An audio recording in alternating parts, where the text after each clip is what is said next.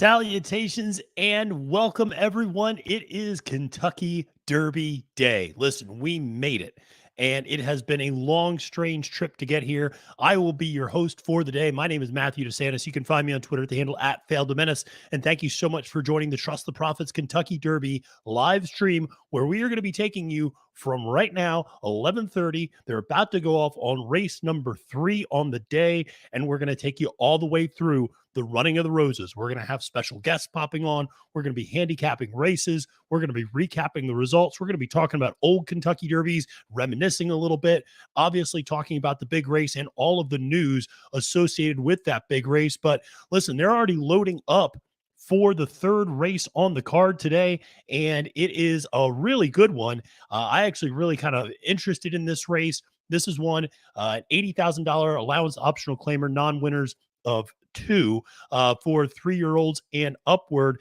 And this is one where we are doing a one-turn mile. Of course, we saw on the very first race on the day card, the Extron Yeho, the heavy favorite, lost in that one-turn mile from that inside post position coming out of the chute to Federal Judge. That was a really good race.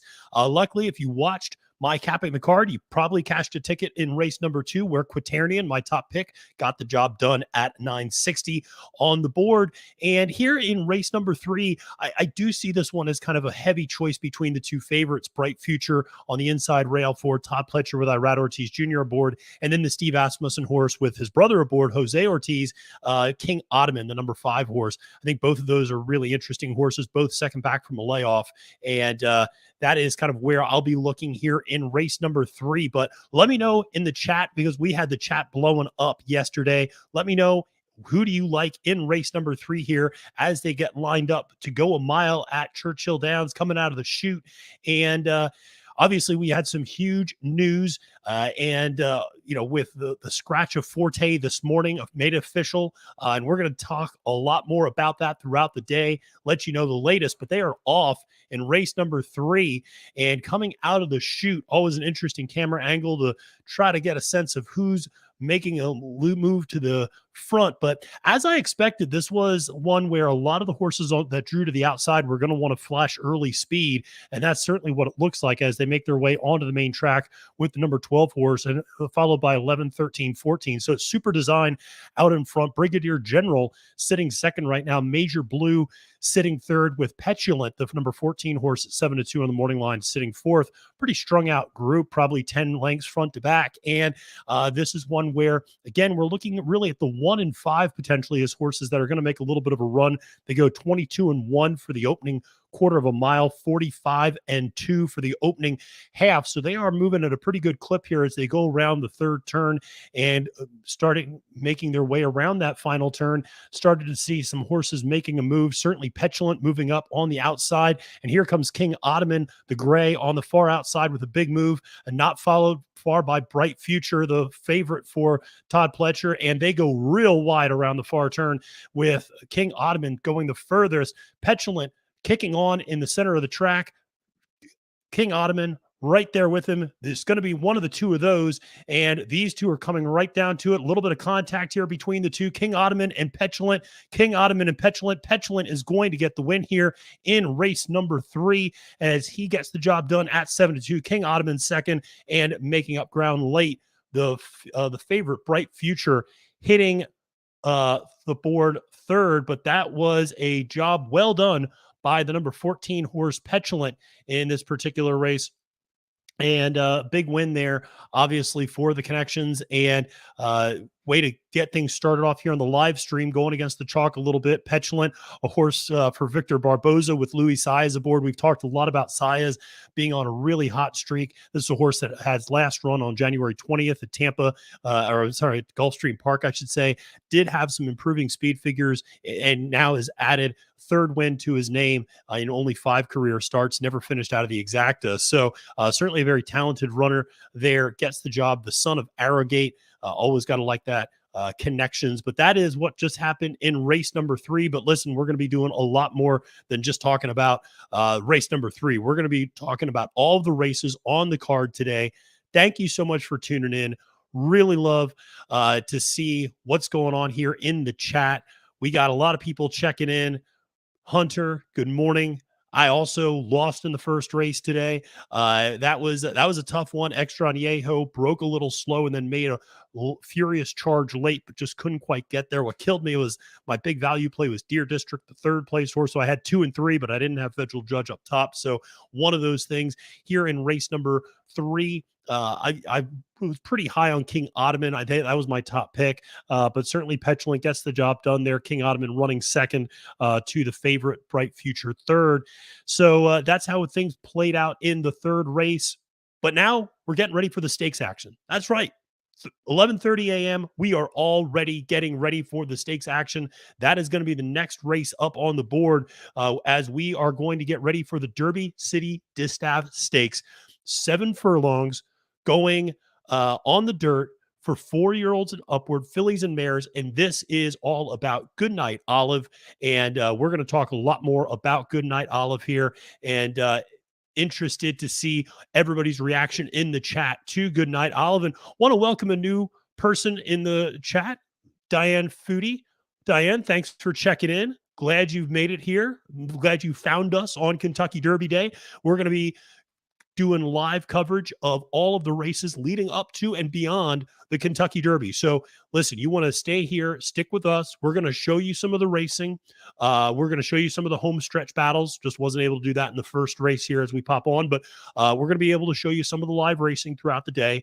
Obviously, we're going to be handicapping. We're going to be recapping. We're going to be talking about results. We're going to be doing a lot of different things here. So it's going to be a real fun day. We're going to have a lot of special guests from across the horse racing industry, fellow handicappers, people who have a lot of different perspectives on horse racing and a lot of different opinions on the big race.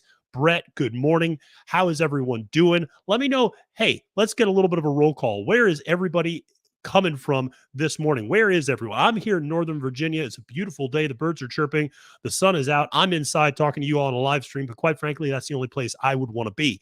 So let me know where you guys are. Give me a little bit of a roll call in the comments. Would love to see how far and vast we are spreading here with the live stream today. And let me know what you're drinking as well. We got some folks here. Brett chiming in from Tampa, Florida. Brett, I used to live down in Lakeland, Florida. Love that area of the country a lot. Beautiful area. You got Ruben here in the chat from Los Angeles. Welcome, sir. That's particularly bright and early for you, 8:30 a.m. You're out there getting it done already. Love to see that. Hey, we got a Canadian in the chat. Love to see this. Stephen, welcome from Edmonton, Alberta. One of my favorite tracks, Assiniboia Downs. Love playing Assiniboia, and obviously Woodbine, so that's always great. We got some people in from New Jersey. Listen, as a Pennsylvania native, I have a little bit of a love-hate relationship with Jersey, but shout out to my I-95 corridor people. Always love seeing that. So got some Long Island folks in the house as well. So love to see that. It's just up in New York about a month ago for the Wood Memorial and Aqueduct. Got to see the Big A for the first time. So love to see people checking in from all across the country. Ruben, I love it. You're not only starting at 8:30 a.m., you're already hitting the bottle a little bit. Hey, it's Derby Day, baby. It only happens once a year. I don't blame you one bit. I have a cacophony of different drinks. I have my Propel Energy drink that I'm addicted to. I have my Diet Mountain Dew for when I feel down. And then I saved this one for Derby Day. I got the Secretariat 50th anniversary Woodford Reserve bourbon that I will be breaking out later in the day. So cheers to everyone out there in the chat. So love to see everyone there. This way I don't have to go downstairs at all. I can just stay on with you guys the whole day. So this is really great. Love it. And hey, we got somebody from the Bluegrass State checking in. Hunter, thank you for checking in from London, Kentucky. Love to see it. Glad you're not in London, England. Coronation's going on today, obviously, for King Charles, and that's maybe why some people are really high on King's Barnes and King Russell in the big race. And so always, funny to see those sorts of superstitions. But listen, let's get serious here because we have some huge breaking news. Obviously, in the 72 hours leading up to the Kentucky Derby, we saw the scratch of Skinner. We saw the scratch of Lord Miles. We saw the scratch of oh gosh, who else? We had so many scratches. We had 4 total scratches, and we had 3 also eligibles come in with King Russell, with Mandarin Hero, and with Cyclone Mischief. By the way, word has broken that Irad Ortiz Jr. will be riding Cyclone Mischief. How did that come to be? Well, this morning, if you're just waking up, the morning line favorite, Forte, Todd Pletcher's former Breeders' Cup juvenile champion, Florida Derby champion, Fountain of Youth champion, has officially scratched from the Kentucky Derby. So this was huge news that broke this morning. The Kentucky veterinarians scratched him, a medical scratch. If you remember, there was a video that surfaced a few days ago that showed Forte taking a pretty serious misstep while galloping on the track. The Pletcher and Rapoli teams were trying to alleviate the swelling. It was a bone bruise or it was a hoof bruise. That part is still a little unclear. The vets took a look at the horse this morning. They believed that he was favoring his front right leg a little bit, and ultimately the decision was made to scratch. By all accounts, Rapoli and Pletcher believed the horse was good enough to run, but the Kentucky stewards are definitely, and the vets are definitely, on the side of caution here. With everything that's happened, we've had multiple deaths at Churchill Downs this week. Obviously, we had the scandal with Safi Joseph Jr. being indefinitely suspended and all of his horses being removed from this weekend's cards. So they're trying to, dot all their I's, cross all their T's. It's all about trying to make sure that the horse is sound and that the horses are going to be okay when they run this race. So as a result, the Kentucky veterinarians decided to scratch Forte, the morning line favorite, no longer in the race, is officially scratched from the Kentucky Derby, and that really shakes things up. Because what does that mean? Well, it means Irad Ortiz Jr. is looking for a horse to ride, and therefore he is going to go and ride Dale Roman's Cyclone Mischief. So that is where Irad will be aboard this afternoon in the Kentucky Derby. He will still be in this race and just riding a different horse. Then you have what's going on right now with the betting as well. Last time I checked, which was not all that long ago, and I'll be checking throughout the day. I'm sure all of you listening out there are going to be checking as well. Last time I checked, Tappet Trice and Angel of Empire are co-favorites right now, 9-2 on the board as the betting has opened for the Kentucky Derby. Second choice is a co-second choice, or I guess you could say third choice, because Angel of Empire and Tappet Trice are co-first choices. So the co-third choice in the race is Derma Sotogake and Two Fills, both of which are at 7-1. I am personally very bummed by this because my trifecta that I thought I was getting very cute with was Angel of Empire over Two Fills over Derma Sotogake, and now that looks like a very chalky trifecta. And so I do not like that part of it very much at all. But hey, that's just one of those things. We've seen a little bit of movement on the line. Obviously, some of those 50-1 horses taking some initial money, horses like Sun Thunder taking a little bit of money going down. Shout out to my wife's friend, my buddy Lee, his wife Amanda, all over Sun Thunder.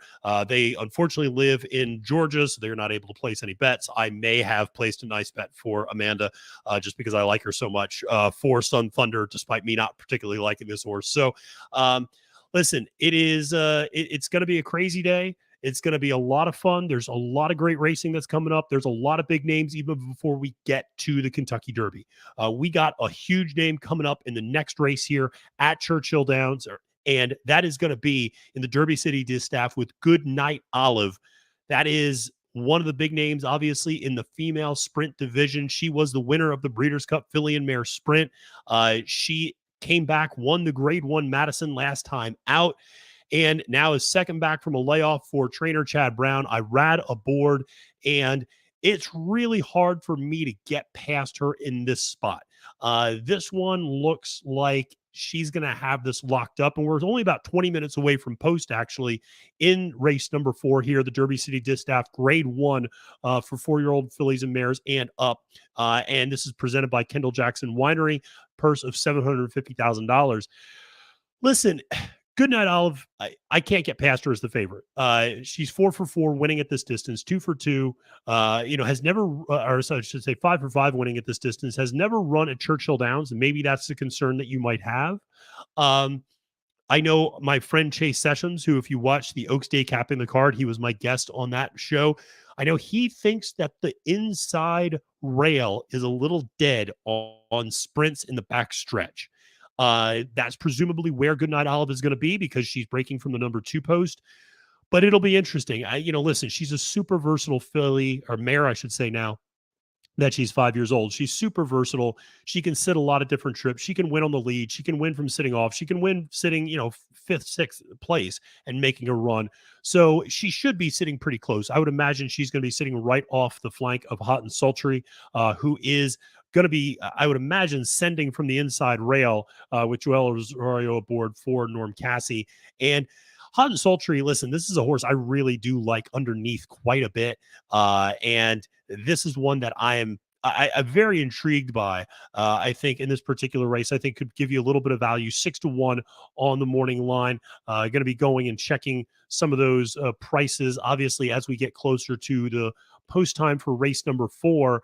And, but I do think Hot and Sultry, who's currently 7-1 on the board, so presenting a little bit of value. This is a horse that's taken a huge cutback in distance. This is a horse that actually just ran in the Apple Blossom not all that long ago against Latruska, or I'm not sorry, not Latruska. That was last year's Apple Blossom. Secret Oath and Clairiere. And has been stretching out the last 2 times in the Aziri and in the Apple Blossom. And by the way, running well. I mean, she was absolutely early speed in both those races, sitting second in the Aziri, but going out to a pretty sizable lead in the Apple Blossom. Despite that, she really did hold on really well in both those races. And she, ran a competitive third, I thought, in the Apple Blossom last time out. Grade 1, going a mile and a 16th against 2 of the best horses in the distaff division. Obviously, we just saw Secret Oath lose yesterday, just in a very close race. But, Hot and Sultry with the cutback in distance, going back to 7 furlongs. This is a horse that really does like to sprint. 3 victories sprinting, 2 times it's finishing second, never out of the exacta while going a 1-turn mile or shorter. And we should say has won at Churchill Downs over the surface, doing the 1-turn mile coming out of the chute. So a little bit of history there for that horse. And also we should mention, did it from the inside rail that day, which is where this horse will be breaking today. Now it's 7 furlongs, so the configuration's a little bit different, breaking from the inside rail as opposed to the mile chute. But still, this was a former Steve Asmussen horse that now is trained by Norm Cassie, has had some success going back in distance. But I think makes a little bit of sense.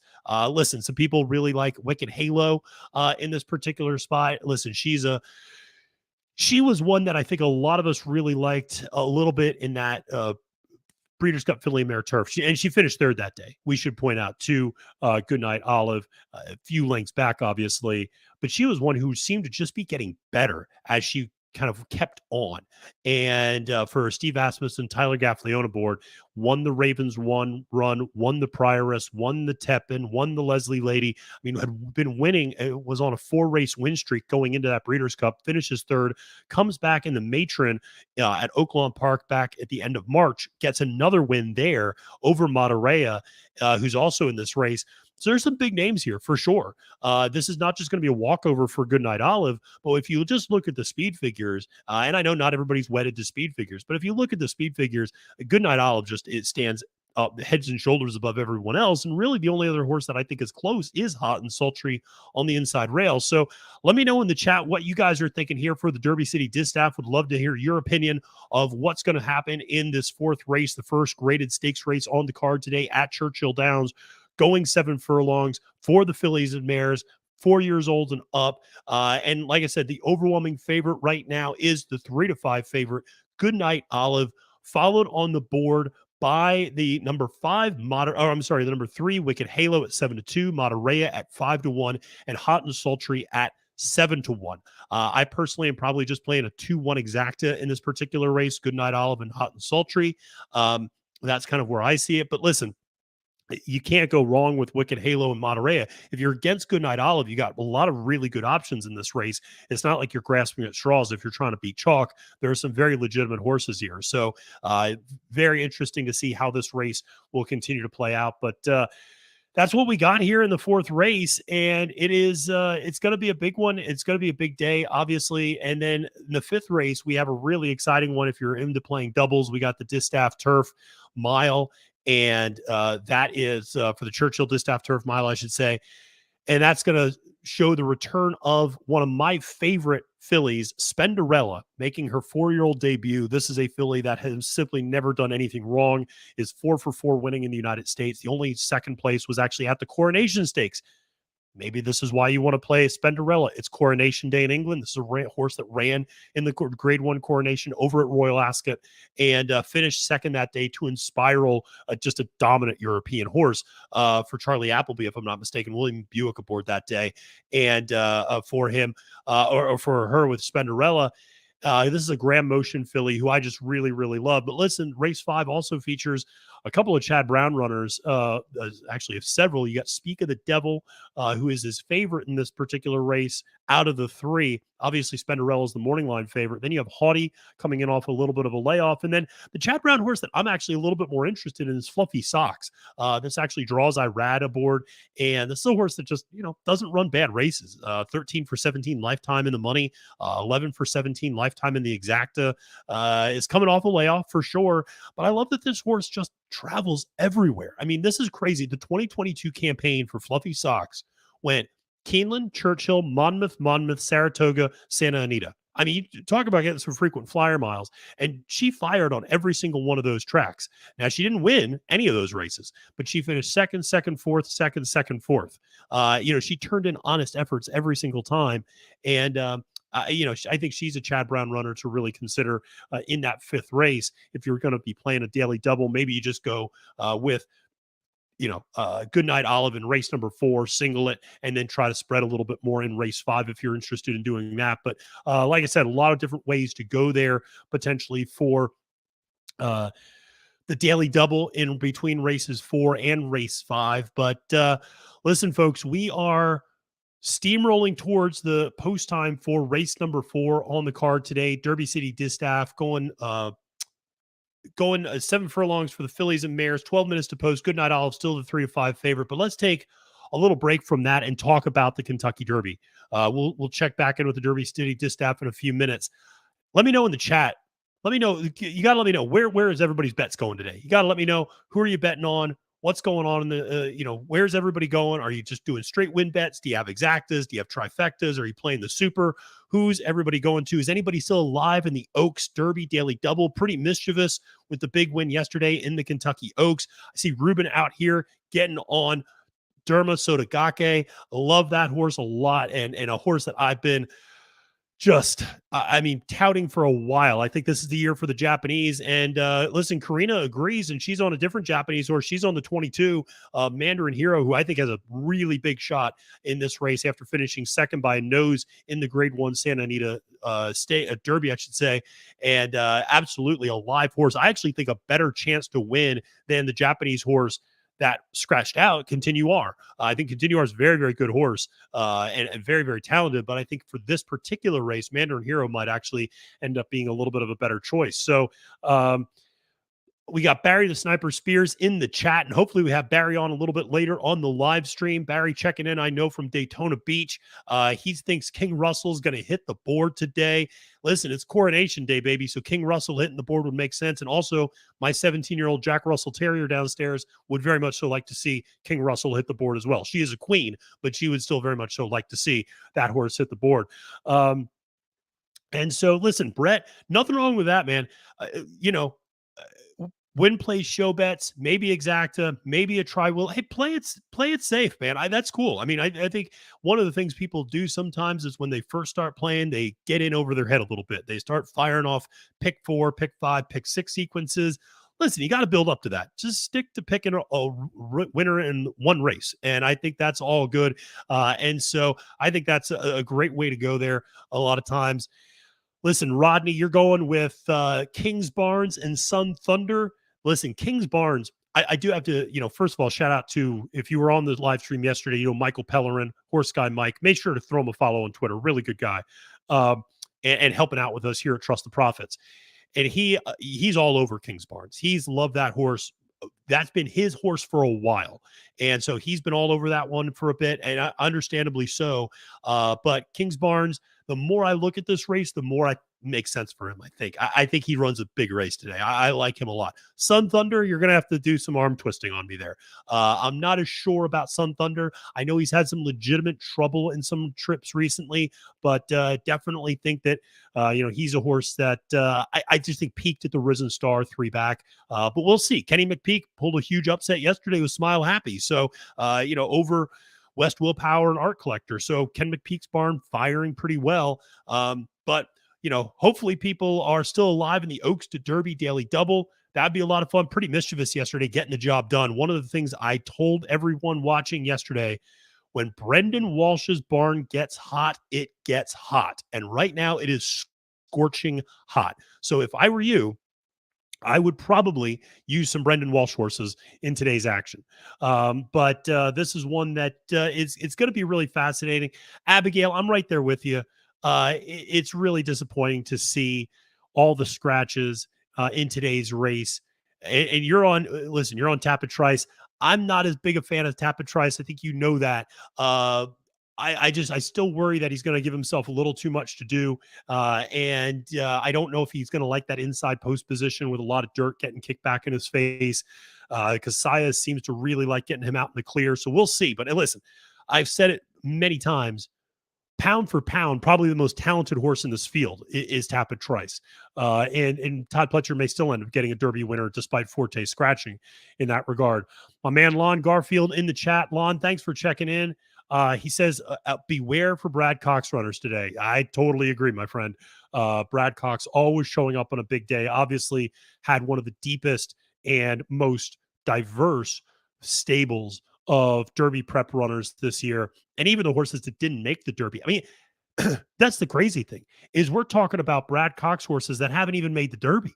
I mean, you're talking about a horse like Bishop's Bay, who might end up being his best horse. You're talking about a horse like First Mission, who won the Lexington and is one of the odds, like the top 3 favorites to win the Preakness. I mean, he's got horses that we don't even know about yet in the Derby that are outstanding. So Brad Cox always comes through on a big day. Obviously, that strong Godolphin connection, pretty important there. Listen, love seeing all the different people playing along in the chat. You got David checking in here. He's going Tapit Trice, Kings Barnes, Angel of Empire. Listen, I have Angel of Empire as my top pick. I probably will end up going with Two Phils or Derma underneath, and see that. We'll obviously see how that plays. I know some people in the chat also talking a little bit about verifying. Potentially, I think that's a horse that is a little bit more intriguing as we get a little bit closer to post time for sure. But this one feels wide open.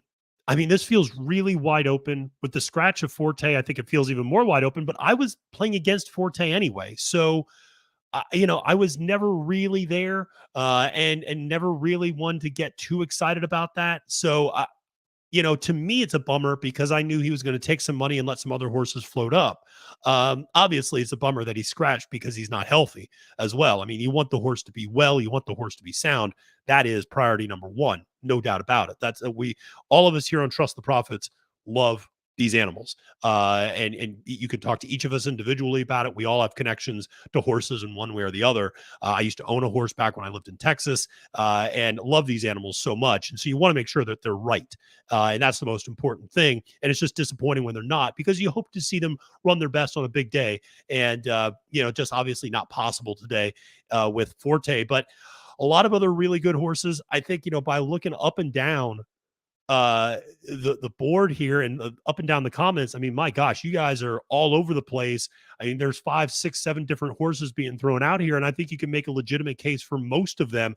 So it is a wide open Derby field. We are 5 minutes to post on the Derby City Distaff, where Angel of Empire, I'm getting ahead of myself, where Goodnight Olive is going to be the overwhelming favorite in that race, currently sitting at 3-5 on the board, followed by Wicked Halo at 7-2, Monterey at 9-2, and Hot and Sultry at 6-1. So still have a few minutes to get your bets in there for race number 4. Like I said, I'll probably be playing just a 2-1 exacta. I have the 2 and a few of sequences as well, probably in single here. So all sorts of stuff here. Stephen saying it's an Into Mischief here. It might very well be an Into Mischief here. Into Mischief, obviously a great sire. Life is Good, showing all what he could do last year as well as Into Mischief. And what was crazy to me, Stephen, when I was looking at the Oaks field, how many of these Oaks fillies were into Mischief fillies. I mean, it was stunning to me to see how many of the real major contenders, not just in the Oaks yesterday, but during the Oaks prep circuit leading up, how many of them were into Mischief. I think at one point, like a month or two ago, I had a top 10 list. I want to say 7 of the top 10 fillies at that point were into Mischief fillies. I mean, it was stunning to see. And that's one of the either upsides or downsides, right, of North American breeding is you get a lot of the same sires. You get Gun Runner, you get Into Mischief, you get Curlin, you've gotten Good Night, you gotten Good Magic lately, you've gotten some Violence, horses like that. So it's it's that's the nature of the game in the breeding world. But obviously, going to be a huge day there today. Abigail saying maybe a Tappet year. Certainly, listen, when you're going the distance, that's the sire. He and Curlin are the sires that you always want to take a look at when you're thinking about going that championship distance of 1.25 miles or longer. So, love seeing that. We are 3 minutes to post in the Derby City Distaff. And listen, let me know where you guys are going here in this race. Are we going Good Night Olive? Or are we just singling and forgetting about it? Are we all in on this horse? Or are we trying to beat the favorite here? Like I said, I thought if we were going to try to beat Good Night Olive, it was going to be last time out in the Grade 1 Madison. And she kind of played with her food a little bit in that race. I mean, she didn't even really bring her A game, I don't think. And she still managed to beat Mary Quite Contrary, who I think is a pretty nice horse, and Society. Now, here's the thing. We saw Society run a real dud of a race yesterday in the La Troyenne. Now, I think that was partially because she was pressured a little bit more than I think I was anticipating her to get pressured. And I thought maybe there was a little bit of, pace pressure there. And so, we'll see. So maybe if you go on, Society did turn in a very good effort. Society only finished right, pretty close to Good Night Olive last time out. Maybe Good Night Olive's not really all the way cranked up yet still. We'll see. Brett bringing up a great point. Yesterday, we did have some heavy favorites get beat. Money's Gold yesterday, obviously, huge favorite. I'll say a little bit different in that Money's Gold, obviously a very young horse and, very few races under her belt and really was stepping up into class for the first time. Good Night Olive, much more established, but understandable. Listen, it feels like on big days, it kind of goes one of two ways, right? Either favorites win and it's a super chalky day, or it is bombs away. And we've already seen the favorites getting beat in the first 3 races here. So Extra Añejo getting beat in the first race, Super Chic getting beat in the second race, and then the last race, the number 1 horse getting beat in the last race as well. So that is one of those things where, we've seen the favorites getting beat early here. Good Night Olive going to try to become the first favorite in the first 4 races to actually take them gate to wire and win. And so we'll see. Daughter of Ghost Zapper. I know that is El Hombre's favorite sire and favorite horse. I'm a huge fan of Ghost Zapper as well in this particular race. You got some great pedigrees. I mean, Hot and Sultry, Speedster, Wicked Halo is a gun runner. Monterey's from Pioneer of the Nile. You got some great. Even Travel Columns got Frosted up top. So you got some great sires in this particular race for these 4-year-old nut fillies and mares. Going 7 furlongs on the dirt in the Derby City Distaff. They are making their way down to the starting gate. They are there now, and they are going to start loading in here in a second. I will be calling the race and showing a little bit to you with when they come down the stretch, but certainly an exciting race to kind of get the graded stakes action kicked off today.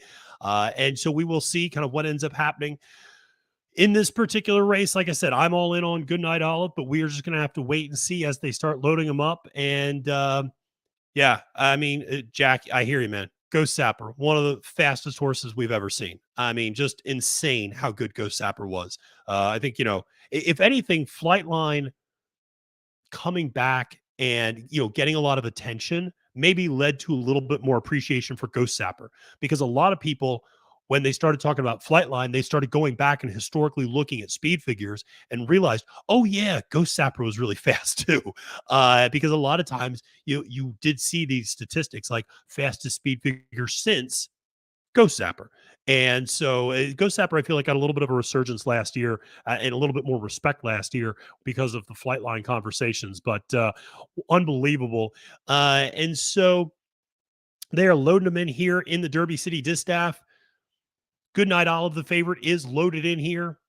They are getting everybody else there. Wicked Halo's getting loaded in, number 3 horse. So it is still Goodnight Olive with a pretty sizable advantage from a betting standpoint, 3-5 on the post time board.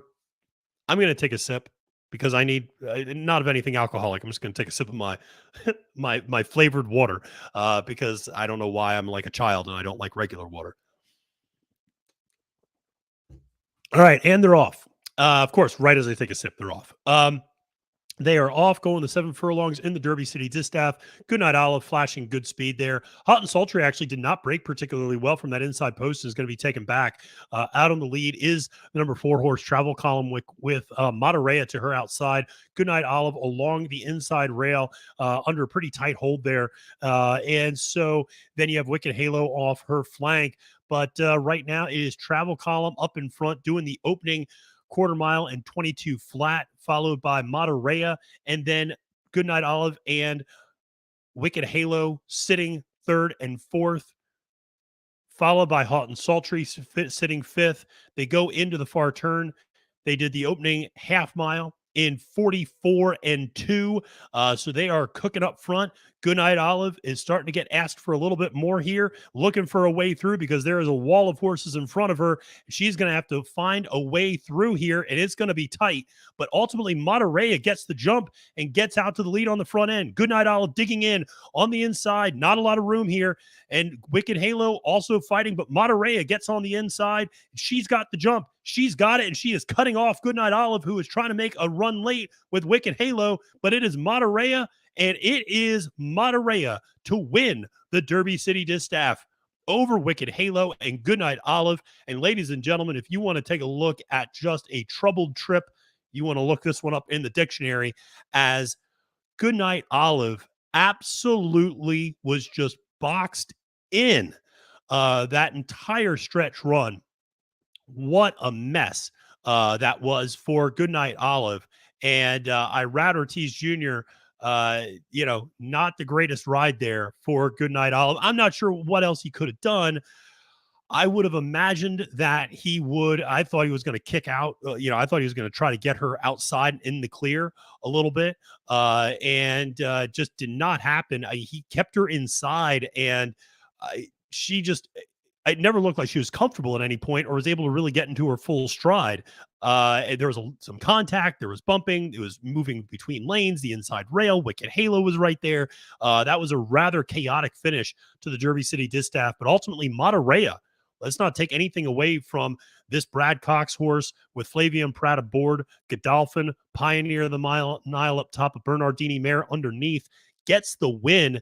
And listen, my man Lon Garfield said in the chat, Brad Cox is going to have a big day. Guess what? Brad Cox is having a big day.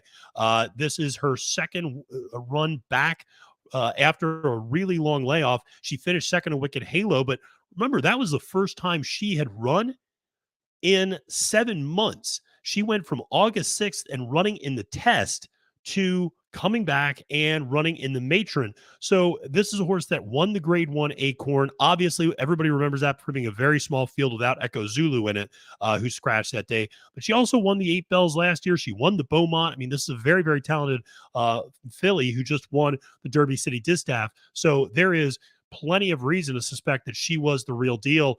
Now 3 for 4 winning at 7 furlongs, 2 for 3 winning at Churchill Downs, never finished out of the exacta at Churchill as well. But Brad Cox gets a big win with Monterey there in the Derby City Distaff. Obviously, Saul's, I would imagine, would see a pretty significant step up in speed figures, registered a 92 buyer speed figure last time. And we'll see if she takes another step forward here. But Monterey, a big win there. It was still, it was kind of a chalky top 3. Obviously, it was the top 3 favorites finished first, second, and third, but in the reverse order. Monterey winning, Wicked Halo finishing second, and Goodnight Olive finishing third. Like I said, I don't know where he was going there. I don't know where he could have gone there. I mean, to be fair to him, that was just not a very comfortable ride at all. And that horse just did not look like she ever got into her stride, ever got like she was fully extended or could go full out. It felt like he kept trying to find a lane for her to shoot through, and she just either didn't want to go through it or there wasn't the room there. But she was boxed up inside that entire stretch run and going around the far turn. And so Goodnight Olive gets defeated there as the favorite in the Derby City Distaff. Pretty shocking development here to kick off the stakes day card. The 1-2 favorite going down. Ultimately, Monterey at 5-1 on post time. That's going to pay off pretty nicely. Gets the win there for Brad Cox and Flavian Pratt. And Wicked Halo finishing second for Steve Asmussen and Tyler Gaffleone. So this is interesting, though, and this does, listen, this brings up a really interesting point that was made yesterday, that Chad Brown, his barn is not exactly firing right now. And Goodnight Olive, obviously not winning here, is just another example of that. But Chad Brown is not putting out a lot of winners here recently, folks, on big days. His barn is not firing off. I mean, a horse like Chantasara did not run particularly well yesterday. You saw some other horses of his not running great. That's a really interesting angle, because as we're going to see later in the card, there's some huge Brad Cox horses, or huge Chad Brown horses, I should say, on the turf. And so it'll be very interesting to see what ends up happening here in the Chad Brown barn and how that continues to play out for the day. Jack, my man, I got you covered. We're absolutely staying live for the entire card. We're gonna have a lot of fun today. We're going to be joined by special guests. We're going to be handicapping. We're going to be doing live reactions to, immediate reactions like we just did here to the races. We're going to be watching some old Kentucky Derby footage. We're going to be, we're going to walk down memory lane a little bit. Listen, I got a picture of him right behind me. We're going to absolutely be watching that Barbaro Kentucky Derby, one of my favorites, even if it is bittersweet because of everything, of course, that happened to Barbaro. We're going to be watching California Chrome. We're going to be watching some of those really fun Kentucky Derbies. We're going to be watching last year's Rich Strike, baby, because that's what it's all about. So we're going to be doing that in between races because, good Lord, there's plenty of time in between races on these sorts of big days. Obviously, an hour and a half between the American Turf and the Kentucky Derby. So a lot of time there for things to happen. But we're going to have a lot of fun here today. But we're going to stay with you all day. That's why I got the Propel to keep me energized. I got the Diet Mountain Dew to keep me awake. And I got the 50th anniversary Woodford Reserve Bourbon to keep me happy later in the day, especially if my bets aren't cashing or if they are. That's the beauty of bourbon. If your bets are catching or not cashing, you still can't go wrong with some good bourbon on Derby Day.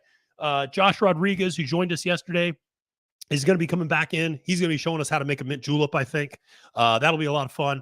So we'll have some of those fun things going on there. Yeah, absolutely. Listen, Jay, we'll be showing Affirmed. I mean, come on, Affirmed and Aladar. Is it any better than that? I mean, those two, come on. Really awesome. By the way, if you guys are into reading about horse racing, got to really give a shout out to the author of the book Affirm, or of the name of the book is Broken. And it's about the death of Aladar. Outstanding book. Very, very fascinating book. So make sure to check that out. It's called Broken. It was just released this week. And it's about the death of Aladar, the very suspicious death of Aladar. Really good. Really, really good stuff there. So make sure to check that out. There's also another great book. And my dad's a man of many talents. He was a lawyer for 35 years. And he now he does his podcast as he's retired, because that's what everybody does, right? They do a podcast. He does a podcast about books. And he did one about the first Kentucky Derby. Another excellent, excellent book. It's just called The First Kentucky Derby. I think the subtitle is 13 Black Jockeys, One Shady Owner, and the Little Red Horse That Wasn't Supposed to Win. That's a great title for a book. And so make sure to check out those two. Those are two great books. If you're into horse racing, into reading, make sure to check that out. Brett, this is awesome. Old enough to remember that he saw Secretariat on TV, a little portable TV. That is awesome. That is really, really awesome. And I'll be honest, that's the reason last year I went down to Keeneland to see the Breeders' Cup, because I wanted to see Flightline in person, and I wanted to be able to say years from now, I saw that horse in person. Being able to see Secretariat, even on TV, what a memory. What a memory. and so many great stories from that. And one of my favorite stories was told on the ESPN Sports Century documentary about Secretariat, where they were telling about a sports writer who was talking to Jack Nicklaus, the very famous golfer, maybe the greatest golfer of all time. And he was talking to Haywood. Haywood, was it Haywood Furman? Haywood Furman, I think the sports writer. And Jack kind of motioned for Haywood to come over.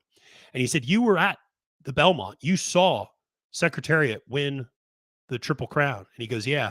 And Jack said, "I was alone in my living room." He goes, "And I applauded and I wept." And there was a great line that Haywood said back to him, which is, "Well, don't you understand, Jack? Your entire life, you have been trying to achieve perfection. And at the end of the Belmont, you saw it." I mean, that still gives me chills. I mean, because that was as great a race as, I mean, I know people think Secretariat's overhyped, and there's a lot of other great horses. And horse racing Twitter is a very jaded place. But man alive, those types of stories get you excited for races like today. Always love that. And it's like I said, just a great day. Awesome to spend it with all of you guys. Tom, thank you so much for checking in. Tom and Tom Racing, got to check them out. If you're on Twitter, Tom and Tom Racing, one of the best people out there. Just always so much fun, and just such a great guy. If you're at Delaware Park ever, he's probably around. Look for a smartly dressed young fella with some glasses on, and that is going to, or some sunglasses on. That's going to be Tom. So make sure to check him out on Twitter as well. Tom and Tom Racing, great guy. Tom, thank you for checking in on the lounge, and really appreciate it. The lot of fun here, obviously, as we're getting ready for the Kentucky Derby, but we're going to be staying live, and we're going to be going live and talking through all these races as we get up there to the Kentucky Derby, including the next race, which is the Longines Turf Hill Distaff Turf Mile. And this is one where we have a few scratches in this particular race. The 6 horses scratched, as well as I guess maybe just the 6 horse scratched in this race. Maybe that's it. But Spenderella, the morning line favorite for Graham Motion, Tyler Gaffley on aboard. We always talk about how much T. Gaff loves Kentucky and how well he does, winning 27% of his mounts here already at Churchill Downs, winning on Pretty Mischievous yesterday in that Kentucky Oaks. Spenderella will be your favorite, and it's hard for me to get past her. It really, really is hard for me to get past her in the spot. I just think she's so good, and I think we haven't even seen how good she is yet. I mean, those speed figures that she put up, she did as a 3-year-old, and she was the clear class of the 3-year-old crop, in my opinion, on the turf. And there was really very little competition. Speak of the Devil, listen, your argument for Speak of the Devil could be she loved Churchill Downs in her North American debut. I mean, I remember watching that race, this race actually last year, and she looked gangbusters for Chad Brown out of the gate. Never really followed it up with much, though. I mean, finished a distant 4th in the Just a Game in June at Belmont, then went on to the bench for a while, came back, and the Honey Fox finished 5th, granted by only 2 lengths off a long layoff. Going a mile, maybe you say second back from that long layoff, she'll be all right. But I don't know. Probably at the price, I don't love her there.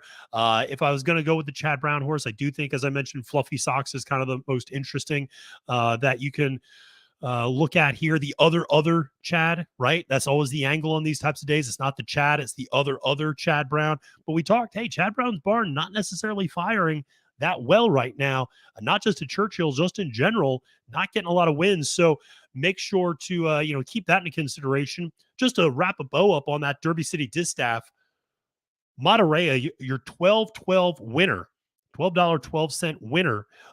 Wicked Halo paying $4.34 to place, and Goodnight Olive paying $2.10 to show.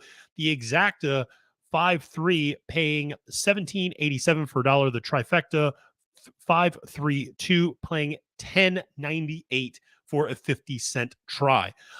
So that is the conclusion of the Derby City Distaff. And now we move on to the Churchill Distaff Mile. And Spenderella has maintained that pretty strong advantage of being the favorite. She is currently 6-5 on the board. We are still 17 minutes to post in that particular race. And I can't wait to see this one for Graham Motion. Listen, I also root for Graham Motion a lot. That's one where he's a great horseman. He does things the right way. He takes time to talk to people at the track. Always appreciate Graham. I've bumped into him a few times at Laurel. Always super nice. Actually said hello and congratulations to him after Affirmative Lady won the Gulfstream Park Oaks down at Gulfstream. It couldn't have been nicer. And so you root for people like that in this sport. When they get someone that is great, like Spenderella, you just get excited because she's doing some great stuff. And here's the real kicker on Spenderella. You go, well, Matthew, she hasn't been back, since August 20th. She ran in the Del Mar Oaks. Okay, that's a totally fair point to make. This is a long layoff. It feels like Graham has got her cranked, though. He is putting her through some 5 and 6 furlong bullets. Listen to the last, listen to the last 5 works, or the last 6 works. March 12th, 5 furlongs down at Palm Meadows, 101 flat. Then we go March 19th, bullet work, 6 furlongs, 111 and 1. Then we go to Fair Hills, up here in the Mid-Atlantic, actually, and we go to 5 furlongs on the synth for 101 and 3. Okay, now we go back on to 6 furlongs, 114 and 2, 6 furlong bullet, 112 and 1, and then an easy one, 6 furlong, 114 and 1. It feels like he's got this horse's conditioning right where he wants it. I mean, he is getting this horse ready to run. So I like the distance of those works, and the fact that Graham is getting this horse ready off the layoff. Should be pointed out, Motion is actually 30% off the layoff of 180 or more days. That's an amazing statistic with a 364 ROI. You do not see many trainers with that good of a percentage off the layoff. Listen, you've also seen her fire off the layoff. I think that's another really important point. She went from running in June 17th at Ascot last year, Royal Ascot, comes back and runs a little over 2 months later and on August 20th at Del Mar. So she goes from England to California on a 2-month layoff and just blows away the competition out in the Del Mar Oaks. And she ran in that Royal Ascot Coronation Stakes, on a 2.5-month layoff as well, and ran a really, really big race to a huge horse in the Spiral. So I just think she's kind of the class of this field. I know some people really like Haughty. Some people I really respect like Haughty a lot. Listen, if she runs anything like she did to Lake Placid, she can absolutely win this race.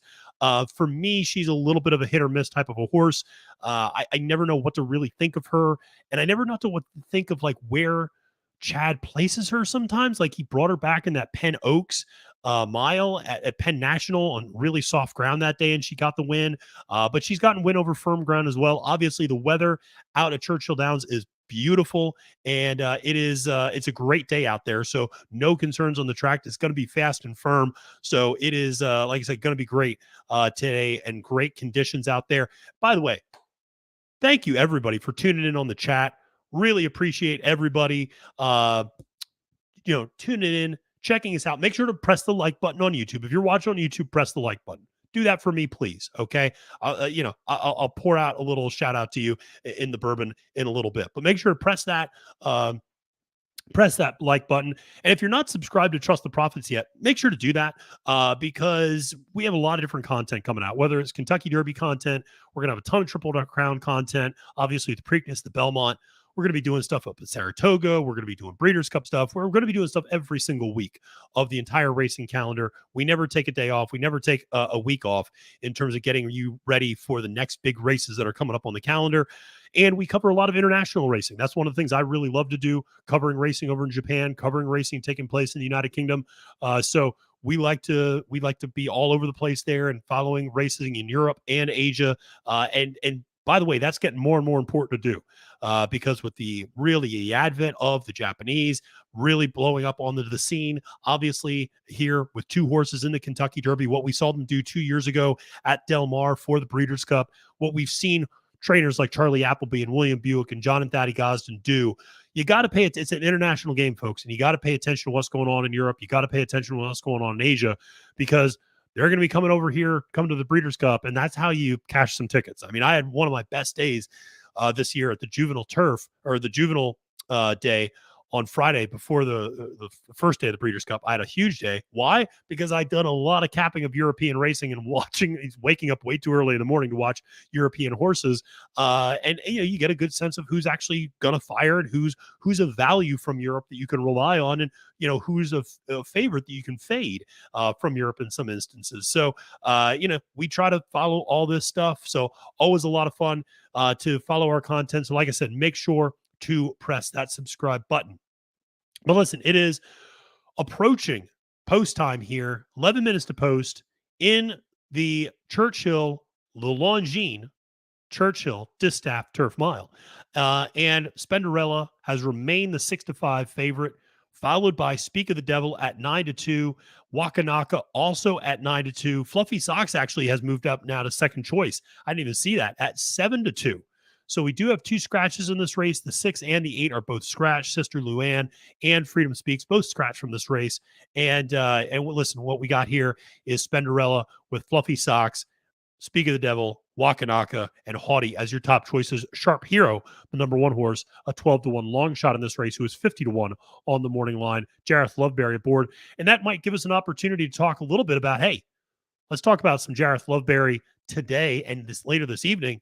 Two Fills. Let me know in the chat who's in on Two Fills today. Two Fills is, I think, a really interesting horse, and one that I am interested in playing underneath, but he's a horse that seems super honest. I know it was on the synthetic. So I know that. We're going to put that disclaimer aside. Two Fills registers the best buyer speed figure of any 3-year-old outside of California this year. The horse is peaking, I think, at the right time. I love what Ravelli did, keeping him at Hawthorne until right before the race. I know Jareth is, pretty inexperienced in the Derby. This is his first Derby, Ravelli's first Derby too. Excited though for Two Fills. And just a really cool story. I love horses like this. Hard-knocking horse. I've mentioned this before. Reminds me a little bit of one of my favorites from last year's Simplification, in that he always runs his race, is always really honest. And what did Simplification do? Kind of got up for the Superfecta last year. I think Two Fills might be a little bit better than Simplification, and might be able to get up there for an even better award today. So big fan of Two Fills and Jareth, obviously rooting for them, and excited for those connections as well for Two Fills in the Derby today. But listen, if you're just tuning in now, obviously big reminder, Forte, the morning line favorite in the Kentucky Derby, has officially scratched, is out. It was a veterinary decision. Rapoli and Todd Pletcher both seemed to think the horse would be able to run, but ultimately it didn't have much of a choice, had to acquiesce to the Kentucky veterinary equine staff. And so Forte has officially scratched from the Kentucky Derby. He is out. And that is absolutely, Jay, I hear you on that, man. It is a bummer.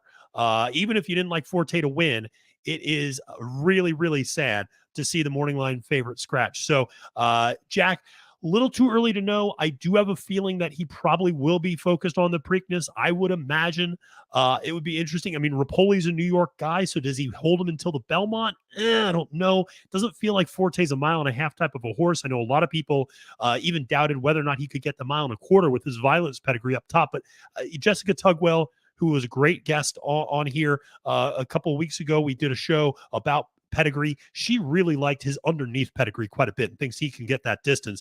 But I do have a feeling that Forte is going to be aiming towards the Preakness. Psychic Power, who scratched for the fields, for the horses in the field scratch. But today, Forte obviously scratching from the Kentucky Derby. Huge news, obviously, as it's just coming out.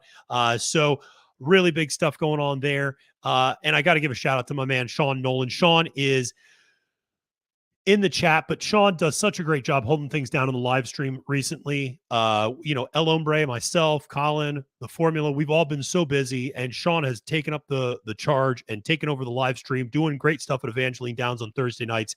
If you're not watching the Cocktail Lounge, you're missing out on a good time, folks. If you're into like some off-color humor, that's really your place to go. El Hombre's got a unique sense of humor. You'll see later on in the day when he joins. I'm a little bit more buttoned up down the middle. But El Hombre, he's a blast. Sean, Carson, Keith, all of them on the cocktail lounge do such a great job.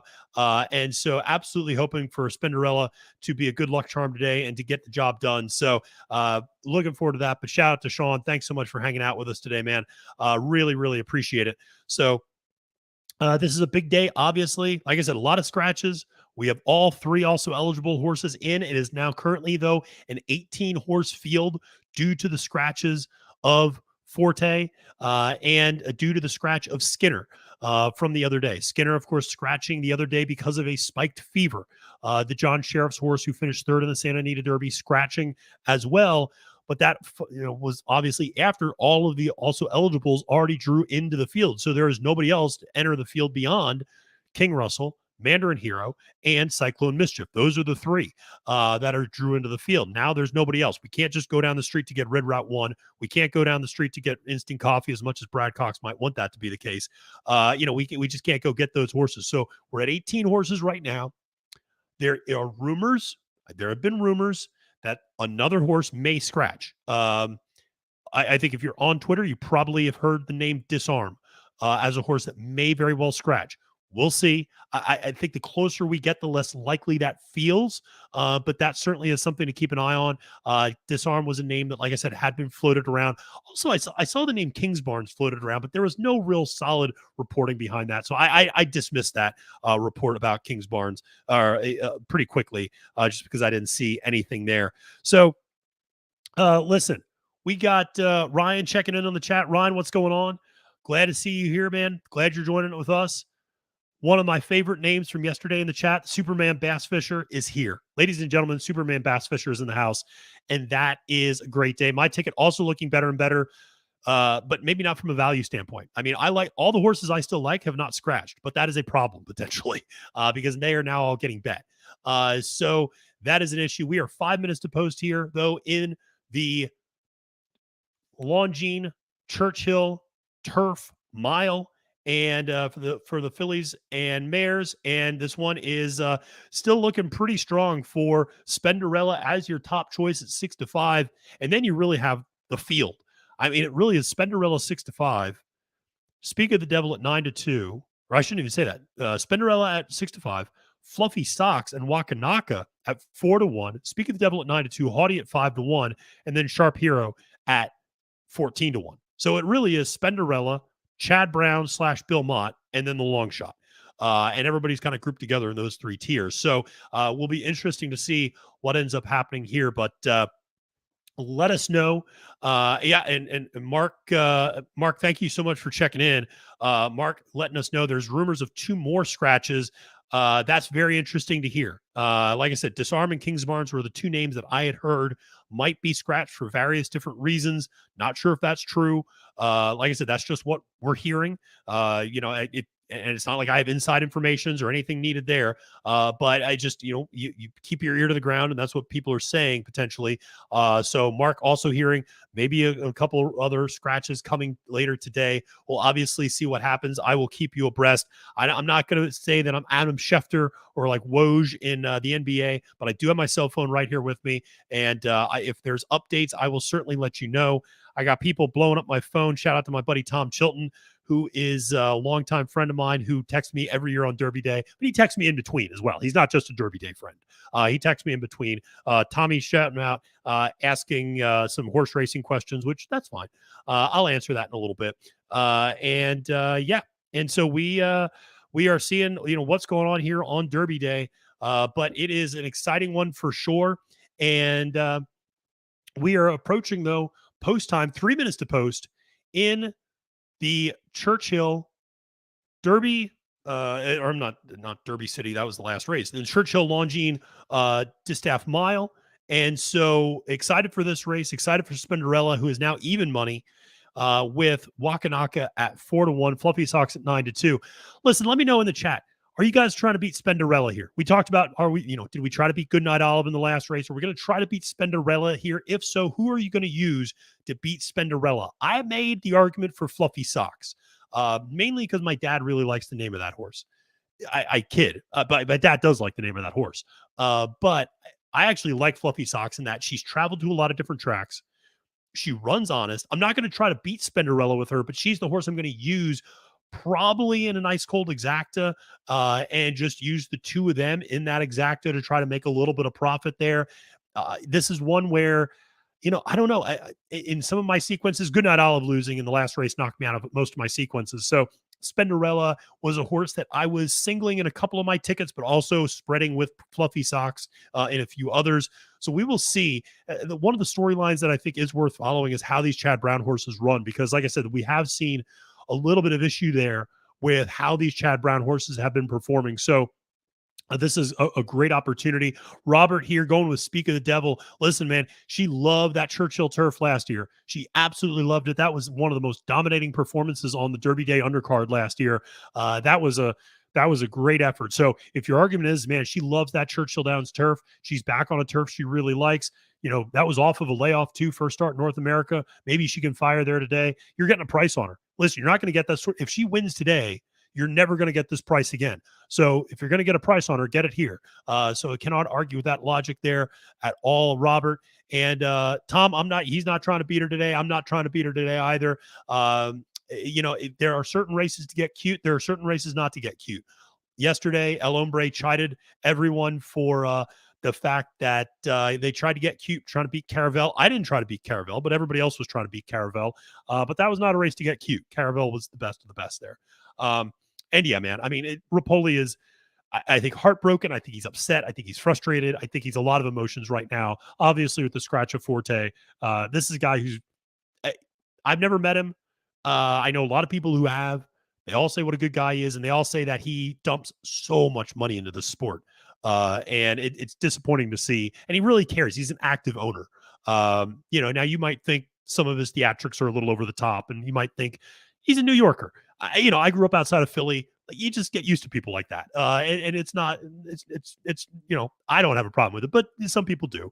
But I like the guy, and he tries to do the right thing for these horses. He really cares about the horses as an owner. It's not just an investment.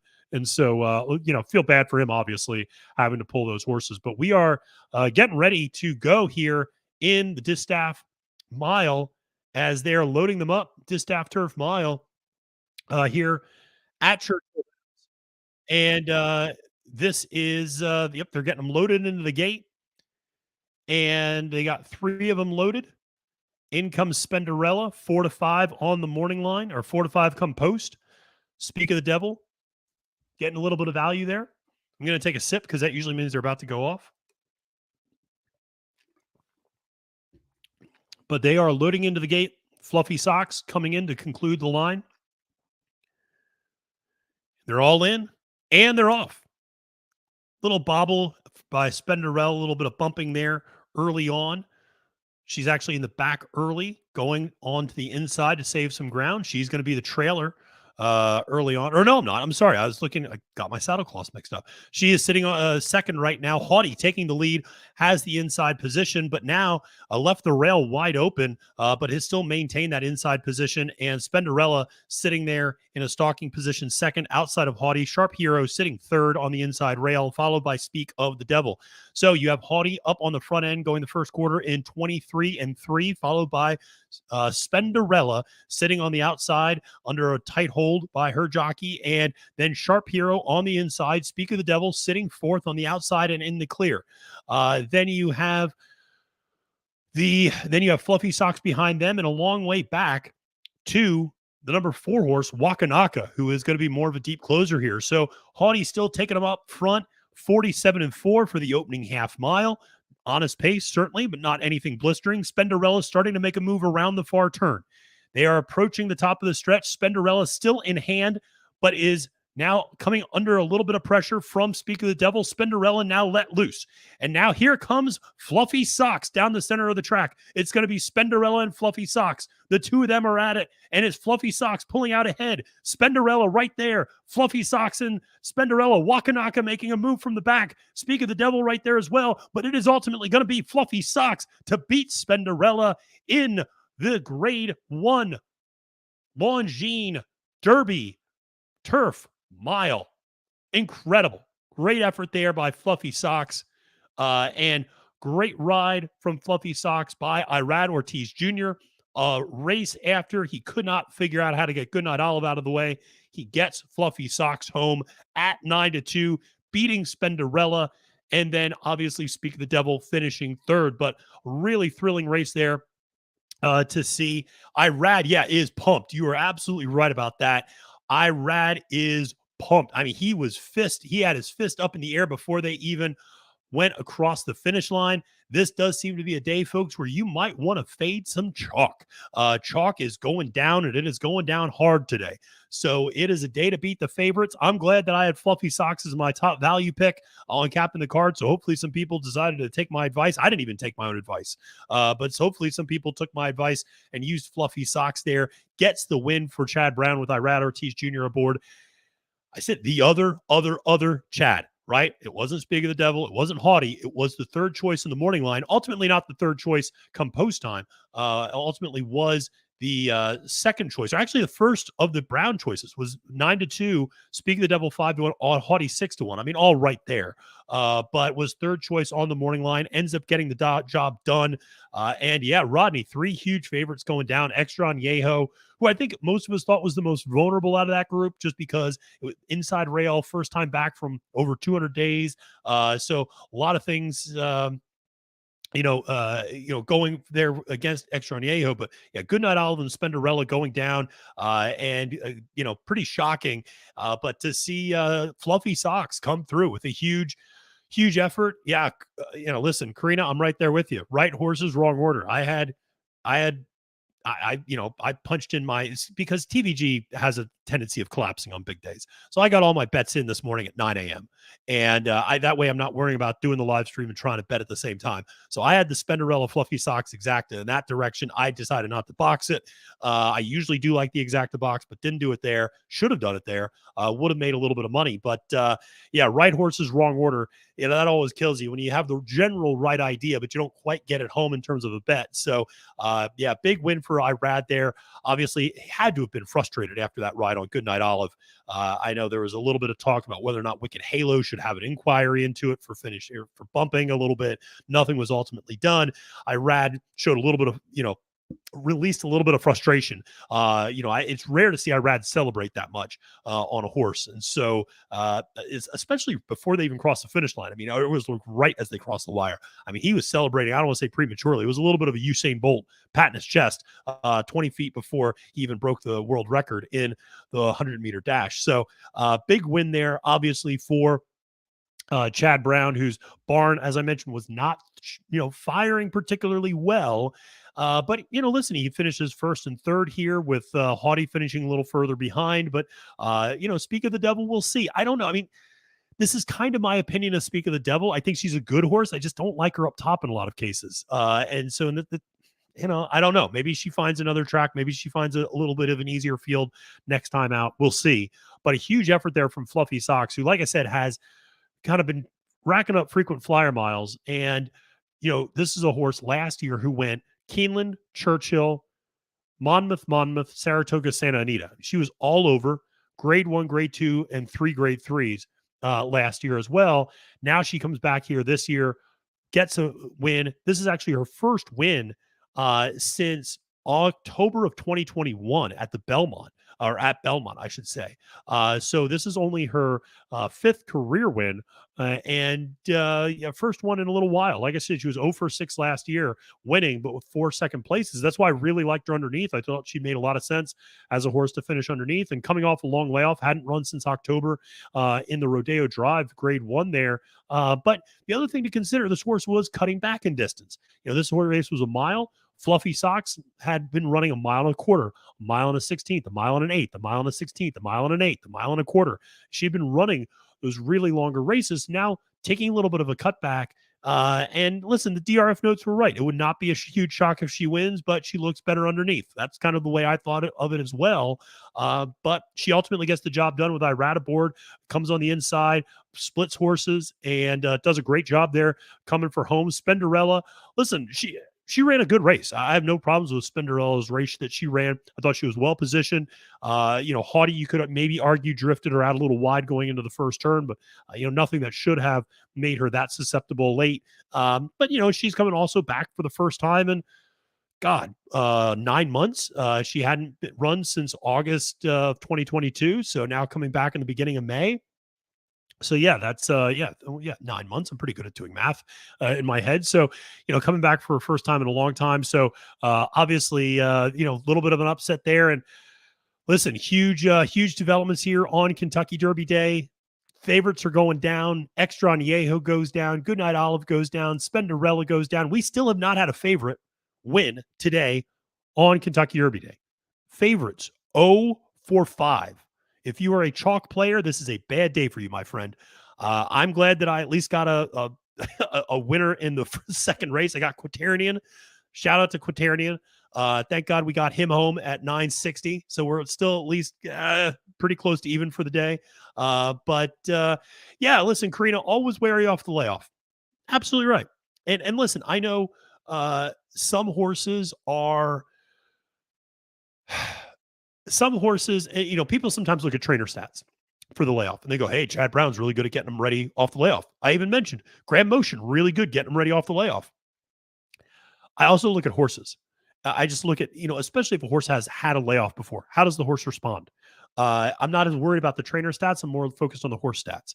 And every horse is different. Some horses need to run themselves into shape. Some horses really respond and are excited. Some horses are too eager first time out. There's a horse we're going to see later on today, Hong Kong Harry. Hong Kong Harry came back last time out. That was the first time back for a long time. And Hong Kong Harry looked like he wanted to run a 5.5 furlong sprint that day. I mean, he was ready to go and he was really headstrong and was really excited. And he ran himself out. And, so that can happen sometimes with horses coming back from the layoff. So you never know. Always a struggle. And now the question is, listen, there's another huge favorite sitting on the card a little bit later, Cody's Wish, 4 to 5 in the morning line. Are we going to try to fade him? Karina's thinking about it. And Cody's Wish is one of those horses. I always feel like if he loses today, he will officially fall under the I'm never right about this horse label, because when I try to fade him, he wins. And then when I bet him to win, like I probably will today, he ends up, not winning potentially. So, that is one of those where it is always a struggle, I think, trying to figure out those horses and what they're going to be doing and how they're going to be doing it. So always a struggle there, but favorites 0 for 5 today. Post-time favorites 0 for 5 today at Churchill Downs. Keep that in mind. The favorites, we're going to check in on the favorites for the Kentucky Derby right now. We're going to be going straight to race 12, taking a look at what this looks like. And as I mentioned earlier today, with the Scratch of Forte. So if you're just joining us right now, first of all, thank you. Make sure to press that like button. Make sure to subscribe. Thank you for joining us. Really appreciate it. We're going to have people joining throughout the day. Apparently, I'm the only early riser in Trust the Profits. Everybody else is sleeping until 9 o'clock. Everybody's got kids. Everybody's got family obligations. You know what I got? I got Propel. I got Diet Mountain Dew. And I got a bottle of bourbon. So I am the only reliable one here on Trust the Profits. Now, Collins says he's coming. We'll see. I'll believe it when I see it. Collins is pouring one out for Loggins, who he really wanted to be running today in the Kentucky Derby. And to be fair, I really wanted Loggins to be running today too. Karina, no problem. Listen, we're thrilled to be doing this. This is going to be a blast. I mean, talking to all the fans out there. Yesterday was so much fun doing it for Oaks Day. You and everyone else, thank you so much for joining us. We love it. And this is going to be a lot of fun as we take you through the whole Kentucky Derby Day card. Going to be a good time. Colin, we're waiting for you, buddy. I love you. Fortunately, I already walked the dog this morning, so she's fine. At some point, I'm going to have to go get lunch. So hopefully somebody can, get on here before that so I can step away for a second. But listen, this has been a blast. We're going to go all day. We're going all day here, folks. And going to have a lot of fun. But let's take a look at the live Kentucky Derby odds right now. I'm going to pull them up. Actually, I got the screen up here on TVG. We are going to look at the live Kentucky Derby odds.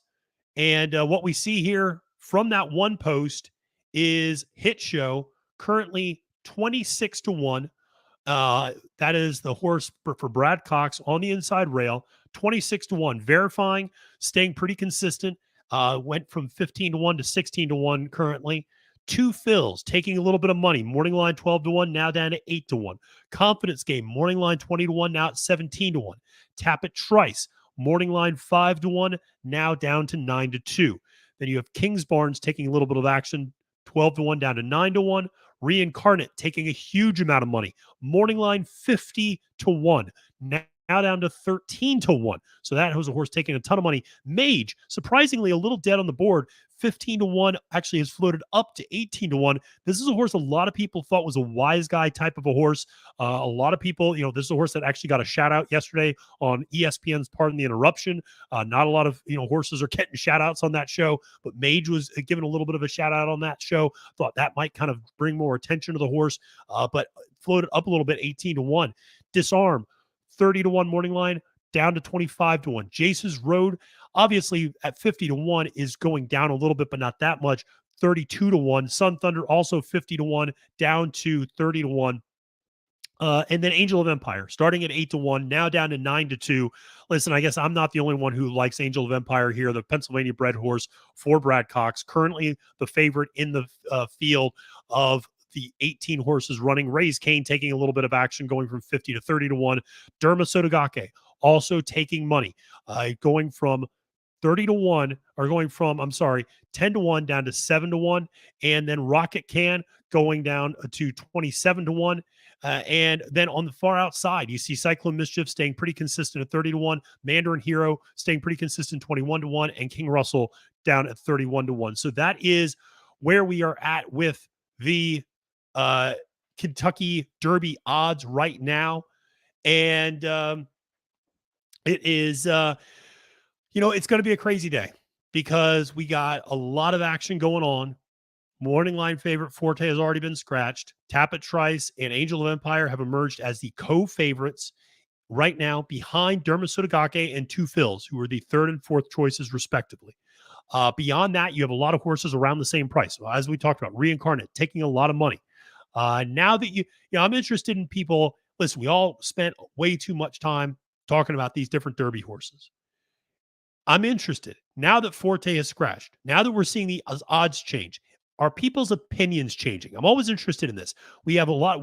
People are very invested in my Derby horse, but now that you see odds change, are you getting off a certain horse? Are you moving toward a certain horse? Are you influenced by where money is going? Are you just sticking to your opinions? Always love to hear your thoughts on that, because I think that's something which, honestly, you ask different horse players and they'll tell you different things. Some horse players really like to pay attention to the board, the doubles, etc., the will pays. They're looking at all that and using that as a decision to about whether or not they want to, dive in essentially to a new or different horse. So it does look like I may be joined by a co-host here in a second from Trust the Profits. And it's still going to be a little bit of time, but Colin has made it into the green room, ladies and gentlemen. This is a big moment. So we got Colin in the green room.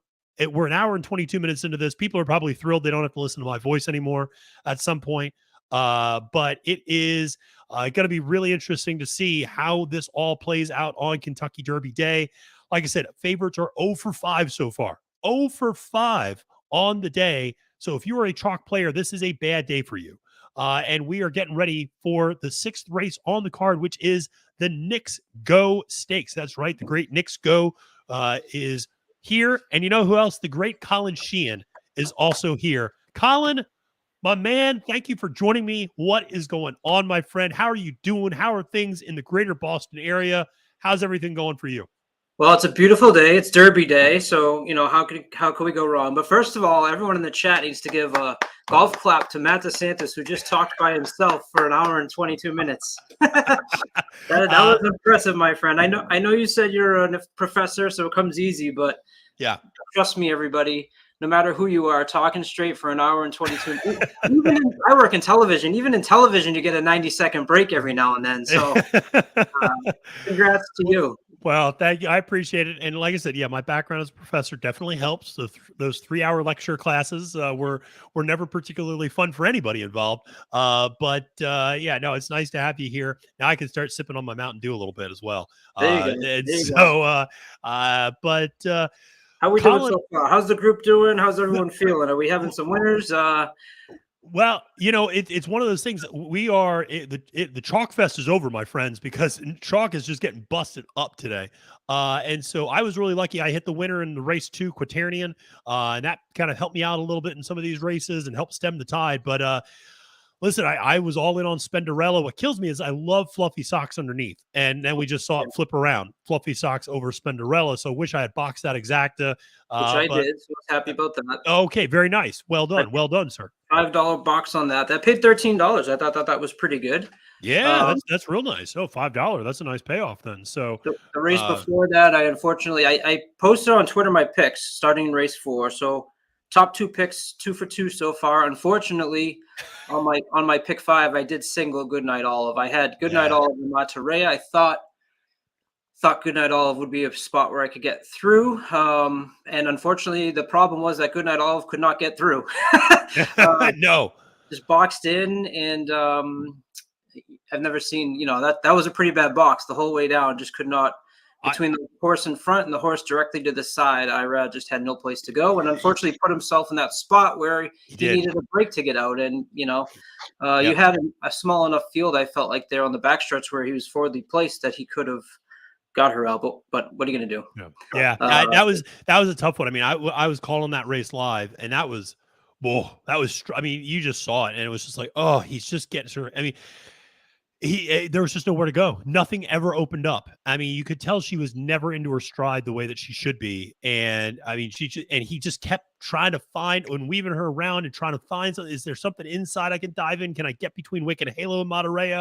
And just nothing. And that was one of the more frustrating rides, because you just thought, if she could just get loose, she'll be fine. She gets in the clear, she can run him down, but just did not happen.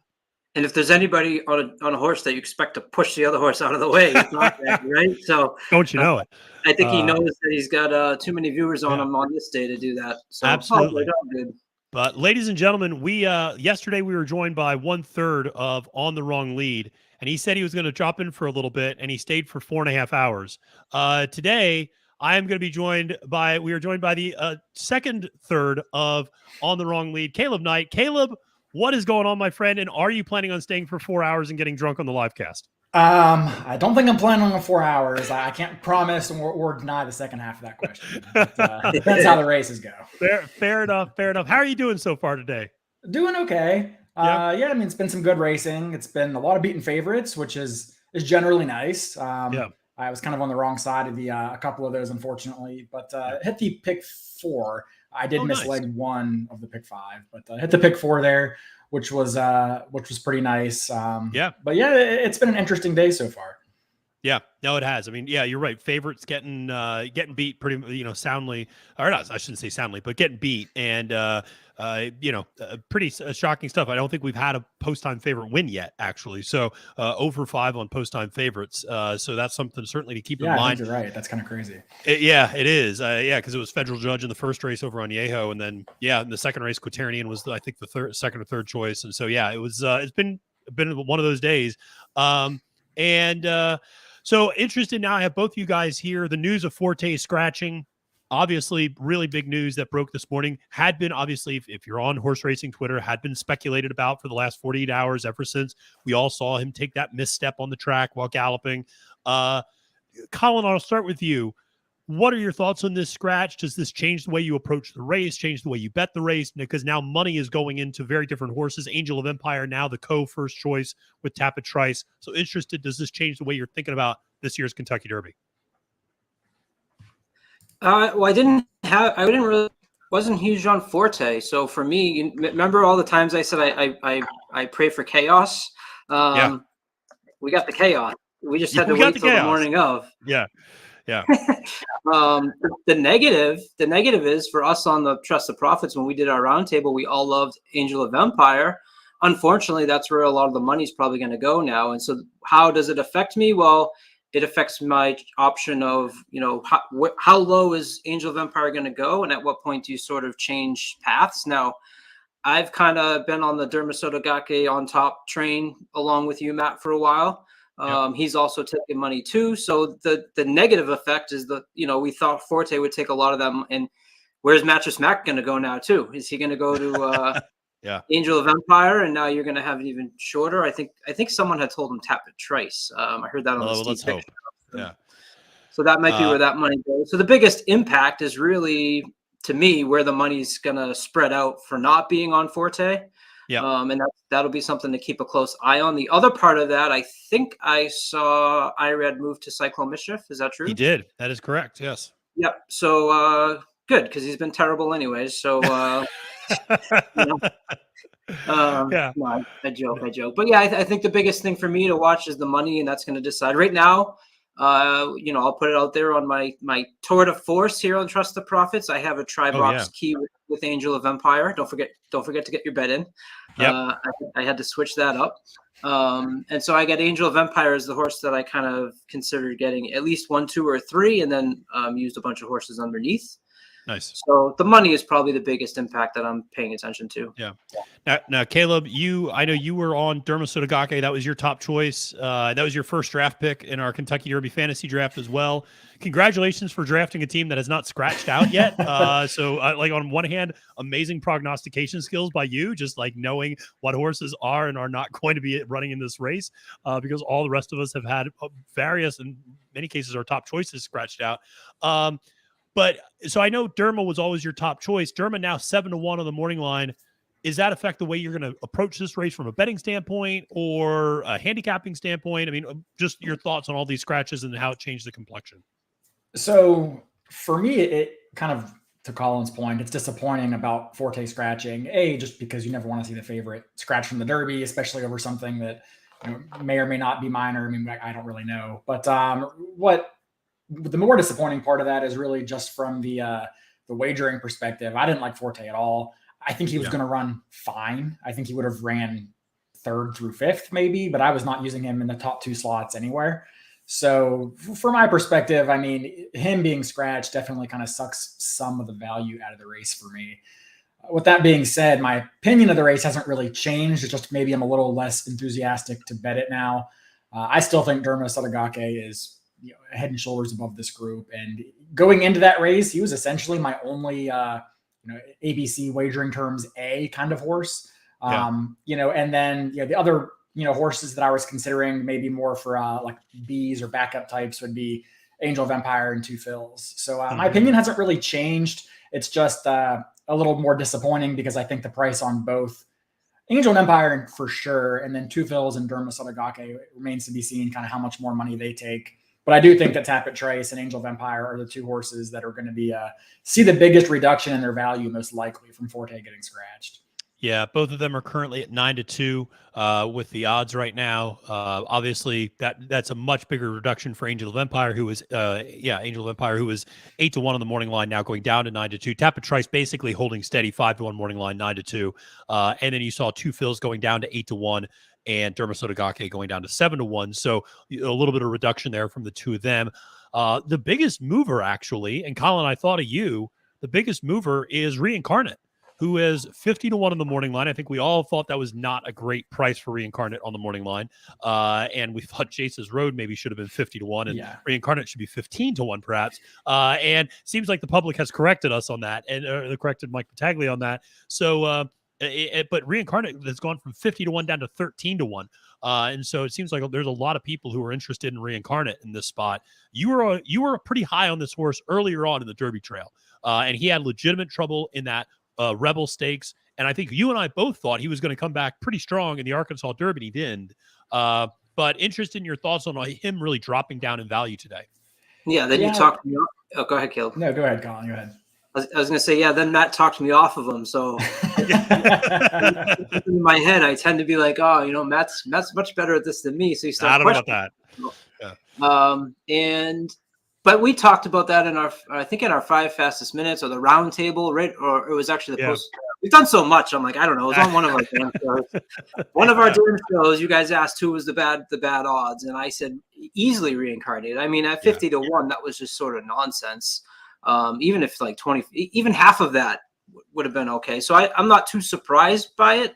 And I think it just goes to speak to a little bit of what we talked about with all these scratches. You had it, sometimes you have the scratches that, they're like, okay, not really an impact, right? You can say Emmanuel, and of course it was an impact with Rich Strike got in, but you're like, okay, it's a 15 through 20 horse. Maybe the scratches this year we've said won't really affect the pace. However, the scratches this year have been horses that people, because the crop has been so wide open, have been very kind of on. You had your Practical Move fans, you had your Skinner fans, you obviously have contingent of Forte fans. So all of these fans of the horses that they had now need to go somewhere else. And this is where you're going to start seeing them go towards, unfortunately, some of the ones that we were on. It's great that you avoid your horses getting scratched that you're interested in, but now suddenly, people that, let's just say it's almost like, I won't bring up politics, but I know it's a great thing, but the ranked voting, right? When your candidate get knocked out, all those other voters need to move to someone else. And so, even if a quarter of the Forte fans come to Dermisota Gake, that's where you're seeing from a 9, 10 to 1. Now, what is he, 7 to 1, 8 to 1? Yeah, 7 to 1. Yeah. Yeah. And so that's what's going to happen. And now, I was comfortable with Dermisota Gake, sure, at 10 to 1, 11 to 1, 12 to 1. That was awesome. What if he floats down to 5 to 1, 6 to 1? Now you suddenly start hemming and hawing and thinking about someone else. And you go into the day so confident, even after like Thursday, which was absolutely crazy. You saw Forte run yesterday. You're like, okay, this is kind of what the field's going to be. I'm comfortable. I'll lock in my bets. And now here we are. Now you got to watch the board, and Forte coming out is massive from a value standpoint on the horses that you otherwise would like. Yeah. Caleb, interested in your thoughts? I'm going to be mixing your names up all day, especially once I start hitting the booze. Don't hit the booze yet. You get a little silly. I know. We don't have Michael here to like keep us straight, because that was like Michael's like, all right, like it's post time, guys. We got to stop talking. Josh's tolerance. Michael's put up with a margarita every 10 minutes. Yeah. Funny stories. I have 6. There's 6 boys in my family. I'm one of 6. Okay. We all start with the letter C, and we all have 5 letters in our name. Caleb is not one of them, actually. Oh, that is interesting. Wow. That is that's quite the statistic that we have there. So Caleb, not related to Colin. Your thoughts on maybe just Reincarnate in general, taking a lot of this money and really kind of getting bet down from 50 to 1 to 13 to 1. Is that a horse that interests you at all underneath in any way, or are you just kind of all the way out on him? So I think to touch on the odds maybe first, 51 was ridiculous. I think I heard that might have been a typo and actually was supposed to be 15. It had to have been. I mean, they had to have get him and Jace's Road mixed up. Like that's the only explanation. So, I mean, it kind of on I didn't go through and in detail and make a fair line for every horse, but I would have, just ballpark pegged Reincarnate in the 20 to 1 range. And that's about where I still think is about fair for that horse.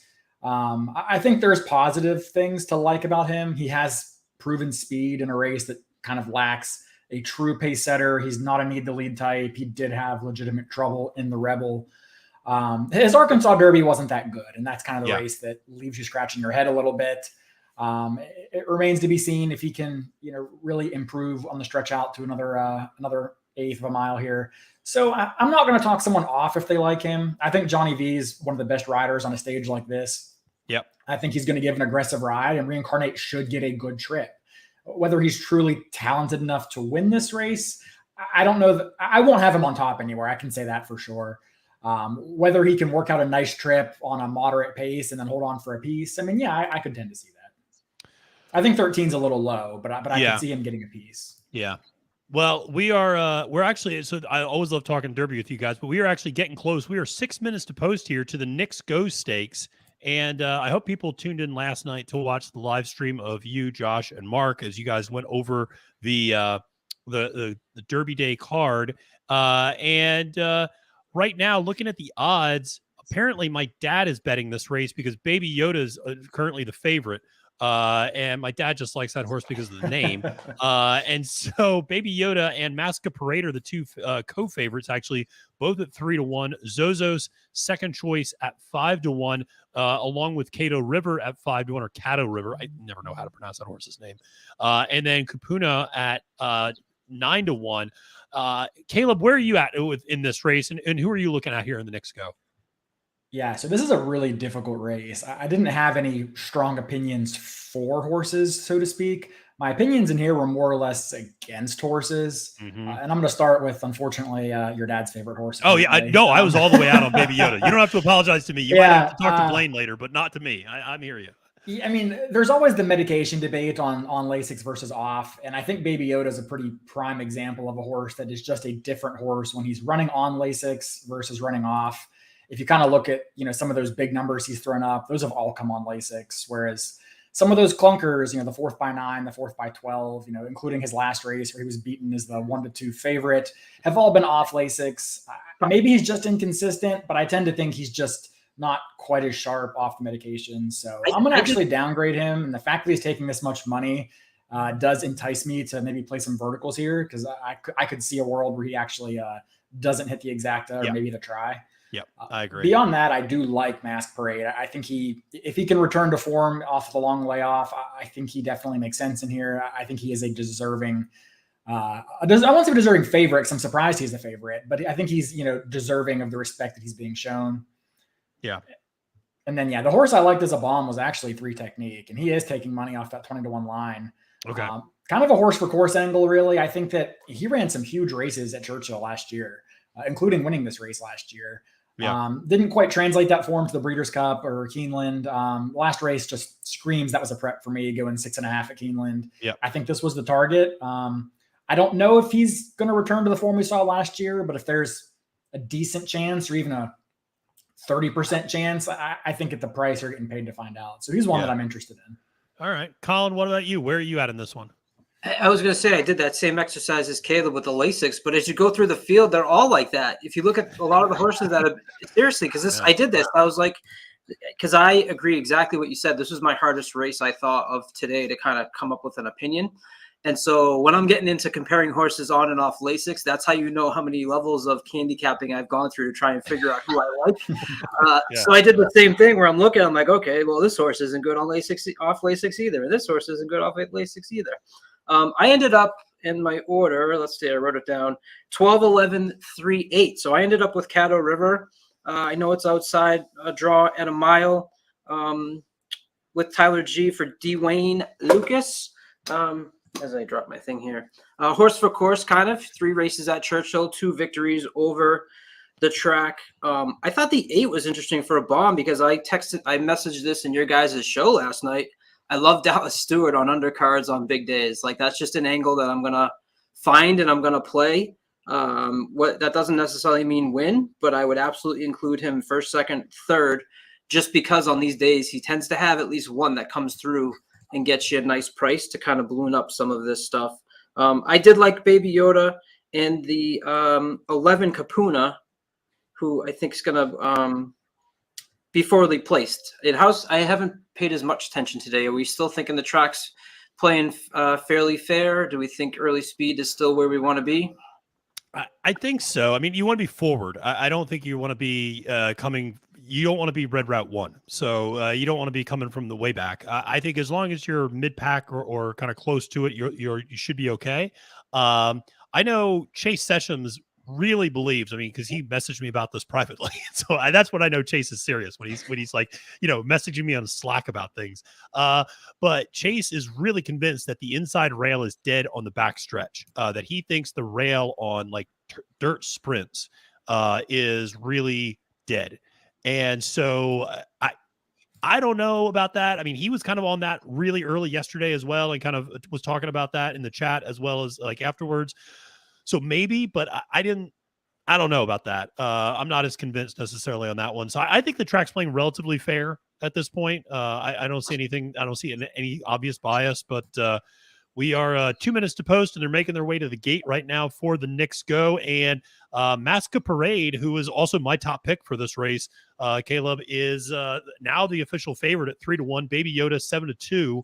Zozo's taking some, have floated up from the morning line, but is now taking a little bit of money again as 4-1, followed by Caddo River at 5-1, and Kapuna, who was my value play for this race, at 9-1. That was a horse that, had a little bit of buzz coming in last year to the Louisiana Derby and just ran an absolute dud of a race, but has kind of redeemed himself since then, has come back off a layoff and has put in some nice races. I think ran on the turf last time out. I don't know what they were doing in that particular race or what the purpose was. Maybe it was just to keep the horse fit. And, so they didn't have a layoff leading into this one. So we will see Jack on Caddo on the outside. And yeah, it might not be a bad idea. Staying out of trouble. Jack knows what's up. Are you concerned at all with Masquerade Parade or Mask Parade? I always say Masquerade Parade because I think of plus K. I think plus K Parfait. Are you concerned about the 9-month layoff? That's what kind of scared me away. On these days, I want the horses that have been at least a race under their belt. I was a little concerned, but but he's also a cutback for him. I mean, he's so used to running a mile and a 16th, a mile and an eighth, or longer, that I thought doing a 1-turn mile actually was kind of the perfect race back for him. If he was doing 2 turns in a race, I probably would not like him as much, but I actually like this sort of cutback for him.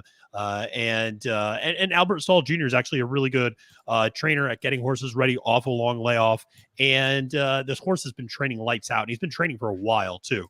So I want to say he's been recording early scheduled works and regular work since like the beginning of February. So he should be pretty tuned up and cranked up for this race, I would imagine. So they are making their way into the gate here for the Knicks Go Stakes. And we're going to call this race here in a second. And we are going to try not to get in trouble from anybody. But let me see that real fast. And they are off. Yeah. Yeah. So they are off. Front with Shirley Furious, the 5, as they come out of that 1-mile chute where Larry Comas cannot see the horses. Yeah, indeed. So they do the opening quarter in 22 and 3 with Zozos up top, Capuna sitting off underneath. Also, you see there Cato River stalking from the outside, as we talked about with Promise Keeper, the 8, very close, knee-deep in snow, now moving up into second position as they work their way down the backstretch at Churchill Downs, doing this 1-turn mile. Like I said, you still have Zozos up top, the opening quarter and the opening half, I should say, in 45 and 2 or 45 and 1, I should say. And now you see Zozos, Capuna, and Knee Deep in Snow starting to open up a little bit on some other horses in the field. Now you start to see some of these horses coming from the back Baby Yoda getting in there. Baby Yoda starting to make a little bit of a run. And they hit the top of the stretch. And go get them. What do we got? And we still got. Yeah, Zozos up top. We got Capuna's coming. Yeah, Capuna's coming. And Zozos and Capuna coming down to the wire. It is going to be Zozos holding on to win the Knicks Go Stakes over Capuna. And then the 7 horse. 3 Technique. Yeah, 3 Technique. Now, that was your... yeah, you're in a good third. It just hard to close on this track, apparently, today. Yeah, does seem. So... Big win there, obviously, for Zozos, who was the 3rd choice, I think, on the board behind Masquerade and Baby Yoda. And then Capuna finishing 2nd. My value plays are running well. My top picks are not running well today. So, this is one of those. Maybe, sometimes you got to pay attention to the other picks. And I'm leaning on that angle of horses that are coming off these huge layoffs. I think it was successful yesterday, and I'm just going to keep kind of but I mean, we just saw Fluffy Socks come back from a massive layoff and win the last race on the turf. Now, granted, everybody was coming off of a long layoff. It seemed like in that race, Spenderella was coming off a long layoff. Speak of the Devil wasn't coming off that long of a layoff, but Haughty was coming off a long layoff going into that race. So that was one where everybody seemed to be coming in. Potentially a little rusty. Rodney, another one for the Brad Cox barn. Early in the chat, Lon Garfield, if he's still there, Lon said this is going to be a big day for Brad Cox, and that's not necessarily going out on a ledge, but he certainly is having a big day here today with Monterey upsetting Goodnight Olive, and now getting the win here with Zozos in the Knicks Go Stakes. So big day there for Brad Cox already, and he's of course got 4 big runners in the Kentucky Derby. with Angel of Empire being his top choice at this point among those. So it is, another favorite goes down. 0 for 6 now on the favorites here at Churchill Downs. So nobody should be complaining about a chalk fest today. That's for sure. I don't even have to look to know that it had to be Rosario on the 2-horse, given where he was at the quarter. It kills you. It just kills you sometimes. Yeah. I mean, you just we can't show the video. I don't know how to say that in Spanish, but I understand what you're saying, and it's unfortunately we can't break the rules, so can't show video. Yeah. No, we might be able to show the home stretch for a couple of these, and that's might be about as good as we're going to be able to do. But we will we'll try to keep it going here, and certainly we'll be calling all the races, and handicapping, and giving our opinions, and giving some insight into these races, recapping the results. But yeah, this is one where listen, Zozos. What's that? Yeah, that was one where I like Capuna as a second choice. He ran it to a second choice. Raylu, I thought gave that horse a really good ride, but I didn't like Zozos in this particular spot much at all. And that's a horse I have a hard time getting a feel for a lot of times. Pour some out for your dad, who I'm sure bet Baby Yoda to show. Yep, my dad totally bet Baby Yoda to show, because that's all my dad ever does is to bet show. He came in fourth. Oh, tough beat for Blaine. A tough beat for Blaine today. So that is too bad. Caleb staying hydrated. I appreciate that early in the day. I wish your colleague had done that yesterday. I think he paid for it this morning. He was still standing. How long did you guys go last night? He was still standing and looking good when I tuned in. We wrapped up around 10 Central, I think, and then I know we played some video games after that. I know he was still going when I went to bed at 11:30. So wow, that's a long day. Iron Man, just doing it. So yeah, but might be late rolling into things today. So have you heard from him today yet, though? He messaged me at like 8, and then he's like, "I'm going back to bed," and then I haven't really seen much since. El Hombre messaged us around 10, and we're like, "Hey, El Hombre, Forte scratched." He's like, "What? I'm going back to sleep." No, it's the same thing. Like, all this news is breaking. We're on like our team chat together, and our Facebook chat together, and like you can see who's read the messages, and El Hombre is like not read anything, and we're all going back and forth, like going nuts over Forte and like sharing videos and sharing tweets, and like El Hombre is not checking anything. It's like 9:30, and he finally is like, "Hey, good morning, guys. What's going on?" It's like, man, you got to wake up a little earlier, and you got to pay attention to this stuff. And so just absolutely cracked me up. So listen, I don't know if you saw my tweet, but I had a dream that Verifying won the Kentucky Derby at Suffolk Downs last night. So we know we're all in on Verifying. Clearly on Verifying. It messes with me. It messes with me. A horse that you don't have, and you're like, oh, well, no. So I bet I did my money back special on Verifying for $10 strictly because of the dream. Yeah. You have to. You have to. You're right? It's like, okay, well, that's just, you got to do something after having that type of dream. Absolutely. It was an odd one, let's put it that way, because it was more than just that. But the takeaway was Verifying winning the Derby at Suffolk Downs. I hear you. So listen, we got 36 minutes or 34 minutes until post time in the next race. So we got a little bit of time here, obviously in between races. Just want to say a shout out to all 140 plus people who are here in the chat right now. Thank you so much for checking us out. More people on Twitter as well watching. Really appreciate everybody tuning in here. Make sure to press that like button. Make sure to subscribe as well. Putting $50 to win on Verifying, go for it. Because of Colin's dream, why not? That's as good a handicapping angle as there is today, especially with some of the chaos that we've seen already at Churchill Downs. But like I said, make sure to press like and subscribe here on Trust the Profits. Make sure to give Caleb a follow too, Caleb at Caleb WVU, and make sure to follow everything they're doing at wrong_lead. They always have great stuff. And as I said yesterday to Josh, what I love to do is cap a card and then unplug and watch you guys talk about it on Thursday night and figure out why I'm wrong on like 8 of my picks that I've made. And I'm like, oh, well, now I feel like an idiot. But I've already published everything. So always enjoy listening to you guys, and always a lot of fun. But we got a really interesting race coming up in this turf sprint. And there's a horse in here in the turf sprint that I'm not sure there's ever been a horse that has lived up to his name more than the number 6 Bad Beat Brian, who, I mean, dear Lord, last time out in that Bayshore, I was so convinced that he was going to get past Caravel at 42-1, and I was all in on that horse, and just hung like my clothes in the closet. I mean, just did not get the job done. Caleb, I'm interested. This is an interesting race. I think you can get some big prices in this race. I'm interested. Where are you going in this one? Do you like the favorite Arrest Me Red, or are you looking beyond that? So my opinion of this race actually changed a little bit from last night, and that's mostly due to the scratches. Yep. When I kind of first handicapped the race, I'm like, okay, it seems like there's quite a bit of pace in here. I thought a horse like Big Invasion and Evan Singh would both be pretty tough coming from off the pace. Yeah. And then Arrest Me Red, figures to just sit a good trip, probably a little closer than he was last time with the jockey switch from Rosario to Irad. Yeah. But after seeing the scratches with number 7, Nothing Better, I mean, a horse that brings serious speed to the table. And then Artemis City Limits on the 13 also scratched out. I kind of shifted a little bit on that.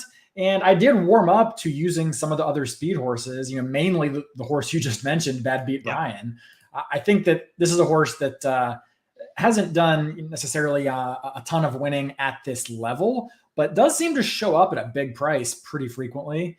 Yep. And almost had Caravel last time, like you said. If it wasn't for, just bad luck, he probably gets there. Maybe it's not quite good enough, however you want to say it. But regardless, Caravel ran a big race yesterday, albeit against a pretty soft group.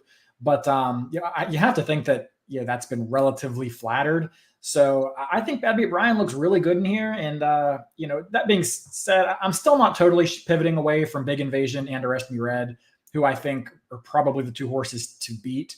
But I did warm up to the speed horses like Bad Beat Brian and even Just Might a little bit, who I thought ran a good race at Keeneland last out. And I kind of cooled off on horses like Evan Singh.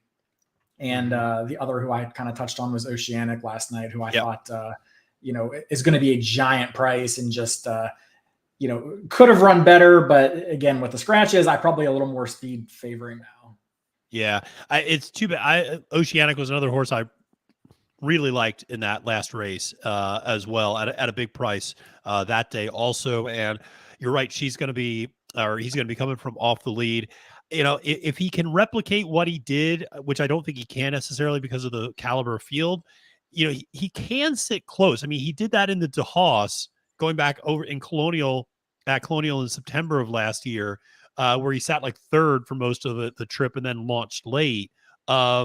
If he can sit more forward, I mean, he's got speed, or he's flash speed, I should say it sometimes, but it did seem like recently, the last 3 races out, he's given himself a ton of work to do and is behind early. And that was one of the reasons why I ended up not going in his direction for this particular race.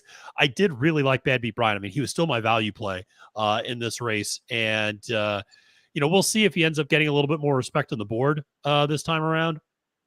I think certainly Big Invasion and Arrest Me Red make a lot of sense. Although I will be honest, I don't know how many times I will bet Arrest Me Red and have that horse not win because I always kind of like that horse a lot in these spots. And then, he finishes 2nd or 3rd. And so just it kind of kills me there. So, I'm not sure about that. But the other one that I'm interested in is Go Bears Go. I know this is one your colleague Mark Capitan liked a little bit. And I think is a pretty good horse as well. First time starting North America for trainer Wesley Ward, always a good angle. What is also a good angle is waking up in the Central Time Zone with a little bit of a hangover and going back to bed, and then coming back from that and joining us for potentially the first 4 hours. Hangover. I do not Josh hear this Rodriguez slander. back on. This is now a true Trust the Prophets and On the Wrong League collaboration as we're 2 for 2 here. Josh, drinking some coffee this morning. Bailey. How are things doing out there? Yeah, I'm drinking coffee out of a nice Nakayama race course. Nice. In solidarity mug. with Derma. Yeah, my good friend Greg Callowag, who's currently over in Japan right now, sent me this along with a gold ship plushie. So and a bunch of Japanese candy. and it was awesome. So so big shout out to him. No, yeah, I woke up. I woke up this morning. I saw the Forte scratch news, and I think I told Caleb in one of our group chats that Caleb's in as well. I was like, yeah, I'm going back to bed. And so I just went back to bed because that was just like not what I wanted to see. And I think I woke up around race 3 at some point and decided to start getting involved in the pools, and quickly regretted that as Zozos knocked me out of everything. Unfortunately, I had Fluffy Sot single too, so that was kind of yeah. I was 3 wide. I had the 2 Masquerade, who seems like he didn't run at all. Surprisingly, I think he was the favorite in the double pool too, and yeah, didn't seem to run a lick. And then I had the 11 and 7, who obviously finished 2nd and 3rd. But yeah, but yeah, huge thank you to everybody who watched our stream yesterday, both here and our On the Wrong Lead stream. I think we had probably some of the strongest numbers we've ever had. So appreciate that. And I got a couple of nice messages on Discord and stuff about everything. So appreciate that's you guys. awesome.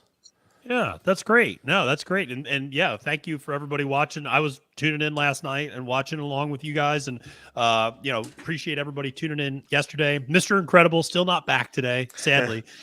Chat legend Mr. Incredible is so upset. Mr. Automatic. That's right, Mr. Automatic. Yeah. I don't know why this is the second time I called him Mr. Incredible. Mr. Automatic is incredible. In the comment section, the man just wanted live racing. I do have to say that the funniest thing from yesterday was so my wife she'll put the stream on. She doesn't really like actively watch, but she'll just keep it on YouTube to get an extra number or whatever. So she'll have it on, and so she puts it on, and she sees comments from all the prophets, and she's like, "What happened on stream that these people are worried about your health?" I'm like, what are you talking about? She's like, everybody was like, I'm just here to make sure Josh made it okay to the stream. Like, I want to see his condition. I was like, I only had 3 margaritas on stream. Like, that's fine. Normally, I have a lot more bourbon. So, and the funny thing is that when I'm drinking bourbon, and I'm sure anybody who drinks anything neat is probably like this, right? You got your favorite glass, you put your glass out, and you just free pour, right? You just pour in. Whatever. Yeah. And so occasionally you get something that we like to call a Caleb pour, which is when you bring the bottle up to your eyes and you're like, oh, there's not that much left into it. And so you go to pour the entire bottle in, and it ends up being like a triple pour. So we call that a Caleb pour. But yeah, those margaritas were measured. There was only 1.5 ounces of tequila in each one of them. So we were well within the 1 drink per hour threshold yesterday, people. So let's pump the brakes a little bit. That is good to hear. Today I got the I was a very basic bro, and I got the 50th anniversary Secretariat Woodford Reserve. It might not be the greatest bourbon, but gosh darn it, it's got Secretariat on the cover, and we're going to be drinking that today. And I get mine too during the live stream. Yeah, so Colin popped that one open yesterday, didn't he? I did. Yeah, he did. So now I will open that later today, saving it for Derby Day. Yeah, so we got obviously a lot of news. Josh, we talked to Caleb and Colin already about this, but you mentioned it. You went back to sleep after you saw the news about Forte. But listen, how does that impact how you approach this race? Because we talked about Angel of Empire and Tapatrice now are co-favorites at 9-2. Derma's down to 7-1. Two Phils is down to 8-1. Are you approaching or attacking this race differently? How are you thinking about it in terms of plays and that sort of thing? Yeah, I'm just sad because I thought he was a takeout reducer in the spot. So it also kind of made. I think I kind of shared Caleb's sentiment last night when we were talking. We thought Forte was going to run well. We just didn't think he was going to win. And so I guess in the end, it does make some of our exotics a little bit cheaper. You got one less horse to really consider. But I'm pretty much firmly in, Derma and Angel of Empire as the only 2 horses that I'm probably going to use on top. I have a couple of boxes, just, including 2 Phils, who, is probably a B type for me, and Mandarin Hero. That Santa Anita Derby came back fast, and Craig has been out there. Craig Milkowski's been out there just banging the drum. The number is real. The number is real. The number is real. Whether or not that's going to translate over, right? Sure. Is a question. I liked Practical Move. So if I like Practical Move, of course I had to like Skinner. And of course now I got to like Mandarin Hero. And I only get one of the three now. So I think it makes it pretty simple. That too bad National Treasure didn't draw into the race. We could have just gone through that whole Santa Anita field, Yeah, that was just so Mandarin Hero, I think he's kind of like your prototypical horse that'll clunk up for third or fourth. He's got that late closing speed. Funny enough, Caleb was talking. This might have been after stream, but Caleb and I were talking with Mark, and Caleb was kind of going through some prop bets he saw on his sports book of choice, and one of them was horse to finish last.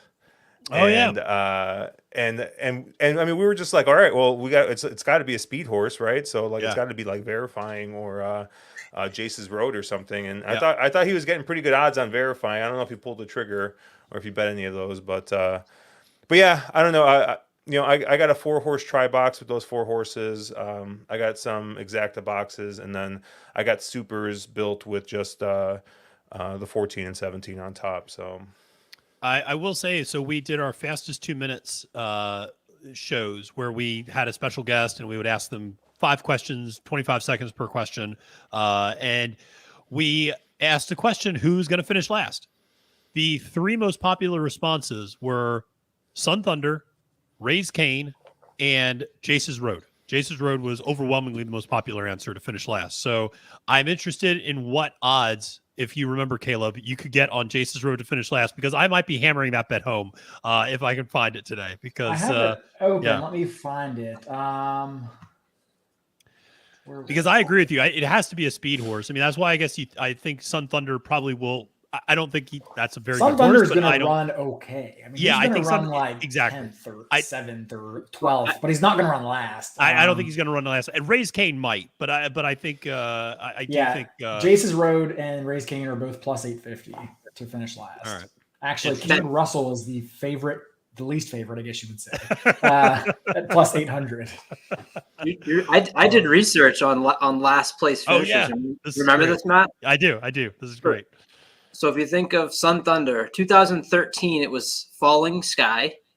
2017, it was Thunder Snow. So you've got that, Thunder and Sky theme going. But then the last 4 last place finishers of the Derby have all started with the letter S. Summer is Tomorrow, Soup Sandwich, South Bend. Spinoff was actually 19th. So I'm sorry, the last 3 all began with the letter S, and that was my. That's how I came to Sun Thunder on our little 15 minutes, because that's just a crapshoot bet, right? Yeah, I mean it is. I mean Chuck Simon, who does Going in Circles with Barry and Big Mondays. I know Chuck always says, listen, 6-7 of these horses get pulled up basically and trot home, and so it is a little bit of a crapshoot of like, who's going to walk home the slowest, out of these to finish last. So we will certainly see. But I know, Dave here, shout out to Dave Barista, who good dude. And he thinks Thunder legit superfecta to use. I mean, he's going to come running late for sure. And so if there is a little bit of a pace, he'll have something to run into, and feels like at least a horse, Caleb, I agree with you. I mean, just kind of, will not run terribly. I mean, and depending on how other horses run or take to the distance, might end up being able to get up there. And also want to give out a shout out to David. He is an artist and actually donated a bunch of art to the 20 for 20 campaign that we're doing, where we're giving $20 every day to 20 different thoroughbred aftercare organizations leading up to the Kentucky Derby. And so we're going to be auctioning off some of his art pieces that he actually has to raise money for thoroughbred aftercare organizations. So that was really, really great of him to do that. So appreciate it.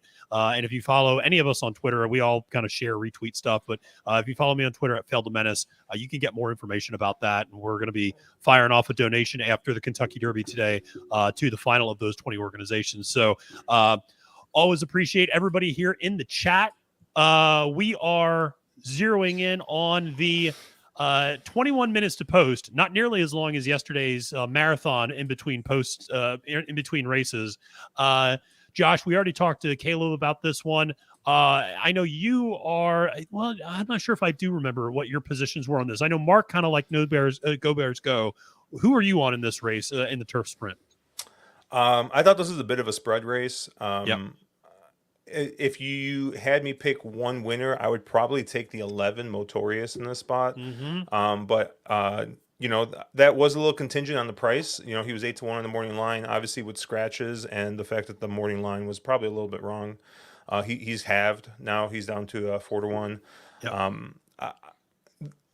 This is a tough race because I think it's a spread race, but I also do like the favorite, the 10, Arrest Me Red. And it's really mostly because if you kind of look at the way that this pace is going to shape up. I mean, if you get a bit of a lot of a contentious pace, you get a lot of horses going forward. I think this is going to set up for somebody coming off the pace like the 10, the 11. And maybe even the 3, Evan Singh is another one I have written down. So I kind of have I have those 3 horses, and then I have 2 kind of sentimental picks. I'm also going to be using the 1 No Balls, which is I think, as Caleb pointed out last night, just the Great best name. name for a gelding. Best name for a gelding ever. I mean, he's got one option only, and he's got to go. Yep. Larry Ravelli knows how to train a turf sprinter. You get Gerardo Corrales aboard, who's I think just a criminally underrated jockey everywhere. Yep. So I think the 1 is going to go, and then the other horse I'm going to use, and I think is a real interesting use, especially the way Caravel ran yesterday, is the 6, Bad Beat Brian. Yep. I mean, Bad Beat Brian basically gave Caravel everything she could handle last time out at Keeneland, and I forgot what the losing margin was. It was either like a nose or a head. Just barely got the nose down to shake off Bad Beat Brian. Now, this could be a little bit of a case if you weren't at the wedding, they'll go to the funeral, because I think Bad Beat Brian was like 40-1 last time out, and is now 9-1. Yeah. But I'm actually I'm going to toss up a bet share for this pick 6 up in a Discord, and I'm going to be using 5 horses here in this pick 6. Playing a more inefficient wager than normal. I'm sure the efficiency in here is going to be the force out and the carryover, and the fact that there's going to be a lot of dead money in here. Sure. So I'm going to play about a $200 ticket here. And I'm going to put half of it up for grabs. So I'll post that in Discord in a little bit if you guys are on the Discord. So love it. And I'll mention Bad Beat Brian is a type of horse that I love, not only because he does run really well at a big price usually, and obviously we were talking a little bit earlier before you joined that I did have his form flattered yesterday with Caravel coming back and winning and doing so easily, even though it was against a little bit of a lesser field. The other thing is this horse, if you just toss the turfway efforts and on the synthetic, and you just look at, and I know you guys look at Brisnet and things like that. So, but I'm looking at buyers, and I mean, those speed figures on turf are incredibly consistent. This horse is getting better and has been very consistent in getting better, and came back off of a layoff and fired off tied for a career high buyer. And so, even at 9-1, I still like the value you're getting with this horse, and certainly including in any sort of a horizontal sequence. I think makes a ton of sense. Colin, I would talk to Josh and Caleb about this, but I haven't gotten your thoughts yet. Where are you on this race? Yeah, I came up a little bit chalky with the 4-10 and the 2. I do like the 2. I'm a sucker for Wesley Ward at 5.5 furlongs on the turf, or in these quick races. And then I also looking at the class and the types of races that the horses have been running in when I get to grade 1, grade 2s. And that's obviously going to lead you to the 10 and the 4. I also am looking at Equine Edge. They give you a strength of race and the type of races they've been going and running in. And those 3 hit top 3. It's 2, 10, 4 for the strength of race that they've been running in. Arrest Me Red, I think, had a tough trip last time out, but he was gaining pretty well in the Shakertown. I'm of the opinion of exactly what you said, Josh, where I think this is the kind of balanced race for Bad Beat Brian coming 3rd off. He a couple 91 speed figures. As a 6-year-old, I'm not necessarily sure there's going to all of a sudden jump up to a lifetime best again. So I'm kind of with you where I missed the wedding. I'm going to skip the funeral. on Bad Beat Brian. But go Bears go is exactly the reason with the Wesley Ward factor, getting Johnny V aboard. This horse had won some grade 3s overseas. Obviously did not run in the Breeders' Cup Turf Sprint and hasn't raced in 6 months, but has been training up. So if we're going to, that'd be my third of those two. But, of course, going 4-10, you're getting 2 5-2s right now. So I got to kind of decide probably which way I'm going to play that. Of 4 and 10, I tend to prefer the 10, Arrest Me Red. Grade 2, grade 1 company is what this horse has been accompanied by the last 5 races. So that's hard for me to ignore. I will say if Arrest Me Red does not win today, I am never going to bet that horse. He's on the list ever again. He's on the list. He's already on the list, and he's going to really be on the list if he does not win today. And so, I was actually surprised. Cyrus here chiming in on the chat. I'm surprised Josh is not all in on Go Bears Go, because we got a Packers fan here who just said he cannot in any way bet this horse. Go Bears Go. I've never been impressed by any of his races. I know Mark was talking about the 2021 race, the BC Juvenile Turf Sprint, and I don't know, out of that race, Twilight Gleaming, I don't know if they're still in training. Coffee Maker, I think, just threw a dud, didn't she last time out at Keeneland somewhere? And that's also like a year and a half ago at this point. We saw her run the BC Turf Sprint last time out and basically was just empty. And now you want to bet a BC horse coming back on a barn change. Yes, I know it goes to Wesley Ward, and yes, I know Johnny V gets up, but I don't know. I'm a little down on it, and you hate to be down on the horse who let me pull up the odds board. What's the horse right now? I mean, 9 to 1. Horse took a little bit of money, but I'd much rather take a shot on the 6. Brian, who's coming in with a little bit of form at about the same price. So yeah, I agree with that. I would much rather take a shot with the 6 over the 2. I know there's some people who follow me and I follow them who are European race fans. They really like Go Bears Go, and they like that horse back. That more the 2-year-old form and a little bit early 3-year-old form. Did seem like the horse did kind of start to regress a little bit the last few times out before the barn changing out of Ward. Even the works, I don't know what to make of the works because they're going like 104 and change, 105. They're really slow turf works for 5 furlongs. I think I saw 54 and change, 4 furlong work in there as well. So I mean, they're really easing this horse in. I know they've been training, but those aren't exactly the type of the works I like to see from a turf sprinter necessarily. So saving it. Yeah, saving it. He better be saving it. Sweet Jesus. He's been loping along, just like finishing dead last in every single workout. So little worried about that. But listen, it is 11 minutes to post. Appreciate everybody on here in the room, in the chat. Appreciate everybody doing this and hanging out with us today. We're going to be with you all day leading up and through the Kentucky Derby. And listen, even after the Kentucky Derby, baby, we got to hit a daily double. All right. So we got races 13. We got races 14. We got a Brad Cox horse I'm absolutely fading in the last race coming out of Aqueduct. Get the hell out of here. And so ever so mischievous. We're not playing that horse. So although my pick was scratched, which was very devastating. But nevertheless, we're going to be with you all day. So make sure to, bookmark this page, save this page. Do all the 9 yards. Follow all of us on Twitter to keep updated with what we're doing and the bets we're putting out there. But this is going to be a lot of fun. And let us know who you're moving towards in this sprint today, in this turf sprint race. Who's everybody betting on in this one? Where are you guys going? And wanted to hear what tickets are you guys playing out there as well? Real quickly, though, do any of you guys just looking at the 12, who was morning line 10 to 1, Caro Terry, is 25 to 1. Did you guys have any interest in that horse? Josh? Oh, Josh might have froze. Yep, Josh might have froze. Yeah, Caleb, I don't know. Do you have any? This horse didn't really do anything for me. I think that's a tough post to win with that run style. I'm going to be, pretty much the furthest outside, or perhaps with the exception of the 14, of all the horses that want to be forwardly placed. And I think she would need, or he would need, excuse me, a lot to go right and a couple others to not show up with their best game for him to have a shot. I mean, I will say if you like him, 25-1, clearly the public shares my opinion. So you're getting paid to take that risk if you think think he can run here today.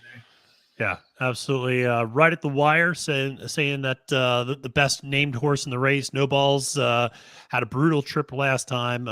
Presents good value from that inside rail. And listen, you know what he's going to do from the inside rail. I mean, there's no mistake. They're going to send, and that's kind of being the speed of the speed. Sometimes all you need to do in these turf sprints is get out there. So yeah, I saw something earlier about I guess No Balls was having gate issues, and the starter held his tail on the gate, and he kind of acted up. It might explain the fact why he kind of came out sluggish and just didn't run. Yeah. My reservation is more, even when he does run, I don't know that he's fast enough to win this race, but I think you can forgive him for the last one anyway. Yeah. And at 32-1, he's worth a shot. There's worse 32-1s than a horse that might be the inside speed in a turf sprint. Exactly. No, there's some logic here that you can fall back on with that horse, and you're going to get paid a little bit for sure. Rockface here going with the Wesley Ward, first time in North America, going to be putting a little win play show bet down on Go Bears Go. And let's see, we got Green Tongue Man, not quite as good a name as Mr. Automatic.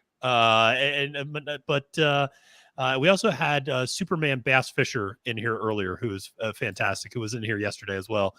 Great name. He's on the 2-6 in the 7th race. So he is on Go Bears Go and Bad Beat Brian, who is 10-1 right now on the board. 6 minutes to post here. And this was one, with the scratches, I liked Evan Singh a little bit in this race, but now with the scratches, I'm not quite as sure. Bad Beat Brian was my value play in this race. I probably will. I'll probably put together some sort of a ticket here with Arrest Me Red and perhaps Big Invasion included. This feels very spready in this particular race. Not quite as sure about Oceanic, and I liked Motorius a lot more at like 6 or 8-1 than I do at 4-1. But here joining us, Sleeping Beauty, waking up. Hell yeah. South Carolina's own El Hombre. You're here. You're with us on hour 2 of the live stream. We are thrilled that you're here. It is not a great day for Chalk. Chalk is 0 for 6 right now in the first 6 races at Churchill Downs. We had the crazy story of Forte scratching. But we are a few minutes away from this turf sprint. So, El Hombre, how are you doing today, and where are you going in this turf sprint race? We're looking at it's Bad Beat Brian time, boy. There you go. I love it. We're all in on Bad Beat Brian, and we're I think we got coolered on him for a 42-1 last time out, right? We did. Yes. Don't remind me. We don't need to keep rehashing that. So we're gonna make up for it today. Yeah, exactly. So who's doing this, Colin? Of course, Colin is. It's not happening today, buddy. Yeah, no. The it is Superman. That's your first video. Come in and drop that. Yeah, Superman Bass Fisher back in the chat. He is going with the number 11, Motorius, coming in from the West Coast for Phil D'Amato. Listen, if you're going to trust anybody coming in from the West Coast on the turf, it's going to be Phil D'Amato. It'll be interesting to see how these West Coast turf horses deal with the Churchill Downs turf, but certainly a horse. Looking at the PPs, I did like quite a bit, but it has been taking a lot of money, which might indicate just how good he is, and at least the public seeing some of the same things to like there with Motorius, who I is coming off of 3 straight trips on the downhill turf. My biggest concern with Motorius was, does this horse need a little bit longer? I wasn't sure 5.5 was necessarily the best distance for this horse, so that was my kind of biggest concern. I threw in an exacta box with 4 horses too, 6, 10, 11, 12. And ladies and gentlemen, we have a bartender in the here. Wow, we got bartender Josh. You weren't joking. I wasn't joking. It looks like a liquor store, right? I love it. It's covered up by some this is just all the random beer I have here. And then we got the old whiskey selection over here. Oh my God. Look at this. Now, Josh, this is Caleb that we heard the story of Vegas Wanderer and Lost in Vegas story about yesterday, Holy right? shit. Oh yeah, the one and only. Yeah. So Good we to got meet you, some more Taylor, stuff here. finally. Well, you hang around with him, and you can see why. Yeah, exactly. It's not even an option, really. Where's your Yeah. water? No, Can I I get a love it. water? Can you get a water? I'll have to go out back and see if I can find it. I love it. Bartender Josh getting it done here, and just showing off the stash for everyone. Are you making yourself a mint julep, or what are you making? I'm today? gonna attempt to do it. I realized my internet all of a sudden went out upstairs, and so I was like, all right, well, it's 1 o'clock. It's good enough time to make a drink. So I'm gonna With a try good and do this. question for you, Josh. Is that just for today? Is that today's stash, or Yeah, I'll keep the camera on. I'll be muted because I do have some crushing work I need to do, so that might be a little bit loud. let it fly. I love it. I love it. That's fantastic. So, Josh, going to be whipping up some mint juleps for us here.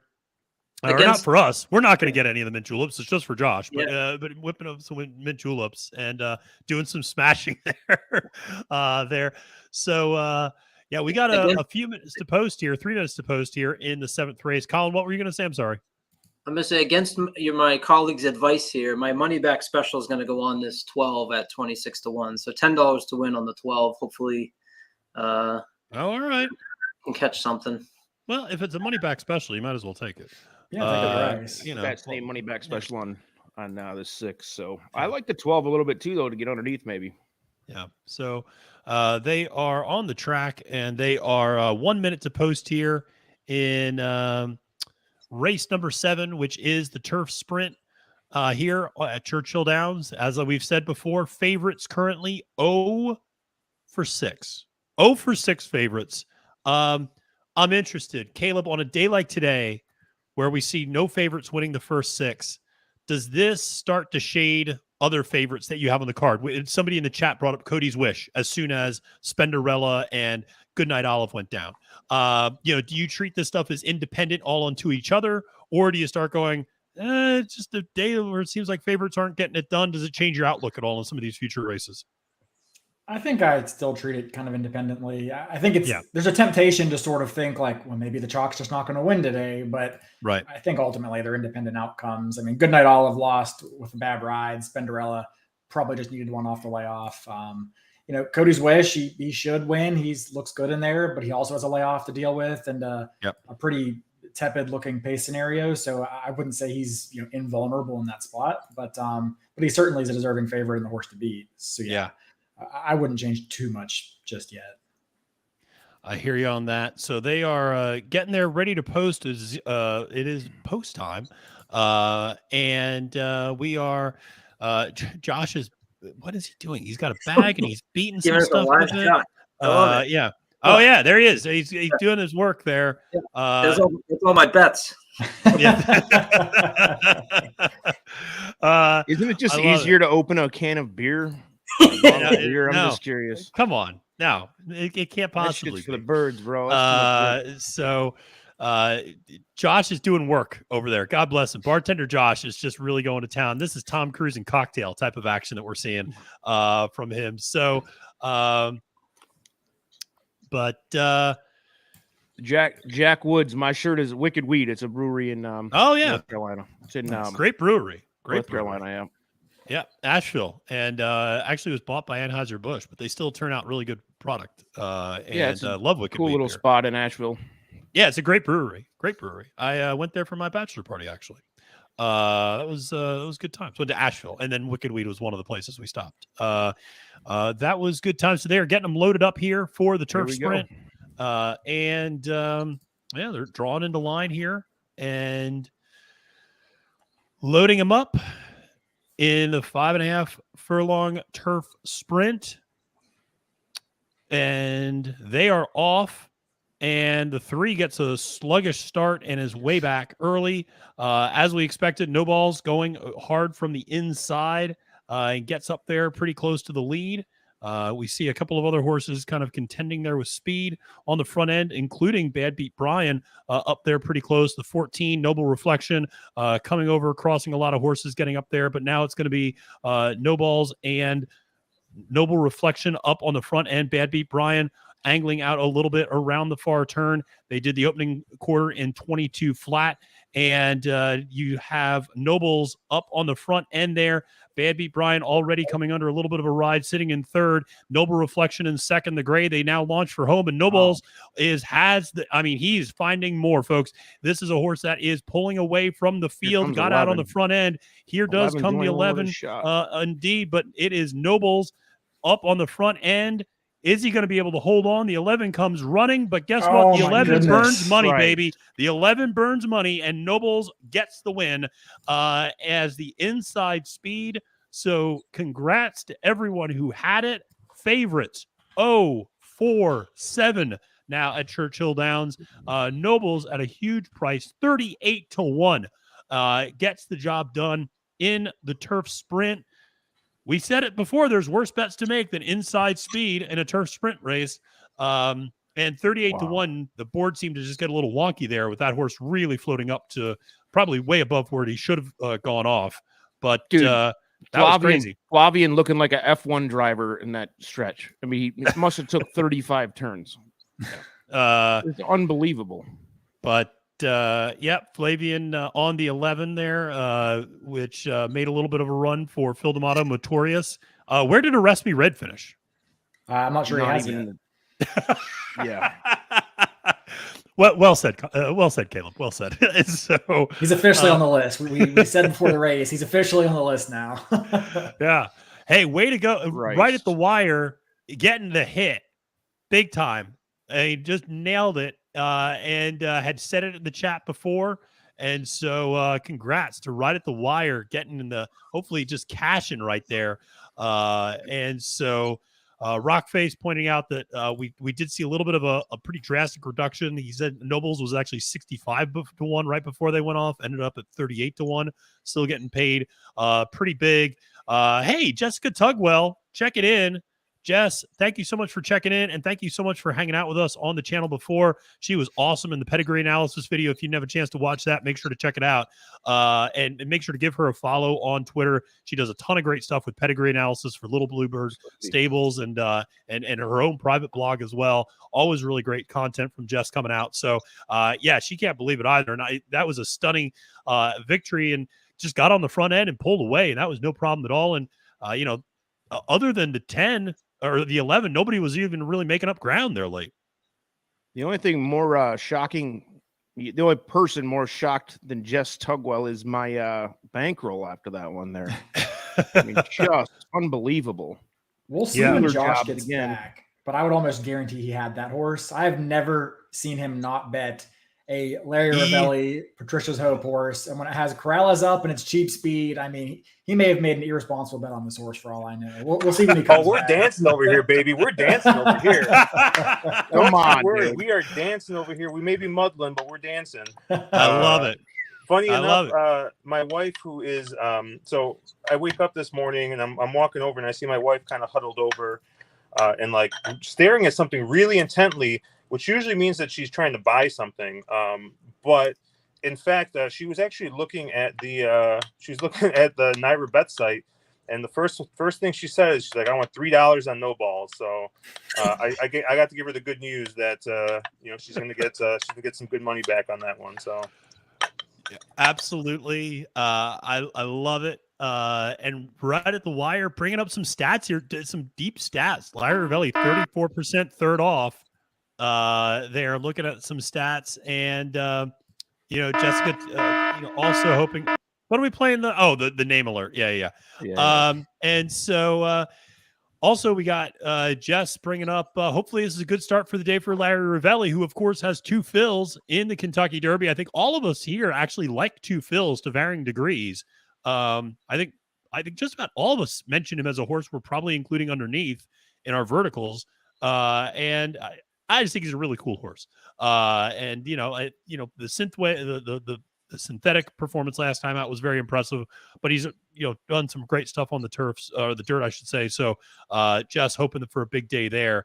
And I got to say, Eleanor, you put this comment up earlier, I think, but listen, you can watch the NBC coverage or you can watch us here on the live stream. And listen, we got all sorts of things going on, because here's the beauty of this. We can be talking handicapping, we can be recapping, and you can get the human interest story as Josh is making a drink. So all of the things that NBC is doing, we're doing simultaneously, folks. And we don't need to have a special 8-minute segment about the history of the mint julep. Josh is just making a mint julep. You can watch it in real time while we're talking about Nobles winning and citing third back statistics for Larry Rivelli. So we got you covered here in a way that I think the major networks might not. So appreciate everybody checking in today. This is going to be a lot of fun throughout the day. Going with the Wild Turkey 101 rye whiskey for the mint julep. Caleb, you are a connoisseur of this stuff as well. Do you have... First of all, do you drink mint juleps? Do you like mint juleps or not? I drink about once a year. I can take a guess of when that might be. No. Okay. Yeah. Do you have I'm interested, because you are someone, I mean, I say this legitimately, you really do love, whiskey and bourbon and things like that. When you make a drink, like any sort of a mixed drink in this regard, do you like using good bourbon and whiskey, or do you like using whiskey and bourbon that might be like second tier in your opinion because you're mixing it with something else? So I guess for me, it kind of depends. I'm probably not the greatest person to ask, because I would say 80% of what I drink is just neat. I'm not a huge cocktail person just because of the effort and ingredients. I just don't normally have that on hand. Yeah. But if it's something like an old fashioned or something that doesn't have a lot of extra ingredients, I'll reach for a higher class, a better bottle. If it's going to be, something with, more mixers and ingredients and kind of watered down or whatnot, then I'll probably go for something a little cheaper. Gotcha. Listen, Superman Bass Fisher, we love you. If King Russell wins the Derby, you better drop more than $20 in the super chat. All right. Because you are going to be rolling in it if King Russell wins the Derby. But it is, as people pointed out, it is Coronation Day. King Charles over in England, Coronation Day. The man waited long enough, and his mom finally passed away. God rest the Queen. And he is now finally the King of England, and with Queen Camilla. But we are talking about King's Barnes and King Russell. So could it be sound the dead pet alarm? I was just going to say, do I need it for the third time in a half hour? I mean, are we going all in on this? And listen, as I mentioned earlier, I got a Jack Russell downstairs. She's a queen. So Queen Russell is, she's really going to be, excited if King Russell ends up winning this particular race. So, we will have to wait and see. But we got it. Josh is putting the finishing garnishes. Look at this. Bartender Josh view is just fantastic with the overhead. This is better than any YouTube content you're going to be able to find here, folks. And so we got the mint julep being made at 1:06 p.m. Central Time, getting a little bit more ice there on the top. Got the mint already garnished, using the 101 Wild Turkey Rye. And he's a considerate partner. He's making one for his missus. Or maybe he's double fisting. I don't know. Yeah. I love it. Cheers to you, Josh.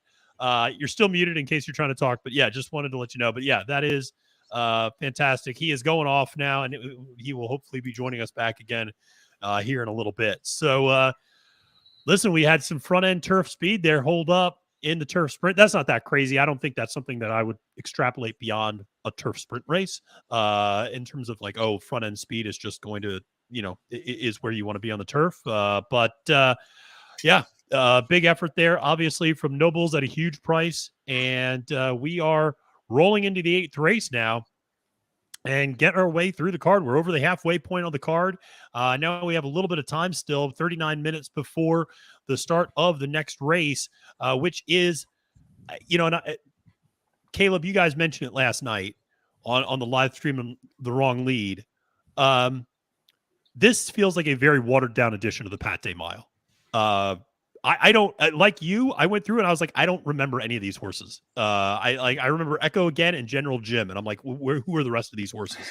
And so this feels like quite a drop off from last year with Jack Christopher, which was one of the most anticipated races, I feel like, on the undercard because of so much potential that he had, and a lot of people thought he might get involved. Obviously, ended up having to retire, but he dominated that day, but this is a really tough race. Interested in where you were looking in this one with the Pat Day Mile. Yeah, like I mentioned it last night, and I just don't like any of the short prices in here. I mean, Echo again, after that flashy debut, he hasn't done a whole lot since then. He did beat an allowance field at Oaklawn last out, but that was a pretty poor field. I'm not really sure there was anything in there. I mean, granted, you could make the argument there's not much in here either, and that's fair. But he's not one I really want to take a short price on, especially with the jockey carousel that's been going on with him lately. Fort Bragg, I mean, maybe he's the most reliable to short prices. He did have a little bit of trouble in that Florida Derby, and the cutback, makes a little bit of sense here for him, I suppose. But again, I mean, Yak Team shipping out of California is like 0 for 17, only like 2 or 3 have hit the board. Yeah. So it's a tough sell for me to take him at a short price. The only horse I landed on with even moderate levels of conviction is the 6 Frosted Departure. And this is a horse that I think has really dirty form, but if you can draw a line through all of his races over sloppy tracks and muddy tracks, that his races purely on a fast track are pretty decent. I mean, he still has a couple of clunkers thrown in there when he's probably just, maybe in over his head or taking on too much too soon. But I think his fast track races are good, and even better if you limit those to the races that are around one turn.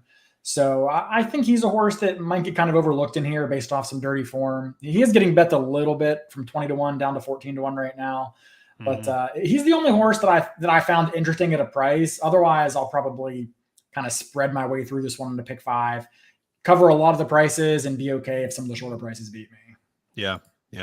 Ellen Berry, where are you looking in this one for both the trust fund and for your own kind of handicapping purposes? What do you like here in the Pat Day Mile? Yeah, I like the 6 too, Frosted Departure, and I think the 1 and the 6 look the safest to me. But I think Kangaroo Court. Kangaroo Court. This is the beginning of the pick 5, another pick 5 here. So this is like, man, I don't feel comfortable going. I mean, Fort Bragg, like you said, that's another good option. I think we have to include at least the 1, 6, and 7. I don't know how. I mean, even if I add 2 or 3 more, I still don't feel any more comfortable. It's kind of like, let's see, the 1 is 4-1 right now. It was actually the betting favorite. Yeah. Frosted Departure is 14-1, so that's a good price, and then Fort Bragg 5-1. So I don't know. I think I'm going to start the pick 5 off with just those 3, but I don't love it. But I think. Even if, like I said, if I add 2 or 3 more, I'll probably still have the same level of confidence. So yeah. No, it's a feels tough wide one. Open. It does. I think it speaks to just the caliber of the field, and everybody's kind of around the same. It's kind of muddled. There's not a lot of big names here that's going to attract the big price. Colin, I'm interested. Where did you end up going in this Pat Day Mile for on the undercard here of the Kentucky Derby Day? There's one horse that I've had my eye on since early in this. This horse debuted on the Young Stars Day at Churchill Downs. That's a 12 Gun Pilot. This was one of Steve Asmussen's hopeful Derby contenders, which obviously did not work out that way. Probably maybe a little distance compromise, but I think if you draw a line through that sloppy race in the Rebel, where he really did not run at all, his 2 losses or 3 losses are to Verifying Confidence Game and Eyeing Clover. Clover was another one that I had on my list, just kind of thinking that there was a lot of potential there. The 12 posts may be a little tricky, but Gun Pilot was actually the one that got my check mark. Sired by Gun Runner. You've told me don't let Gun Runners go off at more than 5-1. Yeah, he's true. Currently 12-1. So that's where I'm going.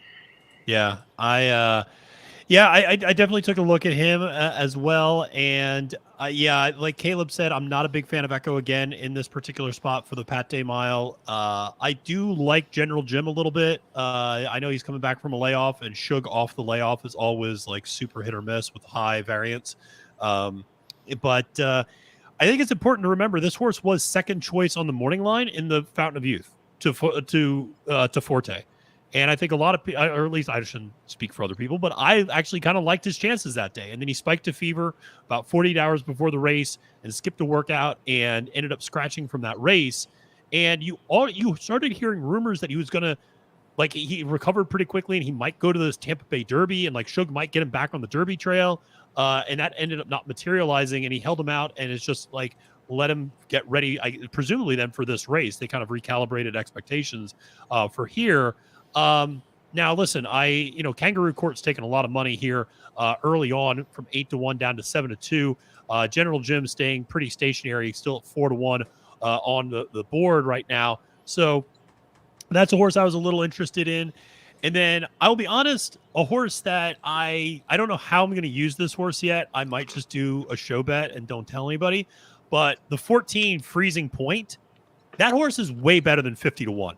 That horse ran up for a decent third place behind Hijazi and Corona Bolt last time out, who were two of the best dirt sprinters in this 3-year-old crop. This is not that bad of a horse. And if you scratch the Battaglia effort on the synthetic, there's a lot of things that make sense. And actually, this horse broke its maiden going a mile on the Churchill Downs dirt. And that race, even though it was a restricted race, came back really live with 3 next out winners, 2 of which ended up going into stakes competition and actually hitting the board in stakes races. So I just think that 50-1, that horse is at least on the morning line. I have to check what this horse is at now. 21-1. Okay, probably, it's gotten bet down a lot. So people are probably seeing a little bit of that as well. But just feel like at a big price, that horse could at least run up underneath in some capacity if you're playing verticals, if nothing else. So with you on the 14. That was 50-1 was lazy. He got through 14 races and he's like, "Oh, hell with it. 50 sounds right." But yeah, I don't think he can win. But it's a good horse to use under, I think. Yeah, no, I mean, honestly, if I was trying to come up with the morning lines of this Pate Mile, I would probably give up by the 14th horse too, because I would just be like, fuck it, these horses, I don't know where we're going. Like, I don't like anybody here. Like, does somebody have to be the favorite? I guess so. Josh, where are you looking in this race for the Pate Mile? Did I miss anything last race? I don't really know.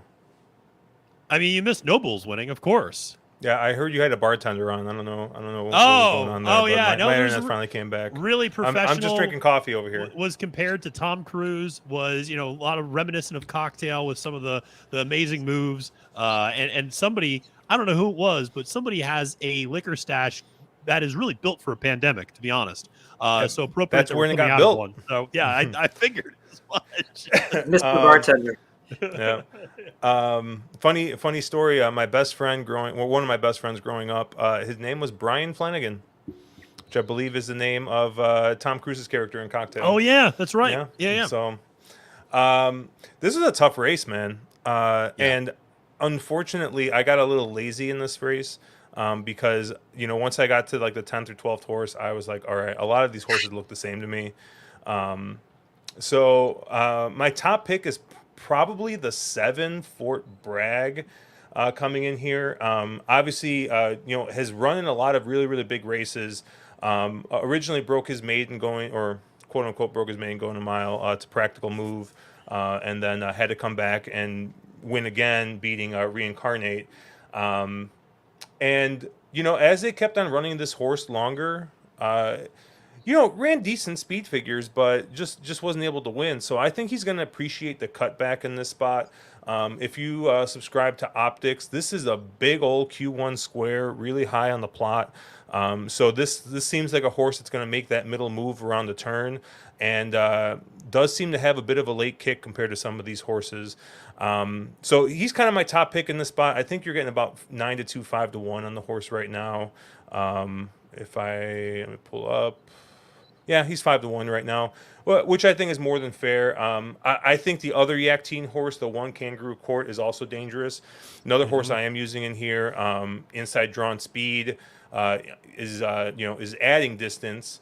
I thought that with the way the track's been playing a little bit, I think that inside speed's always dangerous. So I like the 1 Kangaroo Court here a bit. And then the other horse I'm going to use, I think someone already talked about as well, was the 12 Gun Pilot. I was kind of going back and forth between using either Gun Pilot or Echo again. And I thought Gun Pilot looked like the better of the two Asmussen horses in the spot. Ran a decent race in that Hot Springs, probably should have won. Did get a bit of a pace in front of him. But if you kind of go back to Oaklawn's kind of a weird track, but he does have a nice win over the surface in February, going a mile, beat a horse that's in this race, Bourbon Bash, by 2 lengths. I love the note was boxed in second and then push button. So I think this horse has got a bit of a kick. So if it does get kind of crazy on the front end, I expect Fort Bragg and Gun Pilot to be coming late. So I'm 1-7-12 here. All right, so 1-7-12. We got some people in the chat saying this is Bourbon Bash's race to lose. Jack Woods taking a stand on Bourbon Bash here. In this one, we got some other people on General Jim. Superman Bass Fishers on General Jim. We got some people all over the place in this one. So Frosted Departure, some discussion points. So yeah, a lot of different perspectives here. Some people even Marla brings up an interesting horse, and I'm interested in everybody's thoughts. Damon's Mound. And maybe I could just say that and step back and let everybody share their thoughts on Damon's Mound. This is a horse that had huge buzz last year as a 2-year-old and just has not delivered at all, and then ran on the turf last time out.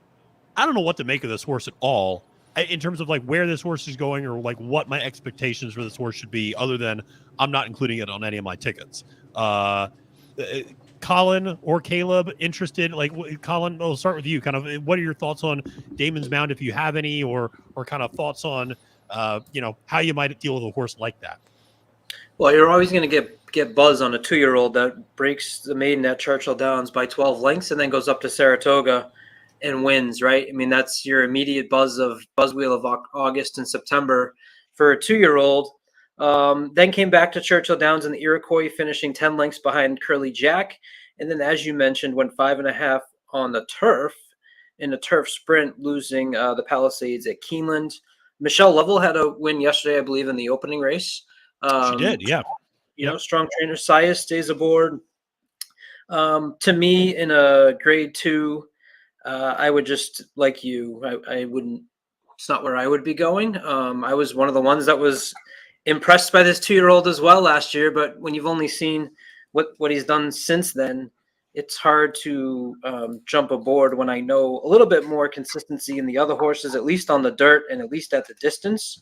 If this was like a 6.5 for a long race, I'd be much more interested in this horse. Yep. Because that's what I know that this horse has had success at.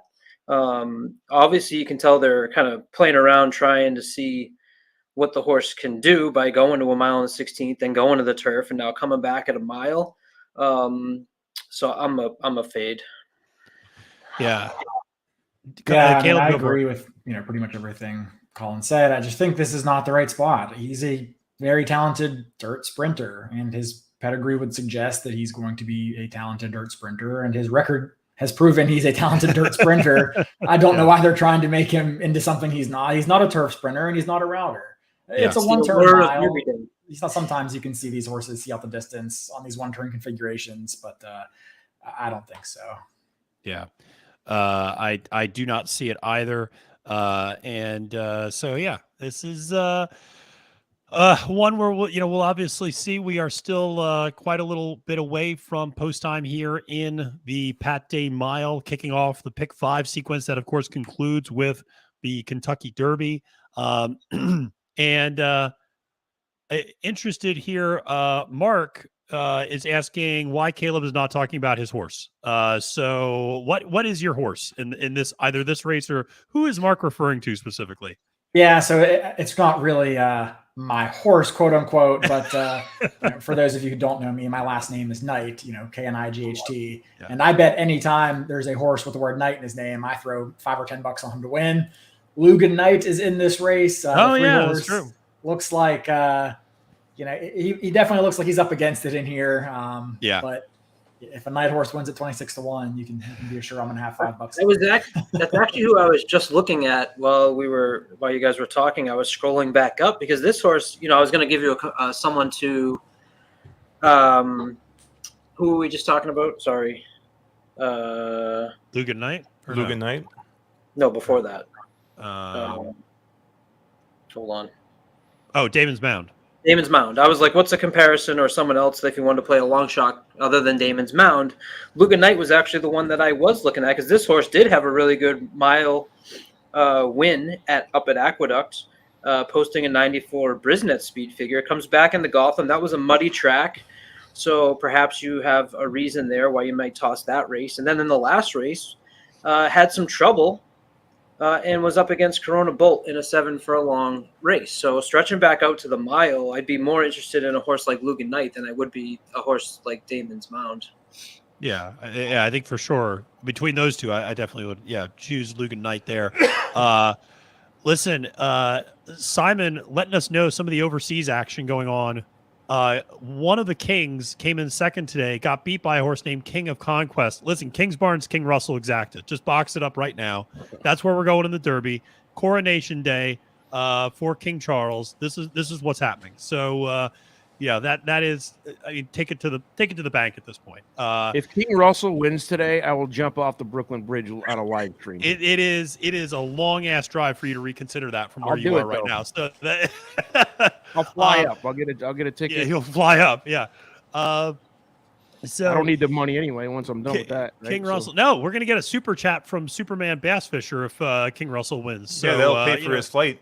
That'll pay for the $20 to pay for the flight up. Yeah, no, $20. That's what we're gonna money. And I'll be gone. Yeah, exactly. So, well, listen, we're still 23 minutes away from post at the Pat Day Mile, and I am just going to look up the current odds for the Kentucky Derby as they stand right now. Of course, for people who may just be waking up, maybe you partied a little too hard on Oaks Day, maybe you had a little too much fun last night, maybe you're just rolling into things today, maybe you're from the West Coast, wherever you're tuning in from. Of course, Forte, the morning line favorite, has scratched officially from the Kentucky Derby, will not be running today. That has really thrown the lines up into disarray a little bit, and we've seen the horse Angel of Empire get hit pretty hard at the windows and is now the 4-1 favorite as it stands right now in the 149th running of the Kentucky Derby. We also have Tappet Trice as the clear second choice at this point at 9-2 on the board. So those are your two favorites in this particular race, followed by Derma Sotogake and Two Phils, both of whom have been taking money from their respective morning lines of 10-1 and 12-1.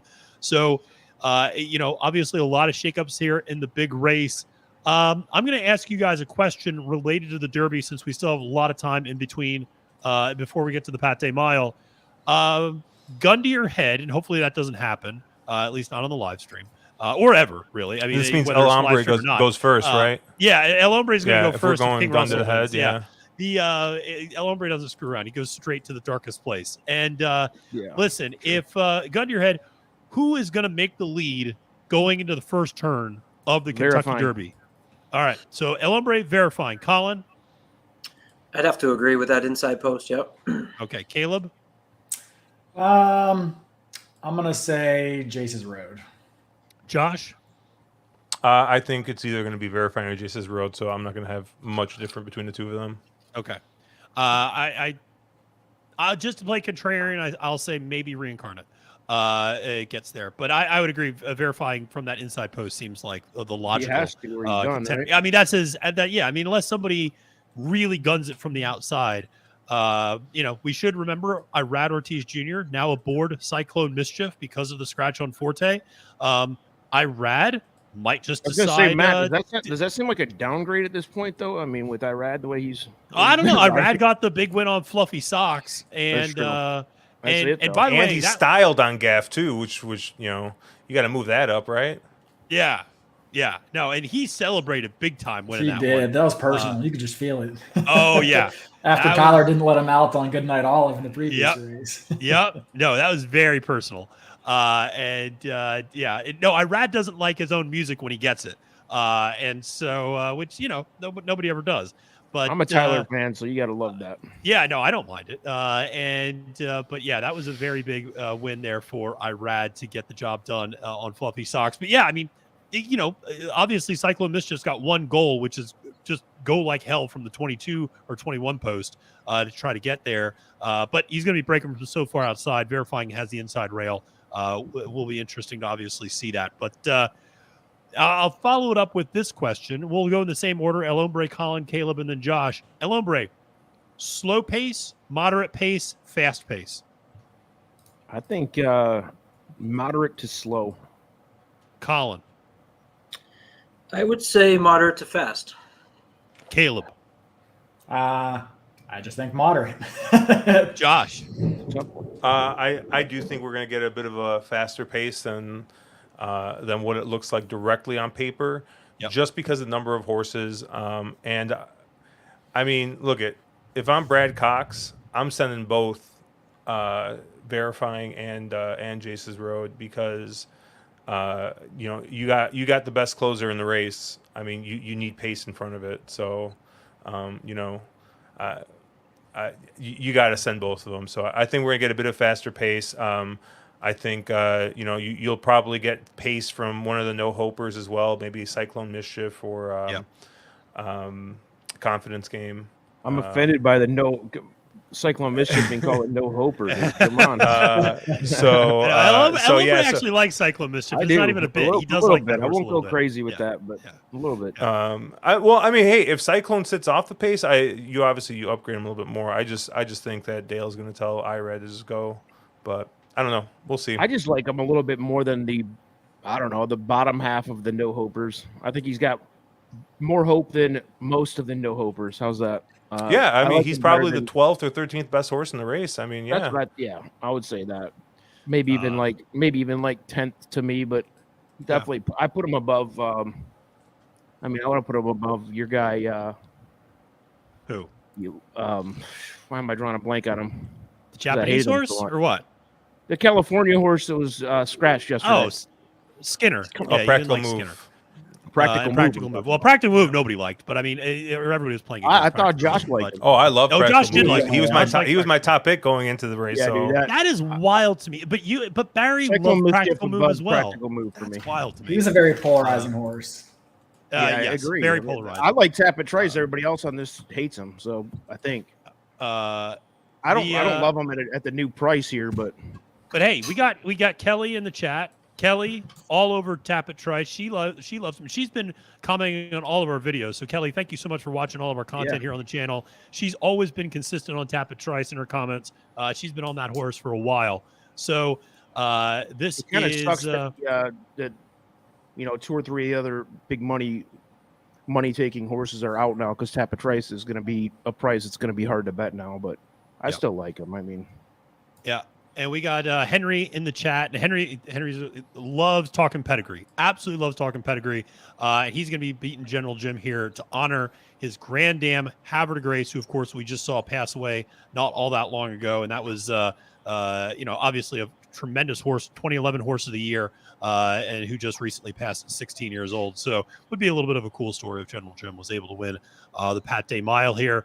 So it is, it's going to be an interesting Kentucky Derby. Obviously, the pace scenario is a little shaky. I mean, we all seem to think the same group of horses will probably be up in the lead, but how fast they end up going, how slow they end up going on the front end, what that means for horses closing from the back. I mean, it does seem like closers aren't quite getting there today on the dirt. So I don't think it's biased against, mid-pack horses, but certainly, horses that are sitting really far back might not benefit from the way this track is playing today. But obviously, a exciting day here, and just a shout out to everybody in the chat. Thank you so much for joining us today. We have so much more coverage coming. We're going to stick with it through the whole race, through the Kentucky Derby, through the whole card. We're going to have a lot of fun today, and we still have 15 minutes to post here in the Pat Day Mile. And as it stands right now, the number 1 horse for Tim Yakteen is the favorite, Kangaroo Court, who has been bet down from his morning line 8-1 to now 7-2, is your favorite, followed by the second choice of General Jim at 4-1, followed by Fort Bragg at 5-1. Gun Pilot has floated up quite a bit from 5-1 on the morning line to 11-1 right now. So certainly if people like that horse, I know Caleb, you made a little bit of, or Josh, I think you made a little bit of, maybe Caleb. There's so many people I forget. Somebody here made a case for Gun Pilot, and I remember that. It was Colin. Okay. Colin made a case for Gun Pilot.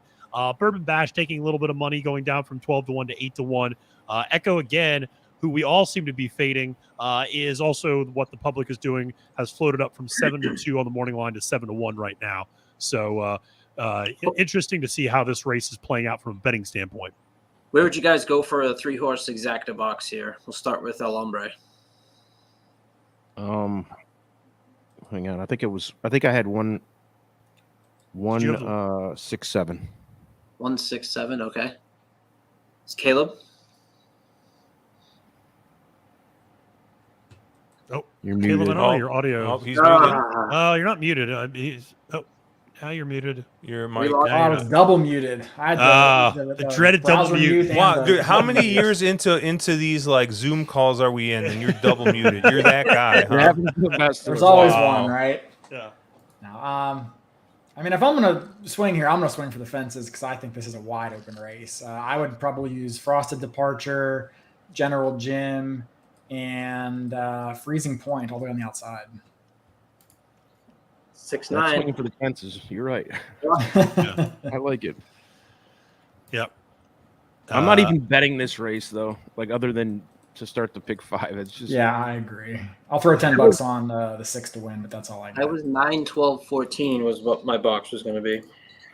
12, 14. So none of mine and none of Caleb's. No, Caleb Get the said 14 the 9 and and the 9. 14. Yeah. Caleb No. had two of them. So we're just fading you, El Hombre. That's all. We're just fading. Where's Josh at? I like the 1712. So 1, 7, 12. And you, Matt? I like the 9, 6, and 14. Oh, the same as me. Yeah. So that is where I went for. If you ask me for a top 3, like that one a little bit. Mark Capitan, join in. I feel like I need to share the link with Mark just because we need to get all the on the wrong links guys here. send it to him. Send it to him. He was. Send it to him.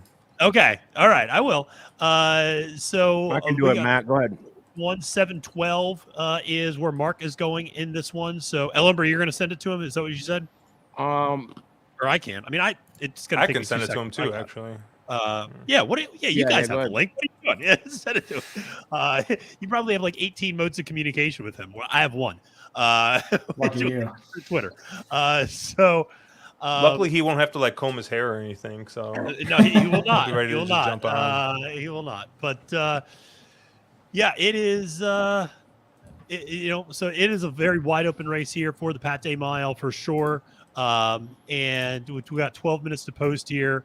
Like I said, going to be a big race, and so we'll see. Obviously, a big kickoff to the pick 5, and one where it feels like a very spready race. It does feel like Cody's Wish is kind of the only race here, which is going to be where you can probably single and save a little bit of money. Because I don't know, looking ahead, I'm interested. Caleb, El Hombre, Colin, Josh. I'm interested. Are there other outside of the Cody's Wish race? Is there do you feel confident enough to go skinny in the turf races that are coming up? No, I don't. The 3-year-old race with the Carl Spackler and I'll take Major Dude and Carl Spackler and move on. Okay, Caleb, what are your thoughts on that one? Right? I kind of feel the opposite way, honestly. I think the American Turf, I need a lot of horses in there. I think that's a very deep running. I think that the Turf Classic is not the strongest rendition. I can probably get out of that race with just maybe 2 or 3. Yeah. Okay. Colin, what are your thoughts on that sequence? I was actually against Cody's Wish, so I would start there. All right. Colin always just now fade and chalk. I mean, why not? It's 0 for 7 today at Keeneland. I like endorsed Churchill. in that race though. Huh? I like endorsed against Cody's That's Wish. who I had. I had 10-3. I have Cody's Wish too, just to cover because I want a $1 zillion pick 5 here. I'm embarrassed to even say how much my ticket is. Well, we don't have to. We don't. It's only stupid if you lose. So Yeah. These. So it's interesting. Yeah, the next race. It's an intriguing group of 3-year-olds because you do have, Major Dude, who is who's your morning line favorite. You have Farbridge, who that horse has had a lot of drama surrounding it because of the private sale and changing trainers from Christophe Clement to Todd Pletcher. Does get Joel Rosario back aboard. Talk of the Nation, who everybody seems to think was kind of a bad morning line at 10-1 for Suge and Tyler Gaffleone. And you have a horse like Mo Stash for Victoria Oliver with Louis Saez aboard that came back from and who won last time out in a big spot. And then you have Carl Spackler, who, of course, lost to Farbridge in debut, but then improved his speed figure to post a 92 last time out and break his maiden, and now going straight up here. So, I mean, it's a loaded field, and you even have some nice horses that I've liked underneath in the past, like Web Slinger and Scooby Quando running in here. So, I mean, it's a nice, I think it's a very nice rendition, and even a horse like Johannes, I think the 5, I know Yak Teen doesn't have much success shipping over on turf, but that's a nice horse. I think particularly on the West Coast. So, it feels like a pretty wide open race, but it might just be as simple as Major Dude and Carl Spackler. At the end of the day, we might look back and, realize we were overthinking that one a little bit. So we will have to wait and see. But is anybody interested in Gilmore here in this spot with Irad? He actually looked pretty good on the post parade. General Jim was actually kind of sweaty up on the front. Don't know if you pay attention to that either. But Gilmore's one that we didn't really talk about in the Brendan Walsh barn. This horse they tried in the John Battaglia, came back and ran second up at Aqueduct in a grade 3. The overwhelming silence is telling you all of your thoughts about Gilmore. I don't have him anywhere, but it's wide open. I mean, I wouldn't be shocked with just about any horse in here. Yeah, I agree with that sentiment. I didn't really like him, but it wouldn't surprise me. I only went 3 deep in this for my ticket that I just said I spent $1 zillion on, so I'm a little bit on edge for this one here. What do you got? I have 167. 167. Okay. I need one of those 2 to win, or one of those 3 to win, or I'll kill myself on the live stream. Oh, stop it! Nobody is killing themselves. Sorry, guys. No, again, this is the constant tug of war with Trust the Prophets. Is like me trying to treat this like NBC coverage and El Hombre doing El Hombre things. Man, lighten up. It is always. The thing is that the amount of times that El Hombre said he's going to kill himself, he must be right a lot, because I haven't lost on one of my suicide threats yet. So. This one's exactly. Tough, so, but I won't kill myself, guys. I won't. We are. Well, I hope not, because otherwise, none of the videos that we have are going to get posted. So we need you, El Hombre. All about me. So, listen, it is getting there to post time. 8 minutes to post there before the or 6 minutes to post, I should say, before the Pate Mile. Kangaroo Court continuing to remain the favorite at 7-2. We know what that horse is going to do. Is going to break from that inside rail and going to go. Now, I thought that's what Extra Añejo was going to do in the very first race, and that didn't end up happening. Didn't break very well. Now, the horse coming off really long layoff and a rather inexperienced horse at that. But does seem like early inside speed is where you want to be. So if he can carve out the trip, I mean, I understand why he's attracting a decent amount of money in this race. So, we'll just have to wait and see here with Kangaroo Court taking, like I said, a lot of money. Echo again, still floating up 6-1 from the morning line, 7-2. Fort Bragg 5-1. Bourbon Bash 9-1. General Jim 4-1 has remained steady at his morning line. And Gun Pilot still floated up from 5-1 to 11-1. And Freezing Point, who we kind of gave a little shout out to, 50-1 on the morning line, down to 22-1, which is the same price as Damon's Mound. But Lugan Knight is actually the highest price on the board. And I'm actually surprised that he's even a higher price than Tall Boy, who I do not like at all. And just the horse coming back from Maidan, no, stop it. This horse has no shot. And Josh, you're muted. Did you see Caleb turn his head when he said he's the longest price on the board? He started hitting buttons. So I think you triggered something. He's like, well, maybe let's put another one in real quick. I mean, right one. The real question is, did he bet Lugan Knight? That's the real question. He's got money on Lugan Knight. Definitely have money on Lugan Knight. So, listen, if I've been betting Sweet DeSantis and DeSantis every time they run unsuccessfully down at Tampa and Parks, you could bet your ass that Caleb's betting Lugan Knight. So there was a horse that ran, I think, Florida and Aqueduct, maybe, called River Knight. Nobody's heard of him because he literally finished his career 1 for 70. And you can bet that I was on this horse like 69 of those times. So I'm owed. I love it. I love it. I hear you right at the wire. I hear you on this, man. The wait between these races is killing us. What we're gonna do after this next race is actually we are going to maybe talk a little bit about some of our favorite Derby memories. We're gonna take a stroll down memory lane a little bit, maybe show some clips from some old Kentucky Derbies. Have a little bit of fun with that, and so. But yeah, we're gonna try to find some fun ways to pass the time. I have a feeling that I am going to finally be cracking open the 50th anniversary Secretariat Woodford Reserve, which Colin opened up yesterday during Oaks Day. So I'm going and is drinking right now. But it is 2:45 here on the East Coast, so it's plenty drinking time. Especially if Josh is already drinking an hour ahead of me, basically. I don't know what you're talking about. So, I got bartender Josh, who's not related to Josh at Cherry Drink at all.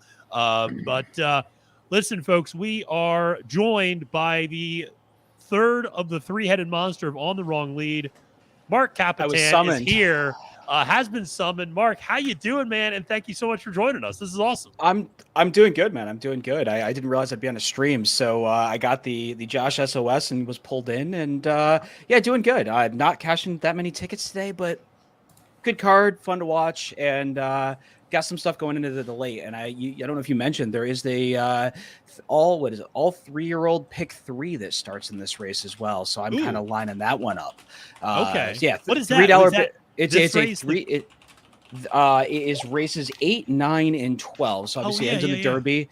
And so it's a $3 base bet. They're still in that kind of Keeneland Thunder with the higher base bet wagers. It's all the 3-year-old G1s on the card today. So pretty cool little wager, and looks like it's getting quite a bit of support. I looked about 10 minutes ago, and it was like 250,000 in the pool. So those are always fun. Right now, 264, yeah. So those are always fun little. Oh, there it is. They're showing it up on the stream. So those are fun wagers to kind of attack. There's a lot of choices today, and it's fun to kind of pick and choose where you want to be. Yeah. No, absolutely. That's awesome. So listen, we're coming up here. We got, I think 2 minutes to post maybe, or a minute to post in the Pat Day Mile. Mark, we've gone around, asked everybody else their thoughts on it. Everybody kind of agrees this is a pretty weak rendition of the race. That it feels very spready. Where are you going in this one? Yeah, I think Rail Speed has been really good today, so I think Kangaroo Court makes a lot of sense in here. It's probably my top choice in the race. I think I'm pretty similar to Josh in here. I'm 1-7 with using a little Fort Bragg as well, who's another horse that's going to be very forwardly placed. And those are horses that I think also probably will really appreciate this sort of a trip, this 1 mile, 1 turn. So yeah, I think on everything I'm basically 1-7, and if somebody else sneaks up and wins, I know Caleb's got a couple prices he likes in here, but I think I'll just be 1-7. Okay. Very good. I like so we it. got, I'm with you. so we got the 1, we got the 7, we got the 6. Some of us like horses on the outside a little bit more. And Fort Bragg's a horse that keeps coming up in conversation, obviously, as well. So a lot of ways to go here as they make their way to the starting gate for the Pat Day Mile. And Kangaroo Court remaining the favorite at 7-2 on the post time on the board right now. Echo again, Fort Bragg, General Jim are all your kind of clumped together closely for your second choices. General Jim at 9-2, Fort Bragg at 5-1, Echo again at 6-1. Everybody else in double digits, including Lugan Knight at 28-1, biggest price on the board if you want to place another bet there, Caleb. So 28-1, and so never too hard to just go back on that repeat button. So it is. I did play a super here, a la my friend Wolf of Oaklawn, Chase Sessoms. It's a type of super he likes to play. It's kind of an action bet, right? It's not a real expensive bet, but with the dollar base, I think it'll be a little spicy. 1-7 over 9-12, 9-12, right? So a lot cheaper than a superfecta box, but you kind of got to nail the first and second. The horses that are going to finish first, second, the horse finish third and fourth. Yeah, but it's cheap, right? So when you get to the lower base supers, if you just want to kind of fart around for 40 cents a bet or whatever, you can do it that way. But 1-7, 9-12, 9-12. Love it. Well, let's. I know. Yeah, I know. El Hombre is on the 167 here, so I know you're pulling for that trio in this particular race for your pick 5 ticket, and they are getting them loaded in here for the Pat Day Mile. They're just about all in line. I think they still got 1 or 2 more horses still pulling in from the outside. I think Freezing Point is drawing in here, finally getting into the gate on the far outside for the 14, but they're just about ready to get in there for the Pat Day Mile, and Larry Comas won't be able to see them for the first furlong and a half, but they are off. 2 kind of got shuffled back there as the 1 and 3 both flashed some initial speed as they're coming up the chute, crossing a lot of bumping around here, a lot of racing, but it does look like the 1 is actually taken back a little bit. It's not going to make it to the lead and is going to be rating, but trying to kind of get outside a little bit of post position as they make their way coming onto the main track. It does look like the 3 horse has managed to get to the lead. Now the 1 is trying to get through, but it's just not going to happen. But it is the 13 horse, actually. I'm sorry, not the 3. Damon's Mound on the lead. Kangaroo Court on his outside flank. And then Lugan Knight sitting in the pocket in 3rd right now. Gun Pilot up there pretty close as well, along with the 6. So it is Damon's Mound still there on the lead. They do the opening quarter mile in 22 and 2. They do the opening half in 45 flat. And they are going there on the front end. Damon's Mound still holding inside position as they go around the far turn. But looming up on the outside and making a pretty bold move is the number 7 Fort Bragg, who is now pulling away from the rest of the field as they go around the turn. But there is going to be more company coming here momentarily. They hit the top of the stretch, and it is Fort Bragg up on the front. But here comes General Jim in that big white blaze of his to confront him as they come down. It is going to be Fort Bragg and General Jim fighting it out there nose to nose as they come down to the wire. These are your 2 that are going to end up winning. Some horses trying to make it a little interesting late from the back, but it is going to be General Jim getting the job done over Fort Bragg. The win for Shug McGahee as he wins the Pat Day Mile. Ugh. There you go. So, El Hombre, you might want to turn your camera off so we don't get suspended off of YouTube. Yeah, I decided rather than actually jumping off the Brooklyn Bridge, I'm just gonna show you guys not to overshoot Josh earlier with the mint julep, but maybe I'll show you guys how to load up heroin into a needle and shoot it live on camera. I don't know. Is that less dark than the suicide threat? I don't know. I got to make myself feel better after that. I don't know. Pick 5 that just got blown out first. There is and there is General Jim. Henry, you and I were on this one. That was my top pick in this place in this race. If you watch Capping the Card with me and Sarah El Badwi, I kept going back to the fact that this horse was very highly thought of in the Fountain of Youth and was the second choice on the board that day behind Forte. I know Shug off the layoff is always, I think he's 9% off this length of a layoff, so it is always very hit or miss with him on these types of days. But General Jim getting the job done there in the Pat Day Mile. So thrilling stretch run, though, between him and Fort Bragg. Those are really those are the only 2. Nobody else really came up. Any chance to take a look at this, Matt? I mean, the 9 looked to come in pretty badly in the stretch. I don't know if it's just a horse lugging in. I don't know if they actually touched, but he came in a couple of paths. I'd love to see the head on of it, but me being a little hurt with my wagers all being dead at the moment is more than anything else. Yeah, no, they might. I mean, they absolutely might, because as I was watching the race on my very trusty iPhone 7S from about 7 years ago, I was not able to, I did see that they came in. General Jim certainly came in a little bit for sure. Like you, I'd love to see the head on in this particular shot to see just how much and see if and when there was contact being made. But it was. It's possible they take him down and they kind of reverse it around. I mean, those were the only 2, though. So, I mean, if it gets taken down, I mean, it would be just a reversal of the 7-9 because, there was nobody else there even close, I think, for 3rd. And it does seem as if potentially Freezing Point was pulled up in this race. Is that true? On the backstretch, yeah. Okay. So obviously not something we want to see there. Hoping Freezing Point is okay. Is certainly sending the best to all the connections there and to the horse, obviously.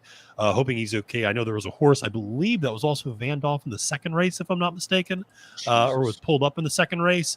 So it has not been a great week for Churchill Downs, but I think it is also part of the reason why they have been exercising overwhelming caution with Forte as a horse that they scratched this morning due to the veterinary scratch and a little bit of a bone bruise, hoof bruise, depending on what you listen to. But that's certainly that misstep on I guess that was Wednesday's gallop out or Thursday's morning gallop that where he ended up having that misstep. But a lot of craziness going on there.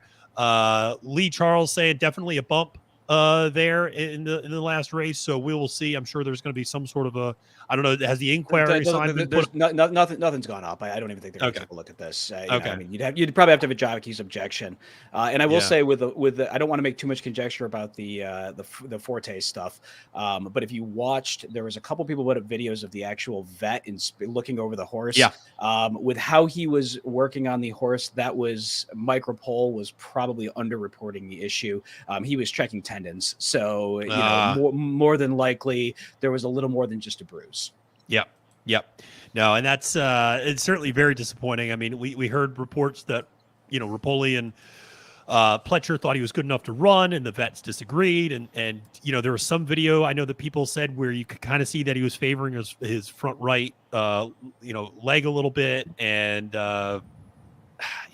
you just hate to see it. I mean, it's very unfortunate. It was very odd because there's actually, it's odd for a vet to go out and have them run a horse and effectively get the horse up to a trot with somebody, on a shank in the morning before a race. That's a very, very odd thing to do. So they obviously knew something was up. They probably reported that, hey, we know there's something here. We want the vet to take a further look.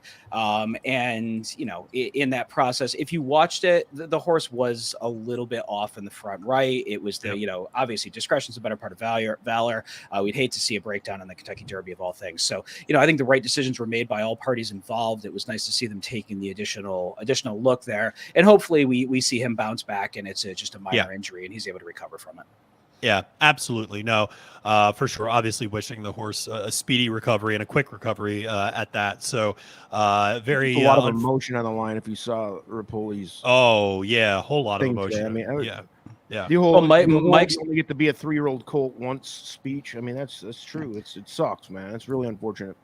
Well, Mike's now had 2 Kentucky Derby favorites scratched in the last final day before the race. Uncle Mo was obviously scratched before the Derby a few years back. And, Mike grew up right next, and Mike is the nicest guy. I've run into him a number of times, had a number of conversations with him at Saratoga. Very approachable guy. If you're a fan of horse racing, you're a friend of Mike Rapole, and he's a real good guy.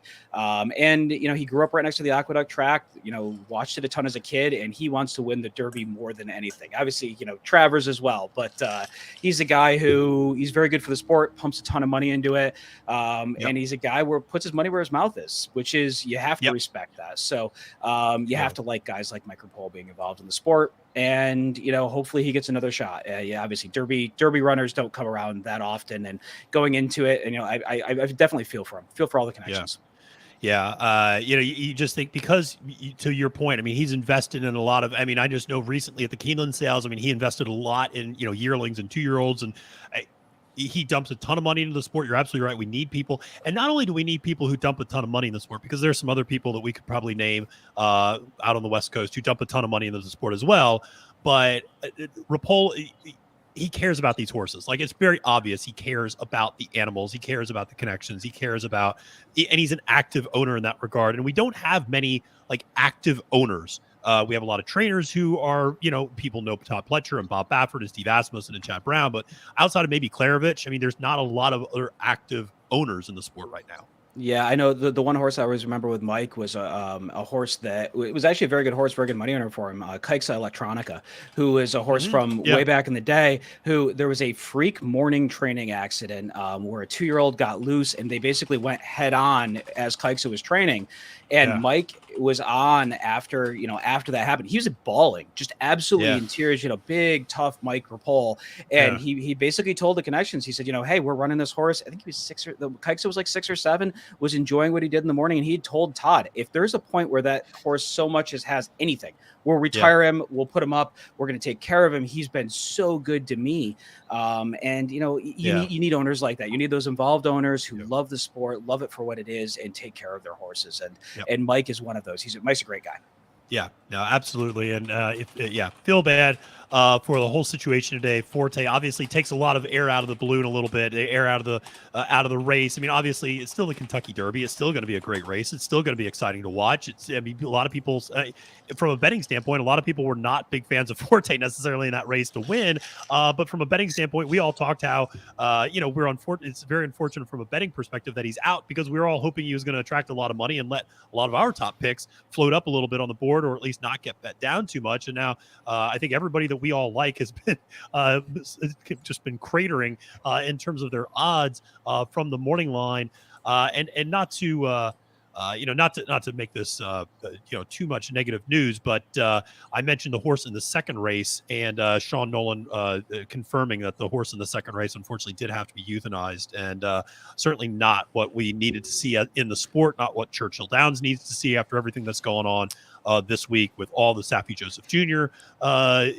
Things that have been taking place, as well as the other horse deaths on the track. So it is not one of the great days there, and very sad to see everything going on there. But obviously sending out best to the connections. You were speaking of cratering, so I just feel like when you're talking about cratering, we had to check in with El Hombre and see how he's doing. Yeah. I mean, how's the heroin batch? I mean, is it going okay? I was going to save that for when we're not mid conversation. I was going to take a camera with me and do up the. I don't even know. Yeah, he's going to get a lighter and a spoon, and he's just going to start. I was going to vial it up. I don't even know the right terminology, but I'll try. I don't know the right little black tar for the kids. No, I want everybody to get some education. Make yourself feel better if you're having a rough day. It's been a tough day for some of us betting. It has. So, a little black tar heroin. Fix yourself right up real quick. Yeah. So we had just to go ahead, Josh. Sorry. Yeah. So speaking of cratering, my pick six ticket is dead now that I did have the one in the first leg. I think General Jim might have been the last horse I cut. So I might if you want to send me your address, El Hombre, maybe I'll just I'll take a look at some flights, and maybe we'll do it. We'll commiserate together. Thank you for the support. I appreciate that. On that note, I'm gonna bow out, gentlemen. It's been fun. All right. But, Caleb always knowing the right time to leave. So, Caleb, man, thank you so much for tuning in.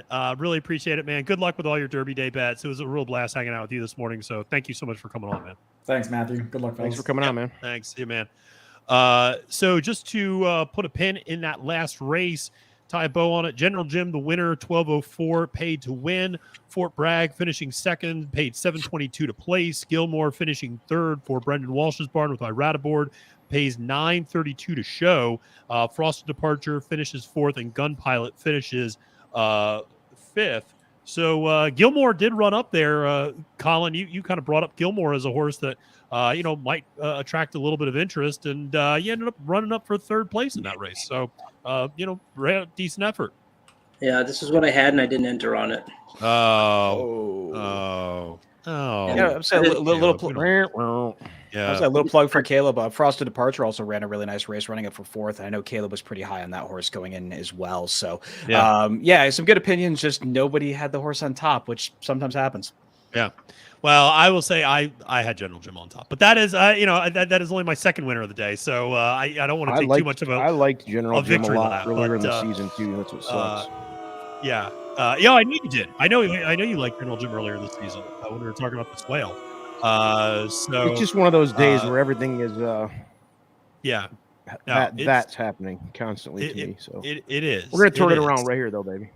We are going to turn it around as we get to the board is really interesting in this next race, Matt. I mean, there's some morning lines that have been absolutely murdered. It's interesting board right now.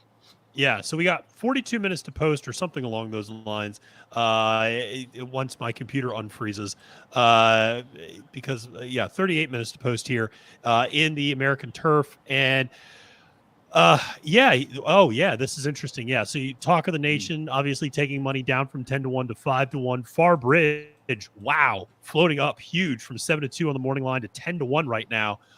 So you're absolutely right. That's a horse that I was actually kind of interested in, but is really going up. Major Dude floating up a little bit from 5-2 to 7-2. Carl Spackler basically hanging right where he is. Great name, by the way, Carl Spackler. Amazing name. Amazing. Mustache taking a little bit of money, down from 10-1 to 6-1. Johannes taking a little bit of money down from 15-1 to 8-1. So, yeah, the board is really interesting here. That is fascinating, particularly with Farbridge floating up as much as he is. Obviously, we didn't see a buyer speed progression from him second time out, even though he did win. And he's got that come from behind style. So it'll be interesting to see how that plays out. Josh, where are you, or Mark, I'll start with you because you're kind of new to joining us here. Where are you going in this particular race?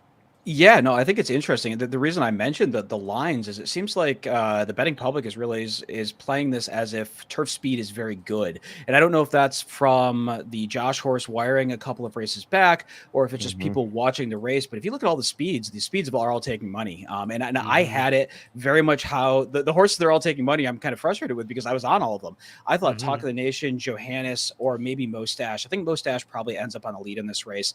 I think Louis is going to be a. There is, but boy, plenty of time for the money to shift around a little bit. Yeah. I mean, I had this race as the 4, the 5, and the 8, and I was really okay if anybody else beat me. I wanted some of those more forwardly placed horses. I'm a big time form person. I thought Talk of the Nation had a massive advantage. That Columbia figure at Tampa came back huge. Take Tampa figs for what they are. Sometimes they can be a little quote unquote fake, but I thought Talk of the Nation has enough speed to be forwardly placed. And and Gaff rides this circuit real well, and it seems like the Shug Barn is super live so far this meet. So yeah, I thought Talk of the Nation, especially, I was hoping I would get closer to that 10-1 morning line. And I'm seeing projections of that horse being closer to 4-1 when they pop the gates, based on what I'm seeing. So suddenly, a win bet there becomes much less enticing.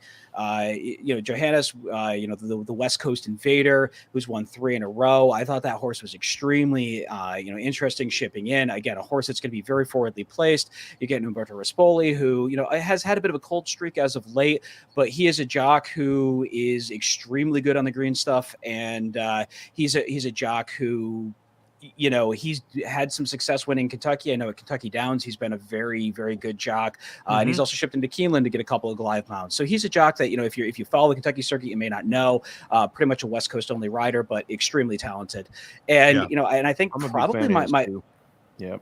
Yeah, and I think Mustache here, the 8, is also extremely interesting. Being trained by Victoria Oliver, a trainer who I think is like 1 for 60 in graded stakes or something. Yeah, and this happens to be the one graded stakes winner out of that Transylvania. Yeah. So a horse that Keeneland form has shown up pretty well. I don't know if the horse relished the softer going at Keeneland, but a horse that again is going to be pretty favorite, forwardly placed. Louis Saez up. I thought Mustache made a ton of sense here. It does look like what I'm seeing, which is based on somewhat double probables and exactas, that Mustache probably drifts up and you get closer to that morning line with that horse. So Mustache I think is probably win bettable closer to the morning line.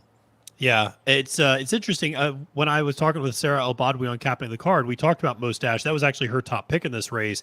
And she used the logic you did a little bit too, Mark, which is she likes going after horses that break trainers' streaks, that kind of are, this idea of like the trainers 0 for 60 in a graded stakes. And now we get the one that won, and she's like, I kind of like horses that reverse trends for trainers because it speaks to just maybe how good the horse is to some extent. So, and there was a horse. Yeah. Go ahead. I was just gonna say Sarah's obviously very smart. We've had her on our show a couple of times, and she's she's a very sharp one. And I like the same sort of trend. When you see a trainer that has very bad stats, but one horse is consistently breaking that trend, those are the kind of horses that you want to go after. Maybe they, it's a trainer that doesn't normally get that type, and that one horse just happens to be extremely talented. I very much agree with her in that sort of take on Mustache. And I think there's a pretty good argument. I think Mustache, you're getting the kind of value right now. A little more drift I would like, but Mustache drifts up a touch more. I'm very interested in the win bet here. Yeah, absolutely. So this is one where, I think there's a lot of interesting horses. I mean, I'm glad you mentioned Johannes. as a horse, obviously Tim Yakteen bringing this turf horse east. I mean, that is typically not an angle I think most of us like playing, but this horse does seem very legitimate. And just since he's gone onto the turf, it seems like a completely different animal. And, faced some nice competition on the dirt, but then is 3-for-3 winning. And what I love about him is he's won 3 very different types of trips. He's won a traditional 6-furlong dirt sprint or turf sprint. He's won on the downhill at Santa Anita, and he's won going 2 turns routing at a mile at Santa Anita. So he's done the sprint, the downhill, and 2 turns. That's not easy to pull off in your first 3 turf races, and he's managed to do it. So there's definitely some talent there, I feel like, with this horse. Whether it translates to the turf in Kentucky is always a little bit of a guessing game.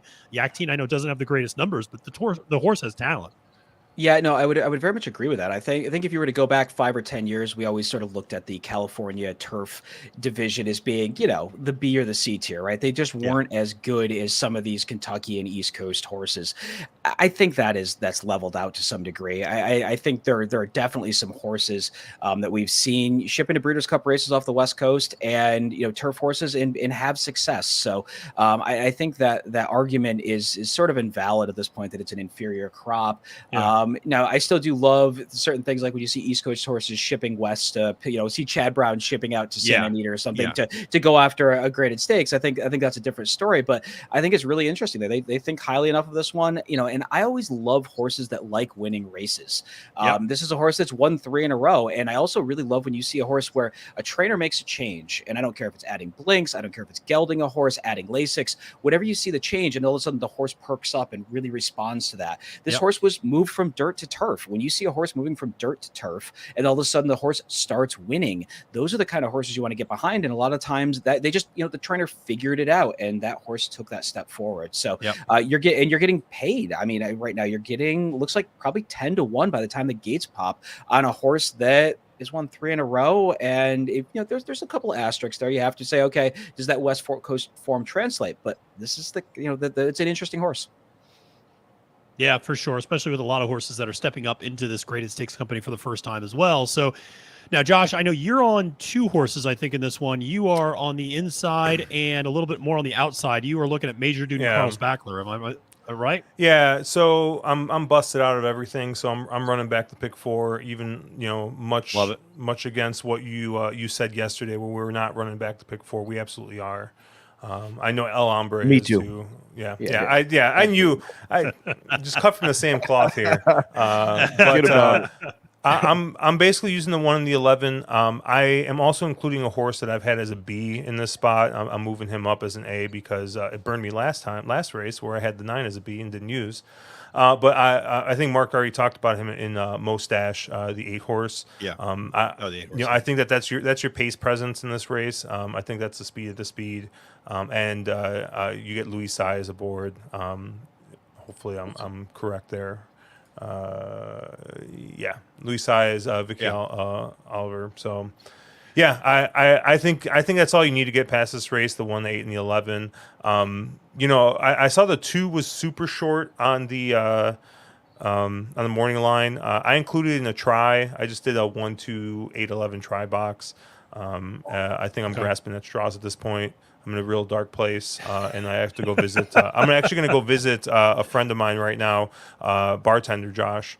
So I will be back in a couple of minutes there. But all right. I'm going to go see what he's up to. So all right, very good. You go check out bartender Josh and Colin, where are you going in this one? Obviously a pretty full field here, a lot of talented horses in this 3-year-old crop on the turf, and it feels like they all just kind of like recently popped up. There's not a lot of these horses that were precocious 2-year-olds necessarily that were running in the BC juvenile turf. A lot of these just popped up, like a Carl Spackler, like a Talk of the Nation, and even a Johannes who was on the dirt and now is on the turf just recently. So where are you going in this one? Yeah, I don't have anything different than what's been said. If this was the lounge, we'd be in a great spot because we all agree. I was 1. That's good. 182. Mark obviously talked extensively about the 8 Mostache. What I'll add about the 1, similar to what he had, or maybe it was Josh that said this, but look at Major Dude. Started off on the dirt. It was a little clunky. They moved him to the turf, and then his speed figures have just continued to improve. including then they move him to Turfway Park at the synthetic, and he takes another step forward. So just like yesterday when we were looking at the race prior to Botanical with the horse that was running on synthetic to give us a sense of how Botanical was going to run, and we asked would that give us a sense of two fills the next day, and we said no, it was the fillies, and we want to take that separately. Well, maybe Major Dude here, who's a horse that ran second behind two fills on that day, it's not going to give us the best sense because this race is on the turf and it's not on the dirt, obviously. But it might give us a little sense of how that Jeff Ruby Stakes comes back, and gives us a little clue of further on in the Derby. Far Bridges, number 2, I had given a check mark as well. A little bit of that, 2 good races to start off, and don't know the ceiling yet. Sire English Channel with a Damn Sire of Kitten's Joy. Those are 2 that I always look for going long on the turf that I'm interested in. And then a lot of what you guys had said about Mustache was my interest as well. What I was most intrigued about was using Equine Edge's pace figure. He's high above. He's a 70, and the next horse is a 58. Whereas if you look at Brisnet, the designations and the speed of the early speed is all a lot more closer. So, a little bit conflicting information there, but we've seen these horses that get out to the front have fared fairly well. And at 7-1, I like that. I also like the one at 7-2 because the morning line of 5-2 is going the other way, which gives me some interest as well. Talk of Nation, the 4 last 2 on the turf, both wins and increasing speed figures. So that's where I was 1, 2, 4, 8 on this one. All right. El Hombre, where are we going on the wheelback pick 4? I'm 5 deep in this one, man. I can't decide. I don't blame you. I don't blame you.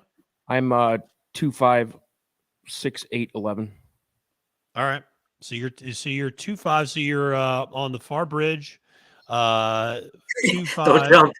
Don't jump. Johannes 6 behind enemy lines, making second start in North America. 8 Mustache, and the 11 Carl Spackler, who is the favorite for Chad Brown. Fantastic name. And obviously a ton of Caddyshack references there. I think Pete Aiello worked in a Caddyshack reference in the middle of the call of his maiden victory, I should say, which was not his debut race. But always love that. Love that Pete was having fun with that one because I think you have to with that. So, yeah, I listen, I definitely like the 2 a little bit. Far Bridge was it was actually my top choice. I mean, this was my horse that I really liked. Beat Carl Spackler in debut, came back to win a high level allowance optional claimer. Listen, I worry about the way the track is playing, and I worry about the fact this horse is going to be last place probably, or pretty close to it. I go back and forth between loving and hating Joel Rosario and the ride he's going to give to this particular horse, and whether or not he can pull off his wizardry or not. And speaking of having a love-hate relationship with Joel Rosario, I think it's appropriate that Josh just popped back on after visiting his good friend bartender Josh, who is giving him some liquid libations right now. So this is a race where but the other horse that I liked, Mustache, obviously a horse I like. Talk of the Nation, obviously another horse I like as well. Johannes, I mentioned, another horse I like. So I do feel like we're all around the same 4, 5, 6. I got to add the 4. I'm adding the 4, Matt, to all right. Pick 4. I can't. Well, yeah, if you're going to add it, go for it. So, Nancy, I see you in there in the chat. Appreciate you tuning in from all the way up there in Ontario, Canada. Unfortunately, we will not be able to show the Kentucky Derby live. We will be calling the race live, but we will not be able to show it live due to copyright issues.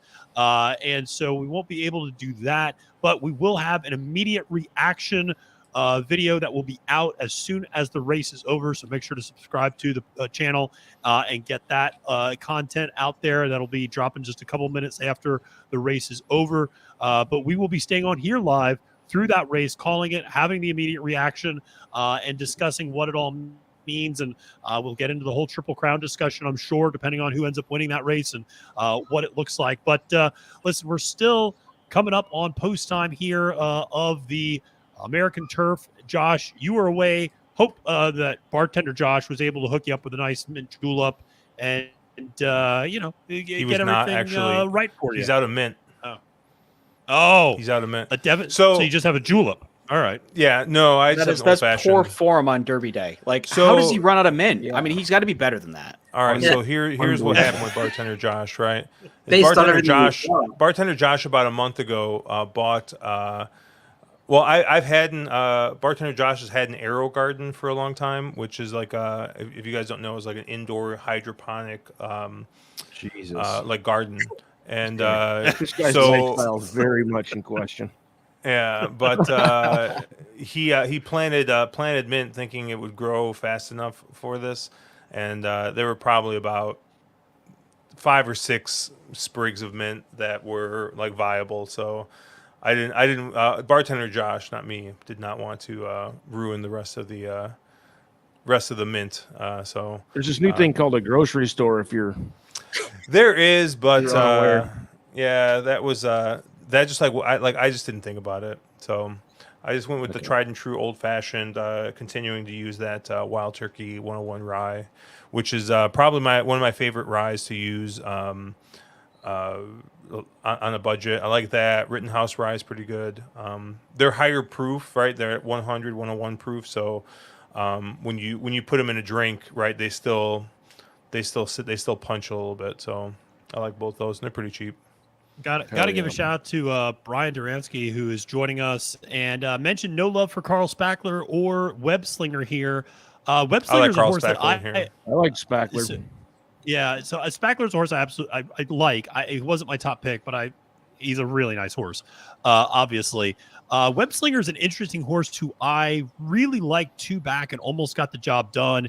And I do like him. I just think he's a little in over his head here. I wouldn't be shocked if he ran up and hit the board at a big price, but he's one that like I said, liked a couple races ago at Gulfstream Park and was a top pick of mine, or maybe a value play. It might have been a horse I gave out for Stable Duel when I was doing the stream with Gino and Barry, but because he was a horse that was like 8-1 morning line, who ended up getting bet down a little bit that day, I think, and going off at like 5-1 or thereabouts. So yeah, I mean, two very talented horses.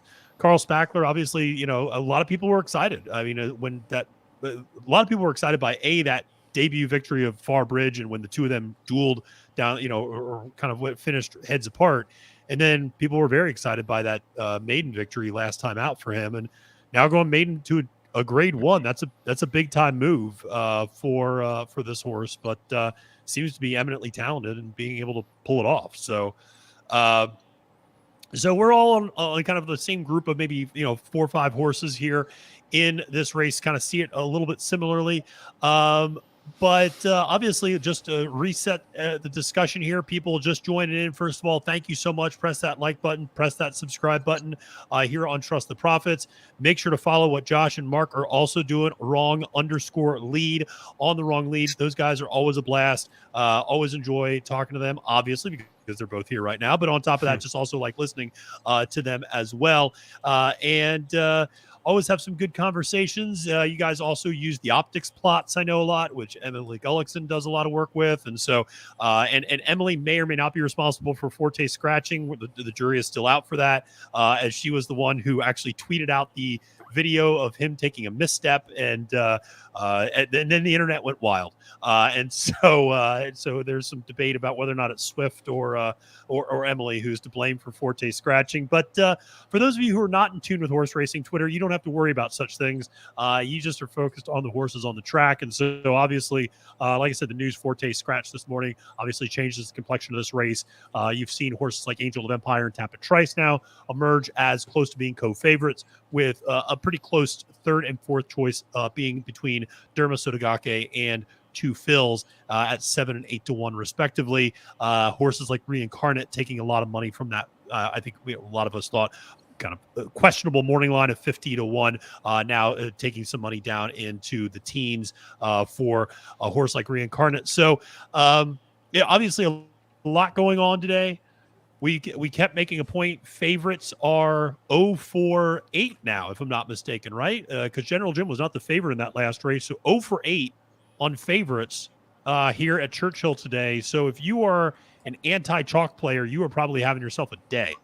I will just say this is surprising, and there's been some big time chalk that's lost. It's not like it's been questionable chalk, things like that. Extra Niejo, Goodnight Olive, Spenderella. I mean, these are really big names that are losing. Obviously, coming up in the next race with Cody's Wish, another heavy favorite. So we'll see what's going to happen there. But it's a crazy day of racing. And listen, since we still have 18 minutes to post, I'm going to change the topic for a little bit. Interested, listen, over my shoulder, I have a picture of Barbaro, one of my favorite horses. Obviously, I mean, very bittersweet in a lot of ways, but it was still an amazing Derby experience. I was there at the Derby the year Animal Kingdom won. I made the mistake of being in the infield. I think I saw Animal Kingdom for exactly 0.12 seconds, and that was about it. As I saw, that was about the only part of the race I saw. But I'm interested, going around the horn. El Hombre, I'm going to start with you. What is your favorite Derby memory, or maybe your favorite Derby in recent memory, in terms of maybe a horse that you really loved who won, or just a super memorable race that maybe you go back to and watch every once in a while? I think American Pharaoh was really special. I thought that horse was obviously a Triple Crown threat and then went on to win it. But I agree with you on Barbaro was awesome. I don't know. As far as like bad memories go, Mind That Bird, which is, I mean, it's a good memory because it was such a long shot and improbable, but I didn't win with it or anything, but that was a cool memory. But I like Street Sense a lot. It's one of my favorite horses ever. Smarty Jones, to name a few. Yeah, but absolutely. Yeah. Very much. Josh, what about you? Any kind of derbies that really stick out? I mean, I know you're relatively new to the sport in some way, so I don't know. Do you go back and watch like old derbies and things like that on YouTube, or are you just focused on kind of the here and now? No, I think I told the story the other day on one of our podcasts. The thing that I guess kind of got me really hooked on horse racing was the winner in the Pat Day Mile. The first Derby I watched, which was the Justified Derby, and that is Funny Duck. Yeah. So Funny Duck went ahead and won at a humongous price, and I was just like, man, this game's so easy. Like, how did nobody have this horse? I still don't even remember why I like the horse, but that was definitely a memory that I don't think is going to leave anytime soon. So. But as far as Derby, I mean, obviously, me, man. Yeah, I mean, with Derbies though, and sorry to cut you off there, but that freaking that DQ, I mean, I think that's going to be maximum security. Yeah, that's going to be one that I think is going to sit in everybody's. That was a rough one. Yeah. I think at some point we made the calculation, and it was something like the Discord that we kind of are all part of. Lost something or didn't win something like 100K. Oh, I was over 100K just alone. Yeah, I was over 100K alone. I was live to the 2-day pick six. If he stays up, I hit the 2-day pick six, which paid. I don't know. I don't think they had Will Pays posted, and I had the 1-day pick six, and I also had like a pretty slam pick four. So I mean that was a six figure DQ for me. Jesus, wow. That is rough. Never mind. I thought it was bad for me. you just trumped my story bad. Yeah, no, it's that is a rough one. But Mark, I'm interested. Like, what are your? Do you have like Derby memories? A particular Derby run that you liked, or remember, or a really big hit that you won? It's funny. I've been around. I'm 40, so I'll throw out my age right there. But I can remember derbies going way back to when I was a little kid. Had a couple family members who were really big into horse racing. I think the big one that jumps out of me was Winning Colors, which was 88. Oh yeah. And the filly winning the Derby. She was just a cool horse. Like, she was a hard horse not to like. Yeah, Gary Stevens, and back in the day, and I can remember that's I think that's probably the first Derby I remember, because I remember all the hype around it, which was really, really cool. And the other one that really jumps out at me is Cal Chrome. California Chrome got no love. He got no respect. Yeah. Everybody was doubting. He didn't have a pedigree that said he could get the distance. And if you were if you were somebody handicapped and you really looked at the race and you turned the pedigree mindset and the small connections off, he was the logical player. And I remember, I think he got 3-1 or 7-2 on him, and that was just a gift. I mean, he towered over that field, and honestly, I think he wins the Triple Crown if he gets a even moderately decent ride in the Belmont Stakes. I think he was very much robbed. Pretty cool horse, and I can remember that one really, really prominently. So yeah. No, I remember watching that Belmont Stakes. I was out camping that weekend, and I remember I was out in like the hinterlands of North Carolina, and there's no cell service. And I remember my ex-wife and I were camping together, and we drive down into like this town that's like 30 minutes away and find this like one bar that's got like NBC on one TV in like the corner, and we're like sitting there watching that. And listen, I know people, I know it's been memed to death or gifted to death, but like the reaction from the owner, obviously after, but I'll be honest, in that moment, I completely agree with him, and I completely understood why he said what he did, because I have long, it is always especially at that point, because we had said such a long drought without a Triple Crown winner. There was such clamor for it to potentially happen. A lot of people never thought it would. And it was this idea of all of a sudden these trainers bring in single shooters for these other races of, I'm going to bring in a Belmont horse, I'm going to bring in a Preakness horse. And the Triple Crown, it is this idea of like, are all the horses that start at the Kentucky Derby have to be the ones that run in the Preakness and the Belmont? Yeah. That doesn't really feel right, and a lot of horses would drop out pretty quickly, and you get super small fields. So you end up with these horses that are super fresh, and they haven't run 3 races in 5 weeks and for the first time ever. So it's I remember that. I never held that against him the way that I think some people still do in some ways, or still at least mock him for it. And I never did, but that was a memory I absolutely had as well. At the very least, he deserves the benefit of the doubt of like just being emotional over. Yeah, he does. He does. Yes, I was actually, so I was at Belmont that day. Oh wow, we were in the owner's box, because Belmont, New York is interesting. The fact if you are an owner, if you own at least 3% of a horse, you can go into the owner's box, which is just a huge area. It's not just one box; it's a huge area for all owners. So I was in that area with a bunch of friends, and we sort of saw that interview take place, and there was a lot of emotions. It was rough. It was it was an interesting vibe, because he was very much in contention sort of the top of the stretch. Yep. And the crowd's amped, you can just feel the vibe, and then it just like a balloon popped. It just and it was rough. It was real rough to be there, and it was very quiet getting out, and it was rough, because everybody, you want to be there when the Triple Crown happens. You want to say, I was there when, and I thought that was the year.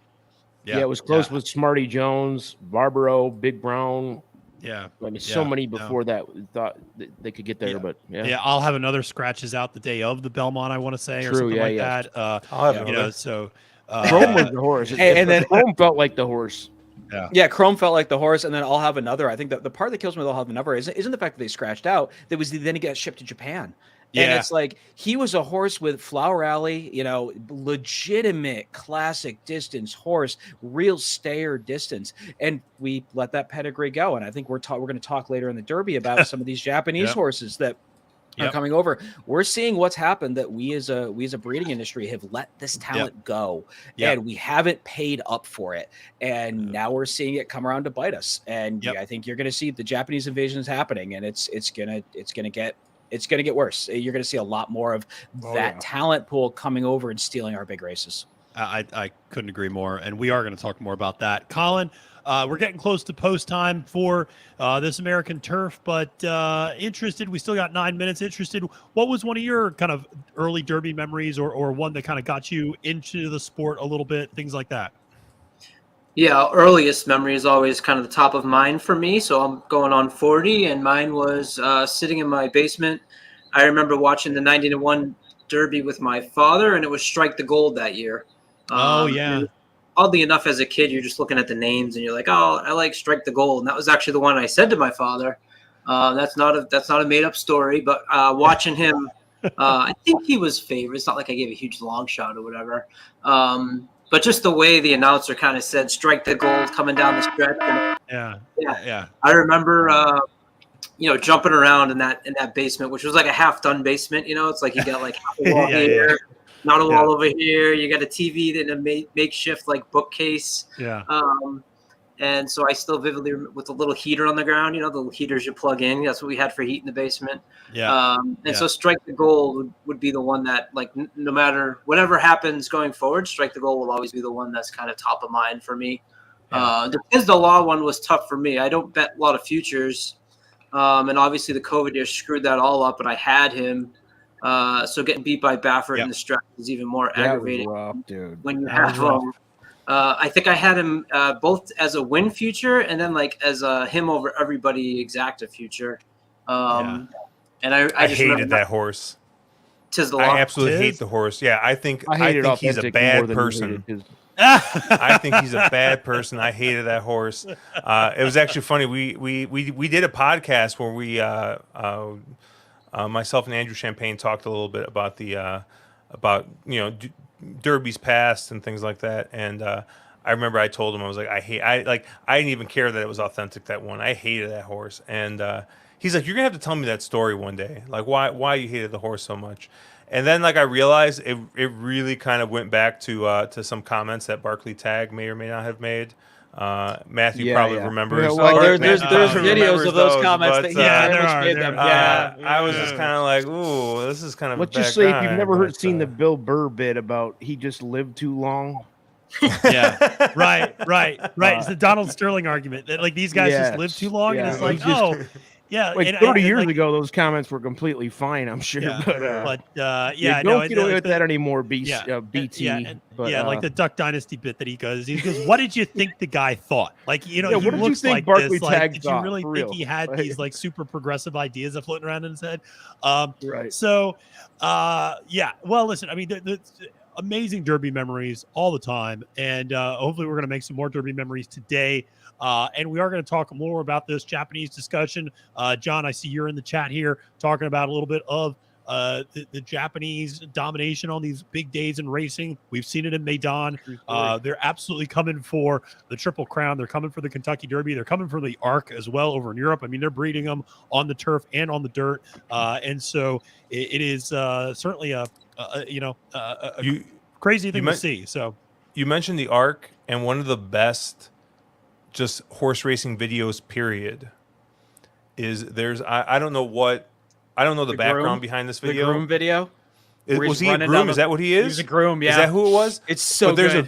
There's a video of this group of Japanese guys watching watching the Arc, and the Japanese horse hits the front with about maybe like a furlong, maybe 2 furlongs to go. About a furlong out, and they're doing what Mark did at the NHC this year, and they were just fist bumping and jumping up and down and laughing. And sure enough, they get nailed at the wire. You had to go there, didn't you? You had. I mentioned it yesterday too, but I figured you brought it back again. Yeah, that Mark is the ultimate mush calling the winner. Yeah, Josh was dropping bombs. I was high five. I was high fiving the table. I was in cloud. Absolute Duransky was fist bumping. Sheldon was fist bumping. We were all fist bumping. And I was like, all right, I had it too, but then he got nailed at the wire. And then my horse. I've never had a horse stop that bad in my career. I will say I know one of my buddies, Len. I don't know if he's watching right now, but great dude up in Philly.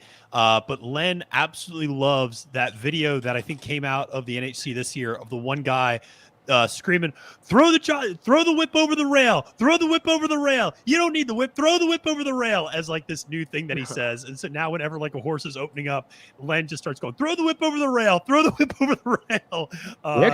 Matt, you'd be surprised to hear this.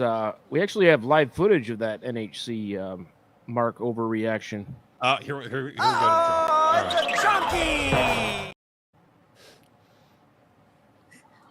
There you go. Thank you. So, Matt, you were talking about the throw the whip over the rail.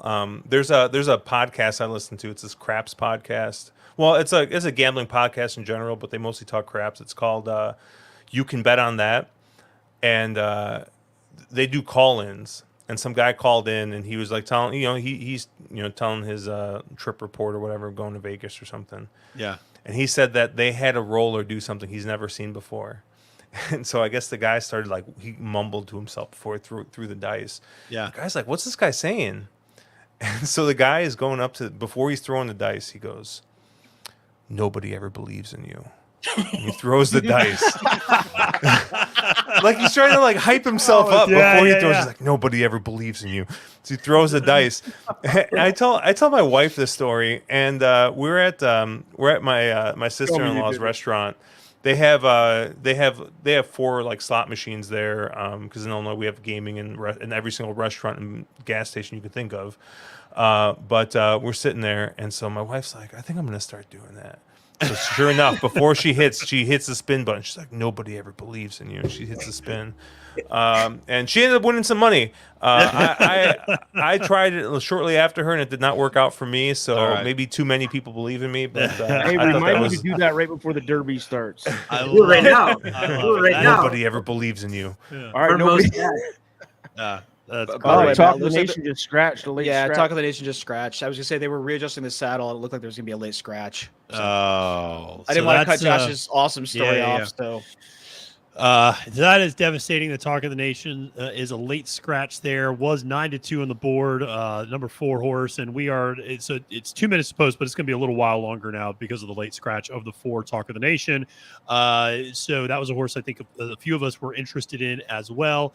But now, officially scratched. And looking at the board, the number 11 Carl Spackler is the post time favorite, I should say, at 5-2. That is followed pretty closely by Major Dude at 3-1. Then you have a slew of horses, 3 of them basically at 6 and 7-1. Farbridge at 6-1, Mustache at 6-1, and Johannes at 7-1.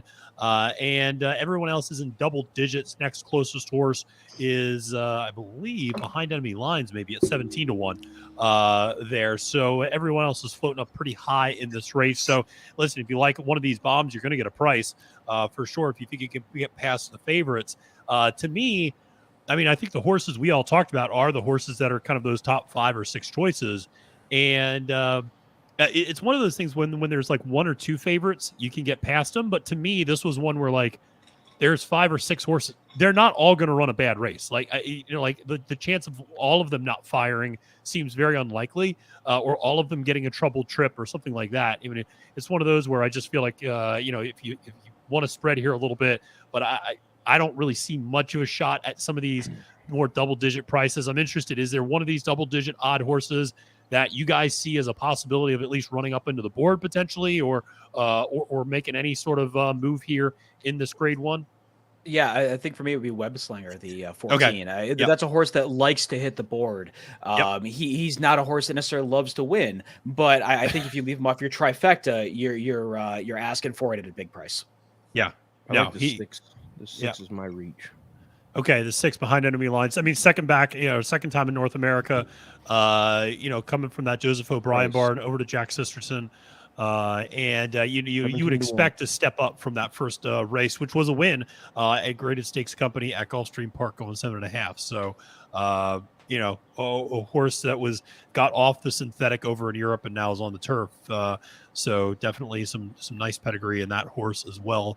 And you're getting a pretty nice price on that one right now at what do we got there on 17-1? Yeah, they're loading them up now. I'm a little sad they scratched that 4 because I wasn't into it. I know Mark was into it. There's a lot of chatter about it, so it's tough. It shortens the price on everything else, but we'll see what happens here. Yeah, they are loading them up, and and so they are all loaded up here in the turf, and they're off, and we have a pretty even break at the start. I was like, Louis going right to the lead. Yeah, absolutely. Mustache, as we talked about, gets out there to the lead on the front end. And so the 8 with Saez. Yeah, exactly. Nobody ever believes in you, Louis. Nobody ever believes in you. Nobody ever believes in you. Carl Spackler certainly moving up there from the outside post position, but is going to be hooked about 3 wide going around the first turn as Mostache leads him into the first turn and around. And Desert Duke and Carl Spackler both up there. Major Dude prominently placed early as well. But they do the opening quarter of a mile in a very reasonable 23-4. Going now hitting the back stretch. Mostache opening up by about a length over Desert Duke in second. And then with a little bit of an outside trip, Carl Spackler, who is 2-1 right now, is sitting in third, followed by Major Dude, who is on the inside rail, sitting on fourth as they make their way down the backstretch. The half mile was in 47-4, nearly 48 flat. And so they are making their way around the third turn now. Mostache still up on the front end. If there were any more trees and obstructions, I wouldn't be able to see anything in this race.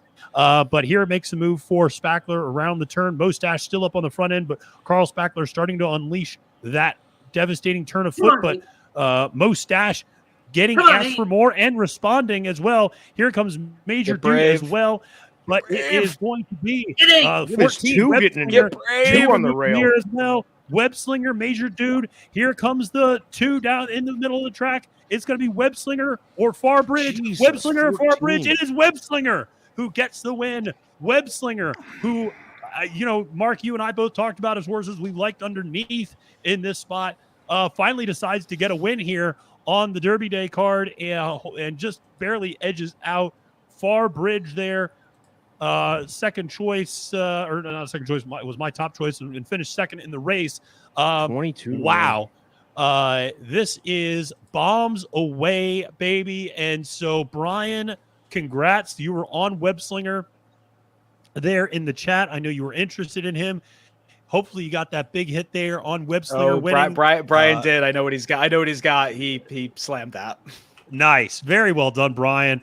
And good work there. Love to see it. Webslinger getting the win there over Farbridge. That was a really thrilling stretch run. Mostache, looked like he had it maybe pulled away there for a second, and then the cavalry came coming. But that was a huge win there, obviously, for Webslinger in that particular race. And I just want to make sure Javier Castellano aboard. So Javi, a great ride there. And I will say, Farbridge, Joel gets that horse on the inside, and that was a tight spot that he fit through, but he got through there and, just got out finished there at the end. So craziness I don't want to there. be around anymore. I would say it's just Like you don't want to live anymore? I don't know. So it's interesting to say that's the first horse on the turf that is really come from out of it, right? Like Webslinger is very much a closer, very much coming from the back of the pack, and that's the real first horse we've seen get there. So I wonder if this turf maybe is drying out, get a little more cut in it, maybe. I don't know. Yeah, David Barista, shout out to you. Webslinger getting the job done there in the Grade 1 American turf, and that was a big time effort. Obviously, a very a very well thought of field, I think, even though we all were kind of going in slightly different directions, but there was a lot of top end talent in this race, and ultimately Webslinger gets the job done there. So that was just a tremendous effort, but everybody else was right there that we talked about. Carl Spackler was right there. Mostache was right there. Farbridge was right there. Those horses were all right there. And the top four were not all that far apart from each other, but ultimately Webslinger getting the job done there for Castellano and Mark Cassie. So that was a huge win and just another bomb on the day. And we've, like I said, not seen a favorite win yet today. So this is absolutely crazy to see the sort of prices that we're getting at Churchill on the Kentucky Derby Day undercard. Josh, how are we doing? I might need to contact Alombre and get his guy on the line right now. This is I know. I had like in fairness, I talked a little bit about the 14 because if you looked at the optics plot, the horse looked like a real strong late closer. Yeah. But man, I just thought there were a bunch of other horses in this race that were going to get the jump on him. And, I know Rosario has not exactly had the best weekend, but credit to Joel for navigating a really just kind of rough trip there, and finally getting on the rail and trying to get there. I thought he had it, but yeah, Web Slinger was just on the outside and had the easier trip and was able to outkick the 2 and the 1 there. So had a much easier trip and was able to leverage that for the win. I mean, with an easier trip, the 2 probably gets there and ends up winning. But one of those things. Major Dude came running there at the end as well. Colin, to your point about how do we extrapolate out from that last race in the Jeff Ruby? I mean, Major Dude certainly ran a really strong race. Didn't turn into clunker, but didn't quite get the job done there on the turf. Obviously, switching surfaces between synthetic to dirt for 2 fills, synthetic to turf now for Major Dude. But bombs away here, and I don't know if any of us are still alive in much of anything, but I think the best thing I did was I stayed away from this race, so I don't think I bet anything. So that might have saved me. Do I get a consolation prize for getting the 2nd through 5th place there? I mean, this is how my day's gone. I mean, the second superfecta, just fantastic. I'd love to see it. I got a tri-key 1-8 over the 1-2-8-14. There you go. Yeah, I had 1-2-8 in the try, and of course the 14 comes and booms us all. So yep. I singled the 1 and the 8 on top of the. Okay, got you. 1-2-8-14. So stay tuned for that heroin lesson, guys. If you we got listen. Speaking of heroin, we got somebody from Arkansas. So here waiting in the lounge, and I think that's the best type of meth. Look who it is. The Wolf is here. Call the Wolf. The Wolf Caleb left. I'm out of Caleb now, honestly. So you only go with the Hampton people. Don't come in and brag about hitting that 14 horse, please. Did you? No, I hit no balls earlier. I'd rather red board with that. Okay, that's fine. I'm over that one. I'm not over the 14 just yet. I bragging. I panicked and dressed like Jonathan Kitchen. Also, I just realized. Yeah.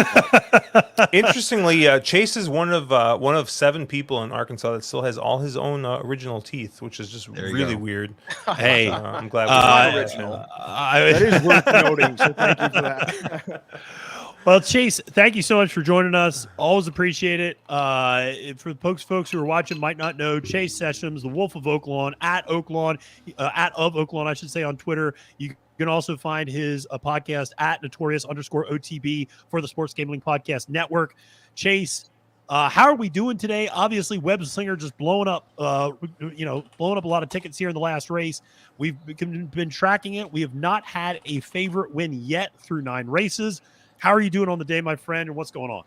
I've made my money in the 7th with no balls in the exacta there, and I've got my win bets locked in. I got my Derby try locked in, and I'm just ready to sit back and enjoy watching horse racing. I will tell you, I got brutalized yesterday. If you watch Capping the Card for the Oaks Day with Matthew DeSantis, I got brutalized, and so I did what I do whenever I have some of those epically bad days, which is go back through, drink watch replays, do trip notes, and see if I can pick up on a trend. And I've figured out the bias of what's going on the dirt and on the turf, and I'm having just a resurgent. How about day. this, Chase? Is this also how you handle your bad days? That's how I handle all days. It's my actually, I'll be back. I got to go visit bartender Josh again after that race. I understand. Bartender Matthew might need to be visited soon as well. So does bartender Ombre. All right. Well, we're gonna have nobody left on the line. I'll hold off. Go ahead. But go first. We got Chase here. Doing this for like 12 hours. No. I'm good for a little bit. And so Chase, I know you and I were talking a little bit about the bias. You were in the chat yesterday talking about potential rail bias on the dirt, especially. I think you were saying down the backstretch in particular. You think there's a rail bias. So is that playing today the way you see it as well? Look at how many heavily bet favorites on the dirt have gotten inside draws, gone with the early speed and kind of come back. And now when you start seeing the overheads, because now since it's on NBC, we get all the cool angles and everything. Look at how far they're keeping those horses off of the rail. And it's really interesting. It's on the back stretch. And then whenever you get into the front stretch, you either need to be glued to that rail or you have to be in the tractor trail. If you're in those in-between paths, you're coming back to the field. On the turf, it's the rail. It was the pocket trip on the rail. It's the rail all around. That's why I was so high on no balls before that race. Just watching the Churchill Downs races from earlier in the week. Yeah. Well, speaking of horses coming from off the pace, Mark, I know you have a strong opinion already. I know Brett asked about Tejano Twist, and Mark, you immediately responded, no. And Tejano's coming up in this next race, right? If I'm not mistaken, is that yeah? Correct? I mean, Okay. I think this track has become a little bit more normal, and I think it's become a little bit more fair. I have a hard time getting around Cody's Wish. I understand that everybody is, everything's bombs away, and you toss the favorites, and everything makes no sense. But I think there's a certain point where you have to just realize that he towers above this field in this race. He is, absolutely miles ahead. And I think he's a horse that is opposed to some of the favorites earlier on the card. There's less excuses. Good at Olive. I think was an argument to be made that horse is out of a barn that maybe not firing right now. And I think that his complexion didn't shape up quite the best. But and the rest of that field pinned her to the inside rail too. And there was a lot of race riding going on in that race and everything else. But something like Cody's Wish, I think as long as Junior doesn't muck up the ride, I don't see a way. I have a hard time getting away from Cody's Wish in this next race. Yeah, I agree. I mean, this feels like the most logical of the potential chalks from the day. Certainly 4 for 4 undefeated over the Churchill Downs dirt as well. So clearly likes the surface. And doing the one turn I think is actually better. Coming back from that Breeders' Cup mile. And so there's a lot of things that just point to me to Cody's Wish kind of being inevitable. In addition to the fact that, listen, I faded Cody's Wish in the Breeders' Cup mile. And then I watched the Human Interest story about Cody Dorman and, of course, Cody's Wish. And I felt like the biggest asshole for fading that horse in that race. And I was like, what a jerk off am I that I faded this horse with this wonderful story that's like making people cry, myself included. And watching the story afterwards. So, obviously a great story. We've been talking, unfortunately, about a lot of not so great stories in horse racing that have been going on this week with Safi Joseph's indefinite suspension, with all the scratches, with the scratch of Forte this morning. I mean, Cody's Wish is kind of the palate cleanser, quite frankly, that the sport needs a little bit on a day like today to get the positive momentum and positive feels kind of going back in the right direction. But Chase, are you going after a price in this next one, or are you going to use Cody's Wish, generally speaking? I'll probably play a part wheel trifecta where I put Cody's Wish on top, but who I'm interested in win betting is Endorsed, the 10. Oh, ladies and gentlemen, I not to interrupt you, but we have Endorsed. We have a Florida man. We have a Florida man coming on. The sniper is here, ladies and gentlemen. Barry the Sniper Spears. We promised special guests, and we're delivering. Barry, what is going on? Not much. Off the court, by the way. You see it? Go Heat. If Chuck Simon's watching, he's got some issues, I think, with that. So, you know what I'm going to do is I'm going to change shirts at halftime. You see, you get best of both worlds. Heat next they're playing tonight. Barry, it is the no chalk zone for real today at Churchill Downs. Web Slinger is a horse you and I both gave out on Stable Duel months ago that we both liked, and obviously comes back to win in an absolutely huge spot here. How are you doing today? I mean, you are not a chalk player, so I'd imagine you're doing all right today by and large. Yeah, I'm doing all right. That's all right. Good. I had a really big bet on Fluffy Socks. Nice. That kind of set up the rest of my day. So it's working out. The plan's working right now. We'll see where we are at whenever this race goes off. Like at 9, right? 9 p.m. the Derby. It certainly feels like that. And we still got quite a ways to go until the next race on the card. Still got, I believe, 38 minutes till post in that race, 36 minutes to post in that race. And this is one that's gotten a little bit of a shorter field now with White Abario and CZ Rocket both scratching. Cody's Wish, even money favorite right now. The endorsed is staying right at the morning line, 5-1. But listen, Sniper, you have had most of your Kentucky Derby stable that you drafted scratch from this year's race. So Practical Move is gone. Continuar is gone. Those were your top 2 picks. But listen, obviously with the news of Forte scratching today, what are your thoughts on how this race is playing out? And obviously the way that this is changing from a wagering standpoint, now horses like Tapit Trice, Angel of Empire, Two Phils, Dermasotogake, all getting, hit hard at the windows. Does this change the way you're approaching this race? And kind of what are you thinking about today in that one? Well, I was kind of gonna wait and see how the track was playing. And it looks like on both turf and dirt, you need to be forwardly placed. You can't launch from way back. I mean, there's going to be a scramble in the Derby, but I still don't think it would favor horses like Tapit Trice coming from behind unless they just completely fall apart. But that doesn't look like that's going to happen. And it kind of upgrades a couple of horses in my mind, like Mage. I would think would want to be forwardly placed. Dermasotogake probably gets a little boost there too, because the Japanese are sharp. They understand track bias, things like that. So I would expect that one to kind of be up close. But it downgrades, Tapit Trices of the world, Confidence Game. It depends on Confidence Game. I'm not really sure what to do with him, to be honest. Other than the fact by the way, Keith DeSormo didn't know what to do with him either. So, yeah.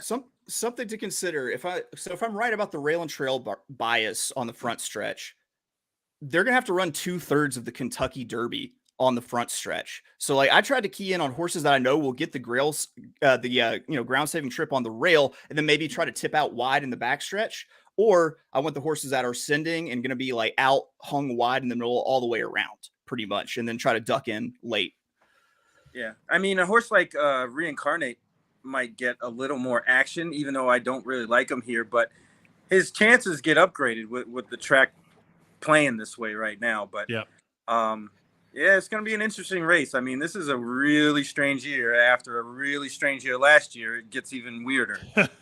Yeah, it does. And obviously with the announcement of Forte scratching this morning, I think a lot of us were all playing against Forte. We all thought he would run well, but maybe not well enough to be worthy of a win bet.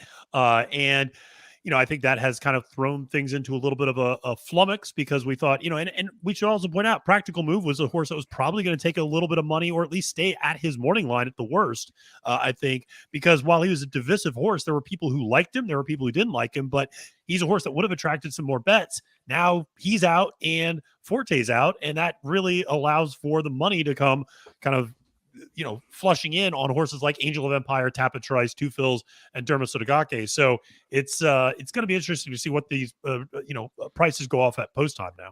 Yeah, prop bet for you. If Cody's Wish wins the next race, how many times does Bill Mott thank the Shake? Yes, I'm gonna set it at 2.5 over. Or yes, under. Yes is the number. Yes, number of times. Yeah.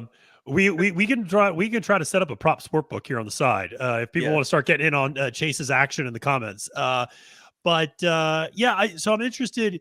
We were talking about kind of forwardly placed horses. We got someone here talking about King's Barnes. Mike Pellerin, obviously, who was a horse guy. Mike, he was here yesterday. I know he's a big fan of King's Barnes. Mark, I see you shaking your head. You're not sold on that horse, but he should get a forward trip. He should get a forward trip. I don't agree. I don't disagree with the trip. My concern is just he's not fast enough. He's effectively paired to his last 2 races. It doesn't seem like he's taking that step forward. He's 10 or 15 points too slow on every figure that I look at to be a major player here. I just don't think he's fast enough. Now, is he part of the pace complexion? Of course he is. He's going to be forwardly placed. Yes, he is. But he's not a horse that's ever shown that he's fast enough to be a real win candidate here. Yeah. I'll jump in on that one real quick. Go for it. I will say that he hasn't had to be fast enough yet. That's exactly what I was gonna say. Yes. He hasn't. He crawled around the track last time out because he could, and he still won by. My always take is horses tend to if you see a horse that wins by 3, 5, 6 lengths, those horses tend to sort of run their race. you don't very often see those horses that run those, they win by 3 and they suddenly jump up 20 points or 10 or 15 points, right? Like those horses tend to run back to those figures. They don't tend to take those big steps forward. I just don't see it with Kingsbarn. I just don't at all. I want to love him. I really do. He's going to set the right trip, but he's just hard to get to for me. Barry, what I'm about not you? necessarily putting him on top. yeah. I do give him a shot, though. I mean, I can't. I like can't him better than most. I can't use him here because he just doesn't have enough experience. Anything gets in his way, you don't know how the horse is going to react. And from where I'm sitting, you have to take that as a negative. Yeah. Right now, Josh, what are your thoughts? Or Josh isn't here. I'm throwing to Josh. He's not even in the live stream. So right now, just to let people know, we do have the co-favorites, basically the 14 Angel of Empire at 9-2, Tapit Trice, the 5 at 9-2 as well. That's followed up by Derma Sudagake and 2 Phils, who are both at 8-1. Right now, and so those are your single-digit priced horses. Horse like Confidence Game has gone from 20 to 17-1. The biggest drop has obviously been Reincarnate, who's gone from 50-1 down to 13-1. Mage has largely stayed pretty stagnant, and Kingsbarn's gone down a little bit from 12-1 to 10-1. But everyone else is staying kind of right about where they were pegged initially. Obviously, some of those really big priced horses that were like 50-1 have gone down a little bit. But, the board is kind of roughly shaking out the way I imagine. Interested that Verifying is also sticking at 15-1. That's a horse that, might sit a pretty decent trip on the inside as well. So, and will flash early speed for sure from that number 2 post position. So, I said Josh's name and he appeared. I assume that you had a nice visit with the bartender. I did. I also visited Refrigerator Josh, who had about 8 pieces of Popeye's chicken in there. So had a quick little 4-piece snack as well. Dude, what is up with this board? Why is Cody's Wish 6-5 right now? I mean, do you think everyone's just kind of reacting to the fact that favorites have not been doing well? They're conceding the win to him. I don't like him here, actually, to be honest with you. Where are you, Barry? Because you're never on chalk. So where are you at in this one? In this race, I think there's only 2 other options, and it's the Fortin Hill and Endorsed, and the 10. Yep. And I think the 10's razor sharp right now, so that's probably who I'm going to end on, betting to win. Just full-blown Razor Ramon, man. Sharp. my only concern with the 10 was the Gulfstream figs. It doesn't seem like Gulfstream form has been carrying well anywhere else, but I mean those numbers are humongous, and they put him right in the mix here. I just kind of I agree with Barry, like the 8 Fortin Hill is probably going to get on the lead. Honestly, the biggest scratch in this race was White Abario. I thought White Abario was going to be real sneaky in this spot. With him getting scratched out, Fortin Hill might just find himself loose on the lead going a sprint distance. So that's the plan. That's what we want. Yeah, you definitely have to put some money on Fortin Hill in this spot. So we got a lot of opinions here in the next race. Obviously, we favorites are 0-9 here at Churchill Downs today. Going into the 10th race, we have our last really big favorite on the card, Cody's Wish, 4-5 on the morning line, 6-5 right now. Mark, I know you look at the doubles and you look at kind of the probables, and I mean, does it look like Cody's Wish is going to be going off at 6-5 or no, it does not. It looks like he's gonna be more like 4-5 by the time the gates pop. It looks like there's gonna be a lot of late money there, and he's already ticked down to even money right now. And I think that's probably the right price for him. I think he's the kind of horse that wins this race more than 50% of the time. So he's a really hard horse for me to get around. Honestly, on the card today, I had 2 horses that I thought were sort of lone A types. That was that 6 horse that Julian was on in the second race, and it was Cody's Wish. That was the other horse that I was all behind. So he's a hard horse. He was a horse that I thought I could build around, and I tried to build around, but I screwed up the last race. So happens. It does, and I will say there are a few horses that are taking some serious money that are coming down from what I think were really inflated morning lines, and one of those is Hoist the Gold, who was 30-1 on the morning line, is now 8-1. I And like Hoist the Gold. I like Hoist the Gold quite a bit as well. I like that horse more underneath, and then Steel Sunshine also maybe it's just the Irad effect, also going from 30-1 down to 11-1 right now. But yeah, Hoist the Gold and Hear My Song are two horses that were both 30-1 on the morning line, and I felt like they were both horses I would include using underneath at a big price because they just seem to be the same type of horse. I mean, not to draw too much of a parallel, but Mark, they remind me a little bit of what you said about Webslinger, of like a horse that just likes to get up and hit the board and muck things up a little bit. Now we just saw Webslinger win, but Hoist the Gold and Hear My Song, they finished 1-2 their last race out together and kind of feel like that type of a horse. Yeah, I'll tell you as well. You were talking about horses moving on the lines. Fortin Hill is another one. You're seeing that horse is sitting at 17-1 right now. I'm seeing projections closer to when they go off about 10-1. So it looks like there's going to be a lot of late money, and I would imagine everybody's looking at the same things we're looking at, right? We're not the only ones seeing that there's definitely a speed bias and that there's definitely a forwardly placed bias. And I know Chase has also mentioned this sort of that outside draw on horses that are going to be forwardly placed but have an outside draw, and therefore they're going to stay away from that backstretch, which Chase is saying the backstretch is deep, and the man knows a bias. So I very much respect his opinion there. I think 16-1 Fortin Hill is interesting. I think it closer to 10-1 Fortin Hill is much less interesting in this spot. This is a good place for me to jump out now that I've been complimented. It's incredibly hot in this room, and I'm sweating like Jack Lemmon trying to make a sale in Glengarry Glen Ross right now. So always be closing. Always be closing. Yeah, well, right now I'm always be sweating through this shirt. Thanks, guys, and this is an endurance trial. You guys have done such a great job covering it. Stay hydrated. God bless. Absolutely, Chase. Thanks so much for joining, man. Appreciate it. Make sure to check all the stuff out. You got Chase at Of Oaklawn, at Notorious_OTB, doing some great podcasts on the Sports Gambling Podcast Network. I know I've been a guest. I know Barry, you've been on his show before. Mark, I know you've been on. Josh, have you gotten the cold shoulder? Have you gotten the invite before to Chase? No. Oh, I've been on there multiple times. Oh, okay, good. All right, so we got to get El Hombre on next, and then he'll have completed the quintet of all of us. So.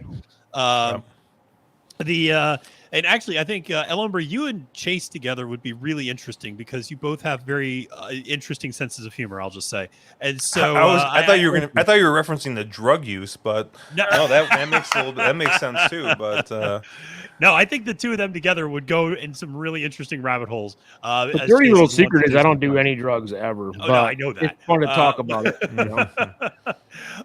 You'd be surprised at my lack of drug use. Actually, yeah, this is a pretty squeaky clean. Trust the profits. We're pretty buttoned up, but hey, we like to still have fun and cut loose on days like today. And by the way, it's been a little while since we said this, but hey, shout out to everybody who's been in the chat all day. We've had over 100 people in here consistently throughout the day. Have been absolutely amazing. Engagement on Twitter, engagement here on YouTube. Make sure to press that like button. Make sure to subscribe to Trust the Profits. Make sure to check out what all these guys are doing too. You got the Sniper doing Big Mondays with Chuck Simon. You got to make sure to subscribe to that podcast, Going in Circles. And then you got Mark and Josh doing On the Wrong Lead. You can find them on Twitter, wrong_lead. And always got to check out their live streams that they're doing on YouTube as well. It's always really great stuff. Listen, there's a community here, and we all love supporting each other. We all love engaging with each other because we all like talking horses, and we all approach the game a little bit differently. That's the beauty of this, is each one of us is a slightly different handicapper. There are slightly different types of angles we like to use. Barry and I talk so much that Barry now can pick out the horses that I'm going to pick on this weekend Stable Duel every race. And he's like, oh, that's a Matt DeSantis horse. And I'm like, yes, it is. We all have our types, and we know Josh loves his E8s, and we all have those types. And that's the best part. So here's a question from Karina. Yeah. That's good question. Oh, that's a great question. And that's I such won't a good answer question. it today because I am not winning anything today. So. I was going to say, that's such a good question. I'm going to bow out for a minute, and I will be right back. All right. Okay. But I will let Josh, Barry, and Mark answer that one. But great question from Karina. Yeah, a lot of losing, Karina. Yeah, it's expensive to learn how to do it. Yeah. That's how I learned. But there's a lot of resources out there now. I wish, Yeah. When I was coming up, like in college, we had Twitter, and I would have learned my learning curve would have went so much quicker. But here we are. Yeah, I'll say there's a really good book out there. Steve Chris put out a book that's called Exotic Wagering, and it's him talking about how the mental approach. I know Andy Beyer talks a little bit about playing pick sixes when they first became a thing. Like, how do you approach them?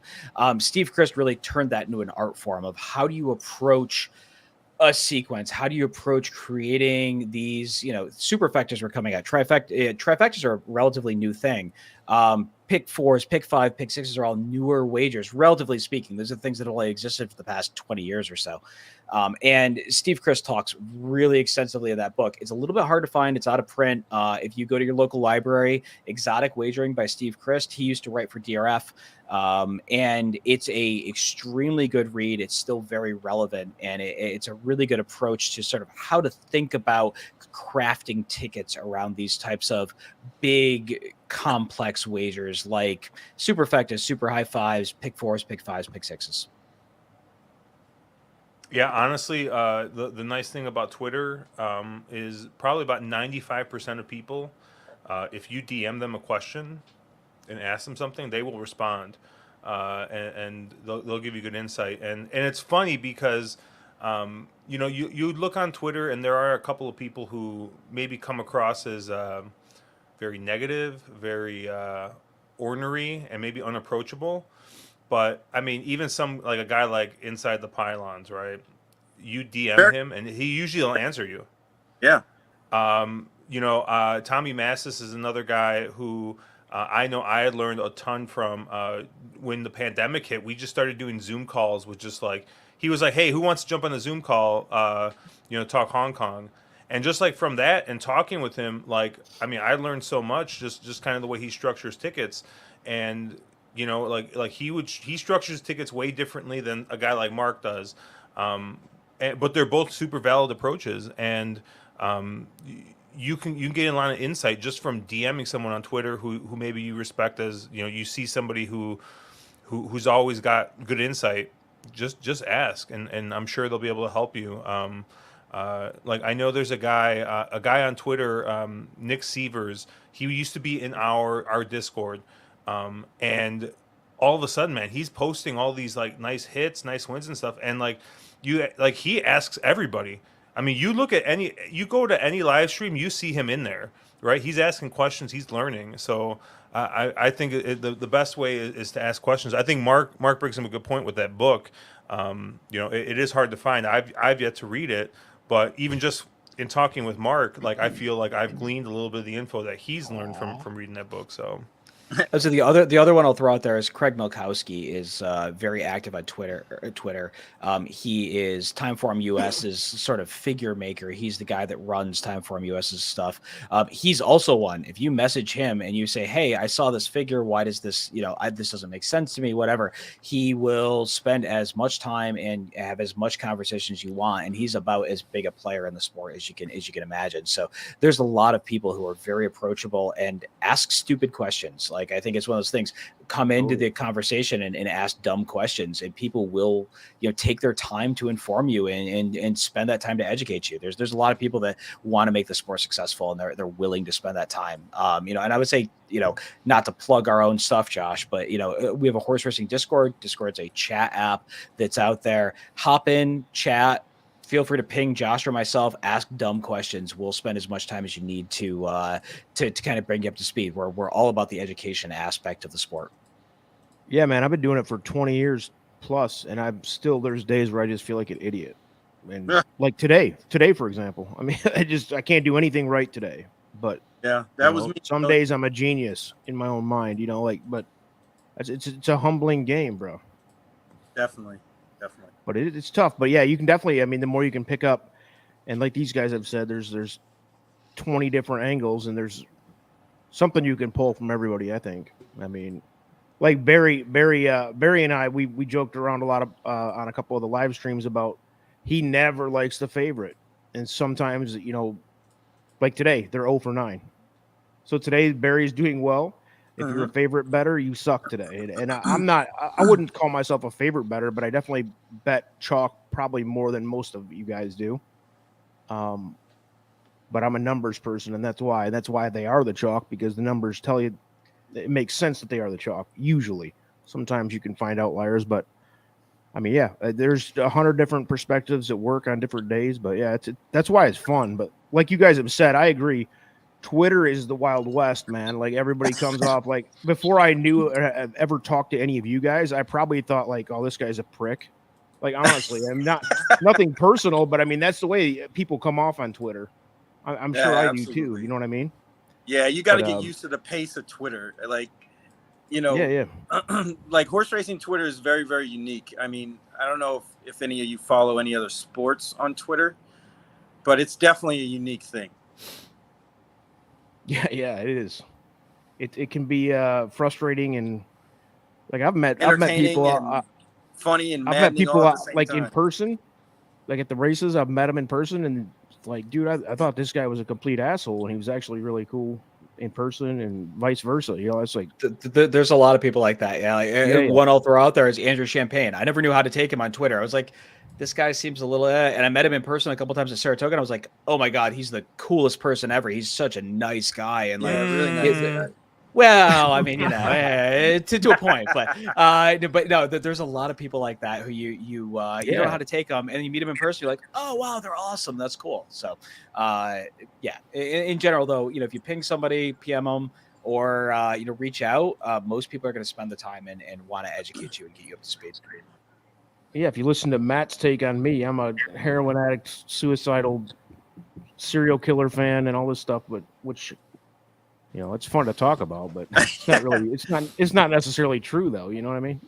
So, but yeah, it's Twitter's definitely the Wild West. But once you get to talk to these guys or any of us for that matter, it's usually a lot more chill than you thought it was going to be. So all right, guys, I gotta about head out. I gotta go pick up my daughter's birthday cake. Her birthday's tomorrow. That's why I'm at home. That's the only reason I'm at home. Tell her we said all said happy birthday. All right, thanks, man. I appreciate it. Yeah, man, it. you got go. She's gonna have some good birthday parties at on Derby weekend, I assume, coming up. Last year it was on her birthday, I think. Was it last year or the year before? I don't know. I forget. But yeah, once in a while, it's gonna be on her birthday. She loves it. She actually is doing a history project in school on horse racing. So I guess I rubbed off a little bit. Yeah. I can't convert my girls. I got two daughters too. They're 12 and 15. I can't convert them. They don't get into it. Well, the thing is, she told me, she's like, well, it's something that I think I know a lot about, which was I was surprised. I was shocked. But she probably does know, because I'm always talking to myself. I mean, my wife, she doesn't get it, and my daughter, she's like, I'm sure she's listening, but I got nobody to bounce it off here but me. Yeah, I try all the time, man. It's hard to convince. My girls are at the age where they're doing their own thing, and that's cool. But yeah, but I appreciate it. Cool, Thank you guys. Thanks for jumping in, Barry. Appreciate it, man. Thanks. Good to see all you. Yep. We'll talk. See you, dude. All right, so I think we're about 13 minutes to post ish. Yeah, I know. I mean, I think we just tick down to 12. Cody Wish is down to 4 to 5. I think that appears to be a looking at stuff I'm looking at.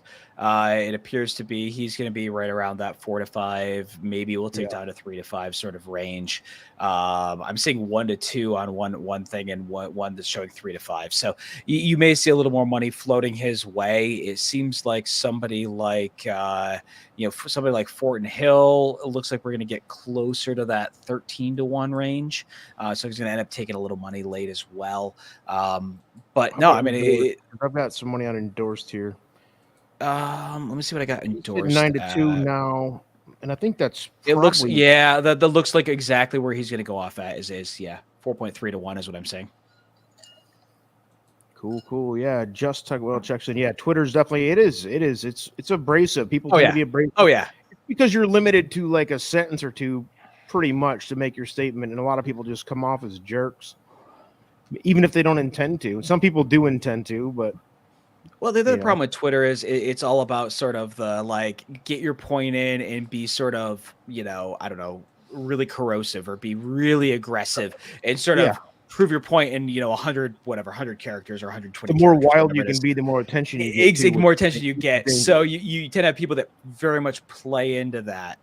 We've mentioned a couple of people who have some really aggressive opinions, and it's hard at times, but you have to kind of look at it overall. And when you really talk with those people and you have a real conversation with them, they're very different than the persona that they tend to spin up online. Again, Andy Serling, another one that's a perfect example. He's Mr. Naira. You see him on TV, you see him on Twitter, and he has these really aggressive, really like sort of cocky, can be snarky, cocky, very snarky, condescending, everything else. If you ever have a conversation with Andy Serling, he is the nicest human being ever. He's super chill. He's super down to earth. He's a super cool guy. I've had multiple I chat with him all the time. He's a great guy. And you realize that a lot of times that's a spun up persona for the media flash, and it's not that person who they really are. So if you reach out to a lot of these people, they're going to be very good about being chill, being cool. I won't mention any names, but speaking of Andy Serling, Colin in our group, I won't mention his name, but Colin, he definitely sees the abrasive side of Andy Serling, and me and Matt are both usually like, no, he's different.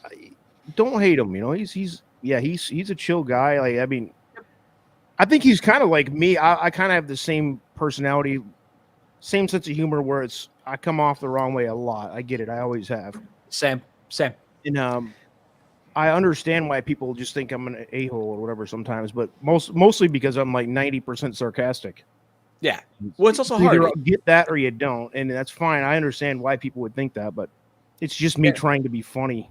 You're trying always to work. talk about somebody's persona in 120 characters. It's hard. It's all snippets and it's all very short and whatever. And they have their thing. And if you don't get it, you don't get it. And then you also meet them and you go, that was all. It's all a show. It's all projection. Yeah, incredible, man. It's funny that this topic has come up because it's huge. So, all right, we are 9 minutes. We got a big one coming up here. What is this? The final. This is the late. If you're playing a pick 3 leading into the Derby, I don't know. Or if you're playing the get out pick 5, the get out pick 5 starts here as well. So I know desperately need the get out pick 5. So. I played some here for sure. There. I love it. I'm going to hold off for the late get out daily double. That's the way to go. That is the way to go. Because I am not having. I'm going to need it. I might need to get some kind of interest loan on my house or something by the end of this day. But we're getting through it. We're getting through it indeed. And I think we got Gino Bacola coming on here in a little bit because Gino's going to give out a price, I think, right before this next race that he likes. So I think he'll be popping on here shortly. So excited for that. But yeah, man, we got, coming down to 8 minutes to post time in this race. So, Cody's Wish has returned to that 4-5 favoritism, followed by Endorsed at 9-2 and Hoist the Gold Getter Number, both taking some money, obviously, as well. Hear My Song still at 16-1. Tejano Twist has floated up a little bit. I just think, I know, if the pace is maybe a little too much or something like that, but Tejano Twist, I just don't see it happening. And yes, glad to see there is an Andy Serling hive going on here a little bit. So Marlo's referencing Andy too. There was he does. He's one of those guys that comes off as snarky or pricky sometimes, and it's just who he is. But yeah, I will say in my experience with him, which is very limited, admittedly, but also with what I've heard from others, if you know what you're talking about, you've done your homework, he's very, very nice to you in terms of a handicapping show and that sort of a setup. Like, he will treat you with a lot of respect. And, he didn't know me from Adam when we did the show together, but we had a great rapport. And I saw him about a week later up at the Aqueduct for the Wood Memorial, and it couldn't have been nicer. Just could not have been nicer that day. So, shout out to Andy Serling. Not that he needs a shout out, but shout out to Andy Serling here at Naira. They're having a big day up at Belmont today, and they're just moving into Belmont for the spring meet. Yeah, one of my good friends, Mr. Ed DeRosa, When you see their interaction on Twitter, it's sometimes hysterical. a little hard to Oh my it's a little God. hard to That'd be a be another fan one. of He's the Andy same Serling. type. So It is so painful to watch their interactions sometimes. yeah, But then again, sometimes, to be fair to our mutual friend Ed DeRosa, watching his Twitter interactions in general can be painful. Yeah, that's he's true. And tough. so I love Ed, and he knows that, and he's been great to me, and I like him a lot. But man, Ed could be something else on Twitter some days. So Well, he said it. I had a quick the 2 minute. oh yeah, Fastest fastest 2 minutes yeah. episode with him, and Yeah. he said, "I love to tell people they're wrong," and I laughed so hard inside because that's exactly Yep. kind of the way he comes across. Is he loves to tell people they're wrong, but he's quick to apologize when they're right. Yep. But it's just that's kind of how he comes off. It's funny. Yeah. It was funny that he came out and just said it. Yeah, and what I will also give Ed a lot of credit for is when he carries a flag for a horse, he still carries that flag for Tiz the Bomb. Right into we're the still fire. we're still waiting for a breakthrough win for Tiz the Bomb, but Yeah. no, He'll carry it rough. right It's into one the of those fireplace days. and burn to death with So it. exactly, but well, listen, we are 6 minutes to post here or 5 minutes to post, I should say, here in this next race. We're going with the Grade 1 Churchill Downs Sprint, or Churchill Downs Stakes, I should just say. Going 7 furlongs on the dirt, 1 turn, obviously. Cody's Wish, really the last chance of these huge favorites that we saw earlier in the day. And we'll see if they're able to do it. But here is a man who is never going to give out a favorite because he and Barry and we are the No Chalk Zone. Gino Piccola, what is going on, my friend? How are you doing today? Man, I'm struggling right now. That was I appreciate the honesty, and I love it. that was not joking. I know people like to over exaggerate. That could end up being one of the worst beats of my entire life. I was closing pick threes multiple times with Far Bridge and Talk of the Nation. So the two horses I have, one gets scratched, the other gets nailed, and I had every other rolling exotic on the way back. So pick fives, pick fours, and everything continuing along with them. Let's get a bomb right here just to make me more pissed off why I didn't connect all of them together. Fort Hill. There's no speed in this race, guys. Oh, you and Barry are on Fort Hill. Yeah, There's no speed in this race. Honestly, I would love, and this is a horse who, he's 7, but he's had a ton of talent. He's just he's had a tough time staying on track, getting to the races. He's only raced 12 times as a 7-year-old, but he's won 5 of them. Super lightly raced. He's now going to go second start off the bench. 2 starts back, he loses to Nakatomi. Honestly, he probably has one bad race in his entire career, and that was in the Forego, and that was before a really long layoff. He broke right on top last time out. Other horses wanted the lead, so he sort of took back a little bit, couple lengths off, and then he loomed right back up. I'd love to see him aggressively handled in here because you don't want to have to pass some of these better horses, right? Your advantage in this race is get out front, make them come past you. I don't want to see him sitting 4th in here. I want them to be aggressive and to try to get right to the lead. Oh, I'd be shocked if Corrales doesn't go straight to the front with him. I mean, he's got one way. He's got to go to the front and get real brave on the front end. And honestly, there is no pace in here. So if Corrales can get to the front, slow this down, play that sort of, I'm going to get the lead, and I'm going to make everybody play that pack game, sit behind me, and then get that one acceleration top of the stretch. Yeah, he might be gone at an absolutely stupid price. I love the play. But the concern I have in here is that every jockey reads the form, and they're all looking at this and saying, "Oh, there's no pace in this race." Stop it. Every jockey does not read the form. I mean, right? I've watched enough Naira races to know that that's not the truth. I've talked to a few that have it too. I was going to say.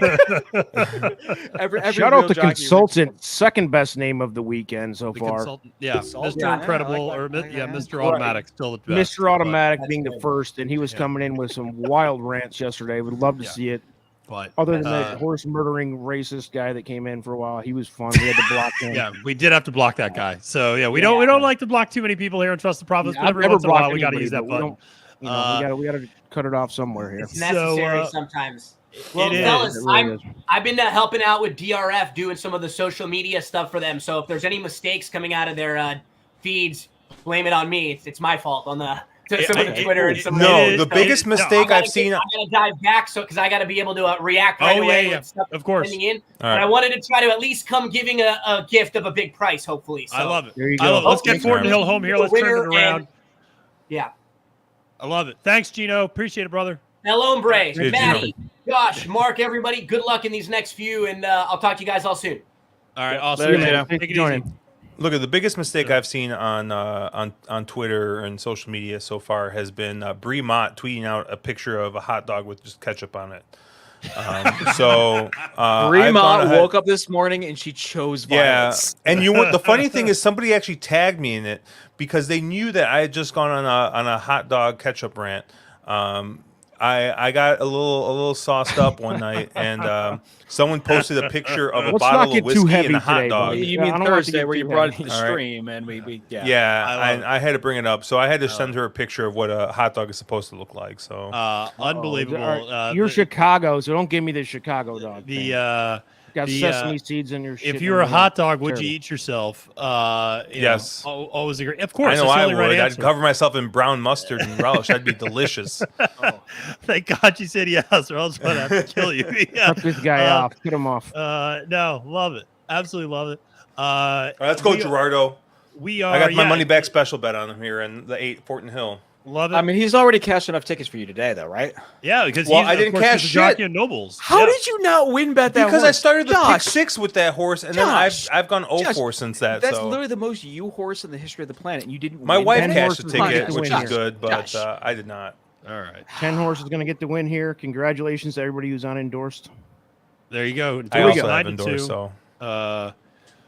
And so yeah, we're getting there, and yeah, they're off. And so coming down the chute, about to turn onto the main track, but they are off there in the Churchill Downs Stakes, and the 3 Hear My Song and the 4 Hoist the Gold are in the lead. Fortin Hill did not get the message that he should be early speed. Maybe bobbled out of the gate. I'm not sure. Did not read the form. And is so you have Hear My Song and Hoist the Gold out there on the front end, going 22-3 for the opening half, or opening quarter, I should say, and going around the far turn in the 7 furlong sprint. Those two are going pretty easy up on front. Hear My Song and Hoist the Gold opened up by about 3 lengths on the next duo of Endorsed and Sir Alfred James, who's running for the 18th time this year already.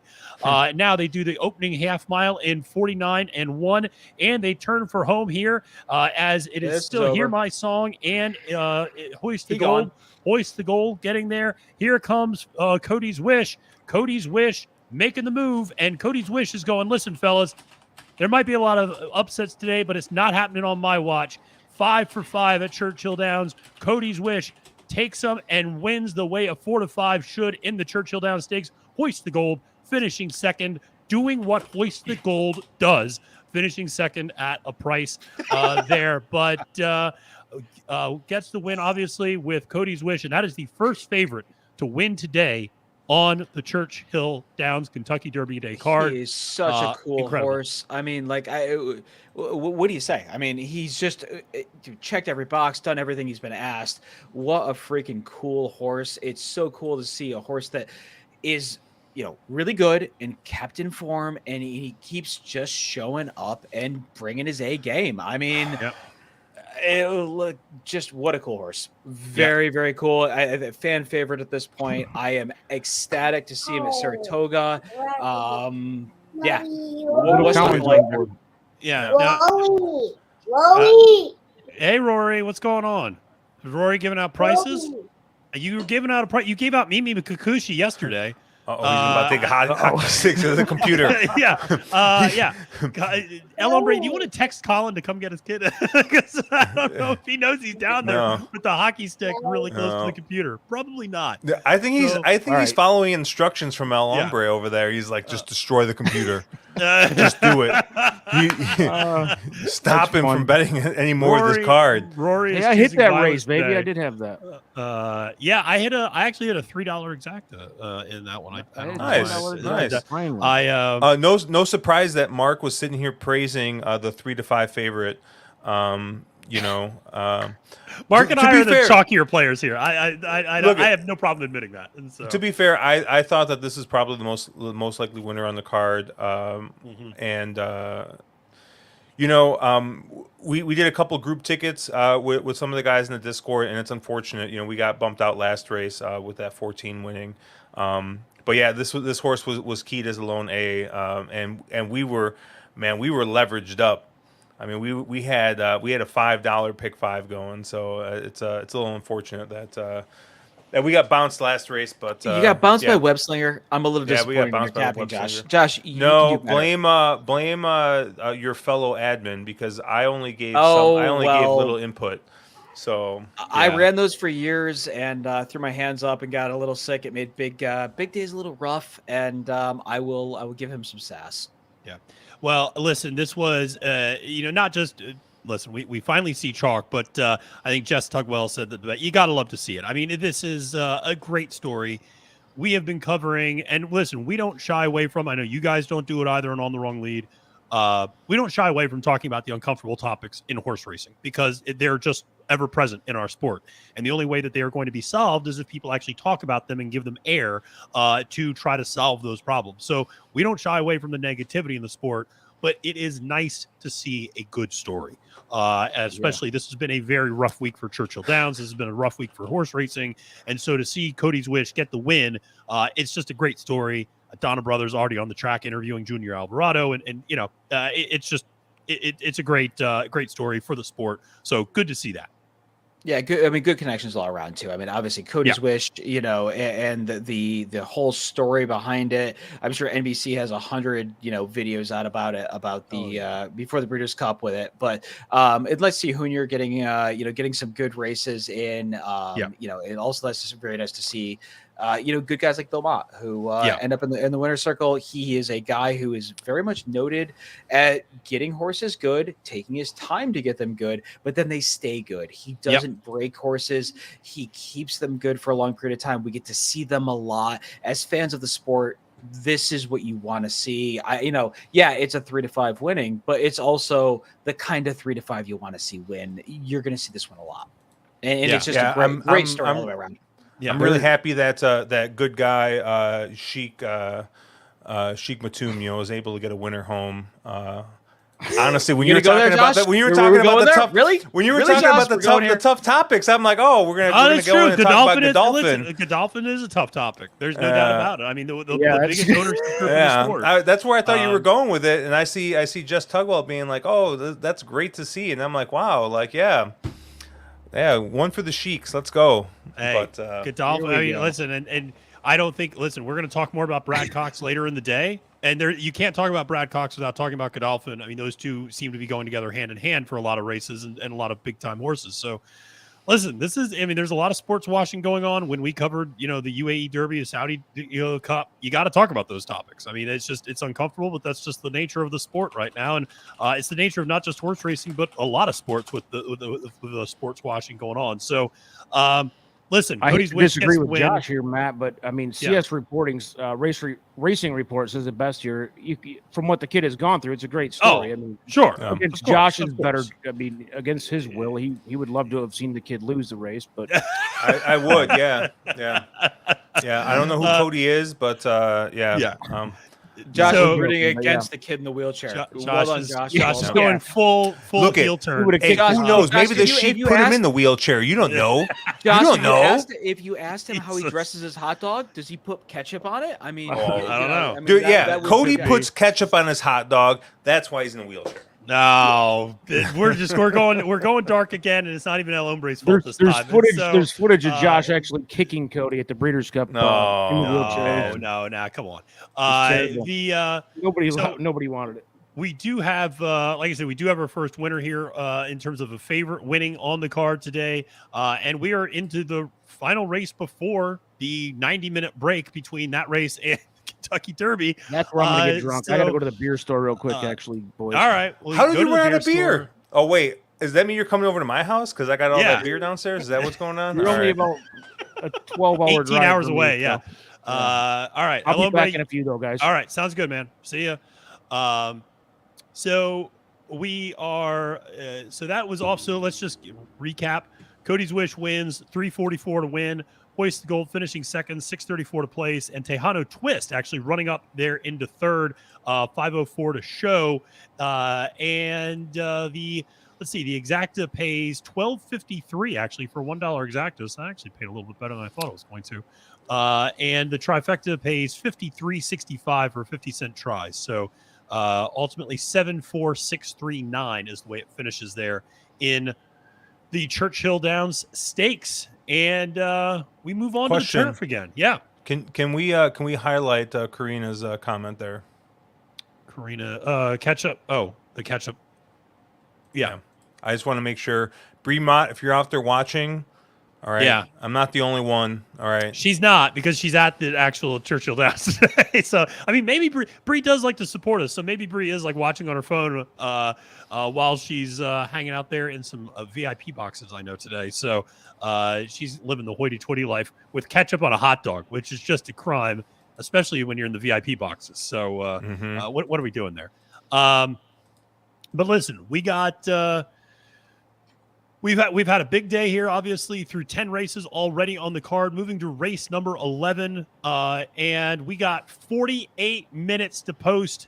That brings back the memories from yesterday, my friends, where Josh and I are sitting there talking, and I'm like, 57 minutes to post. And it's just like, what are we going to talk about for 57 minutes?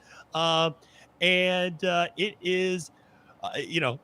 But it's a big race, obviously, coming up here, and early money is flying into the Todd Pletcher horse Up to the Mark. There have been a couple of scratches in this race. Obviously, the Safi Joseph Jr. horse, Masterpiece, has been scratched, as all of Safi's horses have been removed from this card due to his indefinite suspension from Churchill Downs and all of their tracks that they own.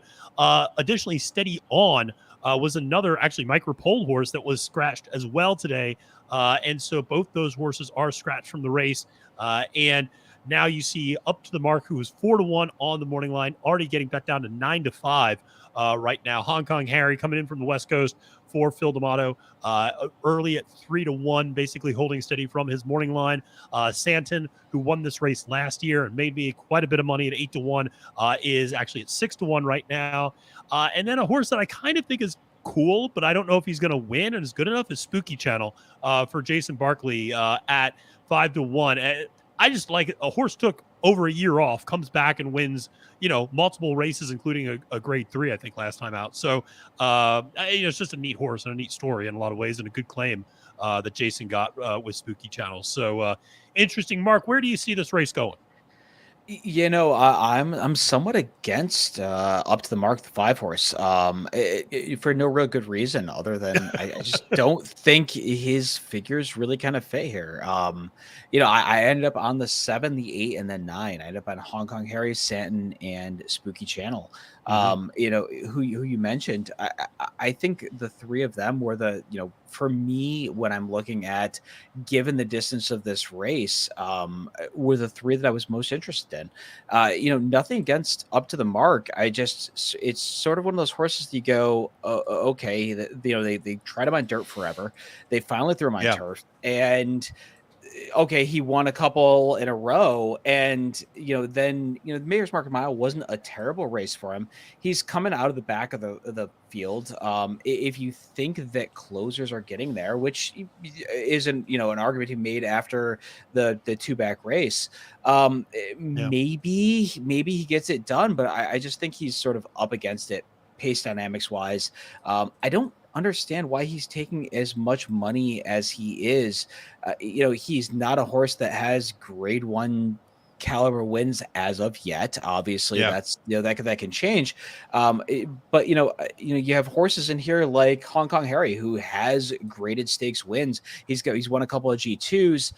Santon has won a couple of G1s over the Churchill Downs turf. Over the Churchill Downs turf. Somebody like Spooky Channel also has a couple of grade 3 wins. And I don't know if Spooky Channel has ever won something of this sort of caliber, but I'm sort of shocked at the amount of favoritism going Up to the Mark. Maybe it's just the fact of a new face in what people are proving to be a wide open race, but he's not the horse that I really want here. I'm much more high on Hong Kong Harry, Santon, or Spooky Channel.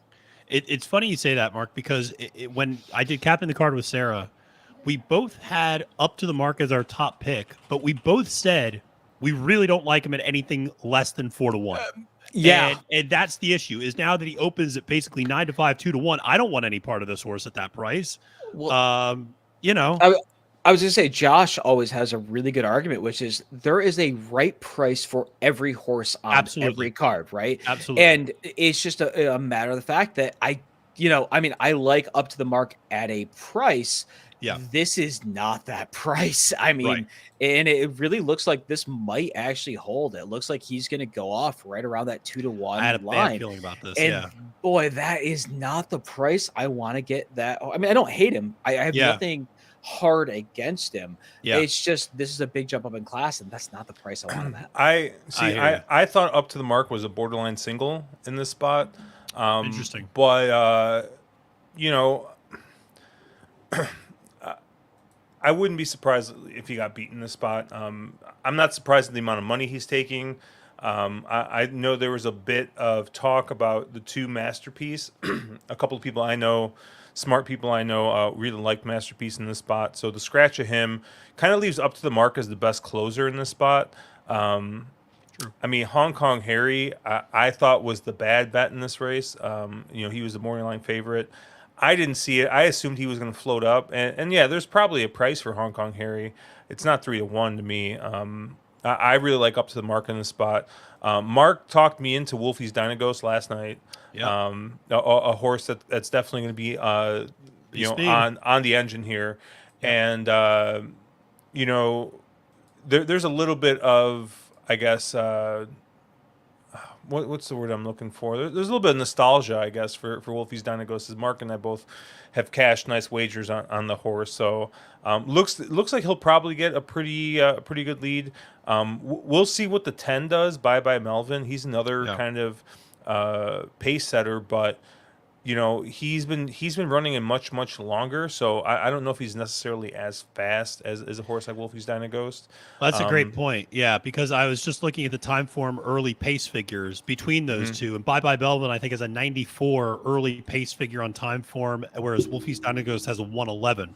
So while they're the same type of horse in terms of both wanting to get out to the lead, it just seems like Wolfie's Dynaghost has much better natural speed to get out there. And then the question is, if Bye Melvin doesn't get the lead, then kind of what type of horse is he? Wolfie, if he can get out there on the front end and listen, we saw this happen on this Churchill Down surface before on the turf, where forwardly placed horses tend to do well on this turf. That was how Santon rode to kind of victory last year. Was you got the blinkers on. I remember that race because Brendan Walsh did the same move with New Year's Eve the day before. He had blinkers on in both those turf races for the first time. Those horses were very forwardly placed and they did well. So I don't know, Mark. Do you have any interest? I mean, you're the one who talked Josh into Wolfie's Dynaghost, so clearly you had a little bit of interest. So Josh and I both have some history with Wolfie's, who's been very, very good to both of us in the past. There's an argument here, which is the fact that first off, Wolfie's is 3 for 3 on synthetic tracks. So what do you make of his last 2 races? Is it the fact that he just loves that surface? He loves running on synthetic, or is it the fact that moving to the Jonathan Thomas barn has moved him up as a horse? If you take it as the fact that he just loves synthetic, then you toss him here. He's a complete toss. If you make it the fact that Jonathan Thomas's barn has moved him forward, and again, this is a horse that does have a couple of wins over turf, and he is going to be very much your controlling speed in this race. Do you say, geez, maybe he's moved a little forward, he's gotten a little older, he's gotten a little better, and I think this field might be a little bit suspect? If that's the case, then he's a very, very interesting player. And what I think is probably I don't want to say it's a wide open affair. There's not enough horses to really make it that, but it's an interesting betting race if you think somebody like Wolfie's can potentially wire this field. And the interesting thing for Wolfie's last race, the second place finisher who just missed, Verstappen, just came back to just absolutely obliterate a field at Keeneland on the turf at a really, really big price. So seeing that effort, makes me think that Wolfie's might still be sitting on a good race here. What's the current price right now? 6-1, maybe a little bit sharp, but there's a couple of horses that scratched out of here. You get a smaller field now. Right. It's not the price I wanted, right? Like you No. wanted closer to that morning line. I think Wolfie's a very interesting play at like 10 to 1. I realize the field has scratched down, and again, when you scratch these fields down, the controlling pace tends to be a more interesting player because of just how pace dynamics tend to work. He's very, very interesting here. There's a right price for him. It's right about where it is right now. If he drops any lower than this, I'm not interested. But it's 6 to 1. And honestly, if you look at doubles into the next race are very interesting. Obviously, into the Derby. So so this is an interesting race. Obviously, I think you're right. There's not probably enough horses to call it very wide open, but it does feel like a pretty race where not a lot of results would surprise me in this particular race. Obviously, a horse that I was always really high on was the horse Santon. I remember taking a big shot on him coming out in his third career race in that Hollywood Derby a couple of years ago and nailing the exacta with Beyond Brilliant and Santon. And that was a great day for me. And that was one of my better handicapping days, actually, too, and just cashing days. But ever since then, I was a real sucker for the horse, and he's run well in this Churchill Downs surface. Now, here's the thing. He's not coming in the best of form. He stumbled badly out of the gate last time out, which maybe you just chalk up that last race at Turfway on the synthetic, and you just draw a line through it. You go, listen, the horse had trouble out of the gate, and it was a first race back, too, from a layoff.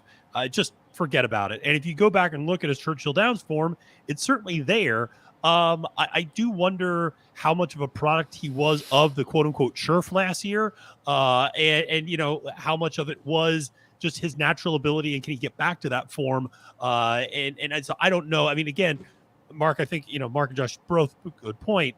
There's a price at which I would like to play Santon. I don't think it's 9 to 2 though, which is kind of roughly where he's at right now. Yeah, I think that's a bit too sharp for him. Like he was a horse that earlier in his career we had a understanding that he could potentially be that sort of up and coming American turf superstar. Yes. That next international thing, and he's a bit mellowed. What we thought was going to happen, and he's a good horse. Like make no bones about it. He's a very talented. Talented horse. He's just not what we had hoped he would end up being. Yep. And, I don't know. At this point in his career, do you really want to take a short price on Santon? I mean, I personally don't. He's 6 to 1 right now, though. 6 to 1. Yeah, but 6 to 1 is kind of that price, right? Like that's where you go.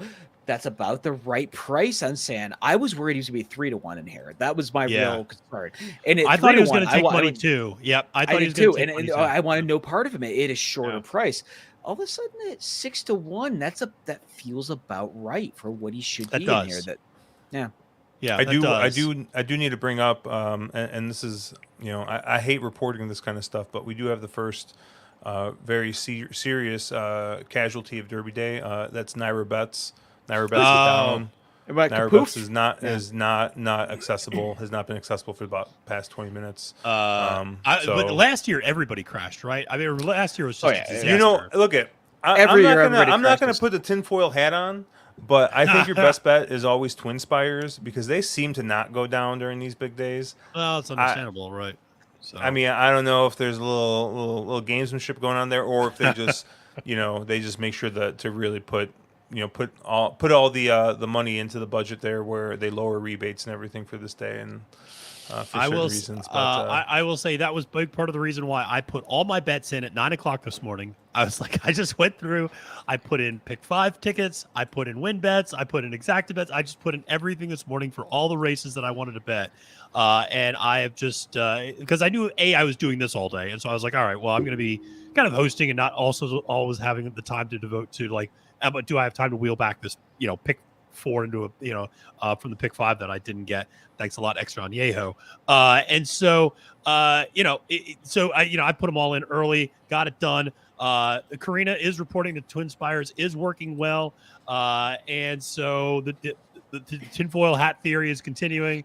It's all there. By the way, my dad, shout out to my dad, who's probably not watching and has watching blocked. Who has everybody on Twitter blocked. My dad, listen, we're going to take, because we got plenty of time before this next race, so we're going to take like 45 seconds to vamp about this a little bit. My dad, a retired lawyer, and a rather smart man, is a technological Luddite and does not understand how to use his phone and or apps or understand much of anything about technology and social media. He is on Twitter, and he has managed to block, and this is not hyperbole, he has managed to block 23,000 users on Twitter. And he has no idea how he did it or when he did it, but he has blocked 23,000 people, including most of horse racing Twitter somehow. And so it is wild that he has managed to do this, and I have no idea how he did it. And so we have to go through and unblock people one at a time. And so people on Twitter are like, your dad has me blocked. And I'm like, all right, give me a little time. I'll text my dad. I'll send my dad a link to that person's Twitter profile. I'm like, can you unblock this person? And this also includes Andy Serling, who actually spoke to our good friend Sarah El Badwi and actually commented on the fact that my dad had him blocked. And so the fact that my dad blocking famous people on horse racing Twitter is like a thing is actually quite hysterical. And that is amazing. Yeah. So, funny story about Andy Serling.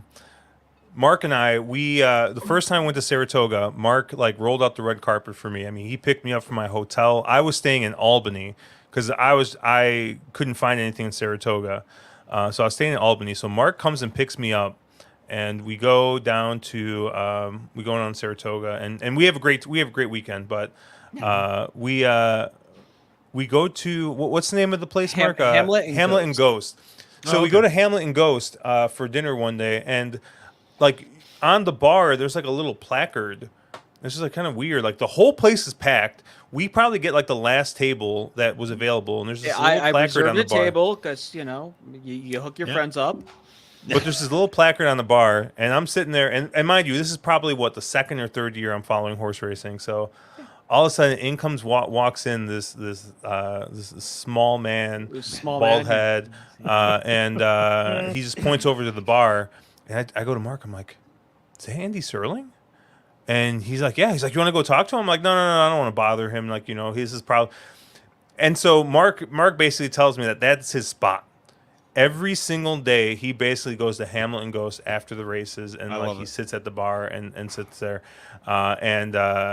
So at one point, I was going to go up and talk to him, but he was having a real intense conversation with the guy next to him, and I was like, I'm just going to leave him alone, whatever. Yeah. But after seeing the way he interacts on Twitter, I probably would go up and give him. I would probably talk to him and give him a couple of. I offered Andy. Thoughts, but I've known Andy for 20 some years, and I said, "Hey, Josh, would you like me to introduce you? You could meet him, say hi." Yeah. Andy's very approachable. If you come up to him and you're like, "Oh yeah, I'm gonna be a dick" or something, Andy's gonna give you the New Yorker back, right? Yeah, absolutely. But if you walk up to Andy and you're like, "Hey man, how's it going?" I really respect what you do, and you're a nice person. Andy is just the nicest human being ever. He's a really honestly good human being. And so I offered to introduce Josh, and Josh was like a little I've seen this guy on TV a bunch. This is a little weird. This is a little too much. And we didn't say hi. You want to know what's turned my opinion on Andy Serling the most? It's the fact that Sarah likes him. Yep. Sarah, I was sitting there. I don't remember if you were there with me, Matt, when I was talking with Sarah, but Sarah gave this really impassioned speech about Andy Serling, and I was like, all right, look, if you're telling me this, I'm gonna believe you. I trust Sarah, and so I was like, all right, and Sarah pulled a Mark when I was up at Aqueduct, and she was like, Matt, do you want to meet Andy? Because we'd already done a video together, we had done a streamed recording together, but I obviously never met the man and in person, and so Sarah asked, hey, do you want to come down and meet him? And I said, yeah, that'd be great. And I was there with two of my buddies, Len and Greg. And I kind of went to them like, hey, don't be knuckleheads. Don't be, the way we can all be, because we're all from Philly and we all can have that little bit of chip on our shoulder sometimes about things, especially people from New York. And so we all go down, we meet Andy, and it was just before the Gazelle. And it's funny because there's a connection to today, because it was the Madison was about to go off and Goodnight Olive was about to run. And Andy is in his office at Aqueduct. Sarah knocks on the door, and Andy comes in and could not have been nicer. And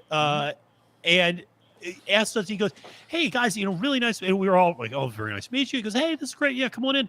And he has a little TV in his office, and he goes, "Hey, do you guys want to just hang out in here, watch the Madison together?" And I'm like, "Yeah, sure, that'd be great." And so we're just all watching the Madison together, and he's making fun of Chad Brown, and the fact that Chad's probably nervous the entire time of this race, and kind of joking around about that.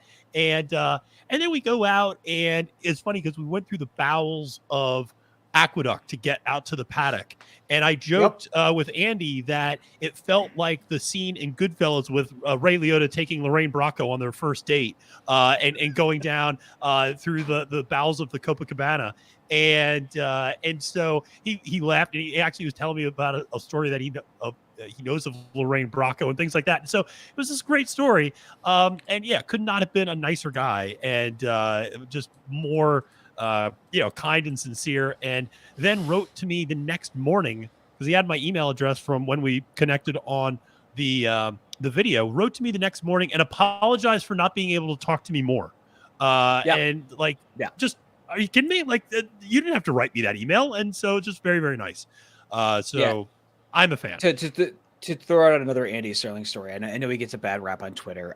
My sister, I have a youngest sister who's 9 years younger than me, so there's a big age gap. Yeah. And my sister and I were sitting in the picnic area at Saratoga. My sister is a very good horse player as well. We've been very successful historically. And we were playing a Saratoga day, and they used to do talking horses in the carousel at Saratoga, which is under the grandstands. It was an old carousel area, and they've now moved it to the paddock. So my sister and I walked up, and we watched the last race in talking horses. And Andy was very against a couple of horses, and he had his Andy opinions, right? Sure, I don't think he always very opinionated. Yep. And my sister, as Andy kind of gets off stage and walks down, goes, "Hey, like, I love this horse. Why are you against this horse?" And Andy kind of like brushed her off and dismissed her, like very Andy, like what you expected of Andy, that New Yorker, like, you're an idiot, whatever, kind of thing. And so my sister, whatever. So we go up, and the horse we liked wins, and we both hit like some exactas and things, and we both had a very nice day. So my sister and I walk back and it wasn't the last race of the day. It was a couple before. We walk back up to, they're doing the next show, and she walks up and goes, walk up, and they go up on stage for their next show, and walks up, and my sister goes, "Hey, how about me? I had that horse." And Andy walked down, apologized, basically said, "I'm sorry." He goes, "You were right. I was wrong." And he goes, "Very nice handicapping on you. I respect your opinion." He was so nice to her. He gave her his cell phone. And to this day, this has literally been like 20 years ago, probably 15, 18, 20 years ago. They still text on occasion. My sister will text him a couple of times a year. He always replies, "Oh, hey, I remember back in the day, you basically, you were right. I was wrong." And Andy's good people. Like I know he gets a bad rap for being this sort of arrogant, pompous New Yorker, but he really is a good human being, and he really tries. Yeah. So. My only question is, how much is Andy paying both of you guys? Because he's getting a lot of really good PR off this. These caps don't pay for themselves. All right. So no, but listen, there are some people in horse racing who may not be the greatest, but there's a lot of really, really great people in this sport. I've had interactions with, I've been lucky enough to have interactions with a few. Somebody like Acacia, Courtney Clement could not be a nicer human being as well. Here's the craziest one. Here's the craziest one of all this, right? Yeah. And I've never met him. Yeah. But I have a lot of very credible sources, people who I respect and I trust. And they all tell me that Swift Hitter was literally the type of guy who would just take the shirt off his back and give it to you. Like, he is just like the nicest guy. It's just so funny. Yeah. It's just so funny, right? Like you sit there and like I mean, the internet's just such a weird place, right? It is. Like you go on there and like you see it, and like there's just I don't know if people just get carried away with themselves online, or if it's just, like I said, that the fact that you have that barrier, and it's just like you could just be like a complete, a-hole with no repercussions, right? And I think maybe some people have just that fantasy, right, that they actually get to say what they want. That pops in their head right away. Yeah. Because I mean, like, how many of us, right? Something has happened, and like your immediate reaction is like to just destroy the room. Absolutely. You know, and then you're like literally like a second later, you're like, oh, I'm good. Yeah. You No, know, I mean, like, I can't tell you how many tweets I've like deleted as I'm like writing them in a draft, and I'm like, I shouldn't say that. Like that. No, okay. Like I need to not like bury this jockey, or I need to not bury you know, what happened in this situation or something like that. And but some people just don't. They just go straight out at it. And you know, I've met Swift a couple of times, always super nice to me, and very humble, and like a very kind of quiet guy, and genuinely cares about horses too, and like animal welfare. It's like a quiet huge guy. deal Can for you him. imagine that? So can you imagine he is. that's the word that I know, but that's like the word, right? And then you look on Twitter, he's the loudest guy, right? It's just funny. I've only met him in passing very quickly, and we just were quick passing, and he was a very nice guy. But I will say though that like all of the Maryland horse girls, Maggie, Gabby, those kind of they're amazing. Like legitimately what you see on TV where they're amazingly approachable and super nice and just sweethearts, that's how they are in real life. That's exactly how they are. And I have a whole bunch of stories which I will not bring up on this podcast, but they are both amazingly people and just very cool and down to earth and very cool. So I think in general, horse racing has a really good community of people who are very level-headed, very chill, very fun to be around, and they love the sport and they want to talk the sport. And if you show up and you're like, hey, I love the sport, I want to talk the sport, they're going to treat you just like you're one of them. And it's a very cool vibe. It is. It is. Absolutely is. Could not agree more.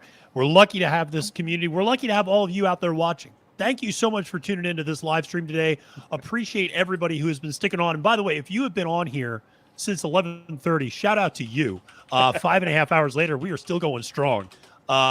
Drop in the chat how long you've been in this live stream. If you've been in here since the beginning, I don't know what we're going to do. Maybe I'll place a win bet for you in the Kentucky Derby for $5 or something like that if you've been in here this whole time. But we really appreciate everybody who's been tuning in the whole day. It's been a lot of fun. We're going to be here through the rest of the day, folks. We're hitting that daily double on the back end after the Derby's over. We are fading this. The get out. We're absolutely. We're fading Ever So Mischievous.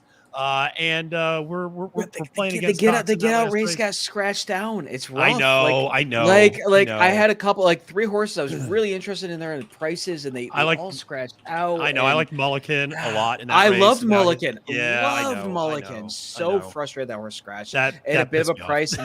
And, same. It's funny because historically I've always, you always want to play these big future sequences, but on a lot of these big days, whether it be Belmont Stakes Day or Derby Day, the actual get out pick 5 tends to actually pay better relative to the prices that you get. And I want to play get out. And I love it. Hunter, been here since the beginning. Fantastic. Brett, been here since the beginning. Love it. Because I remember both those guys were dropping where they lived in the chat early on. Marla, you're always here in the beginning. Marla's always on our channel. We always appreciate Marla coming on. So nice. And so this is wait, you skipped over one in there. Who did I skip over? Oh yeah, I look at this. I skipped over on the wrong lead. Been in here the whole time.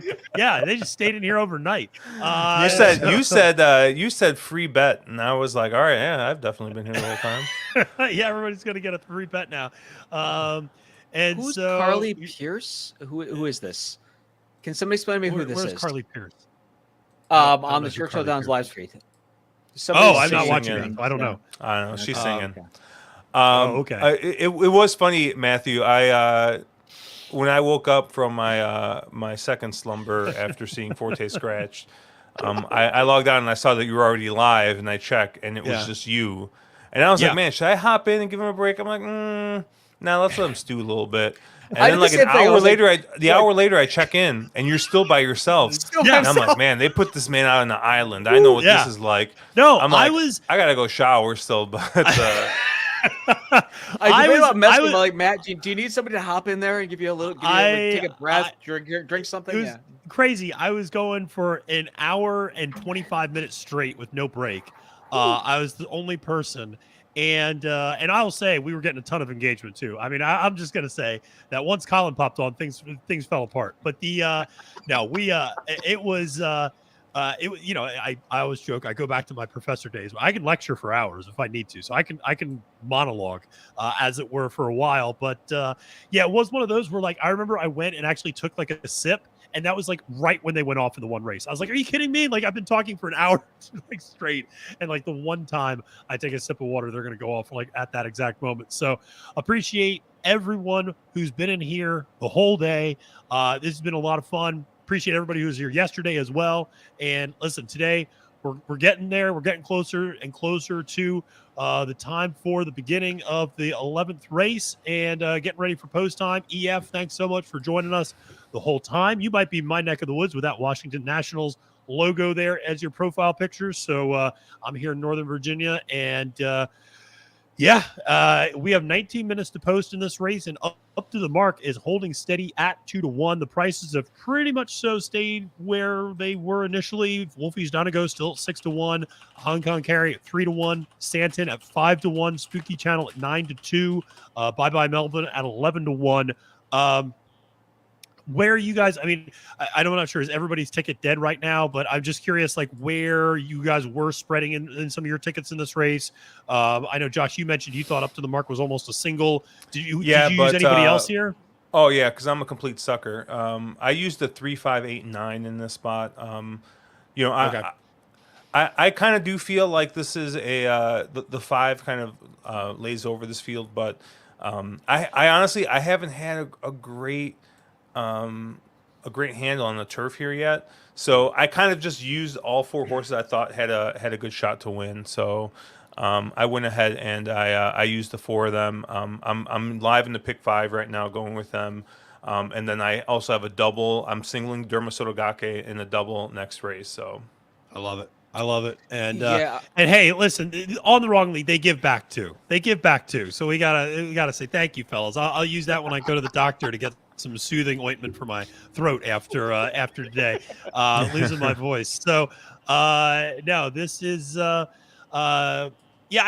funny. I think this is a pretty wide open race as well. Where I mean, it's interesting. We were talking about what price different horses are, and I feel like, Mark, they're all right on the precipice of being like horses you might want to play at that price, but almost just not quite.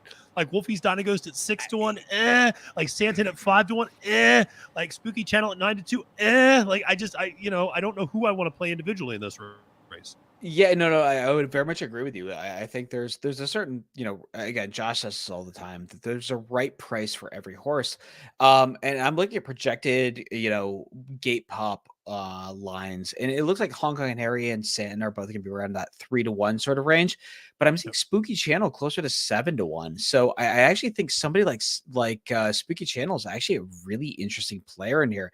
A horse that does have a win over the surface, 3 for 7 at the distance, and a horse that I don't think this is the best running of this race ever, right? Like, I don't think anybody's trying to make that argument. And I actually like him on the cutback. He's been running a lot of 12 furlong races, and he gets a little bit of a cutback here. And I really think this falls into his wheelhouse. This is, he's a 1.125 mile kind of a horse. I don't really think that 1.5 miles. I realize he's got a couple of wins at it, but I don't think I think those were softer fields. I think this cutback actually really falls into his wheelhouse. So, I'm seeing gate pop at 7-1 on Spooky Channel, and that's very, very, very interesting to me. And given the fact that we have seen that on the turf you can close, that's definitely something can happen. And I also really think that somebody like Wolfie's Donegos is going to be looks like about 6-1 when the gates pop. So I think Wolfie's at that kind of an odds. He's the kind of horse that there's an asterisk next to him. Is he a legitimate turf horse, or is he just a synth, specialist? That's an argument to be made, and you have to, as a horse player, be like evaluating what is the right price for taking those types of risks. And I think 6-1 still okay. If he drops literally any bit below 6-1, I'm not interested. But at 6-1, I think he's interesting.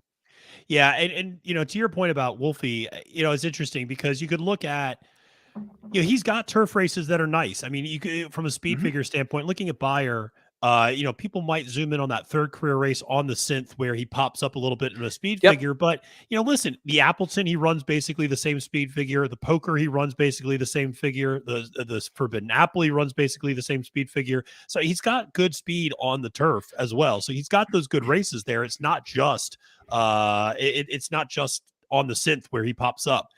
Certainly the last 2 times have been really good, but I agree with you that you could make the argument it's just the barn change. I mean, Jonathan Thomas getting these horses ready, and you know, that's a really good barn, and is a really good barn at getting horses ready. An even better turf barn. Jonathan Thomas his barn is known as being a turf barn, and he's very, very good on the turf. And also, if you look at some of the companies being keeping, you know, Manson is in there a couple of times where he's been beaten. Like you're talking a legit G1, like legit world class G1 type horse.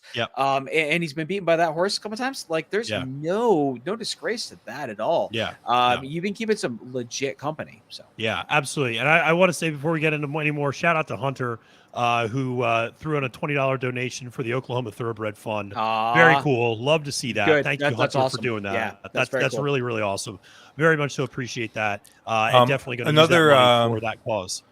Another good fund would be the Josh Bar Fund, the Josh Bartender Fund. Because I just went and looked at the bottle of Wild Turkey 101 rye that I just opened today, and you know, it's in dire straits. We still got a couple races to go. We still got the full bottle. Popped the cork yet? No? I have not popped the cork yet. It is still full. And as soon as this race is over, we're popping the cork, because then it is officially time to start drinking for the Derby. Once that is over, we are going to start diving into the 50th anniversary Secretariat Woodford Reserve bottle. And I know it's the same Woodford Reserve that you would get without the special label and all that other stuff, but it's still cool. And I might be basic, but I like it. So no. And so we're going to be using it. I got bad news. I got bad news for people. And you know, of all of the major brands of bourbon that are out there, I think Woodford Reserve is kind of. I might almost prefer Jim Beam Black, which is like $20 cheaper than Woodford Reserve, but. Just the double oak is very good, right? If you want something to sip on neat, I think Woodford double oaked is very good. But I don't know. Regular Woodford doesn't do it for me. I think there's stuff that's better, cheaper, but they do support horse racing a whole heck of a lot. So they do. Old Forester does as well, and Old Forester makes some really really nice bourbon. So funny story about Old Forester. My wife and I went down to Louisville for our anniversary. Whose idea was that? I'll let you guys guess, but it was mine. And I felt so bad because, you know, I was like, yeah, let's just go down for the weekend. Like it's a really relaxed place. Like, and Downs After Dark was coming up on a Saturday. We got really, really nice seats. We got in like the Millionaires Row, I think it's called. So it's like an all-inclusive ticket. And so we had a good time. But that was literally the only thing I planned, because everything I tried looking up was sold out. Any kind of bourbon tours, everything was sold out. And so I told my wife, I'm like, look, I want to at least try and go to some of these distilleries. So we got lucky. We were able to get into Michter's, I think, Friday night when we drove in. And we went to their like bar. So we got to try a lot of cool stuff. That was cool. And then Saturday morning, we just decided to walk down I forgot the name of the street. Maybe it's just Main Street, but the main downtown like thoroughfare. We walked basically from our hotel all the way down to Angel's Envy. And Old Forester, we kind of noticed a little bit of commotion around there. There were like 6 or 7 people just kind of standing outside. And I was like, let's go over there. Let's see what's going on. And we walk over there. And this guy dressed up, looked like he worked there. He's like, oh, you guys here for the release? And we're like, we are now. So we walk in, and they were releasing they had a single barrel, I think, barrel proof rye that they were releasing. And so you could only get at that point. You could only get it at the distillery, and so I picked one up, and I was like, "Oh, this is great!" And well, it was funny. My wife goes and she grabs one too. She's like, "Well, it's one per person, right? So we'll each grab one." So she grabs one too, and because my wife loves likes bourbon and rye, and then she saw the price on it, Yeah. It was like $109 or something, and she put that bottle right back. So we only came back with one of them. I still do have a little bit of it, but yeah, it was just funny. Like, we were just there on a random Saturday, and they had some like special release or whatever we were able to get. But Louisville's a really, really cool town, especially if you are into that kind of thing. We ended up having dinner at this, or having brunch, excuse me, at this hotel that is like an art hotel. Oh, okay, nice. I forgot the name of it, but they have like an art museum in it. And we were like, oh, this is going to be just kind of like a 5-minute quick little walkthrough of this art museum. We probably spent almost an hour there. It was actually really cool. So, that's awesome. Louisville's just a really, really, really cool spot to go to. Even if you, I mean, the Derby obviously is a big draw for them, but if you're a fan of bourbon, there's tons of distilleries, pretty close by, lots of tastings and things like that, and yeah, we had a great time. And yes, we definitely were there for the special release, and were able to score a nice little bottle there. But that's fun stuff down there. Awesome. Love to hear that's great. Louisville, I had a friend who lived in Louisville for years, went to visit several times, always had a great time there. A really fun city, and yeah, a lot of great things. Did the Bourbon Trail a few times before, and always had a lot of fun there. We are 7 minutes to post in this race, and it's interesting because I think Anita, or Karina, I should say, asked her, or no, it was right at the wire. I'm sorry. They all have very similar logos. So it was right at the wire that asked, if this wasn't Derby Day, wouldn't you pass this race? And it is an interesting question, because I do feel like, Mark, the conversation we had about like, is everybody the right price? Like, where do we like it? This feels like a horse, or feels like a race I would play horizontally, but maybe not so much vertically. Not vertically, yeah. No, I would very much agree with you. I think right at the wire underestimates the amount of degeneracy that goes on between the three of us. Yes, we would pass this race. Yeah. No, I think this is definitely a spread race. I mean, you're looking at the fact that there's 8 entries, and I'm making a case for basically 4 of them. So if you're making a case for half the field, that's not a great race to play horizontally. But I think there's a case to be made that if you're playing something like a pick 5, it's okay if you have opinions elsewhere to sort of buy a race, right? Like hope that you get a price, and I don't think that's a bad strategy. If it was a normal day, do I probably just watch this race and gain information from it? Yeah, I probably do. Like there's a bunch of shippers. I don't know necessarily how they fare up, and I have a hard time really having a legitimate opinion in here, and that makes it hard to make a really smart opinion here. I think the key is, right, you're looking for inefficiencies, right?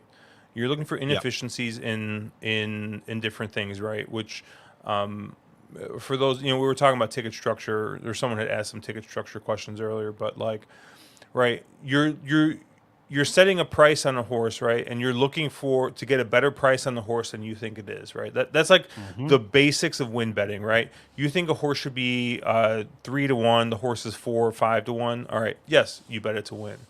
So you're looking for those kinds of inefficiencies.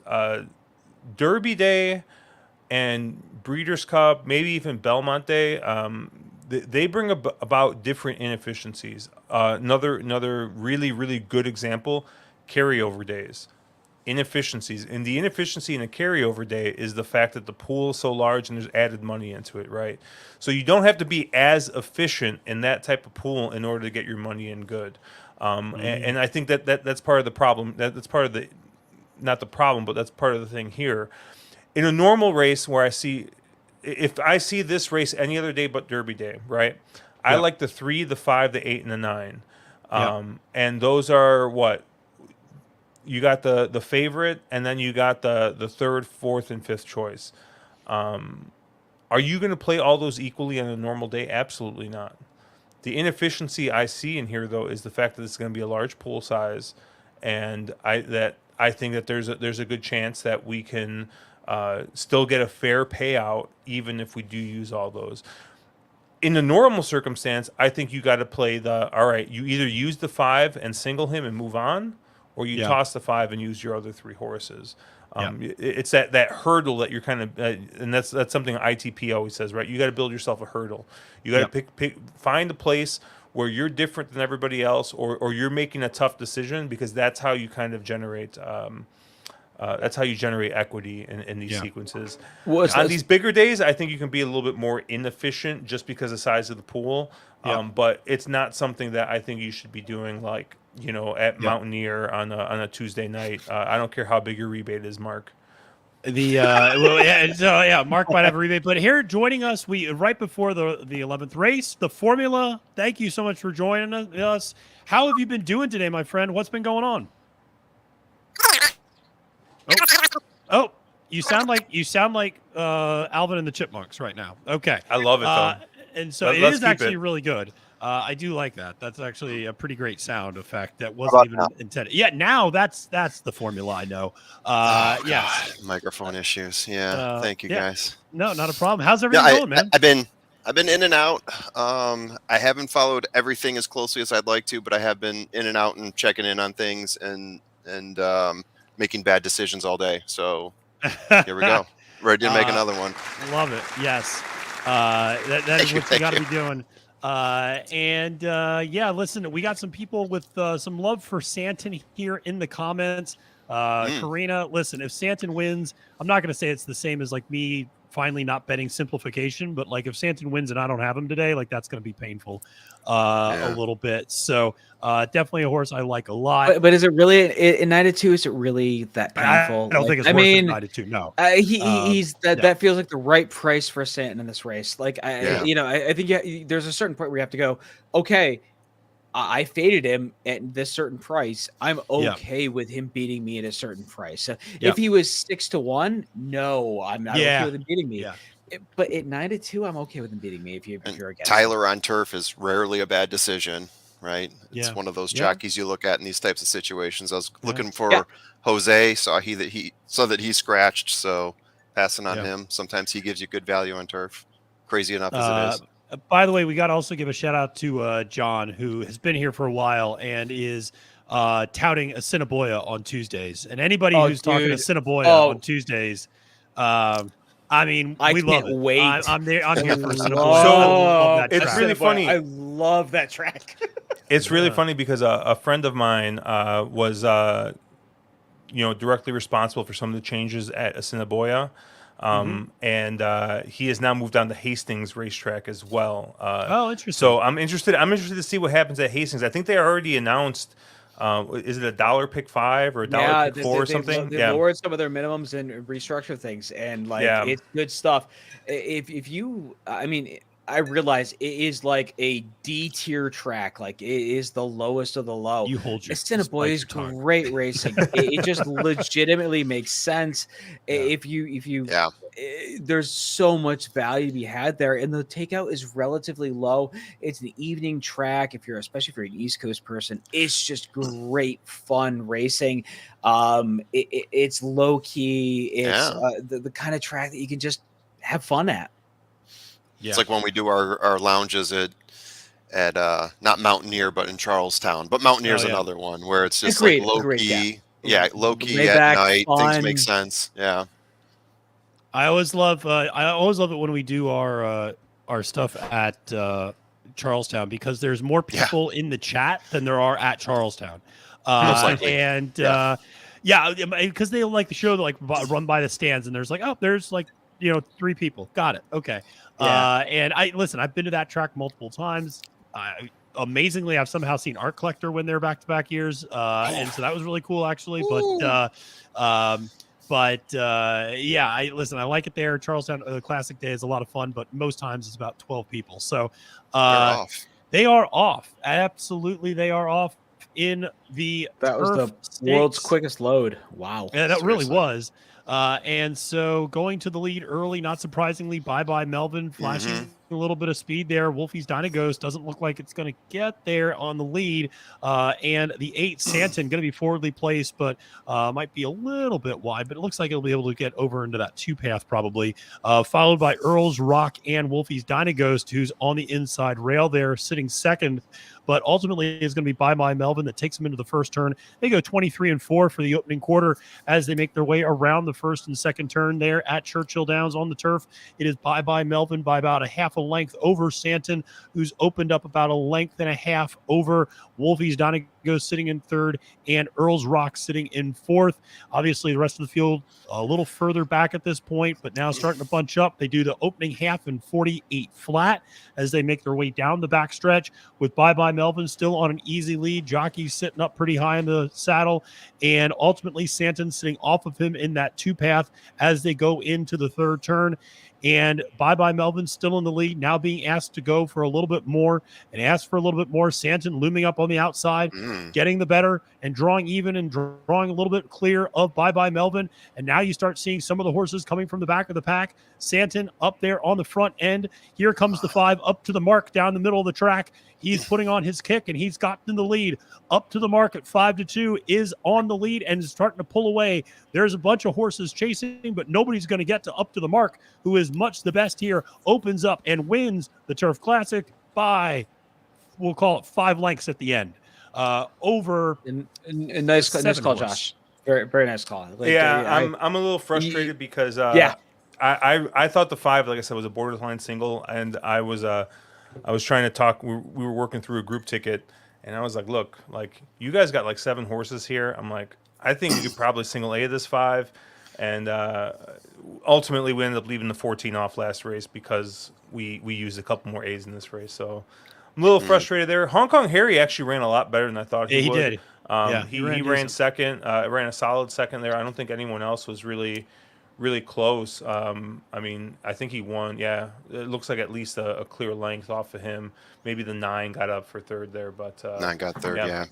So this marks the second race in a row where I won a trifecta, but I missed my key, so I didn't win the trifecta. So all 3 of my underneath horses made it. Yes.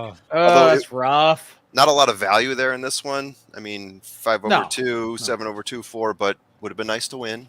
Cash a ticket. Always better to win than not. You were stretching to try my value there. It felt like we had a race where the value just wasn't there. Yeah, and I definitely put my key on a horse that would have given me value, but I also knew could have burned out in the sun and did in Bye Bye Melvin. So yeah, one of those. Yep, happens. One of those things, but yeah, the 5 gets the win for Up to the Mark, gets a grade 1 to his name, obviously, and a 5-2 now looks like a pretty good deal considering how easily he dispatched the rest of that field. And because you're not going to get 5-2 on him the next time he runs, I doubt, depending on where that ends up being. Yeah, presumably over the summer up in Saratoga or up in Belmont, something along those lines. So that's where he's going to be headed next this summer. So big win there for Todd Pletcher. And ladies and gentlemen, it is 5:32 p.m. Eastern Daylight Time. We are not going to have another race at Churchill Downs until 6:57 p.m. Eastern Daylight Time. We have an hour and 24 minutes. An hour and 24 minutes. And if you don't think I can monologue for that long, you have never talked to me before because I can absolutely do that. And so we are going to have a lot of fun here on the live stream. Thank you so much for everybody for checking in. We got a lot of time between now and the Kentucky Derby, but listen, that is the next race up on the card. We are finally here, the 149th running of the Kentucky Derby. This is what we're going to be talking about from now until that race goes off, obviously. Going to be talking about angles, going to be talking about bets, going to be talking about how we want to approach this race from a vertical standpoint. Going to be talking about these horses a little bit. I mean, that's the thing. We've been talking a lot about the betting. Let's talk about these horses too and kind of what we think of them, how they've gotten here, etc. But we're going to be doing all of that here on the live stream. It's going to be a lot of fun. And Hunter, I appreciate this, my man, because listen, maybe you got to go out and get some exercise in between these races. But you got the AirPods charged up, and that's the key. But this is the time we finally got to for the Kentucky Derby. So we are here. Can't wait to start seeing how the prices move around. As of right now, Angel of Empire and Tapit Trice, both 9-2 co-favorites. Derma Sotogake two fills right behind 7-1, 8-1 on the board, respectively. You see some horses attracting money, I should say, like a Reincarnate. And so, obviously this is the big race. So here we are. And fellas, how are we feeling with the hour and 20-minute delay? I know we're just going to be counting down the seconds this entire time, but how are we feeling about this particular race? Oh, the Derby. I feel like I got 90 minutes to hang myself and overthink my picks and really put myself in a situation where I really lose. Yep. Yeah. I couldn't agree more. Yeah. Overthink central. Like, yeah, it's so hard. Like we've literally spent months coming up with what is your Derby pick and who do you like, and all your friends have been texting you about like I need Derby Day plays and like who's my horse and like how do I structure this, and then you have 90 minutes to like completely overthink it and blow yourself up. Like this is the most brutal 90 minutes in horse racing, and it's terrible. And like I hate the post-time drag, and I hate all the like pomp and circumstance that they've turned this into, and whatever. But yeah, lots of pomp. It's rough, but like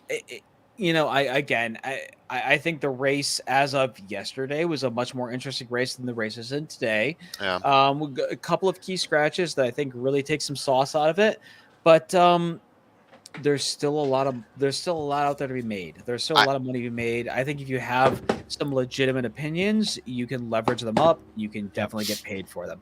I had it all figured out until Forte scratched, because I had my whole trifecta system around Forte being in there, and now that he's gone, that creates like this other layer below. Oh, what are we showing? Yeah, right. I have to figure out how to build that back in, and it's like I'm opening up about 10 more horses that I think could be popping in there. Yeah, so to quote our good friend Caleb, I had Forte as a takeout reducer. He was a horse that I knew was going to take a lot of money, and I wanted no part of. Yeah. And I love the fact that he was doing that. Well, suddenly all that money now is flowing back into the pools. And how do you manage that? How do you balance that out? That becomes just a massive challenge, and it's rough from here. Yeah. Yeah. So Felina asks a really good question, how I keep doing it, and that apparently I'm not a normal and real person. I am indeed a real person. I am wearing gym shorts right now, so that is allowing me to remain comfortable, despite the fact that I am dressed up to the nines up top. And I do have some very dude-like slippers that I am taking off and on when my feet get cold. But listen, I don't know. My mom always used to joke when I was a little kid. She said, Matthew, I know you're going to be one of three things. You're going to be a professor, you're going to be a minister, you're going to be a stand-up comedian because you like an audience. And so she was absolutely right about that. So you're all three of them. You've rolled all three into one, and this is who you are. Yeah. What is funny is when I was a professor, I joked that you had to be all three of those when you were a college professor, because you had to kind of preach from the pulpit, so to speak, and the lectern. You had to actually educate, and then you had to keep them entertained and tell plenty of jokes up in front, especially when you're teaching an 8 a.m. class on American government to a bunch of 18 and 19-year-olds. So that was always a lot of fun. But listen, let's reset things a little bit here. Yeah. We got myself, we got the formula, we got Josh and Mark, both from On the Wrong Lead. Make sure to give those guys a follow on Twitter at their respective handles, as well as at @wrong_lead. But this kind of takes us into Rockface's question of what's our background in horse racing? And, where did we come from in terms of when did we get to the sport, and kind of how long have we been doing it and things like that. And I know each of us has a slightly different path and a pretty different path to getting here. I know, Mark, you've been in the game for maybe the longest out of all of us. So what's kind of your background? Yeah, so I live just east of Saratoga Springs. So Saratoga Racetrack is home. I had an aunt who was dating an exercise rider as I was a little kid. Yeah. So the first race I can ever remember was the Travers, which 49er won, which was I think 87. Yeah. So I was 5, I think. I was 1. Yeah, so back in the day, I always sort of lived very close to Saratoga Springs, so horse racing is kind of a thing here. It's a major. You can have a legitimate conversation where people talk about horse racing. That's legit, like a real sport. There's other parts of the country that aren't like that. So that's where I sort of come from. I worked all through college in a bunch of restaurants and sort of those types of settings where I was, sort of high-end Saratoga. You're around horse owners. You're getting inside information. You're getting that cool feed into what makes this sport cool. And I've been a horse owner for a number of years, not at the current moment, but I have on and off throughout the days. And I really like the sport. I like the game. I like how complex it is. I like the deep end analytics end of it. I work in finance. I work in IT. So numbers and math are sort of my vibe. So I enjoy the real deep dive analytics of getting into it. So that's sort of my vibe. I go way back. I know we talked earlier about what's your favorite Derby, and I'm quoting Derbies from '88 and those kind of way back in the day. So no, I have that sort of deep dive, which is the complete opposite of Josh, who has the we go Harv to Grace, and he goes, "Who's that horse? I've never heard of that horse." And you're like, "Really? You've never heard of Harv to Grace? Okay, cool." And Josh, you were one of the first people I talked to when I had my old show, the Win Play Show, which I was able to bring back here on the Trust the Profits channel. But you were very upfront about, like, listen, I got to this game from kind of a more of a betting standpoint and then kind of grew into it a little bit, but you've only been doing it for what, like 5-6 years or a little longer than that now? Yeah, I stared with the Justify. Oh, that's right. The Justify year. 6 years. Yeah. So I had a buddy where I used to work. I used to work at Rush Copley Hospital out in Aurora, Illinois. And I had a buddy of mine who was like, "Hey, you like to go to Vegas? You like to gamble? I do a derby pool every year. Everyone tosses in $100. We try to hit the superfecta." He's like, "Look, it pays like, 5 figures every year. We put like 1,200 into it, and we try to hit it." And so I was like, "Yeah, whatever. I'll give you $100 to try and hit this thing." And so I talked to my brother. My brother's like, "Yeah," he's like, "I like horse racing a bit," and he used to go to Arlington all the time. So he was talking to me a little about it. My buddy Mike at work was talking about it. And so I gave him $100. I'm like, I should probably look into it, see what this is all about. So I signed up for a TVG account. I think the Thursday before the Derby, and the Friday, Oaks Day, was the first day I ever made a wager. My brother, who's an okay player, like I would say maybe he's slightly better than average, or maybe your average kind of guy that plays all the time. Well, he just went on a complete heater on Friday. I was working, and he was just texting me from Arlington, "Oh, I like this horse at Arlington. I like this horse at Churchill." And I just kept on winning. I'm like, "Man, if my brother can figure this out, this has got to be the easiest game in the world." And so the next day, it's so right you were, yeah. And so the next day, I'm playing the horses, and this I think what really got me hooked was the Pat Day Mile. I was looking at the DRF Easy form that someone posted on Reddit, because people my age, the first thing you do is when you start getting interested in something is you go to Reddit and see if there's a subreddit for it. And of course, there's a horse racing subreddit. Of course there is. And people were posting the forms and stuff before probably Ellis cracked down and all that. But the DRF Easy form was on there. And I don't know if there's like a comment on it or if there was something, but I'm like, "Man, this horse Funny Gut Duck looks really good. It's wet. Like this is going to make sense." And he wins at some enormous price. I think I had $5 or $10 to win on it. And I'm just like, I just feel like the smartest guy in the world. Then I think that there's another race. Eddie Olczyk's on TV. And he's like, "Oh, I like this horse Proctor's Ledge." And I'm like, let's see what Eddie O seems to know what he's doing. Proctor's Ledge just airs and wins an easy. I'm like, "Man, this is so easy. How does everybody not make money playing this, right?" I then proceed to hit the Derby Exacta, the Derby Trifecta. We missed the Super, but I think I end up like plus $700, betting like $2 to $5 a race my first weekend playing. And so I'm like, "Oh, this is the easiest game in the world." I then proceed to hit the trifecta at what was a Preakness Day, which was and I played it really, really small. I think I literally played Justify over Tenfold Bravazzo, Tenfold Bravazzo. I played it for like $2 or $4 or something. It paid like $1,000. Like I was just like, man, this is just the easiest thing in the world. And then I proceeded to just continue to lose money after that, because of course the beginner's luck's gotta rub off at some point. Funny enough, Chase, who was on here earlier, probably the first, I don't know, like maybe like negative moment I had with horse racing came from Chase, because I was really interested in starting to keep records and stuff. And I don't know if you ever, I know Ed DeRosa keeps like really, really specific records. He goes over them every year. He does a podcast with Jason Beam. I love that kind of stuff. And so I was keeping records. I had a graph, right, showing my bankroll and how everything was going. And so obviously the bankroll is like the yodeler on, on Price is Right. Yeah. And he's just going up. He's going up. Well, yeah, he hits the cliff and he starts coming down. And I remember, I forgot what it was. Maybe it's about 3-4 months into it.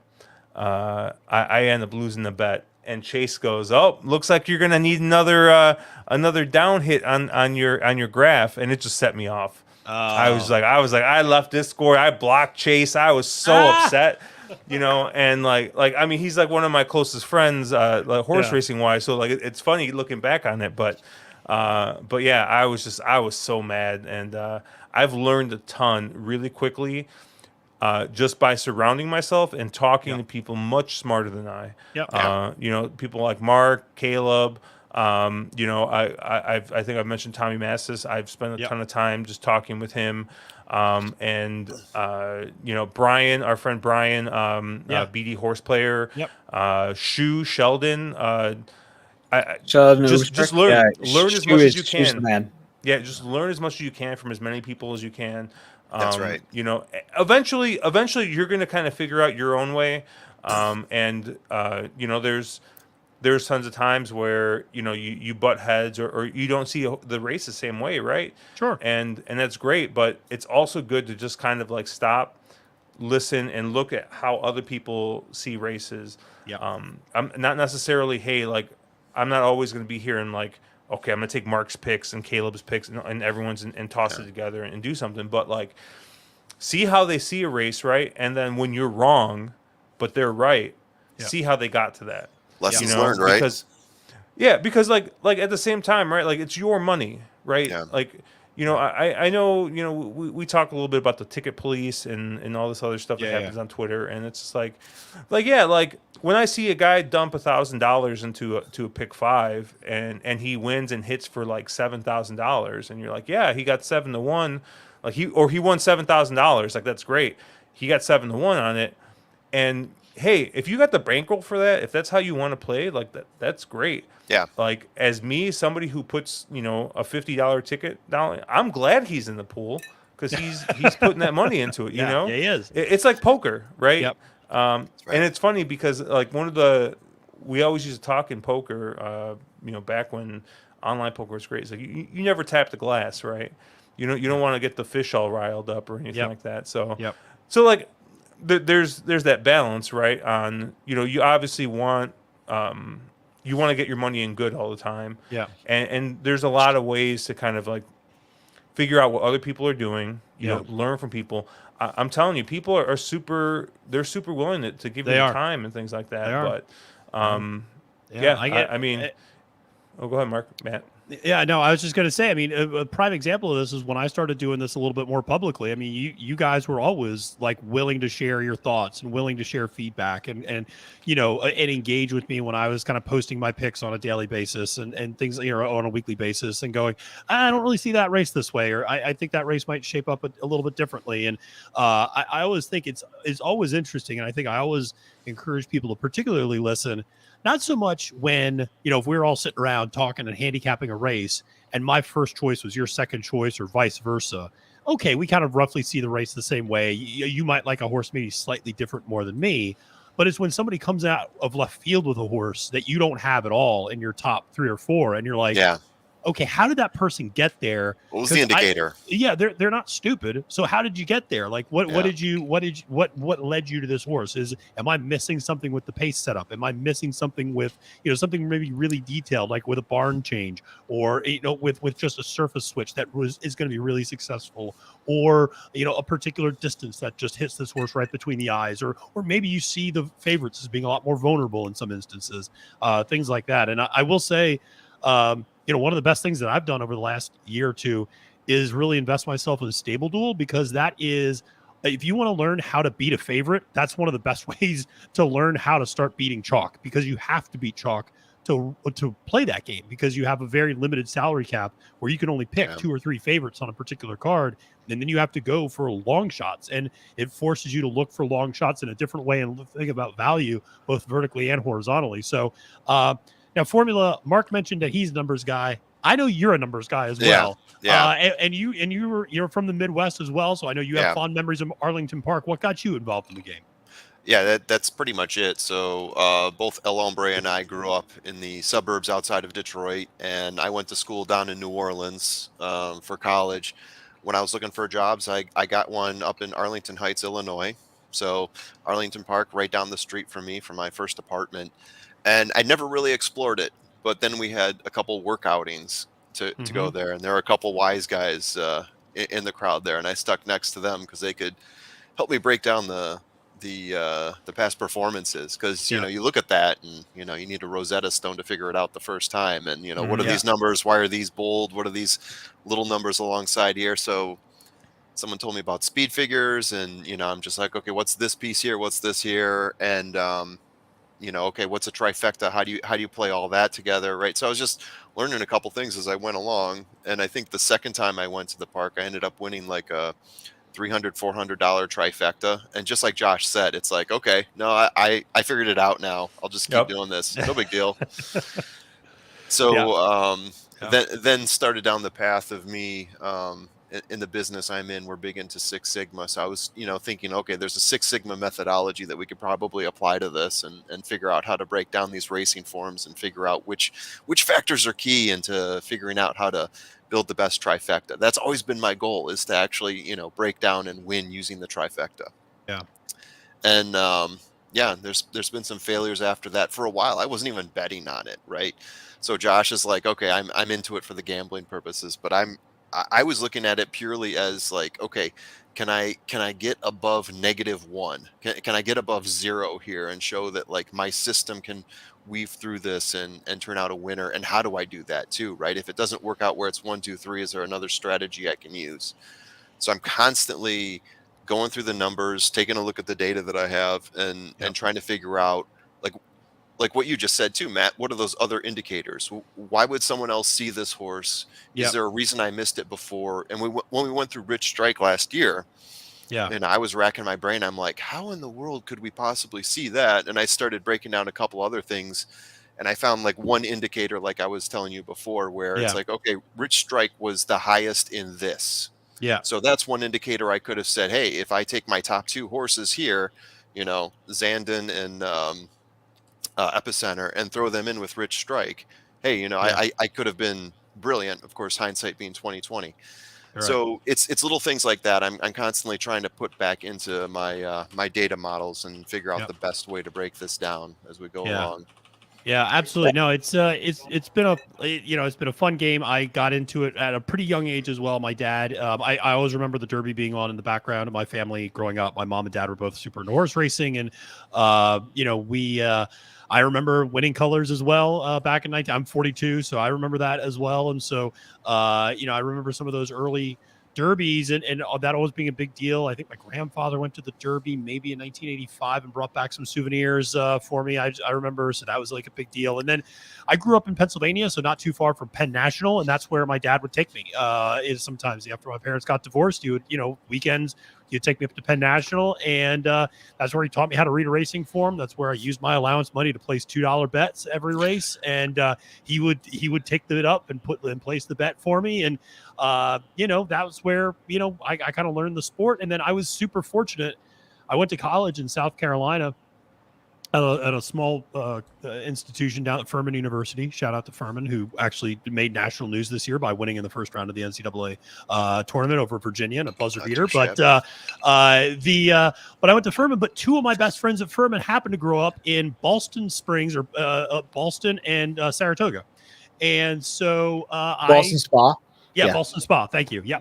And so shout out to Anders Matson and Jeff Stovall. The two of them grew up there. And so I would go up there over the summers and we just go to the spa and we go to the track. And there was a group of us who were, 19, 20, 21-year-old guys who just loved going up to the track and, just having a good time up there. So it was a lot of fun. And then another one of my good friends, Rick Faint, lives right like outside, like 2 miles away from Pimlico. So we go to the Preakness every once in a while. So that was another fun thing. And then, just really fortunate. And, that was always kind of around horse racing.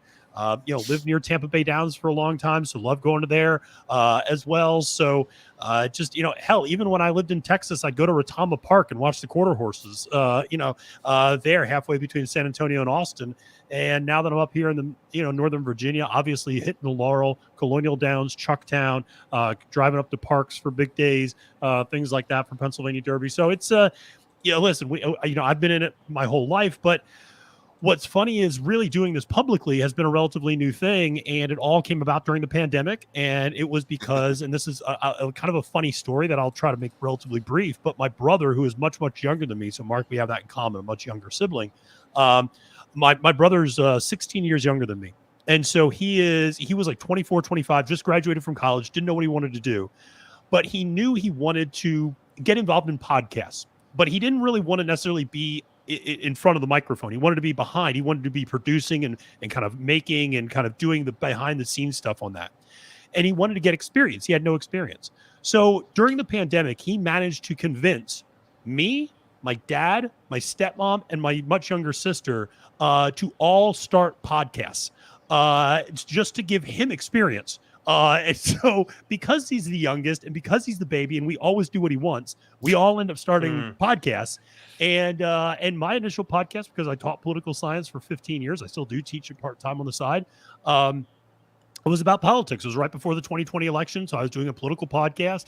And, as much as I love teaching about political science, I don't really love following politics. So after a few months, that got a lot. And it was the spring it was the spring of 2021. And I said to Nathaniel, I go, hey, listen, the Kentucky Derby's coming up. Would it be okay if I did like a YouTube? I don't even know how to do this stuff. Like, is it okay if I do a YouTube thing about it? Like maybe we can put it out. And he said, yeah, if you want to do it, we can put it out. And I said, okay. And so I put something out for the Derby and like 27 people watched it. And I put something out for the Preakness and about 47 people watched it. And then I did a Belmont Stakes preview for that year.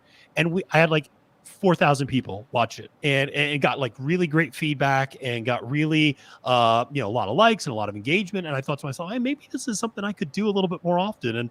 And so I just started kind of parlaying that into doing it a little bit more regularly. I mean, I was always handicapping these races. It was just doing it publicly for the first time. So it's been a lot of fun. So, it is, we all come to the game in different ways, but we're all here. And we got exactly 1 hour until the 149th running of the Kentucky Derby. So this is a blast. And Mark, this is a big day. Yeah, no, I'm kind of blown away. I'm looking at the board right now, and Tabet Trice at 9-2 is your current Derby favorite. Really? Yeah. Like, yeah. I'm absolutely shocked. Like, that is blowing my mind. Should I feel shame that didn't put him into my trifecta box? No, you shouldn't, because I have him. Right. I have about 8 horses that I like, and he is nowhere. He's out the back. Like I don't get it at all. I did use him in 3rd and 4th in the Super, but I only used 2 horses on top. Yeah, the 14 and the 17 are the 2 horses I like. I actually 14 and the 7. You like reincarnate? No, the 14 and the 17. Sorry. Oh, 17. I'm with you on that. Yep. I actually got to drop real quick. So I'll just get through real quick. I have a trifecta box with the 3, the 14, and the 17. An exacta box, sorry. The trifecta box with the 3, 14, 17, and the 22. and then I have with you a on that. bunch of superfectas with just the 14 and 17 on top, 3, 14, 17 in second, and then 1, 3, 5, 1, 3, 5, and 22, I believe. Let me just double Mandarin. check here. Yeah, 1, 3, 5, 7, and 22 in third and fourth. Yeah. I do think Reincarnate is interesting in here because I think he might be the speed that holds on to get a piece of this. So I think he's Wouldn't a be little bit shocking. interesting. Johnny V on a ex Baffert horse or Yeah. Baffert horse on the front end in We've a seen that derby. story. We've seen this story many times. Yeah. I think Reincarnate's a step below a horse like Medina Spirit and not Accelerate Authentic, who did this a couple of years ago. But I think Johnny V knows what he's got underneath him, so I think he's going to do everything he can to make sure this horse hits the board. I got the 3, 14, 17 and a pick 5 here. Unfortunately, not cashing because I'm out of that pick 5, but continuing on into the 2 get out races. So, good luck to everybody. I'm gonna hop off. Thank you guys for having me. Of course, Great having you, Josh. There was awesome. There was someone out there who asked if we were what was it, Brothers of the Leaf or something like that. So It was yesterday. Yes. yeah. So I got a little nub double roast here. I'm gonna go outside, smoke, and just kind of chill for the rest of the day. So I appreciate you guys, and I'll talk to you guys later. All right, man. Thank you so Great much seeing for you, Josh. joining us, Josh. See you guys. Really appreciate it, man. And this is we're getting down there, and I agree with you, Mark. I mean, I'm a little surprised by this board with Tapit Trice, although Hold on. I mean, listen, I just think it goes back to Todd Pletcher. I mean, it's big days, and you don't have. This is where, and this goes back to something we talked about last year. The gap between people who bet on the Kentucky Derby and horse racing Twitter, and there's a huge gap on days like today. This is true. My main opening up to the issue public is that no matter what you take, Pletcher is what 2 for 62. 2 for 62. There's the stat 2 for 62, and you're going to take that horse at 92. I mean, okay. I mean, you do you, but that's not the kind of horse that I'm interested in at all. And I think if you look at Tapit Trice, like if you watch this Tampa Bay Derby, it was probably the ugliest win of any of the Derby whatever top 5 or 6. He was out the back early, just kind of never got going. Caleb has talked a lot about this. This is the big horse. He's a big kind of rangy horse. Takes a while to get to stride, really get his kind of best going under him, and he made this big, long, prolonged move. I just don't know if he can do it in this kind of a field, albeit we've had a lot of scratches. Like this field is scratched out quite a bit. He's just not the kind of horse I mean, he's sure I'd be interested in him, but I'm interested in him at more like 10 or 12 to 1, not sort of 9 to 2. Like that's just not the right price for this kind of a horse. And just to follow up, I mean, Pletcher not only is 2 for 62, has not had a horse hit the board since 2018 in this race. And as I just put out in the comments, also, this is something I found out when I did the barn tour last year for the Breeders' Cup. Of all the major North American trainers, has the lowest win rate in the Breeders' Cup as well. And so I think he's 12 for 142 in the Breeders' Cup since 2000. I mean, an incredibly low strike rate. And most of those other trainers, Chad Brown, Steve Asmussen, Brad Cox certainly has an incredibly high strike rate, but most of those guys are 15, 16% roughly thereabouts in the Breeders' Cup. Pletcher, listen, the thing about Pletcher is, and this is why owners really like him, he is great at getting your horse to the Derby. He knows how to get a Derby horse, and all he has to do doesn't know how to win it. Like that's his thing. And he gets him in by being really smart about, like, look at how he campaigned Forte, Tapit Trice, and Kingsbarns. Like that was masterful movement around to different circuits, and because they were all training down in South Florida, and yet it was kind of understood. Listen, we're going to let Forte win Gulfstream. Now we're going to move Kings Barnes, and he's going to run an allowance in Tampa. But we ultimately want to have Tappet Trice run in Tampa. So we're going to move Kings Barnes to Louisiana in the fairgrounds. Then we're going to move Tappet Trice back up to Bluegrass to get one more in him. And I mean, just moving these horses around in such a way to maximize points, to make sure everybody's getting in. And hell, he almost got Major Dude in the damn Kentucky Derby by finishing second in the Battaglia. I mean, if this was any other year, 40 points gets you in the Kentucky Derby. Yeah, so it does, yeah. you know, it's kind of crazy to see that, but that's a little bit of my thoughts on Pletcher. This year felt like a different year for Pletcher, though. Before Forte scratched, obviously, right? And even with Forte scratching, he still has 2 really strong horses. But I mean, going in with the number 1 and then 2 other horses that are probably in a lot of people's, top 10, if not top 5, in Kings Barnes and Tappet Trice, right? Depending on where you place them. I mean, they're in the conversation. They're not Jace's Road that's sitting in there thinking, this horse just sort of squeaked in, right? These are horses that actually won their prep races, right? This just felt like a different year for Pletcher. This wasn't. I think he had Known Agenda a couple of years ago, and I was looking at that horse, thinking, I'm not betting that one. I'm not feeling super high on him. Last year, I'm even trying to remember like who his big horses were, but this just seemed like a different year for Todd Pletcher. He seemed like he had the strongest barn between him and Cox, probably. But there's been a few years, over the last 10 years, I can think of a number of years where Todd Pletcher had like 4 or 5 horses. You go, oh, these are all legit horses, and then they just kind of fall flat in the Derby. That's been the historical. He can get the horses there, but he doesn't. And not that I want to put Baffert on a pedestal or anything, but Baffert tends to be I can get horses there and then they can win. Put him in a position to win. Put him in, So a completely side note, I'm going to squirrel this conversation for a second. I know we've talked about the Churchill Downs breakdowns. I just saw a note that Hear Me Song out of the 10th was vanned off. Oh no. The x-rays came back negative. It looks like the horse is fine. Okay. So horses fanned off. I did say I saw Freezing Point. Unfortunately, was euthanized. I did see that Freezing Point that was from the sprint race on the dirt was euthanized. I did see that. So, I mean, it is devastating to see. Obviously, on a day like today, I'm obviously glad to hear my song is okay. But that was a tough one. That I saw, and the horse in the second race was also euthanized. So that's 2 horses down today, and really, it's certainly not what you want to look for on your big day. No, especially after the week that they had.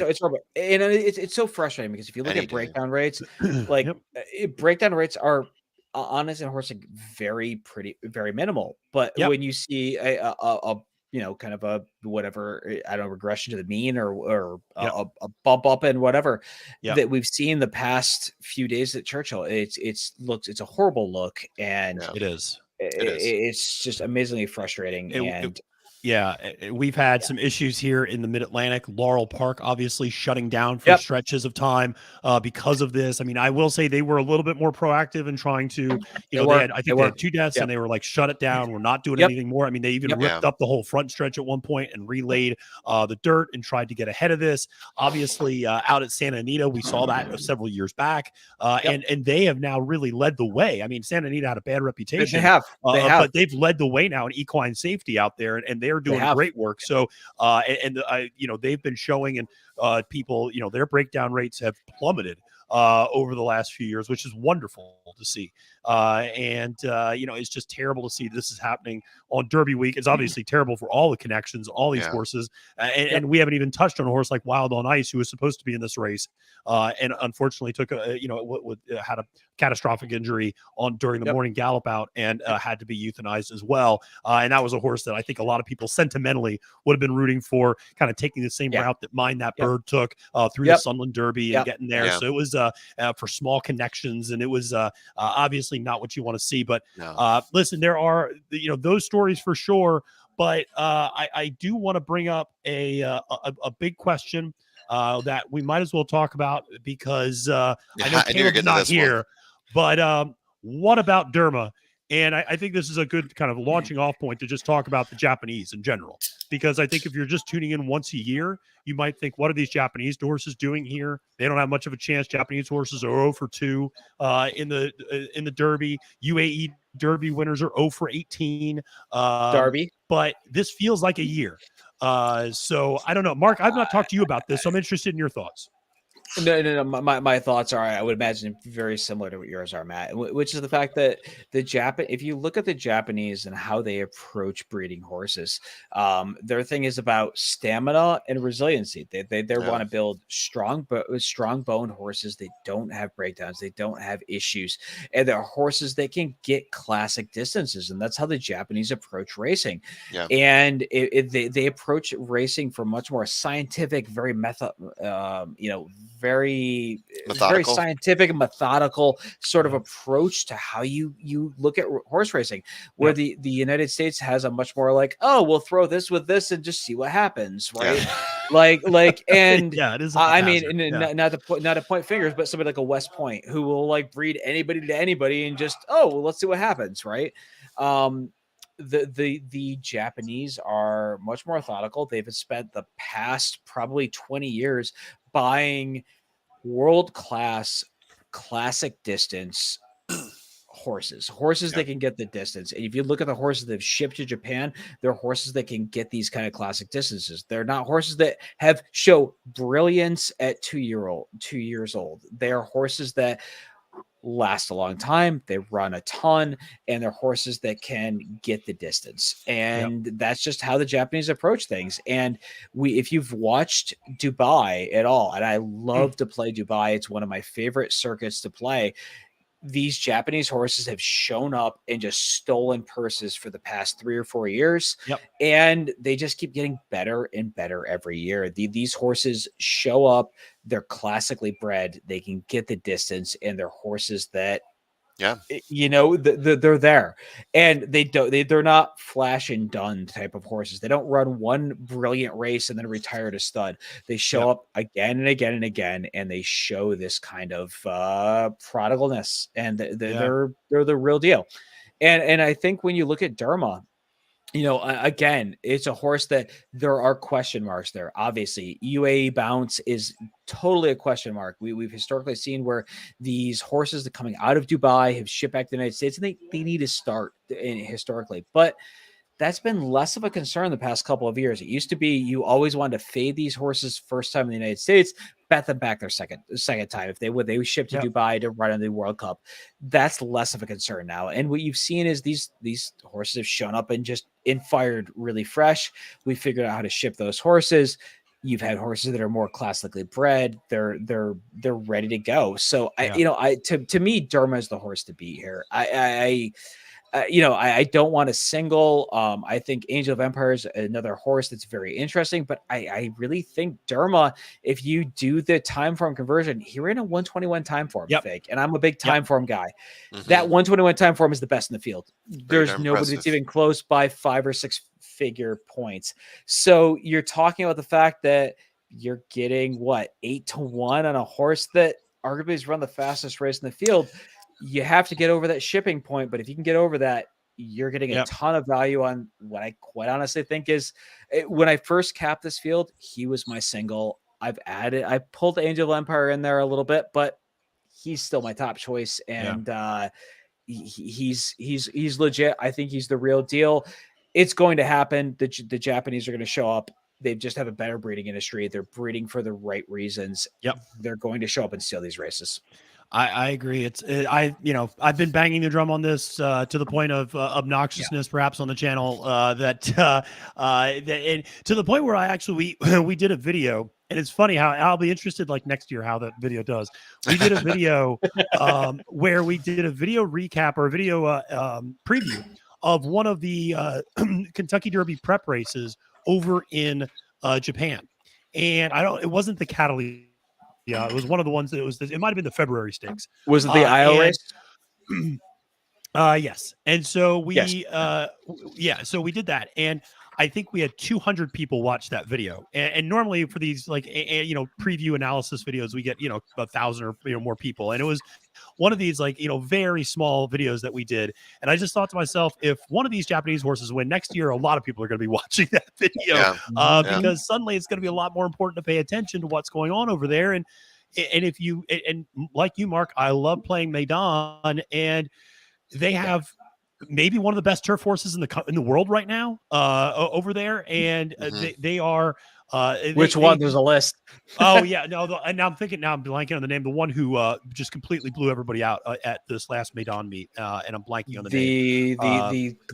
The 12 furlong race, or the miler. Oh, the 12 furlong. I can't think of the name right now. Yeah, so give me a but it was it's one of those where they're up and coming, and they're doing it for the right reasons, and their breeding operation. Jessica Tugwell, when she was on my show, did a lot of talk about how they breed this combination of speed and stamina, but they're very smart about breeding it over each other and not doubling down on speed or not doubling down on stamina.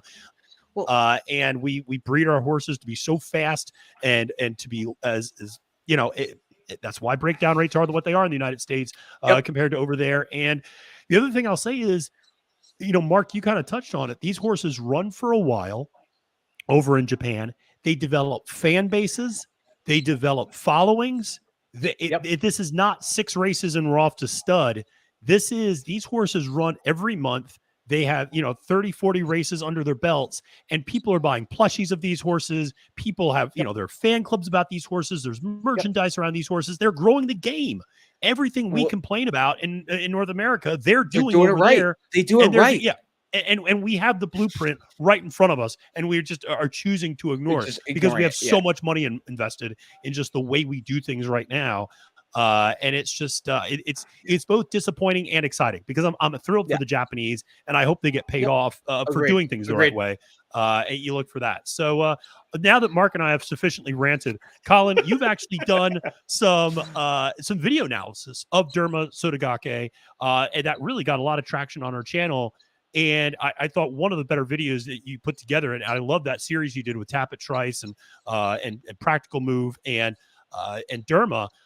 I think a lot of people were misled by the fact that UAE Derby was, a front-running effort, and they thought, oh, this might just be Crown Pride. But you kind of showed that Derma is a lot more than that. And so maybe you could talk a little bit about kind of what you saw in that video breakdown. Yeah, absolutely. First of all, good to be back. I heard we had a special guest pop in while I was looking for my son, and my wife said, I think he's downstairs. And I went, oh, okay, let me go.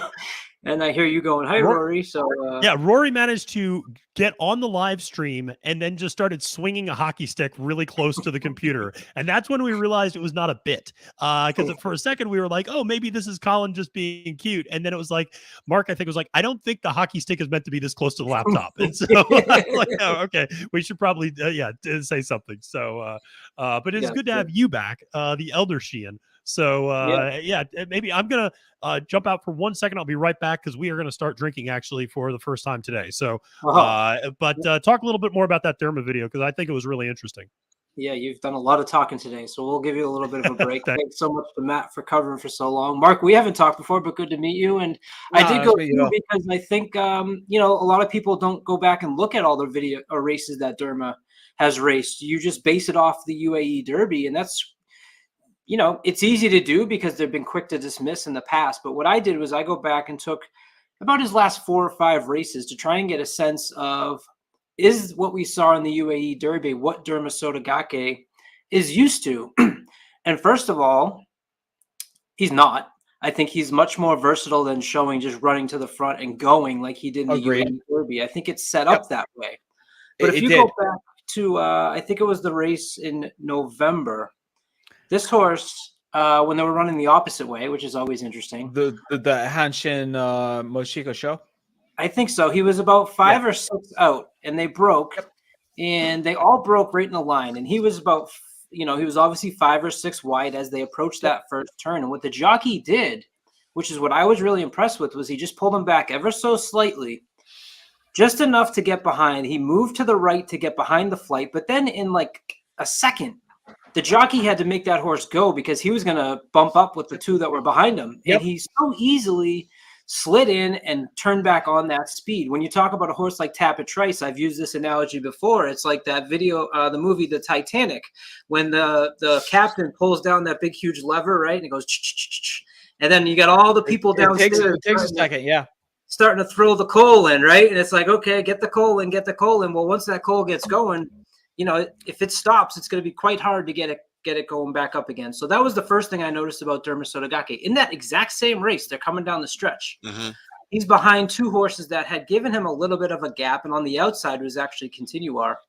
And jockey again asked, and he split right between those two horses. Like there wasn't a concern, or, remember, this is when he was a 2-year-old. So you got to keep in mind that horses sometimes shy away from that. I always think about it when you're driving in traffic, right? And you got two cars left and right of you, and you're trying to split through them because they're going a little too slow. And all of a sudden the left one or the right one, you can tell they're on their phone, and they start to close in on you, right? And you immediately kind of check back. Derma Sotogake went right through that hole. And actually, Continuar finished really, really nicely in that race, but didn't get Derma Sotogake. So in that race, I picked up two things: A, very courageous at 2, and 3, the versatility to be able to, when the jockey asked pull back or speed up, he didn't have a problem doing that. And that was certainly. Then the other big race was the one that was a huge field, which was, I think that was 3 back. So that was the Kawasaki race. There was a field of 14, and he broke well. He's always broken pretty well. So, that's something that you like. But he wasn't the speed that day, and he easily got crossed over by the horses that were to his outside. And he was able to sit a nice trip behind them. And I closed really well in that race as well. So, I saw, and then you obviously saw the UAE Derby, which most of us probably saw, which was, hey, I'm going to go, and look, no one's here with me, and off, goodbye to all, as they say. So those are the kind of the 3 main takeaways I got outside of just the UAE Derby, is that he's versatile, he's courageous, and he can sit off the speed if he needs to. Yeah, I would say what you're talking about, Colin, is very much what I took away from it. And I think there's this take that Derma has to be very forwardly placed and very aggressive. And if you actually look at his back races, he's much more tactical than he's been given credit for. He does not have to be on the lead or just off.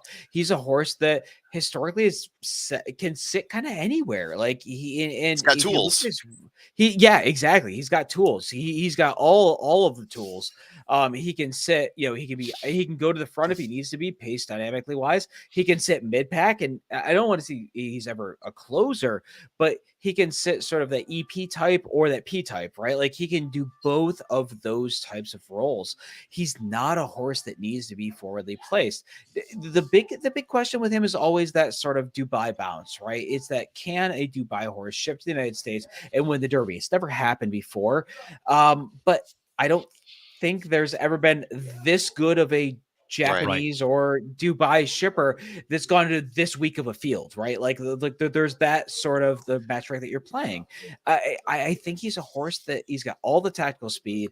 He can kind of sit under, sit just behind the pace. And I don't know where that pace necessarily comes from. There's a couple of options, depends on who sends, but you're getting the kind of jockey who can look at this race and go, oh, okay, cool. Here's what just happened in front of me. I'm going to make really smart decisions. It's not a situation where I worry about the jockey going, oh, what happened? Whatever.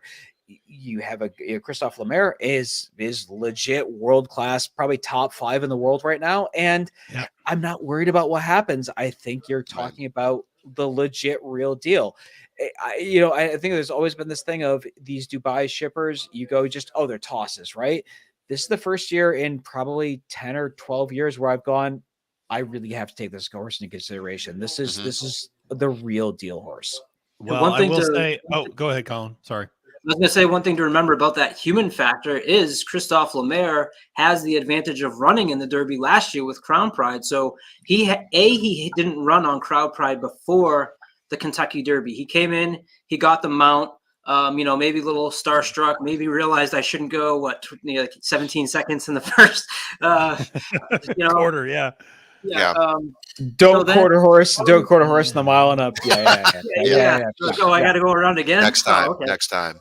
But I think he's had that experience both of being in the Kentucky Derby, and now he's also had the experience of riding Derma Sotogake because he rode him in the UAE Derby. So there's kind of two experience angles there that you take out of what Christophe Lemaire did in last year's Derby with Crown Pride, which I think is also advantageous. And as the horses are walking over now, what I was paying attention to, because people have talked about how Derma's a little, high strung, maybe a little high strung in the mornings. He looked fairly calm. He looks super chill. He looks super chill. Yeah. And I will say to give him a little credit, Mind Your Biscuits, who's his sire, was also a horse that got a little worked up in the walkovers. I love Mind Your Biscuits. He was a cool horse. And if you're somebody who loves horse racing, he was a really cool horse. His sire got a little worked up in the walkovers and got a little bit a little lathered up. This horse, he seems to be chill as a cucumber right now. He seems to be, his walkover looked great. He did not get worked up. The big crowd and the noise and everything else did not seem to disturb him. To me, that's just a massive plus for him. We'll see how we have to wait for 35 minutes though with that crowd. Now it's like just circle this little hole. But I also noticed King's Barn looked really. I mean, it's the first really good look I had at King's Barn. Man, his chest was like. He's a monster. He's a monster. He's a really big horse. Yeah. I was just going to say the Mattress Mac money has come in as Angel of Empire is now 7-2 and your favorite. Mattress Mac has decided to go with Angel of Empire. Has he? So that's that confirmed? That's official. That's confirmed. Okay. He's AOE. Is it confirmed that the bet is in and that I don't know if the bet is in? Yeah, exactly. That I don't know, but I know Mattress Mac is saying he's going with Angel of Empire. So he always bets the favorite, right? Like it's a hedge against his business, right? So it's a question of has the money come in, or if he's using the same ADW app as me, he's probably struggling to get it in right now. Am I going to get 7-2 on Angel of Empire or 7-5? That's the question I'm asking here. To answer Brett's question, it looks like John maybe just did, but the difference between a key and a key box, a key means the horse needs to come in first place. So if you're doing a Derma Sotogake key over, say, 4 horses, Derma Sotogake has to win. Whereas if you do a key box, and it's a trifecta, you can get Derma Sotogake in all 3 places, and then the other horses need to fill out the other 2 spots, which is actually how I bet as well. So I don't know if we want to turn the conversation to that, but just how I've placed my bets is I've keyed Derma Sotogake in a key box, and I've also done that with Angel of Empire as well, and I've used the same horses underneath. So my theory is, hopefully I can get both of them, right? Because you're using the same horses and you get Angel of Empire and Derma in both of them. Mm-hmm. But if one of them doesn't fire, those are the 2 that I'm most confident about hopefully getting in first, second, or third. I came back with which I don't know. This is a leftover from last year, the mistake I made. I loved Epicenter. Was crazy about Epicenter. I did an Epicenter all exacta. And my dad loves the exacta box or exacta key, but boxing it just like we're talking about, where he went both ways and hit the $2,000 exacta with Rich Strike on top of Epicenter, right? So now I'm like, well, screw it. I'm going to spend the $36 and go Derma boxed over everybody. So I've got that going as well. My dad actually did that with Mage this year. So my dad's bet is Mage all and then all Mage, which is an interesting one. I love it. And that's actually I love it. Yeah. I was going to bring up, because Mage is a horse that's gotten some publicity in the comments here. Some people have been asking about Mage and our thoughts on this horse. And certainly some of this just goes back to depending on how much you think of Forte, how much you think of that Florida Derby field that he was in. Certainly a super talented horse, but very similar to King's Barnes, only 3 career races to his name, going into his 4th career race now. This is a horse that won his maiden very impressively on the front end. Then had some issues in that Fountain of Youth, didn't break particularly well that day, was stuck wide, still kept on for 4th, which was obviously a big step up from maiden special weight to a grade 2. Then comes back in the Florida Derby and got the jump on Forte that day and ran down Cyclone Mischief and got past him, but ultimately Forte blows past all of them coming down the stretch. But certainly is an ascending horse and is a horse that I think a lot of us are excited about his future. But much like King's Barnes, 3 career races and now going into a really big spot. I mean, you're going to get a price, and so it's baked into that price to some extent. But I do think he's an intriguing horse to potentially use in some vertical exotics and maybe formula. I don't know. Where do you are you a fan of Mage or no? I've got a middle of the pack. I think Yeah. my highest ranking on him is 8th. I could look stupid if he ends up beating me on Derby Day, of course. But yeah, I've got him more or less middle of the pack, and a lot of it is based on my model works off of race history. He's got 3 races. He's won 1. It was his maiden race, right? So what can you make of that? He struggled in his second race, like you said. So does that show up in the numbers? Do I compensate for that? How well do I compensate for it? I mean, that, like you said, along with Kingsbarns, the horses that have less data are going to be much more difficult to predict in this race than the horses that we have a whole lot of data on. And so Mage for me, after all that I went through, I've got him at about 8th or 10th, depending on which formula we're routing through. Mark, interested in your thoughts on Mage? Yeah, my thoughts on Major is I have him about 3rd personally. Oh wow! Okay. My thoughts on Major are the fact that if you watch that Florida Derby, he on the run out absolutely blew by Fort, and everybody was all Fort's your favorite, right? Like he absolutely rolled on by Fort. My thought is that Mage probably loves the added distance that you're getting here. So there's an argument to be made. Obviously. Mage hasn't kind of shown up there.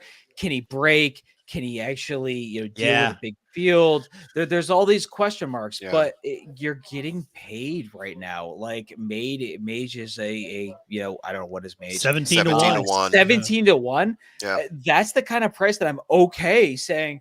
This horse has question marks. I understand that it has question marks, but at 17 to 1, I'm okay eating those question marks, understanding that Mage has a massive upside for the risk I'm taking. There was a huge hype train around Mage. I didn't love the hype train, but looking at Mage's last race, I think there's a huge amount of upside, and I'm super at those kind of prices. Yeah, I like Mage a lot. I honestly thought Mage in this field might be like 5 or 6 to 1. That's where I really thought. I thought Mage would take it's funny. I thought he was closer to 10. Yeah. For me, there was so much hype train. There was so much a hype little there. bit, yeah. And it was especially with Forte scratching, right?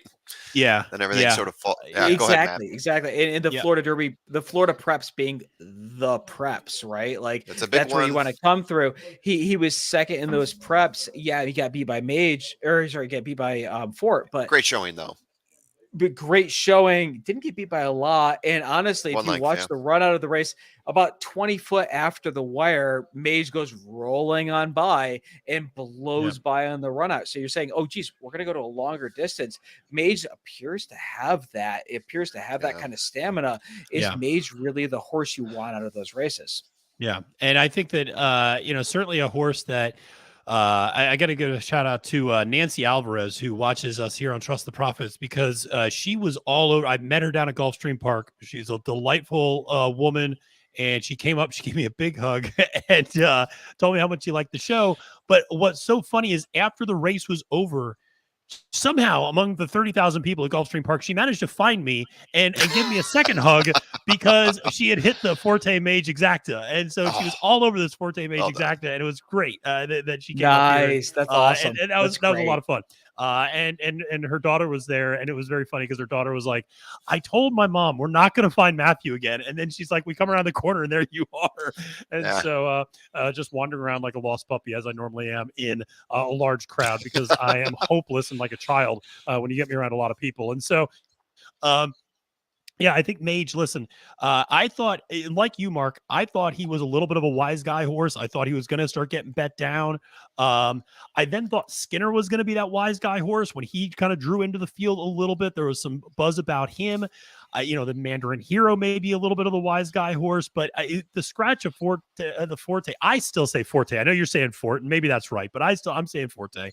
The scratch of Forte for me, I think threw the board into a little bit of a flummox, and it seems like Reincarnate's the horse that everybody, is kind of been dumped down from that huge price on the morning line down to now 13 to 1. So that's the one we've seen the biggest move for. But as we talked about before, that was a bad morning line, and I think it's just kind of honestly just corrected itself and kind of gone to where I think Reincarnate probably should have been the whole time. Yeah. Let's start with this fact of I think Reincarnate's 50-1 was very quickly altered. They basically said we fucked up this. Sorry to swear, but we No, screwed up this line that this was wrong, and it was corrected that the 50-1 was supposed to be a 15-1. Had to have been, yeah. Which Switching was with Jace's probably road, the right? That's the right line, right? Like Yeah. that horse is supposed to be 15-1. And I think if you're seeing the correction now 14-1, that's about right. Given the scratches, I can't fault anybody finding that price. Like if that's the horse you like, you do you. But I just man, it's hard for me to get to that horse. I just let me bring up another horse here that's gotten a little bit of buzz. Some people are bringing this horse up in the comment section, and also I think it brings up an interesting question as well, and that is Rocket Can. And Rocket Can's a horse that some people brought up. Yeah, I'm bringing this one up just for a second because I think it's an interesting point to discuss, because Rocket Can has an equipment change. He is getting blinkers put on, and for the first time has been training with blinkers. Bill Mott puts him on blinkers now. And I'm interested, based upon facial reactions, I don't think any of us are very high on Rocket Can in this particular race, but what are your thoughts on an equipment change going into the biggest race of the year for this horse? I mean, is that something that's like you pull out of your ass, quite frankly, or is that something that you take into consideration and go, oh, okay, maybe that makes a difference because he looked like he liked running with horses in the Arkansas Derby, not past them? I'll jump in. I hear Mark pausing and looking for words. So wasn't feeling great about Rocket Can before. Still not feeling great about Rocket Can. Of all the also entries, he wasn't the highest on my list. We've seen him run enough that I don't think I can really put him anywhere higher than 10th on my list. Yep. I mean, 10th seems about right for Rocket Can. He might go out of the gates. He might jump on the pace, and he might get burned out by the pace if it's anything like last year, and it probably won't be. But regardless, I mean, we're talking about 1.25 miles here. I'm not thrilled with Rocket Can. He's not in my trifecta box, and it's a pretty deep box right now. So those are my thoughts on Rocket Can. Equipment change or not, I just don't think that horse is of this class this year. There are other deep bets or other 30-1 shots that I would rather consider over Rocket Can right now. I'll throw it out there. If you want him as a 30-1 to suck up as in 4th or 5th in a superfecta or a super high 5, you do you. I have no faults against that, but I can't put him, with good conscience any higher than that. I don't see why the blinkers on change really changes anything for him. He's a horse that he just doesn't show. He wants to be forwardly placed and then he kind of fades. He's just not that good. I think he's just a step below the top tier of this class. Yeah. I don't love him necessarily in that spot either. And I think he's a perfectly fine horse. I mean, the horse that I've compared him to probably more times than people care to hear me say is like Skippy Longstocking. Like, I think he's a perfectly fine horse that's going to win a bunch of like grade 3 races as like a 4-year-old. And quite frankly, as I've said before, we need horses like that in the handicap division. Why not? Because we totally do. We want more of them. We have tons of them. Yeah. Yeah. So I mean, I like the horse, and I like Bill Mott, as we've talked about before. But we are joined. Listen, El Hombre is back. First of all, I'm thrilled to see that his well-being is still intact. I'm thrilled that the guitar is still up on the wall. This is great. And so we are here. El Hombre, how are you feeling 20 minutes out from the Kentucky Derby? I've had a horrible day, to be honest with you. I've got a lot of open bets here going into the Derby, but most of them are like 5-horse boxes in deep exactas and trifectas. So I'm not rooting for anybody singular. I have been touting Tappet Trice, and I know that the rest of you guys all hate Tappet Trice, so I can't wait to celebrate that win while all you guys cry in your beers. It'd be great. Don't know. I'm not. Angel of Empire, I think, is the most logical winner here, but and he's in all my bets too. But Yeah. I don't know. I do like, you guys were talking about Mage a minute ago. I think Mage is super interesting. Yeah. I don't by the like way, the we got to give a Japanese shout out versions. to Felina, who just dropped a little donation you. in the chat. Felina, Thank you, Felina. I'm going to call the hell out of this race. And so much so that Churchill Downs might call me next year and say, listen, Travis Stone, you're good. But listen, let's put Travis Stone over at Turfway Park. Let's get Larry Coleman announcing some B-level tracks. We got to bring in Matt DeSantis. Should we do the index card test for you, Matt? No, I know none of the index cards. I purely always go by saddle cloths. And so that is, I got that's how I do it. He's been throwing a lot of those index cards away. He keeps throwing them away in the garbage can. So yeah, is that Floyd Mayweather meme, right? And another, just throwing exactly, the money at it. Exactly. No, it is. Listen. Between the two of us, I think we're not going to find a shortage of words to call the race. No, I don't think so. The what's so funny is when I watch over in Europe, and maybe it's just because of the way the races, I think it's partially because of the way the races are filmed and videoed over there, where they have the tracking shot the whole way around in a lot of instances. I pay attention to jersey and jockey colors so much more than I do in the United States, where I mean, other than Windshell and and like Godolphin and things like that, I think that I don't really pay attention to it, but I always pay attention to the saddlecloth color, which is why I hate when Keeneland does the universal saddlecloth color and you can't it drives me nuts. tell anything from anybody. And so I do have, you're absolutely right. I do have a better chance of being the next James Bond villain than taking over Travis Stone and Larry Coleman, who are two amazing, absolutely amazing race callers and just awesome moments. So that comment was for you then. Okay, just making sure. Yeah, I wasn't sure who was the Bond villain among us five. Yeah, no, I look at him right now. Look at the way he's dressed. How many Bond villains? I just need I need a hairless cat. I need a hairless cat, and just a pet in my lap. And Mr. Bigglesworth. Mr. Bigglesworth. Shout out to Mr. Bigglesworth. I actually had two Simon's cats for years that I love. And so. Listen, the only live stream on YouTube today that's going to get a shout out to Mr. Bigglesworth, by the way, I guarantee it. Guaranteed. Only one. It's right here. I wish we had a drop Trust for the that. profits. Listen, appreciate everybody. Listen, El Hombre, you were out while this was happening, but we've had people here for all 7+ hours the entire day. Brilliant. On the live stream. I mean, and I can attest to this, because they have been commenting the entire time. I mean, we've had amazing engagement. And so, I mean, I cannot thank everybody. Though, like, I think it was it's been awesome.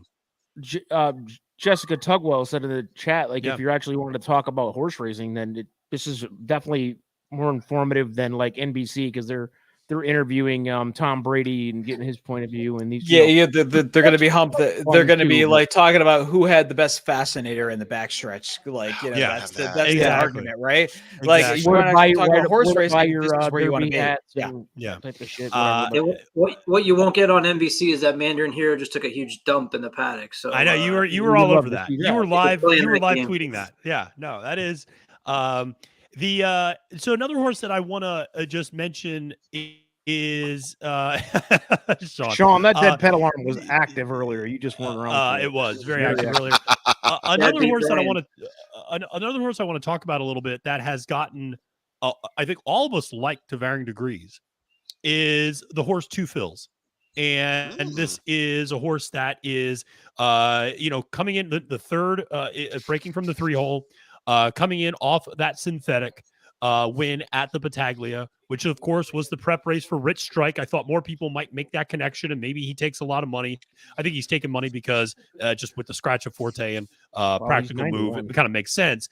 But it's one of those things. I really like this horse. He feels like a very honest runner. I've made this comparison before. He feels like Simplification last year, in that he's a horse that just kind of was going to run his race, has a really good foundation under him for all these preps, hits the board pretty consistently, and I think is going to be there at the end. But I'm interested, does anybody view kind of Two Fills as a legit win threat, or is more of just an underneath play in this particular race? El Hombre, I'll start with you, because you and I kind of like Two Fills a little bit as a horse in general, I would say. I like him some. I definitely don't like him at 9-1. I mean, I know with the attrition of some of the favorites, that's what happened. Just like with it's odd, Patrick right? Price. I don't like him as like, what is he, the third or fourth choice now? I mean, I don't like him to win. I do think he's yeah. Well, Brett makes a great point in the chat. Patrick Mahomes just made his picks. Tune into NBC for Mahomes picks. But anyway, yeah, I get it. I think Two Phil's, he's one of those big unknowns, kind of like for me, Dermot Sotogake. He's a big unknown. He could win by, he could win, but he might be 15th too. I don't know. Yeah, he'll be at absolutely none of my tickets. He's a horse that. His last race was he switched to synthetic, right? Like, and we are not running this race at Turfway, right? Like, no. This is at Churchill where they're running on dirt. He has just not shown those kind of figures on actual dirt. If you're making the argument that somehow he's going to translate and those figures are legit, okay, but he's never shown that he's done it. So that's the argument. There are horses 75% in the money, have though. shown that. Yeah, 75% in the money. Just to back up, probably where Matt's going here. Yeah, he's done some pretty good work. He's looked good in all these prep races. To your point, though, the only one that he's actually won was on synthetic. So you have to take a look at maybe something else you saw in another one of these races to think that, okay, maybe stretching out to 1.25 miles, he might be able to seal the deal. But I look at some of these other races he was in. I don't think he was gaining enough ground on, say, Angel of Empire or any of these other horses to show that he was actually going to be better stretching out against the same competition. I have various ratings on him. He's sort of across the board, top 10 for me, maybe top 5, but that's about as far as I go with him. And even top 5 is just like one of my formulas, right? Yeah, I have no fault at top 5, but my thing is, if you look at his Risen Star, there's 2 horses that are in this field that squarely beat him in that Risen Star. Yeah. So and he wasn't closing on those horses either, right? Well, exactly, he wasn't closing on those horses. So if you're looking at that race and you're saying, "Geez, he took a massive step up," but there was a surface change that caused that massive step up. So, and there was to your what point, happened that you're loving it, Yeah, and to your point, there was enough pedigree information to suggest that he would like that surface change too. Agreed. That when you looked underneath in particular, there was absolutely some suggestion that he was going to like the synthetic. Sean Patrick Nolan, shout out to Sean, first of all, just amazing work all day. Yes. And Sean mentioning, listen, this is also part of the reason I wanted to bring him up was these are brand new connections to the Kentucky Derby. Larry Ravelli, a longtime trainer, but first time at the Derby. Jareth Loveberry, first time jockey at the Derby. You do wonder, does the moment get too big to some extent? Or, Colin, you mentioned Christophe Lemaire had that experience from last year on Crown Pride. Now can use that on Dermot Sotogake. Do you need one under the belt? It's rare to see somebody come out of the blocks and win their first Kentucky Derby in that regard. That would be a shocking development, I think, to see a horse like Two Phil's win. I know I've been higher on him this whole prep season than I think everybody else. I've had him ranked a little bit higher. Again, I think he's a horse that runs up into the board, but I don't see him as a win threat. But he like I said, he's an interesting horse in that regard, and one that obviously is attracting a little bit of money today, as we are just 14 minutes out from the post of the Kentucky Derby, and he is at 9-1 right now, which is, I believe, the 4th choice on the board. So that's where we are. And just to recap the board for everybody joining, 7-2 favorite. Angel of Empire for Brad Cox with Flavian Pratt aboard. Thanks to Mattress Mac for really pushing that one. Yep. Yeah. The second choice is Tappet Trice at 9-2. Third choice, Dermot Sotogake at 8-1. Fourth choice, Two Phil's at 9-1. Those are your single-digit horses. Then your 5th choice is King's Barnes for Todd Pletcher at 11-1 on the board, followed by Reincarnate at 14-1. So those are your top 6 as it stands right now. And we should have pushed Angel of Empire a lot less, like a week or two ago, right? We should have pumped the brakes on that. Yeah. Yeah, 7-2 I loved him going to his Fairgrounds race, and I feel like I'm the idiot because I was all about him on stream, and I've kept the you had him before I did. Yep. And you were before me. Yeah, and I gotta give Joe Christufik, who joined me on capping the card for that Risen Star Day. he was all over Angel of Empire that day. I mean, he was on it, and he looked at that Smarty Jones and he said, "Watch the gallop out." And I teeter the line very carefully on gallop outs. Some people put way too much faith in them. Some people don't put enough faith in them. I tend to think they're helpful sometimes, but not all the time. They're not predictive, and it's one of those where.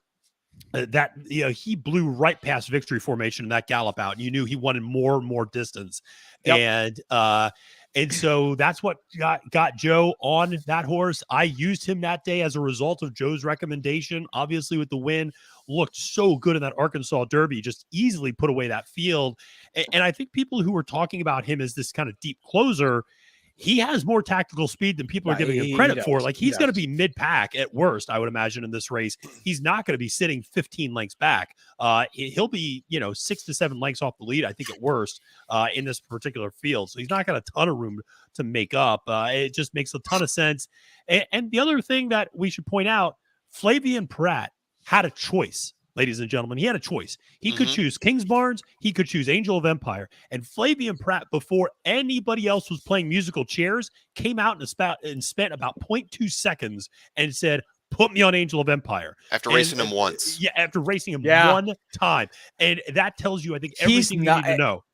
And Flavian Pratt is not the jock I want on this horse, right? Like he's not the jock I want on the horse, but he made the choice and he seems to stick. So I mean, but you say that somebody shared the statistic, and I'll need to find it. It might have been Sean actually who shared it. And so if he's still watching, maybe Sean, you can drop it in the comments.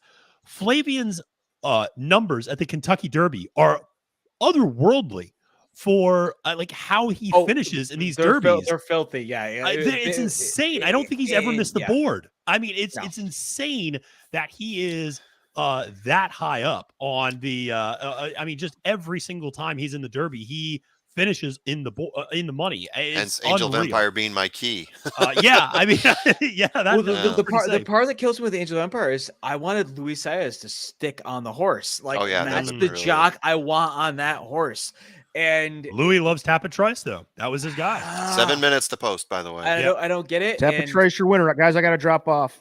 All right, I know you got to do your thing. Thanks, El luck, Hombre. everybody. We'll be here I'm gonna after. follow you, El Hombre. So, all right. And I would say, they did the call. They did the call to the post while the horses were in the paddock. Derma did start to get pretty worked up. Then they, that's obviously for those that can't watch the feed now. Got pretty frothy. He got pretty worked up. Yep. You can imagine. I'm not listening, but when they sound the horn and say "Riders Up," which Patrick Mahomes did. You can imagine the crowd got really loud at that point, and you could tell Derma was pretty getting worked up. Now they're on the track. They went through the post parade, and Derma looked pretty good when he walked by. It seemed like he had calmed down. And now the horses are stretching out a little bit. So you got Confidence Game, who's going for a jog, and we'll see when Derma, when they race. Derma got worked up in the paddock. I will say there's a lot of noise, a lot of commotion. I understand why he gets worked up. He seems to have settled down. He's not being heady. He's not doing the Shackelfordy type of throwing his head, getting super worked up. So he seems to be, maybe they got him on the track, got him settled down. You have obviously world-class top of the world jock up who knows how to get a horse to settle, get him to relax, get him to focus and be ready for the big show, right? Absolutely. I'm not that worried about it. He's not doing anything that goes, "Oh, I should step away from that play." What's up, Colin? Well, since we're all Team Derma, I hope you have the Japanese national anthem ready to go at the end. I do not have the Japanese national anthem ready to go. Do you have the Japanese exacta queued up? I did. I should because I did $3 because right now it's paying 17 to 22. I looked and I said I have to put money on that.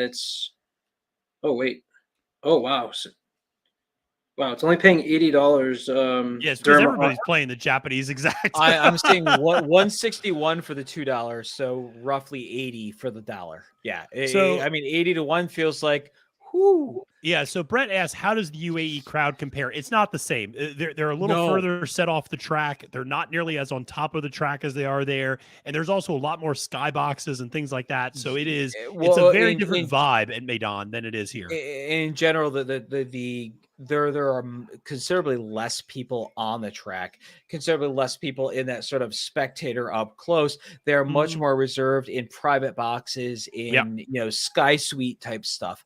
And there's much less noise. There's much less of this sort of American hype, a sporting event thing. It's much more reserved, laid back, and we're watching an event happen. So it's definitely a new thing for Derma. Like I'm not there. There's clearly hurdles there, but you just have to get paid for playing to those hurdles. Yeah, absolutely.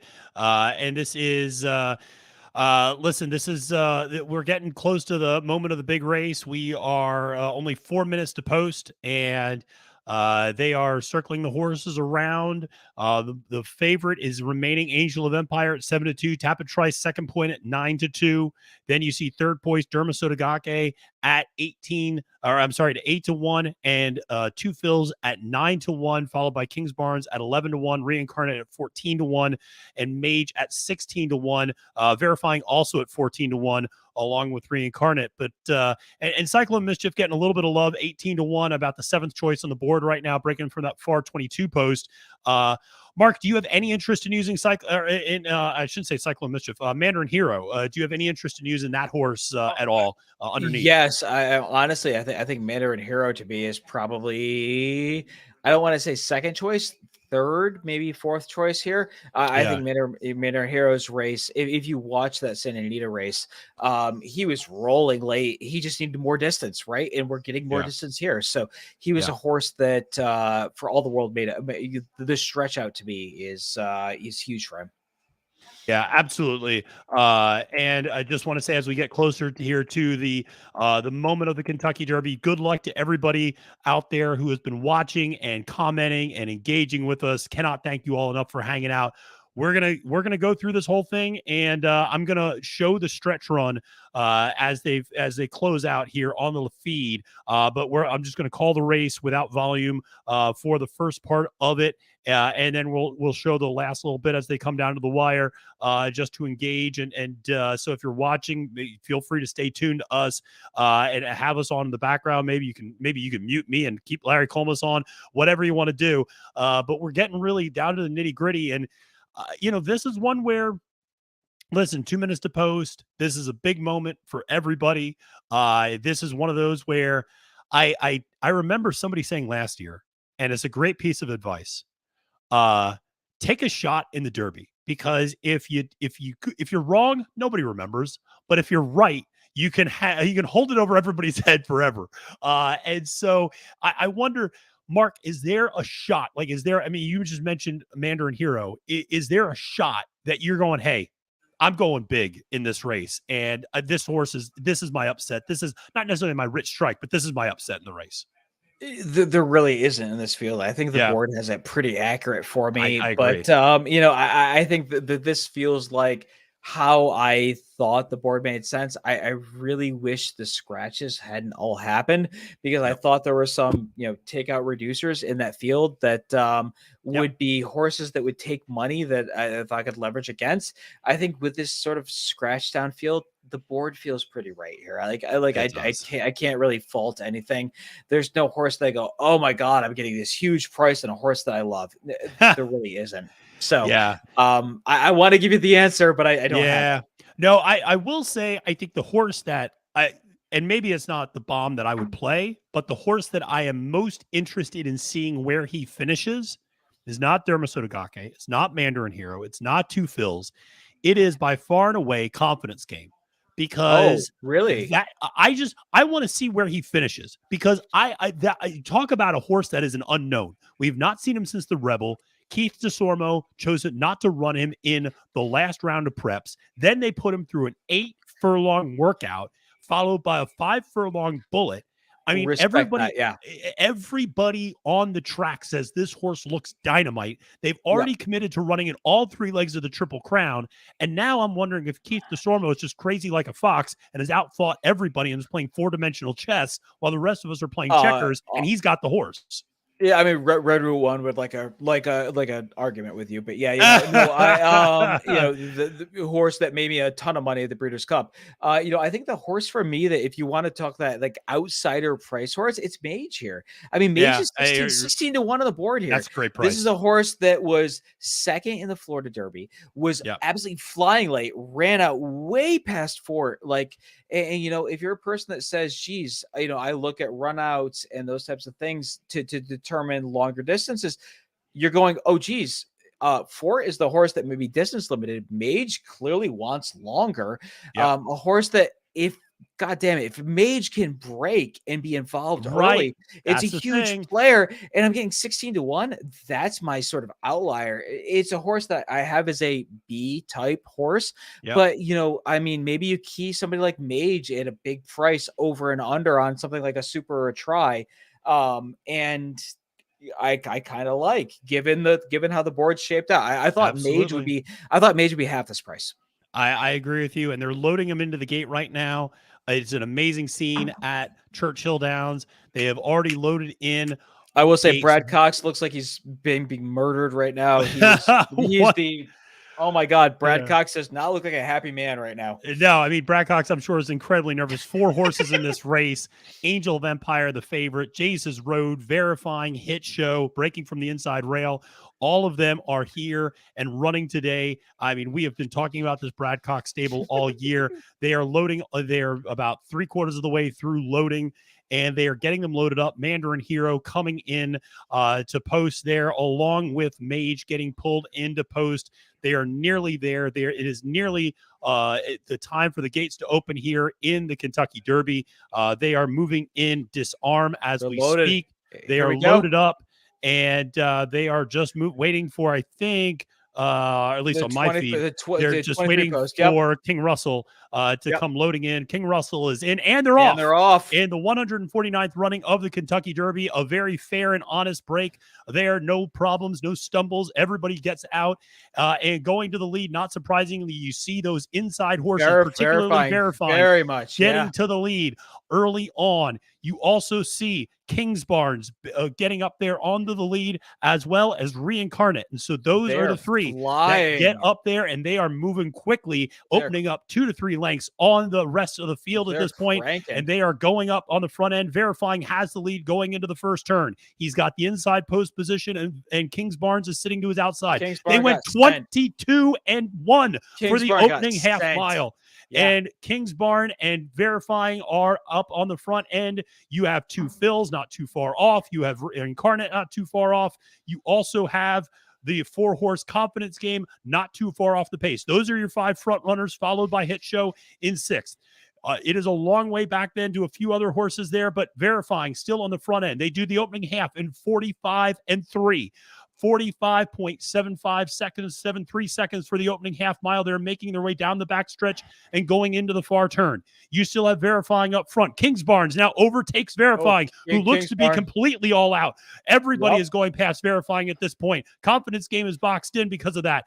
Now you see 2 Phils on the inside rail rallying past King's Barnes. Here he comes. Hit Show, amazingly giving a big effort going around the far end.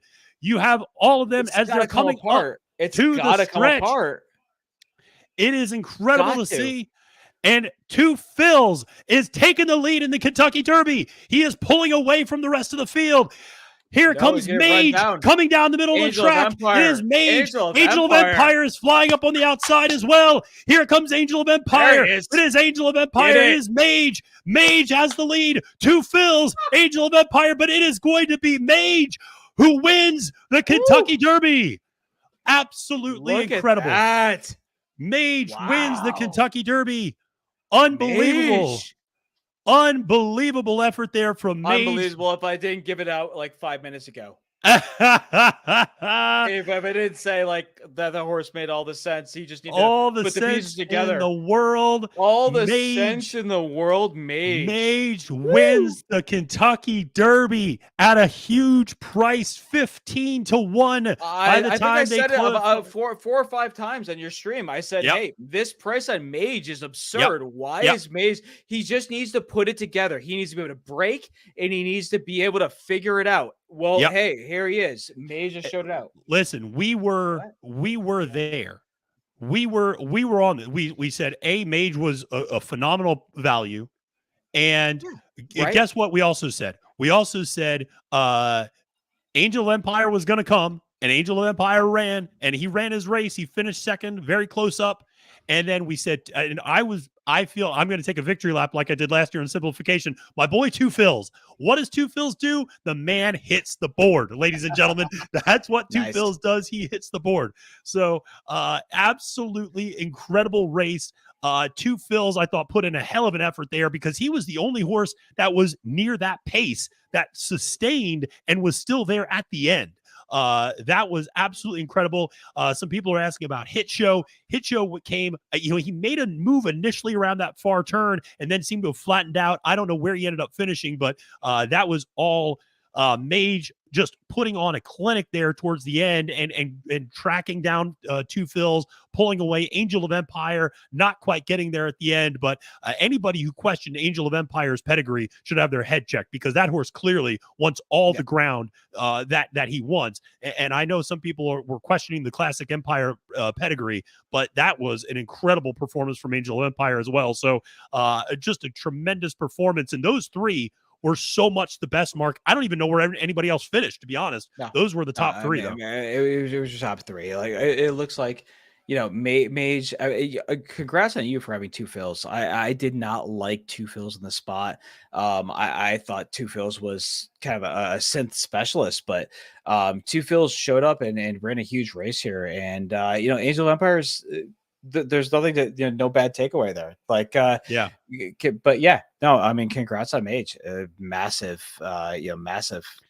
This is I feel bad for my man Rockface. He said if Mage wins, I'm giving up. My man, don't give up. Don't give up. Do not give up. All right. He said that before the race went off. And then after the race, he said, I'm dead. And so please, don't call any hotlines or do call any hotlines if you're worried about that. But Mage, what an effort. I will say pick six paid out 7-figure pick six, which is about just a touch over $1 million. So if you had that, send me a PM. Hit me up on Twitter. I'll buy it back to the Saratoga. So no, I mean, in how I looked at it, I thought it was a 4-horse race, and I think 3 of those 4 hit the board. So I did not have Two Phils in there, but no, nice play on if you had Two Phils, I know you were a big Two Phils for that. Yep, I had Two Phils. I had Two Phils in all my try and exacta boxes. In my try boxes, I just felt very, very confident that he was going to hit the board, and that was good. Angel was my top choice, and listen, he ran a heck of a race, finished second. I don't have any problems with that. So the fact that two of my top 3 finished in the top 3, even though I didn't get the winner, I'll gladly take that as at least approaching this race the right way and roughly seeing where I thought the talent was going to end up. So Mage, listen, I was a wise guy horse, and I was stunned that he went off at the price that he did, because like you, Mark, I thought he was going to get hammered at the polls, and he did not. I thought we were going to get more like 5 or 6 to 1, and the fact they went up 15 to 1 seems absolutely absurd. So, and we do have the unofficial top 5 now. We have Mage, Two Phils, Angel of Empire, Disarm, and Hit Show. That is your top 5. Hit Show, the one hole. Wow. Yeah, from the one hole, stays up, wins. It hits 5. Made a heck of a move around the 3rd turn, and I thought he flattened out, but apparently he did enough to hold on. Disarm, a horse that I think a lot of people were a little, they liked. I know a lot of people said, "Oh, this horse reminds me of Gun Runner. This horse is, he looks like his sire. He looks like Gun Runner." And ultimately ended up finishing 4th on the day. But listen, you got to feel good for Javier Castellano, right? Is that Javi's on this one? Yeah, Javier Castellano. Got to feel good for him on Mage. I love Javi, huge Javi fan. He's one of the coolest jocks ever. Yeah, he's one of the most approachable human beings ever, and we've had an amazing number of cool interactions in the backstretch of Saratoga. Cool human being, and I can't, I love Javi. Javi's a great human being. He just keeps seeming to like sort of trip out into these Derby horses that. I mean, go Javi. Like, who doesn't love Javi? Like, and here I was calling Mage all day. Let me just say, I said it 30 minutes ago. It's all Mage all day. Well, Matt and I talked. Given the board, like that price was absurd. You were getting absolutely paid.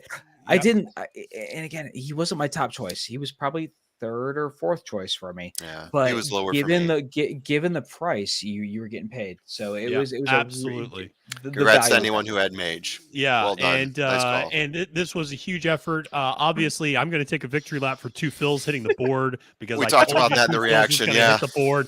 I love that freaking horse. I'm going to give him a big kiss on the face when I see him sometime. I should have placed a huge show. That's what I should have done on Tour de Force. Just put a huge bet show on Two Phils because that was the horse I was most confident in 9 to doing 1, well. it'll pay. Yeah, you're damn right it'll pay. And so but I didn't do that like an idiot. I went with Derma, Angel, and Two Phils in my exacta. And oh, by the way, that almost hit. And so it was a wild race. Obviously, I think we can honestly say a pretty fast pace. I mean, they weren't cooking like they were quite last year, but that was a very honest pace up front. I think 45 45, right? With 22 on the front end, it looked like they slowed it down a little bit. Yeah, slowed it down a little bit. I didn't see what the 3/4 was, but yeah. We get 3/4 is 110. 110, 110, Okay. So they definitely slowed down the middle and closed late, which fits Mage's profile. And I mean, it's one of those things. If you watch the Florida Derby, you saw Mage roll past late. So you have to go, geez, this horse wants more distance. Well, hey, you got more distance here and kind of easy, right? Yep. Absolutely. Bummer, Brett, I feel for you, brother. Had Mage and AOE in his tribe at Key Derma. I don't even know. Do you guys know where Derma or Mandarin Hero finished in this race? We were talking about that. Key players. Names that we didn't call the entire reaction. Derma Sotogake was one of them. Yeah. I never saw him either. We got a little bit. Tappet Trice. Never said a word about Tappet Trice. No. Looking mid backstretch, Derma was very much out of the back and never involved. And then both Japanese horses were sort of out the back. Yeah. All my deep closers failed to show this year. So anything I said about Sun Thunder, like all those closers that you think of could break up things. Obviously, Angel of Empire had a good closing number for me, so he made it in there. But some of like the 29 to 1 shot closers didn't hit the board exactly. Hey, shout out to Ryan. Well done. Hey man, much love, brother. Appreciate it. Nailing that Oaks Derby Daily Double. That is awesome. Pretty mischievous. That was my value play yesterday. So that was I was all over that horse. I loved her in that spot, and glad to see Mage getting it done for you there. So much appreciated, man. Awesome work, and much appreciated for the tip as well. So this is awesome. Hey, we got a daily double to get here on races 13 and 14. But here, let me ask a question because we're in the afterglow of the Kentucky Derby, and the immediate question will be, do we have a Triple Crown winner on our hands? And the Triple Crown question is always one that comes up after you have a Derby winner. Doesn't matter how good or bad the Derby winner is, you ask about it. This is a very young horse. The last horse to win with this little foundation was Justify, who went on to win the Triple Crown. I don't think Mage is as good as Justify by any stretch of the imagination, but I also don't think this crop is as good as the one that Justify faced. So I am interested in both of you. We don't even know if the connections are going to go to the Preakness, but do you see Mage? Oh God, they're 100. They're 100. They're going. Of course they're going. Oh, of course. Yeah, I would have. Well, I thought that last year with Rich Strike, and they didn't go. But does anybody see Mage as being a threat in at least one other leg of the Triple Crown? Even if you don't see the Triple Crown necessarily being in his future. I think always that Derby to Preakness turn back is horses historically have a really high chance of going Derby to Preakness, right? Yeah. Like that's always a turn back that works really well for them. Belmont, does he want that much distance? I don't know. That's a question that I really need to think about a little bit. Is he a major? He's an interesting Triple Crown player, though. Like he's a horse that consistently gets better every start. He's got 4 starts now, and he wins the Derby. So I have a hard time betting against him in the next start. What's not to like at this point? And we should mention there's some shooters already waiting for him at the Preakness. I mean, you got a horse like First Mission, who's a pretty nice horse who we saw win the Lexington, is going to be there waiting for him. Brad Cox, who may not have won this one with Angel of Empire, we haven't even mentioned perhaps Cox's best horse, which is Bishop's Bay, who is a really good horse as well. I don't know if that might be hyperbole that he's the best, but I mean, the bottom line is Brad Cox has got a fleet of 3-year-olds that we haven't even seen on the Derby trail yet that are really good. And so it's stunning to see what he's got. And so there's those new shooters that are going to come in for Pimlico and are going to be running. And it's going to be fascinating to see what ends up happening here. But, it is a craziness. Mage, congrats to the connections. And Colin, I go back to something that you said, because you were on with Hippico. If I'm not mistaken, you did a daily double with Video Hippico for, I want to say, the Fountain of Youth Day. And they said something, which is Gustavo Delgado's horses get better with time, and that they were shocked that Mage was as good as he was out of the gate, and that he could be really, really impressive because this is atypical of their barn. I always had that thought in the back of my mind as we were leading up here, that this is a horse that's only going to get better. Yeah, absolutely. And that you can go back now at that Fountain of Youth, which is he had a lot of issues in that race where he hit the gate, was 5 wide, was bumped. And that might have been the one where you looked and had a little question mark, right? Was the Florida Derby real true? Or was the Fountain of Youth? The Florida Derby was certainly has always been the key to the Kentucky Derby, right? You get so many winners coming from that Florida Derby when you're always comparing those circuits. And Mays just, I don't want to say easily, but that was fairly simple. He made the move, and it was he fairly had the simple. momentum and went by 2 fills, and she just had to jump on Angel of Empire. And that was a really impressive stretch run there. And of course, my dad's texting me. I told you, Mage 8 all. He went 8 all. That's right. Your dad went Mage all. Man, now you got chalk underneath. You need to bring your dad on the show. 8 all. Your dad needs to be the new member of Trust the Prophets. But he hit exactly the try and 50 to win, so he's happy right now. Yeah, of course he is. What the hell? At least one of us is. I didn't take your advice on 2 fills in the middle there, so that hurt me. Yeah, two fills was hard. I think 2 fills felt like the kind of horse that you either loved or you tossed, right? Like, and the horse kind of underneath, that was hard. I respect people that love the 2 fills. Yep. Both horses I think were a bit of reaches. If you want to take a look at, say, maybe not jockey history so much, but trainer history, jockey history, right? 2 fills we were talking about, Loveberry and Ravelli. Yeah, right. Uncommon to see them in the Kentucky Derby, obviously. So it would have been a leap of faith just on that alone. Also knowing that he wasn't exactly burning up the Kentucky Derby prep circuit. So, right, a little bit of a leap of faith. Like we talked about previously, he was hitting, shows and places and whatnot, and then got to Turfway and got his win. But it wasn't an automatic to connect the dots on 2 fills for a lot of us, other than Matt DeSantis. Well, if I'm going to connect the dots on simplification, you're damn right I'm going to connect the dots on 2 fills. And so, because nobody was connecting dots on simplification last year, I was out there on that island by myself. And my favorite moment from last year is when Larry Comas called, and simplification is coming down the center of the track. And I thought, this is the moment that we're going to get this. And it's also the reason, it's funny, going back, I tell people this, it's also the reason why the Superfecta last year paid insane, because it wasn't just Rich Strike up top. The simplification was like 36-1 or something like that, or 30-1 was a huge price to finish fourth. So and by the way, I've been saying Angel of Empire finished second. Two Phils finished second. Angel of Empire finished third officially in the order. So that's correct.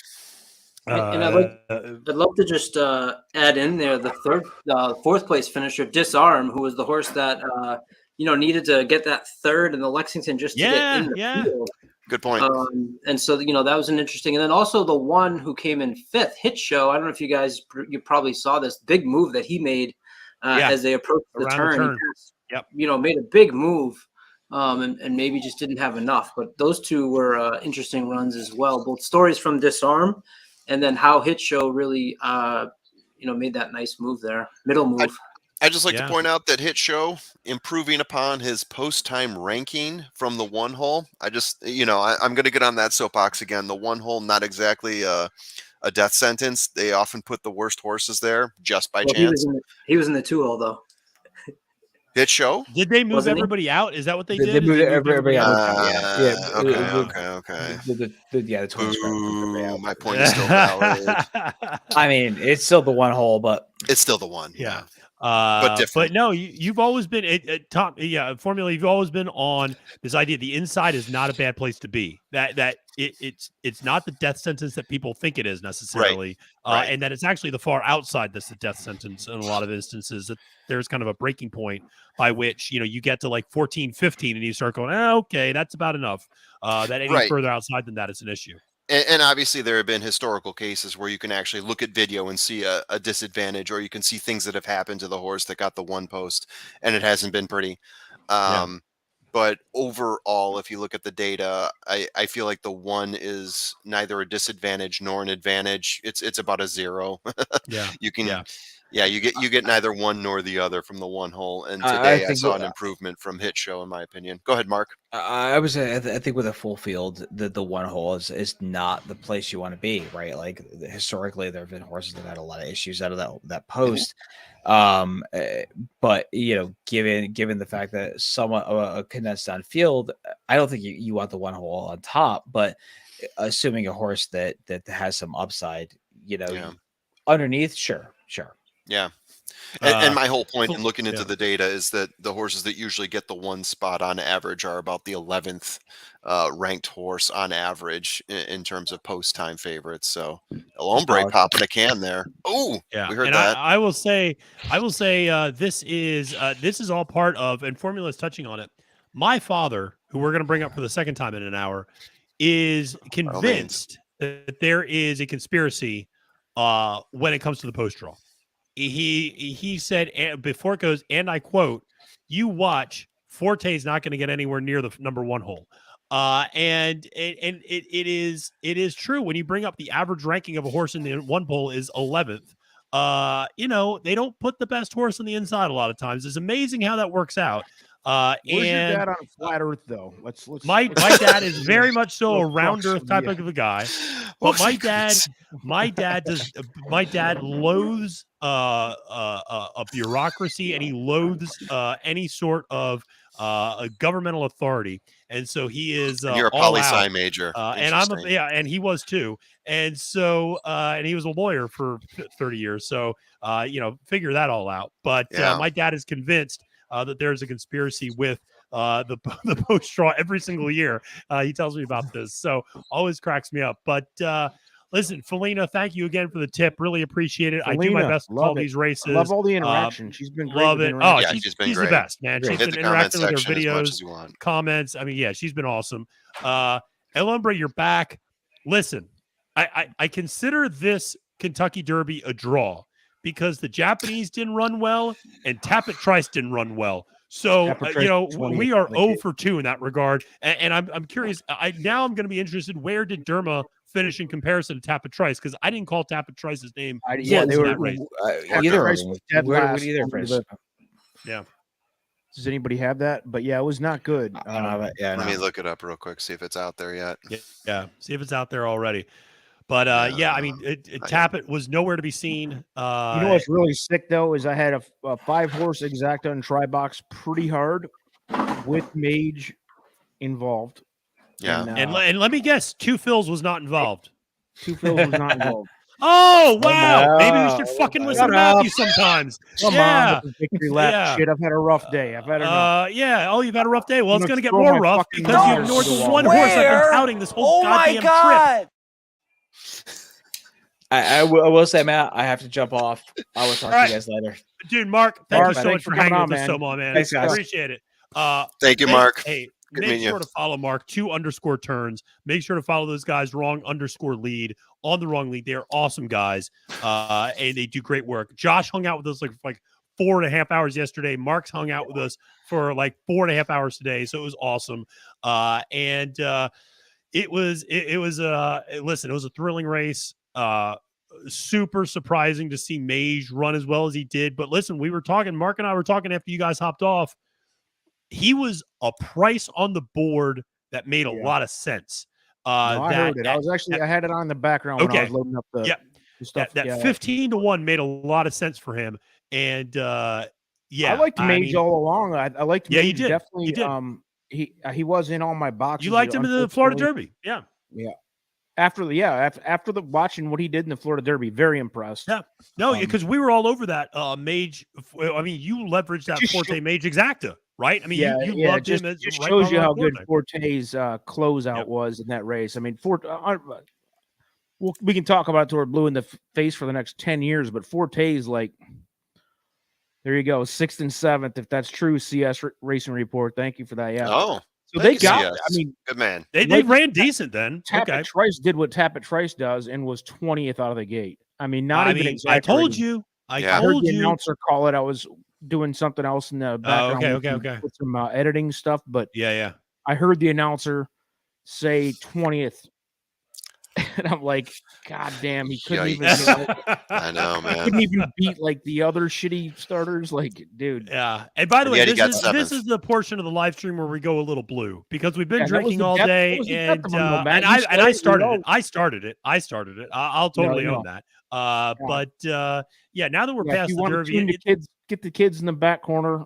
Old Uncle Hombre lost his ass today on betting, so I'm gonna just let it. I don't want to be around anymore. There it is. I mean, pretty much. It's drop time. Yeah. Listen, I published my picks on Odds Checker US. If anybody read those, I appreciate it. My top pick was Angel of Empire. My second choice was Two Phils. My third choice was Derma Sudagake. And for a 20-horse field, I can't complain with that. I mean, I feel like you said it right before the race went off. We were all kind of at least lukewarm on Two Phils. Yeah. It varied a little bit from person to person, but I'll be honest. I let that 9-1 scare me off of them. Oh, really? Oh, that's interesting. Okay. It was. Yeah, I know what you mean. The value felt off.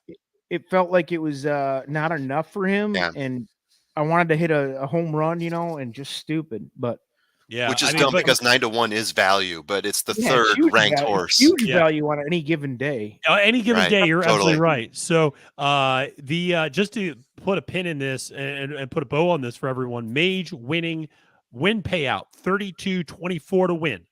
Two Phils second, 10-44 to place, and Angel of Empire show for 470. Totally should have done just a Two Phils or Angel of Empire freaking massive show on Angel of Empire. Nice. But we also have more. So the Exacta, dollar Exacta paid 165.22. Oh! The 50 cent try paid 491.18. Yeah. The $1 superfecta with disarm paid $15,643, and the $1 super high five with hit show paid $194,932.09. We had disarm in our long shots video. We did. We had Two Phils in our long shots video. I think we had Mage in our long shot video, if I'm not mistaken. Yes, all the best value, all three of them. And guess who didn't listen to our own video? No, but I mean, you had to draw the line though. That was such a balanced field. It was. I'm sitting there. I'm making. Totally. I had a mutual fund with a bunch of friends and people who invested, and we I had to draw. At some point, it's stupid to box more than like 5 horses. I mean, it just it starts getting absurd. And unfortunately, a horse like Two Phils, which seemed like, I won't say he didn't deserve to be in the top 5 because I think we all thought he did, but at that value, he was the first cut because I'm sitting there looking at horses like Verifying at 15-1, which he was up there for a minute. King's Barnes for a minute looked like the winner to me. Maybe for the first. But by the way, do we want to talk about how Verifying just stopped after about a mile and was like, I'm done. Thanks for coming out. Yeah, thanks for coming out, everybody. And I honestly, gave you a thrill for a first half, and then it was at that moment. I don't want to know if it was subconsciously perhaps, but at that moment I was like, well, Tapatrice isn't coming because if Verifying's cooked, then and those two went head to head in the bluegrass, then I don't have a ton of confidence. Now Tapatrice ended up being 7th, made up a lot of ground late, but just 20th. gives himself too much to do. I mean, he just gives himself too much to do. Gentlemen, I'm going to drop. It's been a pleasure. Have a wonderful weekend. Thank you, everyone who's in the comment section talking. Appreciate you guys all watching this whole time. This has been amazing. We are Matt's been on for going on 8 hours, baby. Almost this 8 is hours. a Jerry Lewis telethon. And I'm not kidding you. I really am staying on until race 14. So I am not. I would, but I can't afford it. I can't. No. Matt's putting on this will be a record for streaming length. That's right. That's right. I'm staying on until the end because let's stay on until tomorrow. My family is an I monologued for an hour and 20 minutes to start, and Tom, hey man, Formula, appreciate it, brother. Love it, guys. I monologued for an hour and 20 minutes to start, and I'll monologue for an hour and 20 minutes to finish this thing off. I mean, El Hombre, you weren't here when I asked this question initially to the group. Triple Crown. It's going to be talked about. Obviously, Mage wins the first leg of the Triple Crown. Going to go to the Preakness, presumably. Probably not going to pull a Rich Strike. I think we all think this is a young ascending horse with a big future. Any thoughts on not necessarily is he going to win the Triple Crown because that's putting too much pressure on the horse and the connections. Do you think this is a horse that can be competitive in the next 2 legs? And do you think this is a horse we're talking about, in Saratoga over the summer at the Travers and the Jim Dandy and that sort of thing? Yeah, why not, man? I mean, he answered it. He won that again. I think I heard Colin say not easily, but kind of easily. Yeah. I mean, it wasn't like it was a showdown. He blew by. Angel of Empire, I think, gave it a run at the end, but didn't get there. Late. Yeah. The interesting thing to me is what's Forte going to do, because we saw Forte and Mage go at it once, and I don't know what they're going to do with Forte, but if he gets involved in the Triple Crown, I don't know. That's the one kind of outlier, I guess. And then, like you said, they always have the longer race specialists that are going to poke their head out and be a threat for sure. Absolutely. But yeah, man, that's great. Absolutely. I don't see why Mage shouldn't go for it. It's not like Rich Strike last year, which was an anomaly and everybody knew it. Even the connections knew it, but yep. And awesome. and listen, as CS Racing Report, who he's been on here a lot today, and shout out to him. Man. Really appreciate all that he's been posting, because he's been posting some really great stuff in the comments, engaging with other commenters about all this. But listen, one of the things we always talk, new faces in the sport. Gustavo Delgado, he's been in the game for a long time. If you follow South Florida racing, you know the name, obviously.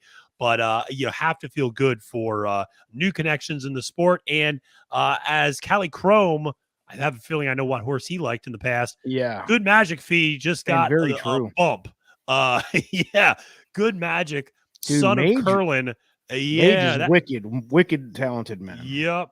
So that Good Magic pedigree just got a bump up. But you look, Good Magic. Let's talk about pedigree for a second. I wish Jessica was here because I'd love to bring her in. But Good Magic was on wins. most of the day too. Another one who was on. I know. Shout out to her. She was awesome. Good kid. Yeah, I can't say enough about all the support the last couple days. Oh, amazing. And we had Good Magic up top, Hard Spun in second, Classic Empire in third, Gun Runner in fourth. Okay. And then I'd have to go and look at hold on a second, let me get it. Candy Ride for Hit Show in fifth. I mean, those are big. By the way, was impressive. Hit Show had a moment in there too where I was like, "Uh-oh." I know Hit Show made a move, and I thought he had a burst for a moment, and then he lost it. But yeah, listen, if you are on horse racing Twitter, you know Swift. Swift Hitter has been touting Hit Show all week and has been all over that horse and saying this horse is working out fantastic. Yep. I will say that is a very honest horse who runs his race every time. I know Sarah El Badwi, who works up at Naira and who's a friend of the Trusted Prophets. You know, she was against him in the wood, but she said, listen, you go to his barn, you can't help but love him. He's got a great personality. He's an honest horse. He runs hard. He tried to split horses in the Wood Memorial between Lord Miles and Dreamlike. And so, he ran a heck of a race there, finishing 5th on the day. Disarm, obviously, son of Gun Runner. A lot of people had been commenting on the week. Our own Carson for Low Country Lens. Carson had been commenting how much he looked like his dad, Gun Runner, and had been working out great on the track, turning a lot of heads. He ends up running 4th in this race for Steve Asmussen. Doesn't get a win, obviously. Asmussen still, even though he's winning as trainer in North America, does not win the Kentucky Derby this year, but certainly finishes 4th with a horse that I know there was some buzz that he might get scratched from the race, but ended up not scratching at all. So this was a big day. Mage, again, if you're just tuning in, if you're hanging out with us, I can't say enough. Thank you so much. Felina, CS Racing Report, V1, Hunter Hill, Cali Chrome, all these good folks who have been hanging out with us all day. Cannot thank you enough for chilling. And we're going to be here all night, too, by the way. I'm staying on. We're not signing off. This is not a sign off. By the way, I just said it, and we talked about the top 5 best value horse video we put out yesterday. Yep. You guys, I'm reading the comments. Hang on one second. You guys just won me a fat exacta. Thank you so much, because we had basically the top 5 in that video, which I should have listened to clearly. I should have listened to closer. I mean, Mage 2 fills both in it. Yeah, I mean, I got to run it back. We almost just play the video on the live stream because it was like, yeah, why not? I'll pull it up here. Hold on, man. Let me pull it up. And a shout out to our guy Mark, who does all these great videos for us on the channel. Because we really wouldn't be anywhere without him putting together and these clips and being able to do all that stuff. So yeah, I'm pulling it up right now. Let's put it up on the channel. Yeah, dude. I'm curious because we always give Mark. You mentioned Mark. He does a lot of the work in the background here, but we gave him this list. I think me and you put it together quickly. Yeah, we did. But it was obvious. It was obvious who we thought, and we agreed pretty much down the top 5. But man, it's. I want to see who we had in the top 2 or 3 because I'm pretty sure we had all of them. Sadly. Yeah. Now, sadly, because I walk away here with I walked away a complete loser on the day for betting. But that's just how it goes, man. Like Breeders' Cup, I could do no wrong. I won everything in Breeders' Cup today. So. Yeah, here it is. Yeah, take a look. Here we go. This is after the fact. This was a video we put out Thursday. Trusted Profits presents their top 5 long shot value horses for the 2023 Kentucky Derby. Seriously, you can thank us later. All right, there you go. Number 5, the 12-1, 2 fills. To the outside, 2 fills, sweeping up and after the lead. We're bound to miss on at least a couple of them, right? That's all for Fantastic again. 1 furlong to go, and the son of That's your boy. There's your son, 2 Matt. fills. I love him. I love his son, right? What a performance and a passion run by 2 fills. Who's drawing away with authority. 2 fills, brilliant. Number 4 at 20-1. Confidence Game. The top of the turn is joined by long shot Confidence Game. And Confidence Game is now a length and a half in front. Yeah, I don't even know where Reincarnate is trying to split horses Never to the outside, and Red Route 1 from the back of the pack. It is Confidence Game. Red Route 1 moves into second. Confidence Game, Red Route 1, Confidence Shout out Game. to Alpha, who is Number 3 at 20-1 Skinner. Skinner's a scratch. Skinner got scratched. Skinner got scratched, so we can't really hold that against him. All right, so we're 1 for 2 on this. Yeah, 1 for 2, essentially. I'm crossing my fingers that we hit 3 out of the 5, or I guess at least 2 out of the 4. Because this one's a scratch. Yeah. Number 2 at 12-1, Kings Barnes. All right, so we hit number one right on the money. Kings Barnes. Kings Barnes, 1 furlong to go, and Kings Barnes. Kings Barnes, like I said, I thought he was a winner at one point in that race. Didn't you? Yeah, I thought he was. He took that. He got to the front and was like, man, he's got a lot left, and then he didn't. He flattened. Kings Barnes. Here goes the number one. 3 for Number 3. one. Number one value 15 play. to 1. Oh. Mage. At 11 to 1. What a loser that I didn't bet him. Trying to turn him away off the turn with a 3-length lead. What a Perform loser his that I second didn't down bet the this. center. Summon your courage with just an eighth Go of ahead, a mile to unload go. on me. Madge is responding here. Madge now by 5. Number Perfect one. result from Hey, the at least queen we down did. the Hey, center. at least we Summon didn't your waste courage. everybody's time with Perform this is shit. back fourth, but a very nice run here from the son of good magic. It's Madge in front. Thanks By for the way, watching. Pete Aiello with the wrong pronunciation, but I've heard in certain regions in the country. Yeah. I don't know, whatever, but yeah, you get the point, man. That's like a little bit rewarding there, I guess, right? Two of the 4 hit the board, and not just hit the board, hit the exacta. Yeah, I yep. mean, 2 fills. And by the way, what was it? finish the $160 exacta or whatever for a buck? Yeah. Come on. What are we doing here, baby. people?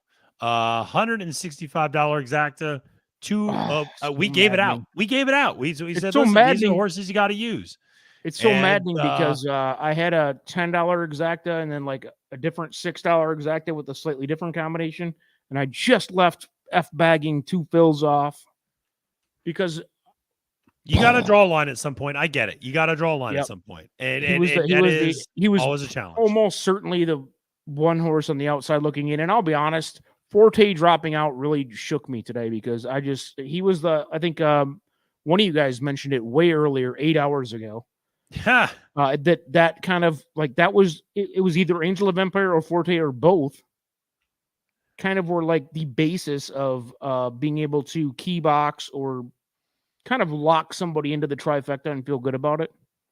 Angel of Empire did Angel of Empire's job. Yeah, ended up third. Ran like hell at the end and nearly got there. Yeah, if he would have got second, I would have had a good day. I'll be honest. Like that would have if he would have got up and passed 2 fills for second, it would have been great. But yeah, shout out CS Racing Report. Listen, we were on 2 fills, brother. I hear you on that. And Hit Show I got to say, Hit Show ran a hell of a race. Hit Show ran a far better race than I was expecting him to run. By the way, let me ask you this, they're Matt. in 5th place. Yeah, on the 2 fills front. Yeah. What does this say about all the naysayers about synthetic? I mean, because there was a lot. Yeah, there are, and I'm one of them. I'll admit it. This is 2 years in a row we've seen a horse from synthetic to dirt run like hell. You at least got to look again, right? You got to look again. I think it's very track dependent. I think, and so this is a good top opportunity. I'll talk for a second here about this. We talk all the time about how turf is different from track to track. The Gulfstream turf is different from the Fairgrounds turf, is different from the Santa Anita turf, is different from the Keeneland turf, right? I mean, the Colonial turf is even different. The Secretariat course here in Virginia is different from the other turf courses. Sure. Kentucky Downs is different. Synthetic is the same way, but people don't talk about it. Synthetic is different from track to track. That the synthetic at Gulfstream, the Tapeta down there is different from the Tapeta at Woodbine. That's different from the synthetic at Gulfstream as Golden Gate. That is different from the synthetic at Turfway. Can I make a comparison? Please do. Look at the turf. And I'm going to make a broad point, like Please NFL do. turf. Oh yeah, from stadium to stadium. Some NFL turf is safe for the players and they love it, and some, like I think it's Philadelphia, right? Since you're an Eagles guy. The old artificial turf was a disaster. Yeah, it was like playing at the players would say it's like playing on pavement. Yep, you go out there. The and old artificial turf. Like you're being tackled on a paved road. Yep, it was literally just a piece of like outdoor carpet laid over freaking pavement. It was. And then some terrible. of the turf, some of the NFL turf that I'm sure in some of the training facilities, especially nowadays. Yeah, it's like playing on a trampoline surface. It's so soft, but. It is, it's crazy. And what's funny is I was actually just at, it's funny you bring that comparison up because I was actually, because I was just at the Dallas Cowboys training facility. Right. I'm sure they didn't spare any expense on their. No, they did not. And at that training facility, they have a practice field that is like basically a synthetic AstroTurf and a real turf field. And I talked to the gentleman who was giving us a tour around the facility because we got kind of an insider's tour. We were in the war room and everything right before the NFL draft. It was awesome. Got a picture right behind the podium. As much as I hate the Cowboys, I was jealous. I hate them too. I'm a Philadelphia Eagles fan. Come on. But everything is a little bit different here. And I think that the Turfway synth to Churchill dirt is a good translation. And that is, but I think it's a very specific translation that I wouldn't say Turfway synth to anywhere is a good translation, but Turfway to Churchill does seem to be a really, really good connection. And so I think it makes a ton of sense. CS Racing Report, love it here. Yeah. Yes. Yeah. I mean, absolutely. Animal Kingdom was another bomb. Animal Kingdom was like what, 50 to 1, 60? Like Animal Kingdom was a big price. I was there that Kentucky Derby day. And I was on the infield like an idiot. I was mad at that race too. Just like, I mean, I was not so mad today, but that race. This must be Josh. That must be Josh. Josh hates everything. And I feel bad for love Josh. To hear it. Josh, I feel bad. Thank you, Josh. If you want to pop back in, please. Yeah, please do. Yeah, come on back in. I mean, Josh, I don't care what condition you're in. Come on back in because people do that black tar heroin thing we were talking about earlier. And Marla, shout out to you, Marla. You've been here around all day, man.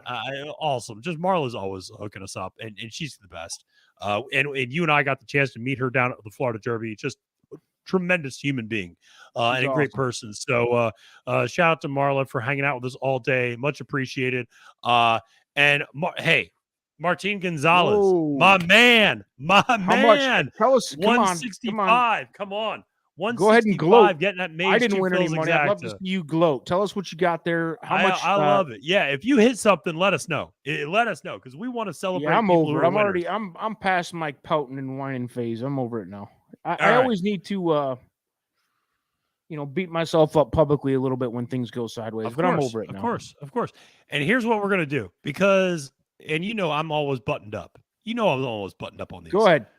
Here we go. Listen, we got real hair. Too much.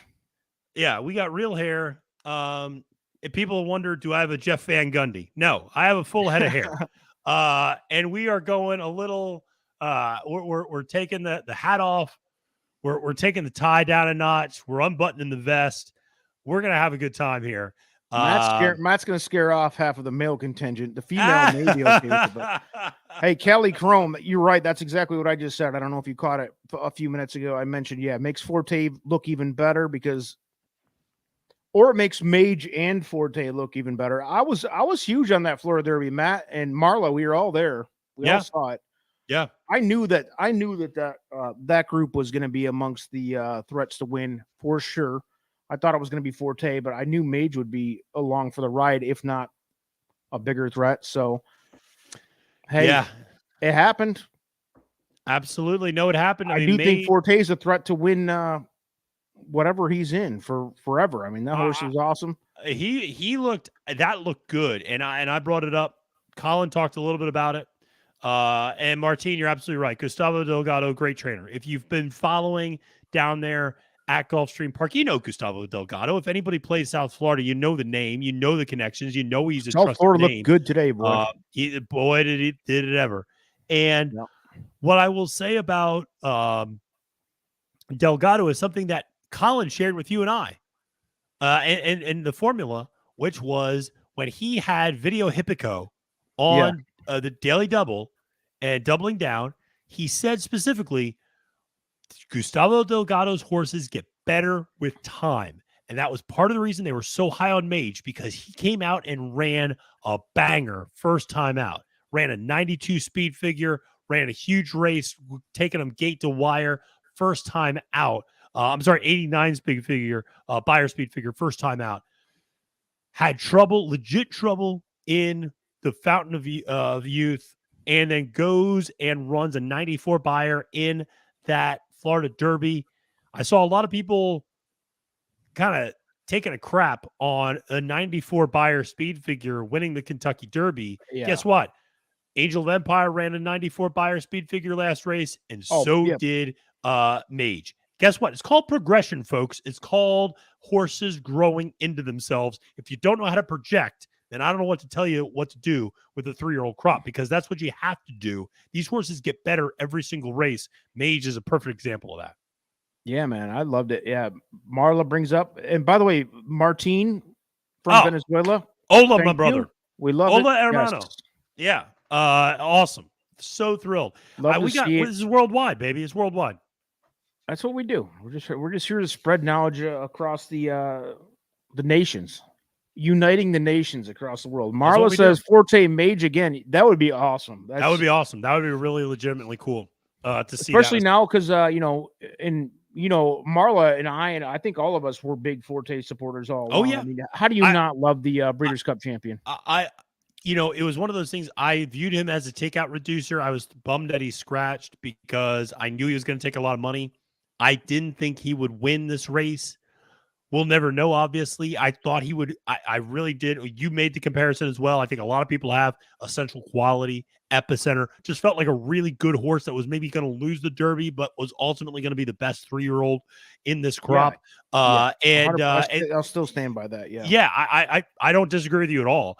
And it is, and so if we got a Forte Mage, that'd be awesome. That would be awesome. And by the way, that'd be like a cool storyline in itself without any, let alone Mage Triple Crown threat, like you mentioned, whether that's like, factually true or not, especially going off. What did he end up at? 17 to 15 to 1. 15 to 1. Okay. Hey man, stranger things have happened. Paid 32 to win. Yeah. And listen, we got 7 minutes to post in the 13th race. And you might say, Matthew, who the hell cares about the 13th race? I don't. I'm not betting. It's a $100,000 allowance optional claimer going 1 mile and a 16th on the dirt for 3-year-olds. A Kivike for Todd Pletcher with our Rattlers Junior aboard is my top play. Sarah's top play was Bo Cruz, 5 to 1 for Albert Stahl Jr. with Joel Rosario aboard. We both like the number 9 horse, Let It Ride, for George Weaver, but that horse unfortunately has scratched from the race. Akivike is the top choice right now at 8 to 5 on the board. Bo Cruz at 4 to 1. Nobody else higher than 6 to 1 right now.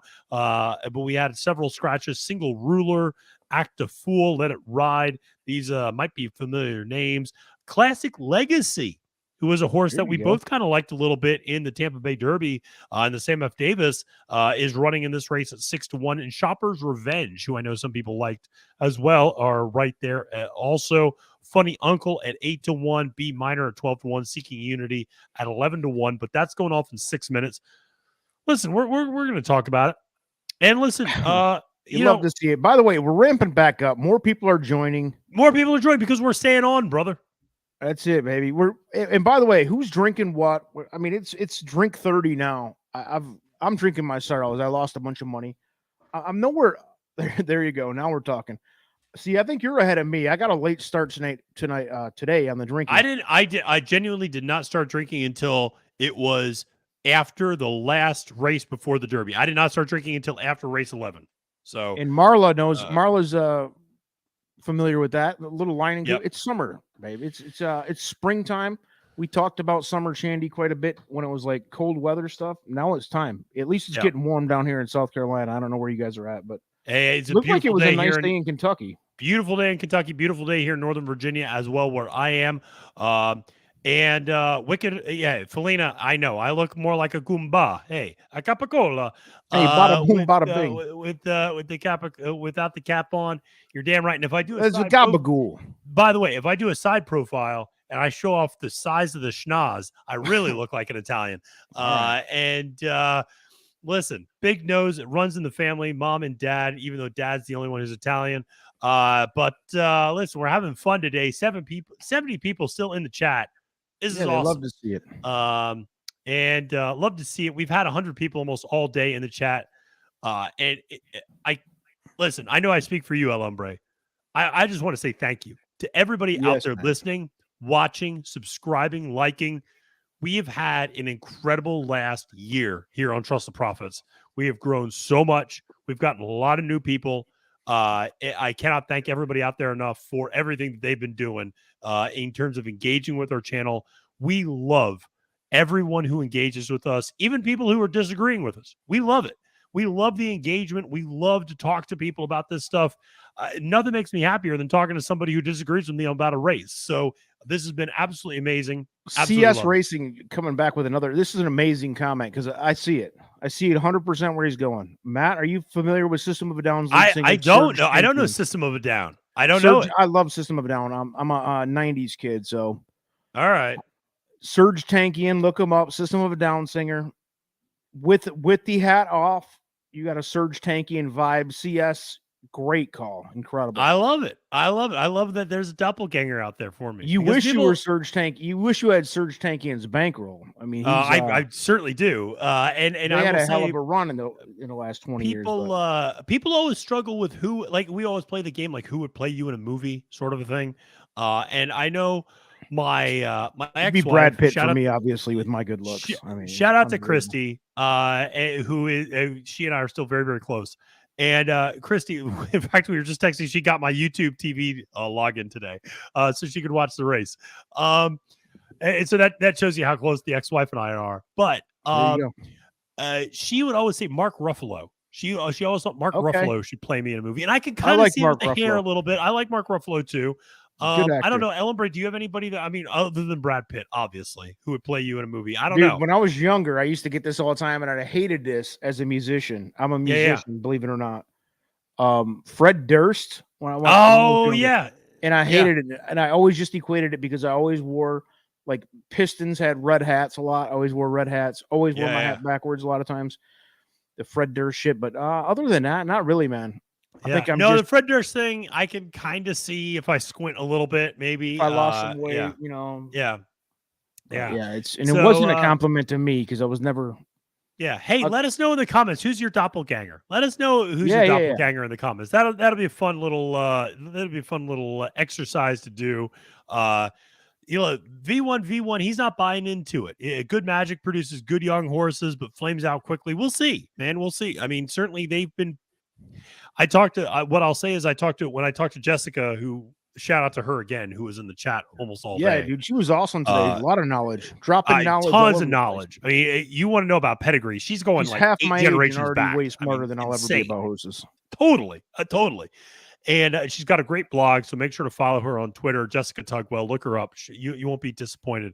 Oh, dude, look at V1. Oh, there's V1, a comment. Go with Tom Sizemore. Yeah, I don't agree with that. I see that. Hang on, pre cocaine or post? Because it's a different one. Wicked Felina, of course, going with Sophia Loren for herself. Okay. I see it. I can see it. Great Italian beauty. You gotta love that. And one of my favorite movies, That's Grumpy Hilarious. Old Men. Tom Sizemore right? shit, dude. Yeah, I love no, it because Tom Sizemore, I'm a huge stuff. Tom Sizemore fan. It's ironic.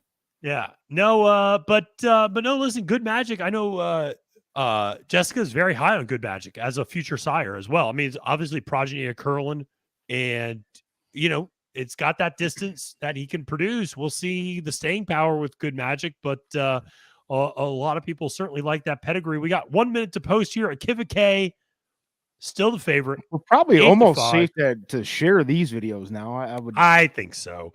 I'm pulling it up. We might get bounced, folks. We apologize in advance if we get bounced. No, what we're gonna do is we're gonna do a couple of things. We're gonna briefly share our screen, and then I'm gonna share certainly like the home stretch. CS brings it up. If you want to talk music snobbery, CS, we can go all night. We've done it before. Wes Borland is a great guitarist, 100%. He's done his own thing outside of Limp Bizkit, so you're right about that. Yes, Sizemore is dead. Yep, and that's not a surprise to anybody. He liked to have a little bit too much fun, if you know what I mean. Yep. Kind of like Elvis liked to have too much fun. Indeed. So we got the 2 Akiva K as our top choice here. Bo Cruz, who was Sarah El Badwi's top choice. Does anybody have any money left to bet with Matt here? Because I don't know, but they're loading them in. Got to take a look at my bank. I gotta pull up statements here. I got killed today. I gotta pull things up, but they're loaded in here in the 13th race, which is also known as the Nobody's Around race. But they break and they are off, and the number 5 horse goes out pretty fast. But here is the number 3 as well. Akiva K, the favorite, sitting down on the inside rail, sitting in that second post. Ultimately, Bo Cruz at 7-2 gets the inside position and gets out to the early lead, opens up by 3 lengths on the field.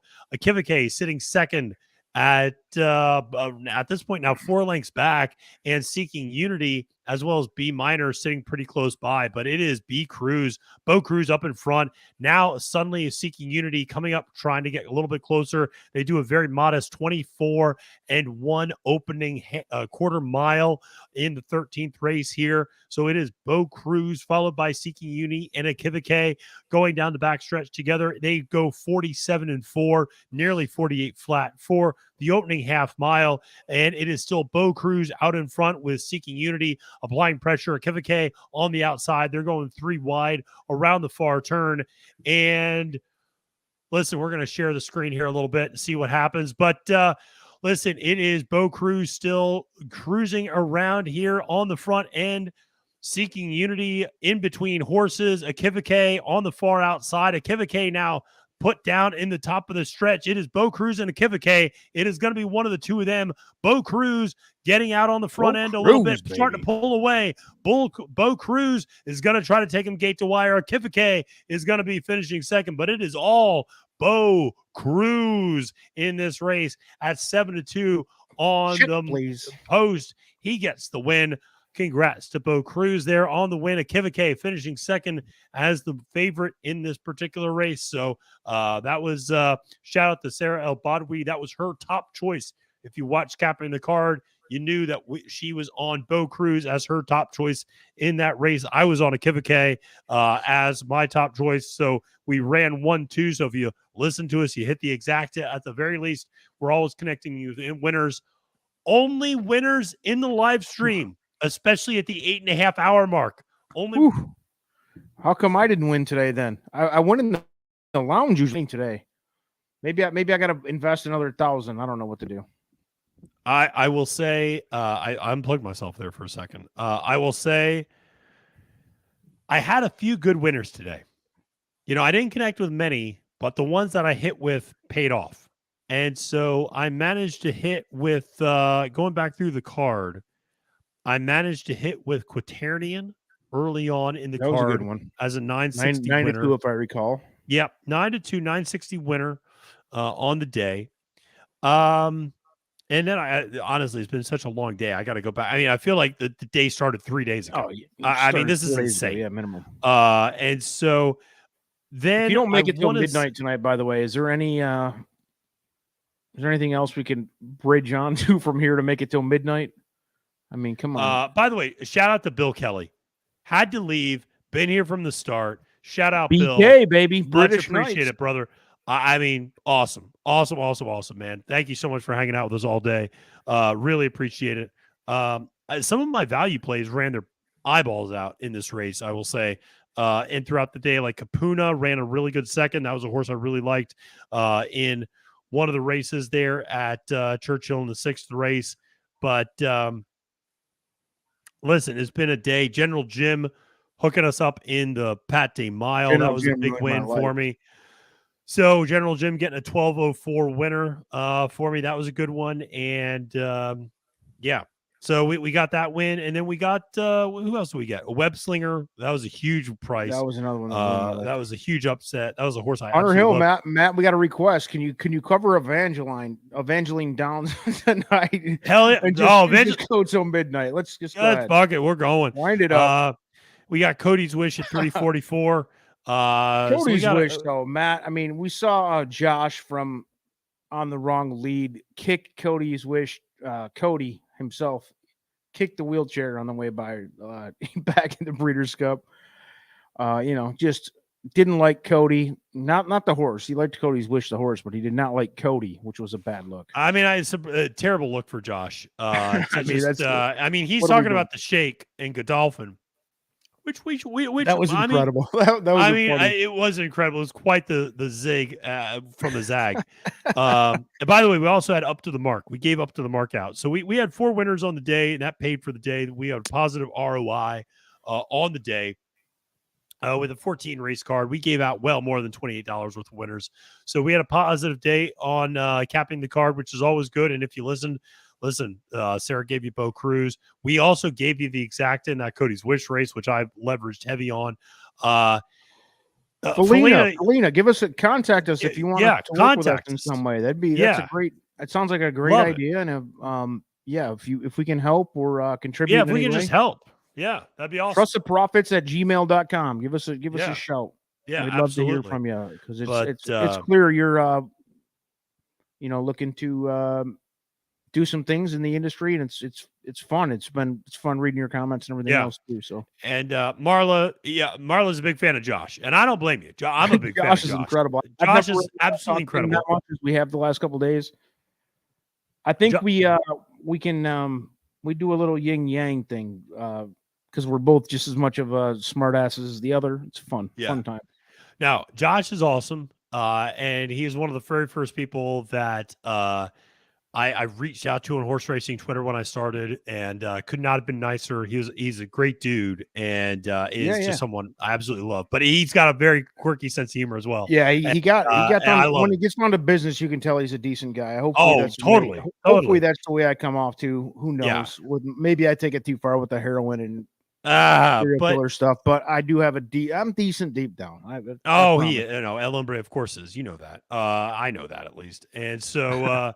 By the way, shout out to the 9,900 plus people who are subscribing to Trust the Profits. We are at 9,940 subscribers. We had a ton of subscriptions today.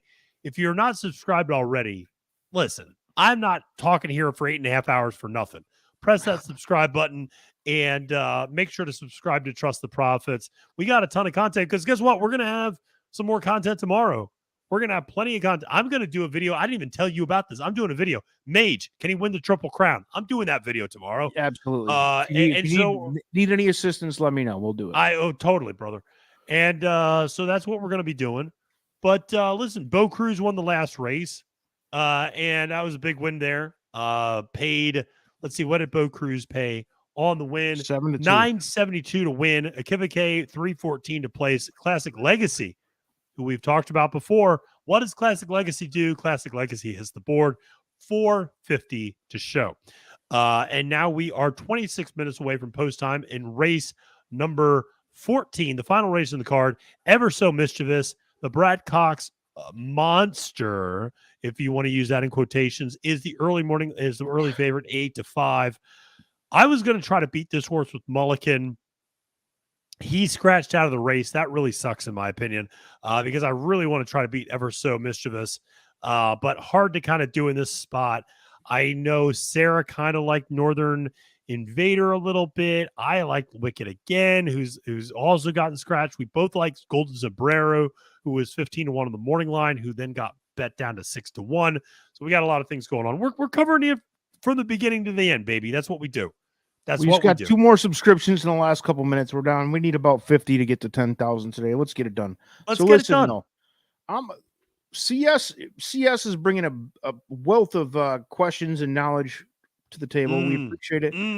Brings up Cave Rock and Arabian. He says light. I'm sure he meant night, Arabian Night. And now you can throw Forte into that mix of horses that have kind of been pulled back. Look, man, this crop might end up being a lot better than what we thought, honestly. I mean, because you got horses like Mage, you got Kings Barnes. These are the less experienced 3-year-olds that you saw in the Derby that obviously Mage did really well, but Kings Barnes proved that he was no joke either. You got those lesser experienced horses. Now give me Forte, Cave Rock, and Arabian Night, Arabian Night and Cave Rock at some points in the when they get out of witness protection, they might be dynamite. Yeah. Arabian Night is a freaking monster. I mean, he was. Yeah, he was. We'll see though. Yeah, if they can come back to do anything like what we thought they were gonna do. Yeah. Hell yeah. By the way, what happened with not Practical Move? What happened with Confidence Game? Where did he end up? Oh, that's a great question. Shout out. I know there was a lot of hype, and he was one of the kind of unknowns, but let people bet in there. I didn't bet on him at all, but clearly didn't help me, but I definitely traded him. But he did, because Derma finished 6th and Tapatrice finished 7th, so he couldn't have finished in the top 7. Therefore, who was 5th? 5th was Hit Show. Yes, that's right. Yeah, So, So he was outside of those, but yeah, who knows? So who knows? Oh, here it is. I got it. So here's the official finish, the order of finish. This is give it actually to me. good. All right, here we go. First place, Mage. Second place, Two Phils. Third place, Angel of Empire. Fourth place, Disarm. Fifth place, Hit Show. Disarm, by the way, surprise. Go ahead. Yeah, sixth place, Derma Sodagake. Seventh place, Tappet Trice. Eighth place, here's a shocker, Raise Kane. Whoa. Ninth place, Rocket Can. 10th place, Confidence Game. 11th place, Sun Thunder. 12th place, Mandarin Hero. 13th place, Reincarnate. 14th place, King's Barnes. Here's King's Barnes just dropped anchor. Here's your bottom four. 15th place, King Russell. 16th place, Verifying. 17th place, Jace's Road. 18th place, Cyclone Mischief. Mischief finishing last. The Florida Derby is the Alpha and Omega.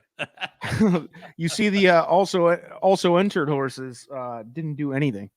I mean, it's a tough spot. I mean, they weren't trading up for this. And I mean, that's what I'm talking about. Like the Rich Strike thing was such an anomaly. Yeah. I hope we can get back to reality next year. But next year, I mean, Cyclone Mischief 18th, King Russell 15th, Mandarin Hero did the best out of the also eligibles at 12th. That's 12th out of a pretty 12 out of 20. Honest. Yeah. Well, the bottom half of that field was pretty suspect. But absolutely, I was surprised to see Verifying. Well, Verifying went for it and did what Verifying was going to do, was get to the front, try to win up front, and couldn't sustain. Shout out to Hunter. Hunter's been here since the very beginning. Hunter's been here 8.5+ hours, and he's still giving out Golden Sombrero in the last race. By the way, Extra Aneo, there's another one from this crop that could come back as a real strong. We're talking like a Breeders' Cup Classic, 4-year-old season. Those type of things. Race Kane ran a lot better than I think a lot of us thought. That's for sure. I had him picked last.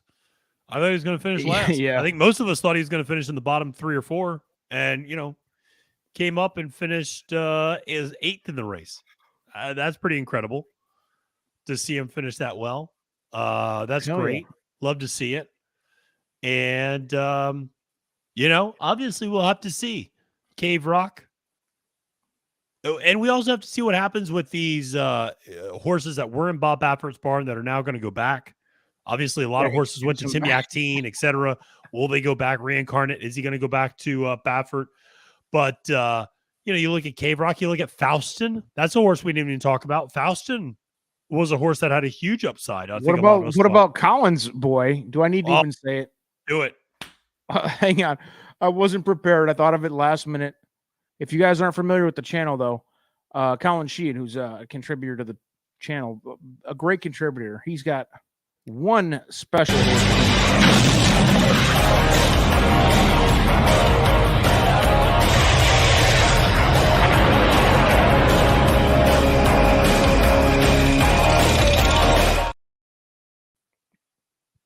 Shout out Kenny Loggins.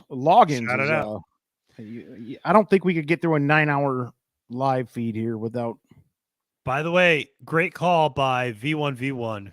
Irad went from first place horse to last place on his pick out. Yowzers. Indeed. And Marla, listen, everybody should join us Thursday night, Cocktail Lounge. We're going to Evangeline Downs. And you know why? Because they don't drag the pot and they give us a shout out on the live feed. Gotta love that. Shout out to the track announcer there who gives the Cocktail Lounge a little bit of love on the feed. And we're going to be doing Evangeline Downs, baby. That's what we do. And listen, I know El Hombre, you and I have been talking about this. We're going to do some Stable Duel stuff here. Stable Duel getting back down into Louisiana, trying to get back down there. Going to do some Evangeline Downs contests linked up with the Cocktail Lounge.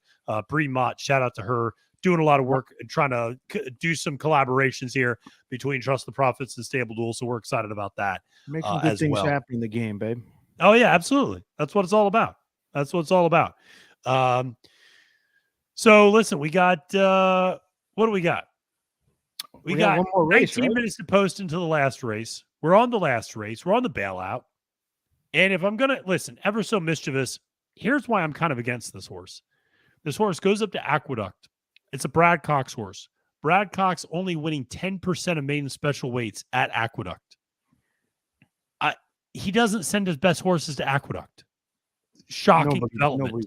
Nobody does. Exactly. You're running through an ice storm, God damn it. You know what I'm saying? Like, quit with the Aqueduct. Exactly. So New York what fans. does he do that day? He gets bet like he is inevitable. Gets bet down to a 3-5 favorite. And what's he do? He loses. Now he doesn't run since that race.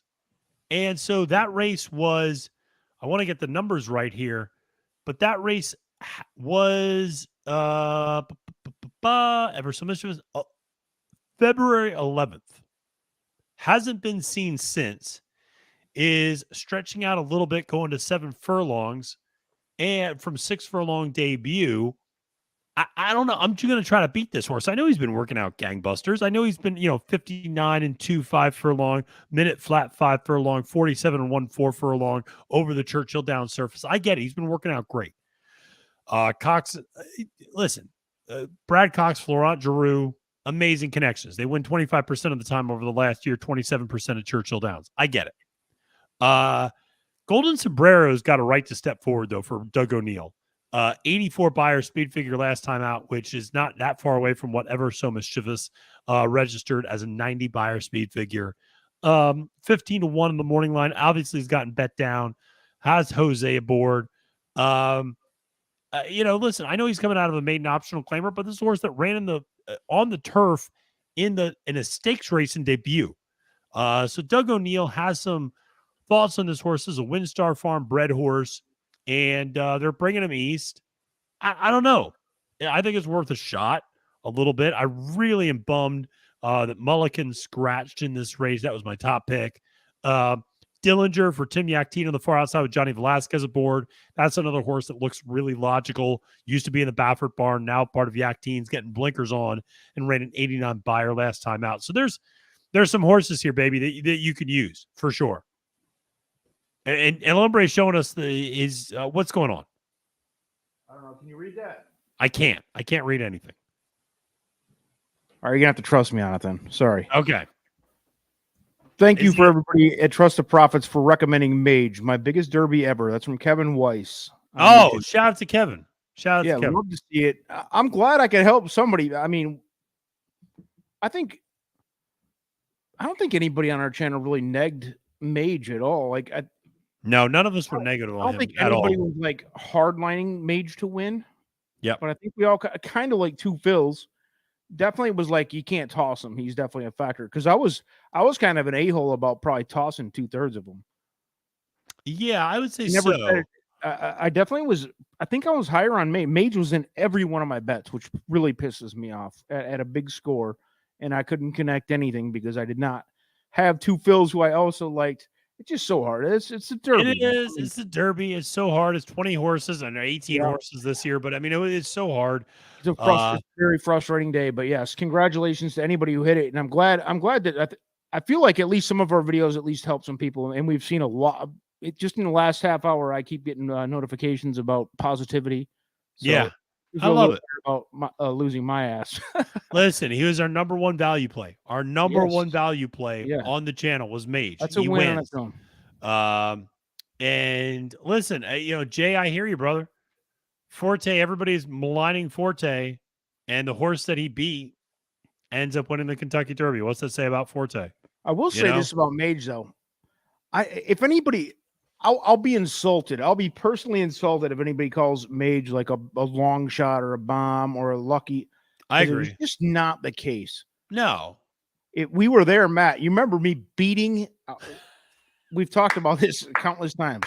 I was hitting you like a abusive father hits a stepchild on the back because I remember we were leveraged pretty deep on Forte Mage. Exacta. We had a $500 straight exacta with those two. It had to come Forte Mage. It couldn't come Mage Forte. Nope. So I'm sitting there beating Matt to death, knowing that this is like a couple $1,000 swing for me in my fund. Yeah. And I'm beating on Matt, and I couldn't believe it. But I was sitting there going, God damn, Mage is good.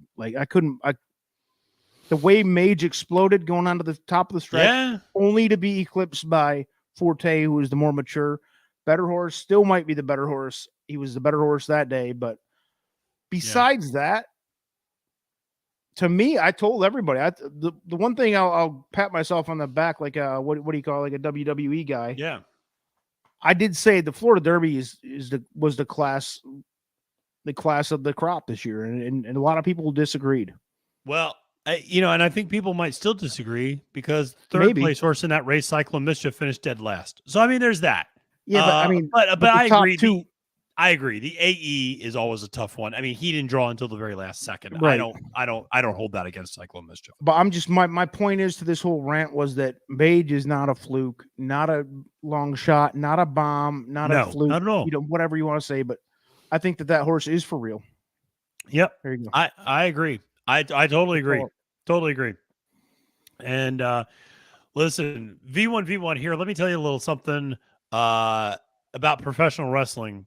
Because I was involved in the sport for about 7 years. Go. Yeah, I know all about Jerry the King Lawler. And by the way, we're gonna give a shout out to Blaine yet again. Let's go, Blaine. baby. My dad is he even watching? No, of course he's not. He's texting me though, and giving me shit and blocking me on Twitter. I'm sure. What's funny is this is my dad. So my dad, first of all, get him on the literally at 6 o'clock, or I'm sorry. At 9:46 a.m., I texted him my top 3. I didn't tell him. I texted him my top 3. Okay. At 6:01 p.m., we had exchanged exactly 4 text messages since then. He goes, "What's your top 3?" Jesus, I just told you my top 3. It's not that you don't have to scroll back that far. And so I tell him my top 3 again, which for the record was Angel of Empire, Two Phils, and Derma Sotogake. All right. And so I said, those are my top 3. He goes, okay, let me know when it's over and let me know where your top 3 finished. I go, Mage. Let me know when it's over, meaning he wasn't going to watch it. Right. So I go, Mage wins, Angel of Empire 3rd, Two Phils 2nd, Derma, I'm not sure yet. So it was very close. Yeah. My dad, always a ball buster, goes close but no cigar. And so I mean, because he probably bet the straight try, right? No, exactly. So ice cold. Anyway, David Barista in the house, baby. What's up? David Barista, my baby. We're still live. Of course, we're still live. David, we're deep into the drinks now. By the way, we are, brother. We're deep into the drinks. David's been deep into the drinks with us in the cocktail lounge a couple times, so he's fully. I love Barista. He gets it. We're talking Ricky the Dragon Steamboat in the chat. Roddy Piper, Blackjack Mulligan, CS fantastic. Racing Report. I feel like we're kind of long lost brothers here, CS. We're talking. Yeah, no, CS. Talking, Limp Bizkit. We're doing all the this. American Dream, Dr. Rhodes, is among the best. Rowdy Piper, we got going on here. Shout out to V1. Hey, shout out. Yeah, thank you for reading my dad's books that he recommended. My dad recommended a couple of books, Broken, which is a book that just came out this week about Aladar, as well as the very first Kentucky Derby. 13 black jockeys, 1 shady owner, and the little red horse that wasn't supposed to win. That was a really cool book, and my dad does a podcast about that. So, but no, my dad was a lawyer for 30 years. He got involved in professional wrestling. He was a professional wrestling promoter. Shout out Pennsylvania Championship Wrestling, PCW. That's what we did for the better part of 10 years. We had an affiliation with WWE, WWF at the time. I was the ring announcer from the ages of 13 to 17.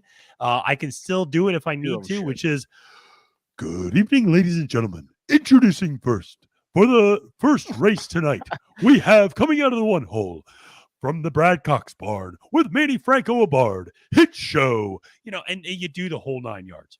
And so that was what we did. Yeah, exactly. Andre. I mean, come on. You got to love Andre. That was, by the way, that was already queued up. That's how old school wrestling. No, we love it. And no, we are completely off the track. And didn't finish my Lawler story. No. So Lawler, great guy who I kind of tangentially gotten to know through the industry. Obviously, the Andy Kaufman gimmicks were huge back in the day on the Late Show, and him beating up Andy Kaufman, and then Andy Kaufman doing that. But no, Jerry the King Lawler. I say this. I actually ring announced a show for the WWE back in 1997 at Stabler Arena, Lehigh University, 7,000 people. I'm 17 years old. I introduced the match of Too Sexy Brian Armstrong versus Taka Michinoku for the light heavyweight championship. Hey, Still remember Christ. that. And Jerry the King Lawler was back there in the back room as I went back. Welcomed me, couldn't have been nicer. Was just absolutely awesome. And I got to give a shout out. He's no longer with us, which is really too sad. But Owen Hart could not have been more of a gentleman, could not have been a nicer human being, and talked to me for about 3 hours that night and was just a sweetheart. And I always loved him, and just so sad that he's no longer with us. But yeah, the Superfly, brother Jimmy Snuka. Superfly Jimmy, baby. Wahoo McDaniel, the chops of Wahoo McDaniel. Tony Atlas, we got. Yeah, we're going so nerd. We're going to the Wayback Machine, and I love it. I love it, dude. My buddy Mike Gibbs. He's also known as G Money. He's still doing the wrestling thing. I love it. So, like a local whatever territory, like what your dad did there. Yeah. Loving it. You gotta love it. He could tell you so many stories. What do we want to talk about? Coco Beware with what was the bird? Frankie. We doing Frankie? I mean, come on. Coco was on my dad's very first show at PCW. Coco Beware, incredible. Yeah, Coco Beware at the Silo in Reading, Pennsylvania.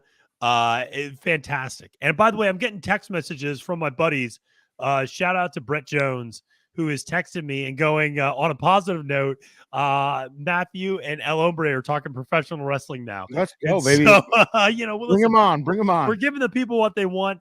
I could talk for days about pro. The natural Butch Reed's going to be joining us here in a few minutes. And what's funny is I don't watch pro wrestling anymore at all. I know some guys like Andrew Champagne, who's really into horse racing. Is a great. Andrew's a really good guy. I got to give Andrew a shout out because he's actually the one who recommended me to Odds Checkers US and got me that gig freelancing for them. So Andrew, I can't say enough about him, but he's super into wrestling. Gino Picola, who joined us earlier on the live feed, he's super into pro wrestling. Some of these guys are still really into it. Yeah, Nasty Boys. Allentown is a hotbed for pro wrestling. Reading, right down the road from there. Yeah, man. I like The Wrestler. Awesome. That movie, that was great. Man. That is maybe one of the most Freddie Blassie blowouts. Pencil Neck Geeks. I love it. Classy Freddie Blassie, baby. But no, The Wrestler by Mickey Rourke is one of the most realistic movies I've ever seen. Oh yeah, it was great. That is I've been in those back locker rooms. I know what those guys look like. I know how they act. I know how they talk. That is exactly correct. And we all know who JYD was. Come on now. Come on, baby. Junkyard Dog. I mean, get it. Who's your favorite? Let me ask you this, Matt, because you know what you could have been. Never mind the ring announcer. You should have thrown that in the garbage. Yeah. You should have been a manager. You should have been alongside. A good heel manager. Yeah. The mouth of the South. Jimmy Valiant. Yeah. No, Jimmy Hart. Oh, Jimmy Hart. That's right. Jimmy Valiant, somebody else. But you should have been Mr. Fuji, underrated. Mr. Fuji was an underrated. Oh, Mr. Fuji, great man. Yeah, just incredible. Paul Bear, amazing man. Paul Bear. Paul Bear. Undertaker. Oh yeah, I know. Amazing stuff. Even Marla chiming in, getting in the wrestling talk. She knew Jimmy. Jimmy Superfly Snuka. Hulk Hogan. That's when I was a little kid. Superfly had a little bit of a nose problem, if you know what I mean. But I mean, he was a hell of a guy. They called him Superfly for different reasons in the back. Exactly. You know what I'm saying? My favorite professional wrestler of all time, I'll go a little off the board here. Magnum TA. That is way too snobby for me. That is the Wayback Machine in the NWA. All right, let me go. TA was my favorite, and we're going Wayback Machine here. You go ahead. I want you to tell the story. No. Magnum Mr. Wonderful Paul Orndorff. Paul Orndorff. Mr. Wonderful. Mr. Wonderful was fantastic. But no, Magnum TA was the man. And he was the big babyface that was going to take over the NWA and was going to be the counterpart to Hulk Hogan. He had the curls, he had the blonde hair, he looked good. Even better than Flair, because Flair was he was NWA at that no, time, and too. Flair was okay with him taking over. That was the thing. Flair was okay was the with heel. Magnum. Yep, Flair was the heel, and Dusty, who was booking all these shows, loved Magnum and wanted to give him the push. The I Quit match in Starrcade 85 between Tully Blanchard and Magnum TA is the best damn match you're ever going to see. And that was such a good match. It stinks. And those two are outstanding in that match. And what happens? Magnum gets in a terrible car accident, breaks his back, never able to wrestle again after that, and is, just awful. It killed the NWA in a lot of ways because the NWA had the counterpoint to Hulk Hogan, and they lost him in that car accident. It was devastating. Whoa. The Four Horsemen. Everybody remembers the Four Horsemen in the NWA. Oh, yeah. Ole and Arn Anderson, Ric Flair. I was going to say, you better name them. Yeah. And then Barry Windham got in there later, Lex Luger eventually, but those guys were amazing. I could talk for days about the old NWA, the Road Warriors, the Mulkey Brothers. I could go Fake on. Road Warriors, also known as Demolition. Yeah. Dr. Death Steve Williams getting a shout out in the chat from Hunter. You gotta love it. Dude, who knew that pro wrestling was going to go this big for us? Yeah. No, nobody knew. But if you start me on this, we're going to go. But hey, Nestor, I apologize. Nestor Malero out here. Nestor's bringing us back. He comes in trying to talk horse racing. We're doing it. We did it for 9 hours. No, we did it. Thank you so much for joining, Nestor. I think you're new to the chat. We'd love to see it. Yeah, we've talked horse racing forever, all day, and we got Matt off on a tangent about pro wrestling. And that was all we needed. My apologies. Ultimate Warrior is taking precedence over Dermot Sotogake. Who was the wrestler? Should be. Let's be honest. Who was the wrestler that put you out of the game? Like, I've had enough. I'm too mature for this. Because I can probably come up with that. Oh, that's like something over the top. Like for me, it was wasn't there? I can't even remember his name. The Love Guy or something. We come out and like, oh, I love you. Yeah. It wasn't Brutus the Butter Beefcake, but it was just after that era. Like Brutus, when Brutus Beefcake became the barber and all that. Yeah. And Jesus. Oh, Cornette with a tennis racket. That's another Cornette with a tennis racket is great. Cornette falling down. So Starrcade 86, Night of the Skywalkers, he is up on a scaffold, legit falls off the scaffold unscripted and breaks his arm. That is one of the more incredible moments. By the way, the live stream is now dropping viewers. Like I know. Biggest rate I've ever seen. we should also point out there is a weather delay at Churchill Downs. There's a weather delay. Okay. That's part of the reason why, perhaps. Maybe that's why it's not the Randy Cornette or the it's not the Cornette. Natural Butch Reed. I love it. Jesse Ventura, fantastic stuff. We could talk about the most random name you can think of. Iron Mike Sharp. Has he been? Iron He hasn't been mentioned in the chat. Yeah. But we are on a weather delay here at Churchill Downs. I don't know what's going on. People in the chat, let us know what's going on. Why are we in a weather delay? Let us know what's going on with this. Dusty Rhodes kid, right? Yeah, of course. Dustin Rhodes? Yeah, Dustin. He actually wrestled for my dad's organization for a little bit. Yeah, he came on a few shows. Who knew? You guys are learning a lot. So, yeah, listen, people have to know, why are we on a weather delay? What's going on? Give us the updates. I know it's Kentucky, but Hunter, we already named the Four Horsemen. Wasn't it Tully Blanchard? Tully Blanchard, Ric Flair, Ole and Arn Anderson. That's the original Four Horsemen. Oh, J.J. Dillon is the manager. Get out of here. That's too easy. Hunter, you're talking to a snob here. If you ask me that's actually challenging for me. All right, let's talk about this. WrestleMania 4 in Detroit, Michigan. 3 in Detroit, Michigan. Yeah. 3, I'm sorry, yes. Pontiac, Michigan, to be the Pontiac Dome, yeah. Fantastic. Pontiac Silverdome, 93,000 people. At that point, it was the biggest indoor wrestling or sports event ever. Yeah. Hulk Hogan. Andre. Yeah, he slammed Andre the Giant, if you remember. Picked him up off the ground. 500 pound, 575 pound from parts unknown or whatever the hell his tagline was. Bobby the Brain Heenan going off on the sidelines. Yep. All right, let's do some pop quizzes. What else was on that without going to Google? Oh, I'll tell you right now, the greatest match one of the greatest matches in WrestleMania history, which is card? Macho Man Randy Savage. This is probably where you're going to go.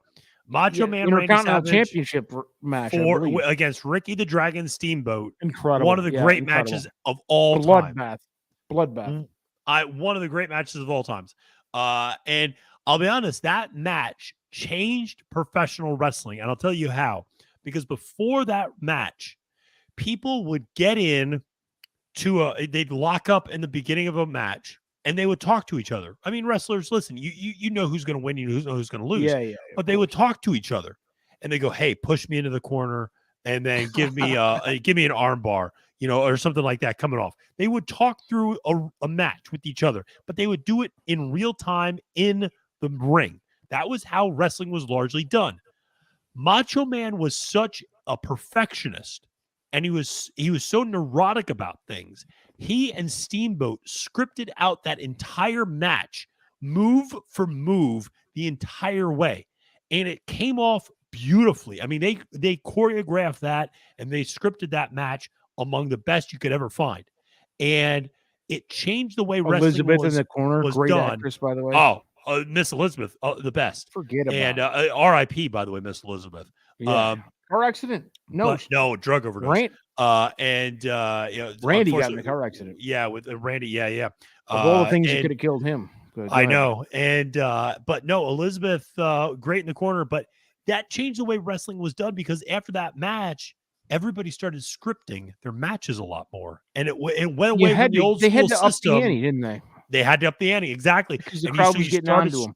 You started scripting your matches a lot more. Yeah. People didn't want dead time in between. They didn't want rest holds. They didn't want choke holds where you could wait for 30, 45 seconds and talk to a guy a little bit while you're putting him in a choke hold.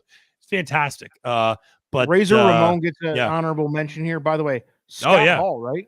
Chop time. Yeah, Scott Hall. Yeah. R.I.P. So, I think he passed away recently. He died, right? Yeah, recently. Yeah.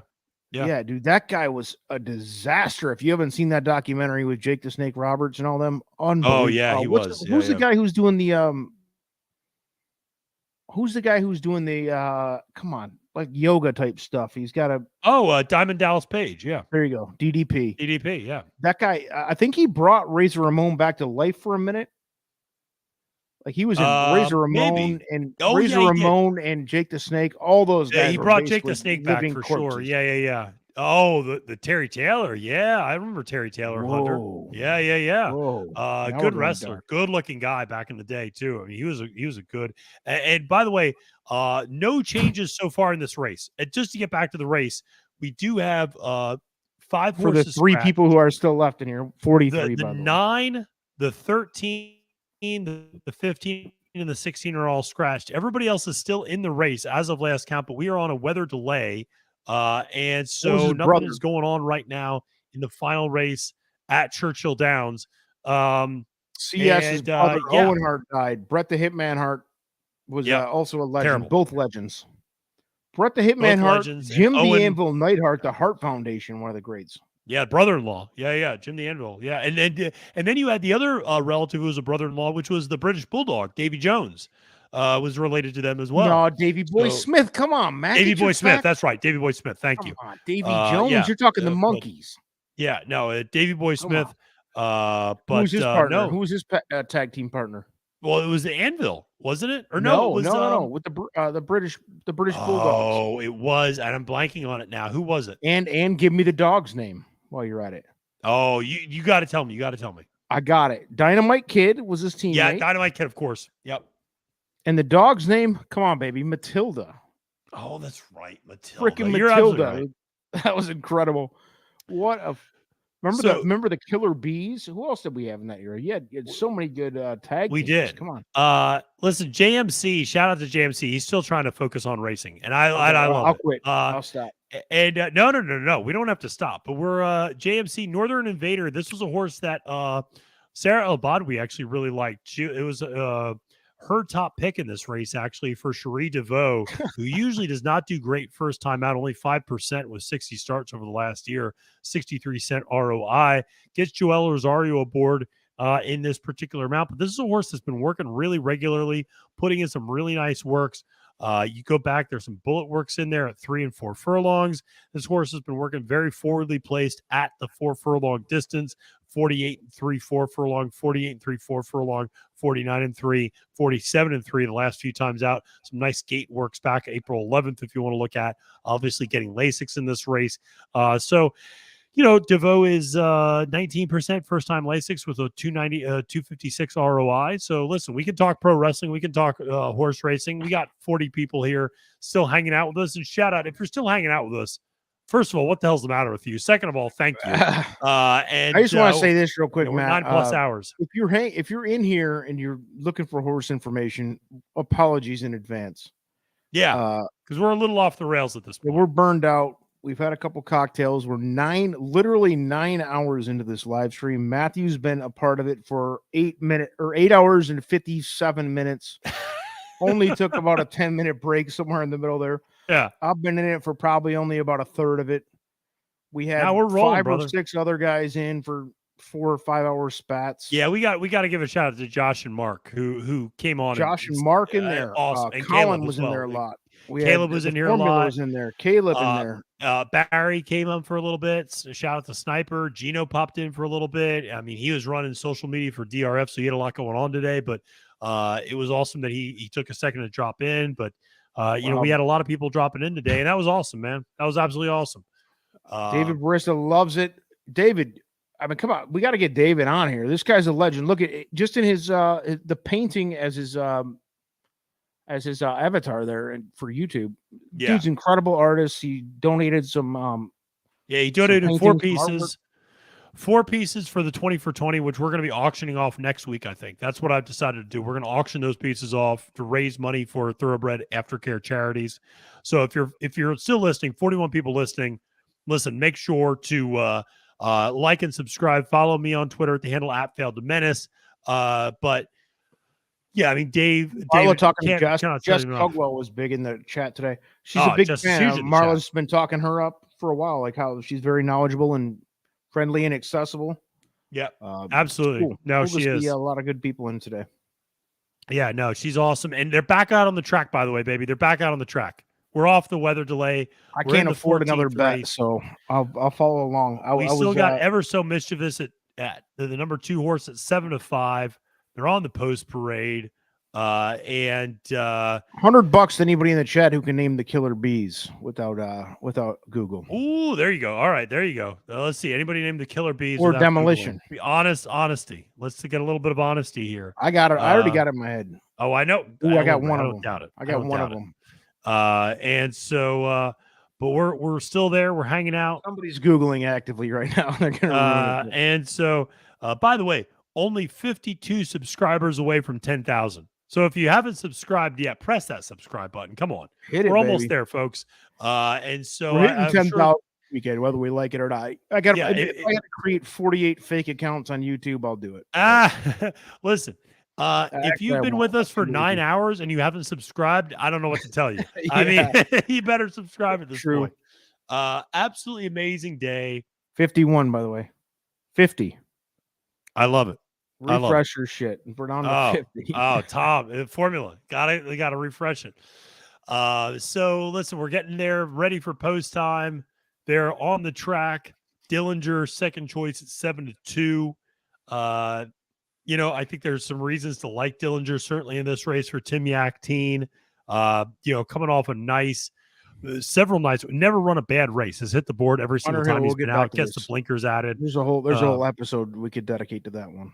What's this? What's Marla on right now? No, Hunter Hill. The Von Erichs. Oh hell yeah! There's a whole 30 for 30 of the Von Erichs. We could do an hour on it. Yeah, they didn't wrestle with any shoes on. Yeah, no, Kerry Von Erich. I mean, that was a devastating family. A horrible. Yeah, I mean, just horrible stories. While we're talking about that, maybe we could do some serial killer knowledge drops. Yeah, seriously, we probably should. It would go well. At this point. So listen, we got Ever So Mischievous at 7 to 5 favorite right now. And Dillinger 7-2 for Tim Yakteen coming east after running third, second, first 3 times out. That horse makes a ton of sense. I know Sarah really likes Northern Invader as a first timer for Cherie DeVoe, the number 10 horse is 6-1. My top choice was Mulligan, the number 9 horse who got scratched. So that kind of stinks. But we both really liked Golden Sombrero on as a big price, the number 5 horse who is a 7-1 right now. That was a horse we both really liked a lot. Jose Ortiz aboard, Doug O'Neill. Horse really perked up on the dirt last time out, ran in a turf stakes race in his first time out in debut, then ran second by a neck, almost wired the field there at Santa Anita, going a mile, now going only 7 furlongs. The cutback seems nice. Golden Sombrero certainly not giving you as much value on the morning line as he did initially, but still 7-1 makes a lot of sense. And they're going to the gate here in the 14th and final bailout. What's the distance? CS report 7 furlongs, baby. And that is where we're going on the final bailout race. Listen, this was I got people texting me about Gold Dust, that he was a better wrestler than he was a gimmick. Shout out to Scooter, who we talked about earlier today. Be right back, Matt. Scott Merriam. Yeah, absolutely, man.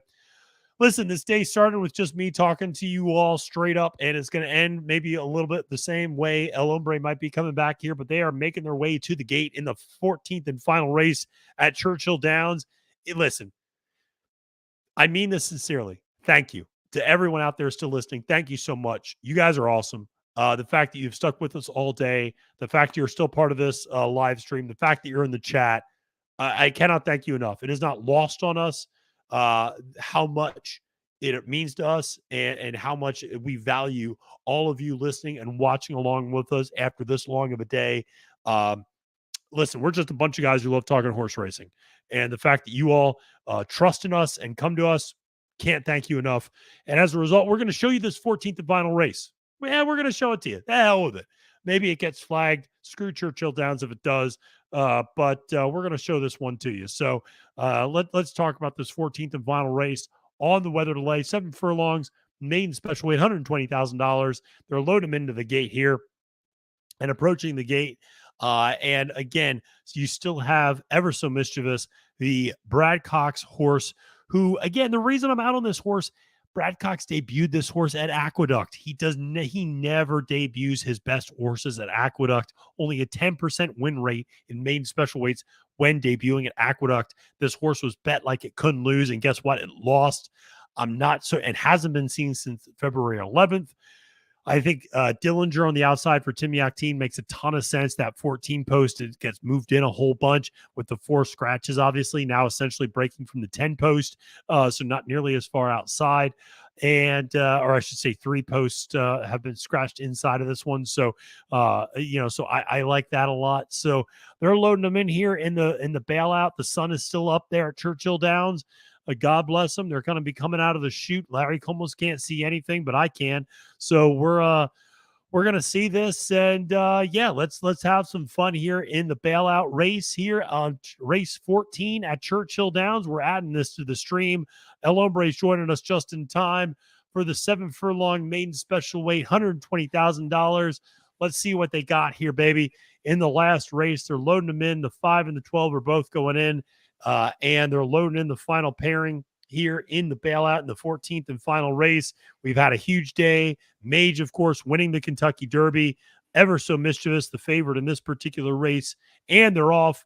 And a pretty clean break. A couple of horses did fall back. The one horse did not break particularly well from the far inside. But you can see, obviously, a lot of moisture in the track from the rain that came down. But early on, the 2 Ever So Mischievous out there on the lead. Golden Sombrero, though, is the one who takes the lead, is still under a tight hold, actually, going into the main track. Ever So Mischievous sitting second. Northern Invader and Dillinger up there as well. But ultimately, you see a bunch of horses up there. Mabue is sitting there in second, the number 12 horse, but Golden Sombrero taking them to the lead, 22-3 for the opening quarter of a mile as they go into the far turn. And it is still Golden Sombrero taking them to the lead there. The reins have been let out a little bit on this one. Dillinger looming up on the outside, 4-1 and is approaching Golden Sombrero as they go 45-3 for the opening half. And now they hit the top of the stretch. And here comes Dillinger, Golden Sombrero trying to hold on, but here comes Dillinger from that 14 post. Certainly the number 10, Northern Invader, making a huge run for Cherie DeVoe. Ever So Mischievous trying to make a run on the inside. This is what it's going to come down to. It's Ever So Mischievous and Northern Invader. Ever So Mischievous getting to the lead and proving to be much the best here, opening up. Ever So Mischievous gets the win, chalk to win the day. Northern Invader finishing second in the bailout race there at Churchill Downs. So that was one where Ever So Mischievous, we were trying to beat Ever So Mischievous, but proved to be much the best there and got the win there in the bailout race for Brad Cox and Florent Giroux. But one of the few favorites to actually win on the day. I think, if I'm not mistaken, only 3 of 14 favorites won today. Dude, that was the story of the day, wasn't it? It was. Cody's Wish, up to the mark, and Ever So Mischievous. Yep. That's it. Against Josh's will, Cody's Wish. Again, if you missed it earlier, Josh kicked the kid in the wheelchair. Terrible Josh, story. I mean, just really a heel turn. I mean, really talking about a heel turn. I mean, just terrible. Listen, it's been 9 hours and 15 minutes. We're going to sign off. Matt was going to do Evangeline. I thought you were doing Evangeline Downs for the rest of the night. I might come back and do Evangeline on a separate feed. Yeah. Screw it. We might end up doing it. I'm done, baby. I'm old. I'm an old man. We're cooked. I'm an old man. We're absolutely cooked. But I got gray in my beard. I'm an old man. But hey, to everybody out there, cheers. My friends, cheers. Take a drink for yourself. You made it through Kentucky Derby Day. What a day. Just absolutely awesome. I'll take care of the outro. And listen, it is one of those where we had a great day. Make sure to press that like button. Make sure to subscribe. Make sure to follow El Hombre. Make sure to follow me on Twitter at the handle @FailDemenace. Thank you so much, everyone. To wrap things up, for El Hombre, my name is Matthew DeSantis. You can find me on Twitter at the handle @FailDemenace. Wishing you a great and prosperous day at the races and reminding you that it is somewhere, somehow, now, post time, baby. Peace.